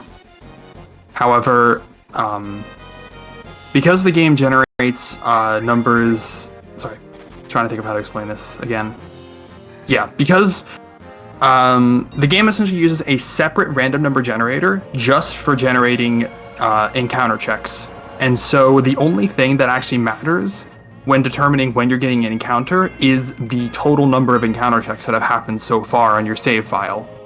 And so that means that we can predict when all the encounter checks are going to be and what their danger values are going to be. Yes. Sorry to cut you off, but that's like the last battle in the reactor, so I had to. Not a problem at all. And in addition, because this is all dependent on what our danger value is at certain points, if we have a way to control how much our danger increases by on each encounter check, then we can potentially slip underneath encounter checks that we would have gotten normally. And it turns out that walking, like Dash either is about to or just did, right here, each 4, step that you 5, 6, 7, 8.5. Each encounter check that you spend walking will result in less danger being incremented on that encounter check. And so we can essentially slip underneath encounter checks that we know we're going to get and we know have certain danger thresholds. But because we did those walking steps, we aren't going to get into them. Yeah. Like, essentially, the thing is that the encounter checks happen every 8 frames, regardless of whether you're walking or running. And so if there's an upcoming one that's kind of low, to where you'll hit it if you are running, you can just walk instead to essentially burn through some bad step IDs, some bad encounter checks. Oops, I iced him. Oh, that's not great. I was thinking about buffering down in circle and decided not to, and then that kind of made me screw it up. All right, so this is Guard Scorpion. You shouldn't ice him because it only does as bolt, but you should bolt him and attack him with Barret. How this boss works is he does search scope on one character, which telegraphs who he's going to attack next, and then on the next turn he attacks that character.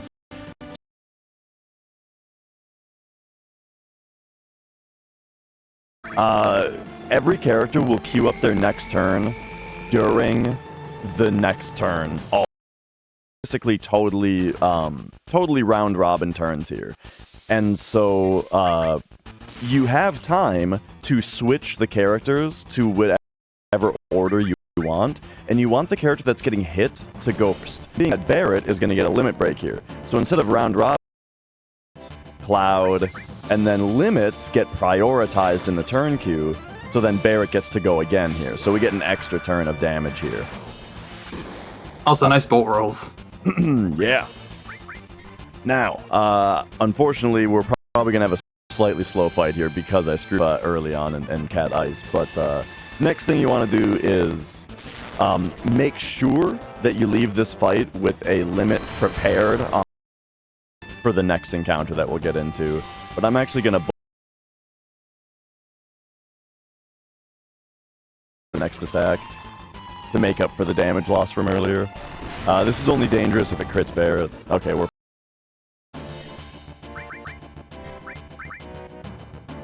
And there we go. So yeah, the fastest thing to do there is to only make him tail laser once, but the RN have other things to say about that though on most runs.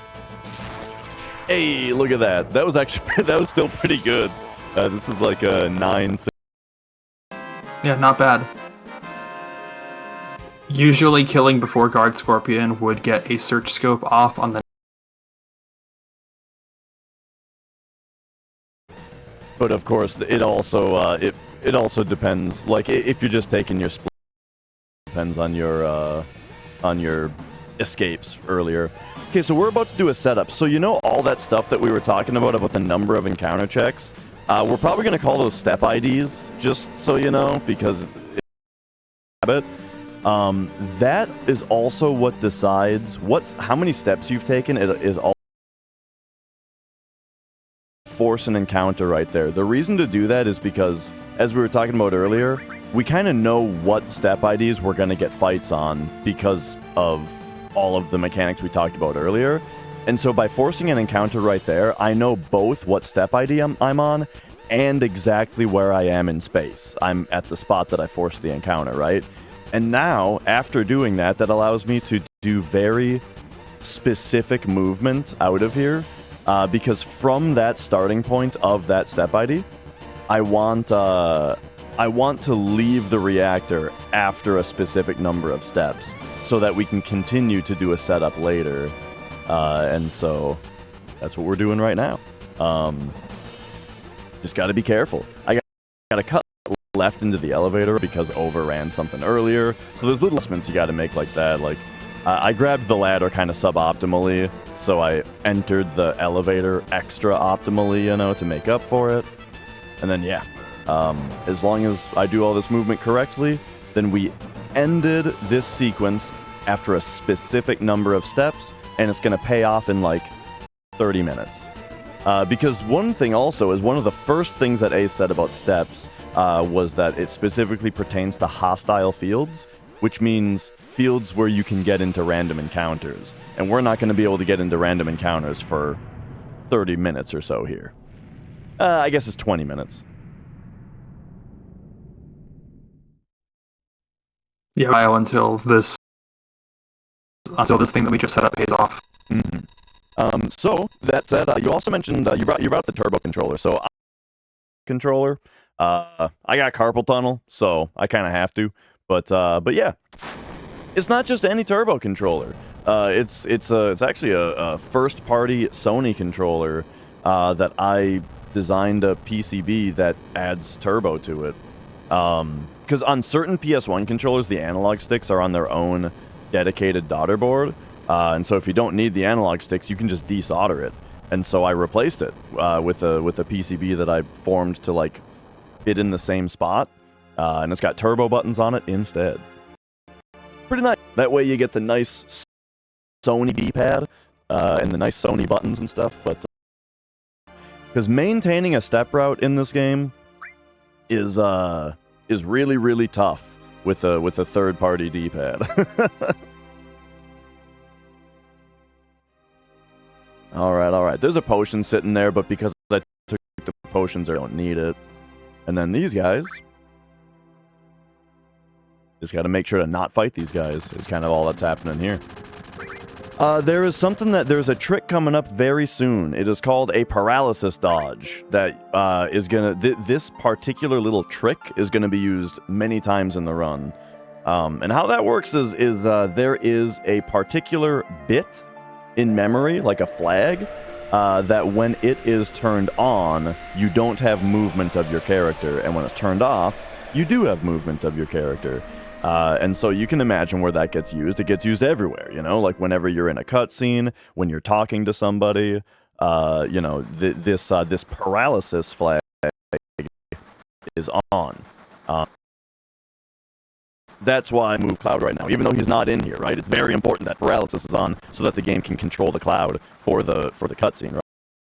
However, here's the thing, though, is whenever an event starts, like talking to somebody or a cutscene, the game turns the bit on to paralyze you. And then whenever an event ends, it turns the off to unparalyze you. However, we can start 2 events at the same time. So 2 events both turn the bit on, and then when the first event ends, it turns it off, allowing us to move during the second event. And so you're just about to see, we call this Jesse skip. When we get into the next train car here, you're supposed to talk to Jesse. So, supposed to, or you're not supposed to, but if you run into the bottom of the room, a guy comes out to yell at you. And so we're going to use this to leave the room just before the game has a chance to give us the Jesse cutscene, but after the point where the game has set a flag where it already considers the Jesse cutscene done. So then when we come back into the room, the cutscene will already be passed. Alright, so the way that we set this up is, or at least how I do it, is I run down, and then right there, menu, and then when you come out of the menu, you hold down, right, and circle. You kind of saw 2 text boxes over each other, and then you close that text box just as you leave. And when you come back, hey, the cutscene's already over. Nice.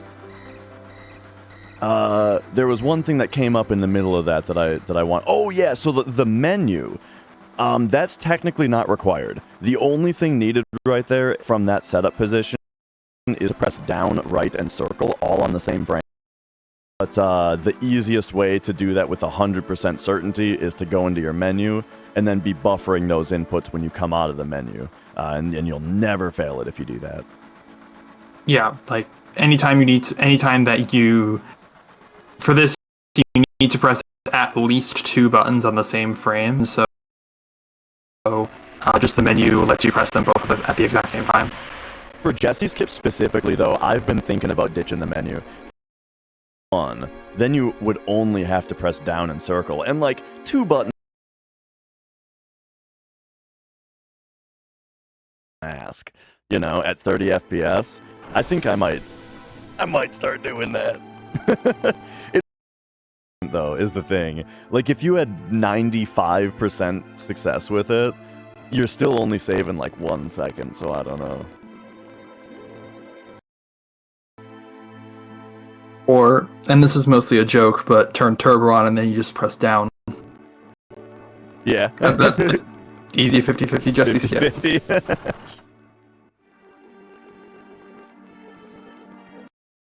Right. So over here, we get over to second. There's one quick little thing right here where there's this cutscene where all these guys run away, and then Tifa comes out of the bar. Talk to Barrett right away. There's like it doesn't do anything. You just kind of talk to him. But this is one of those spots where if you just leave the room and then you come back, it sets everything to after the waiting period, and then you can just talk to him right away. Otherwise, you have to wait for the cutscene to finish. It is about exactly the same amount on PS1, but I think leaving and coming back has a slight edge of being slightly faster. And then on all the other systems that have faster loading times, then of course it's definitely worth it to zone out and in, because the only thing you're waiting for are the load times. Yeah, I should just mention in general that the audio problems. So yeah, we apologize, but there really isn't much that we in particular can do about this. I think. Yeah, so they're working on it. There is just a bunch of cutscenes here, so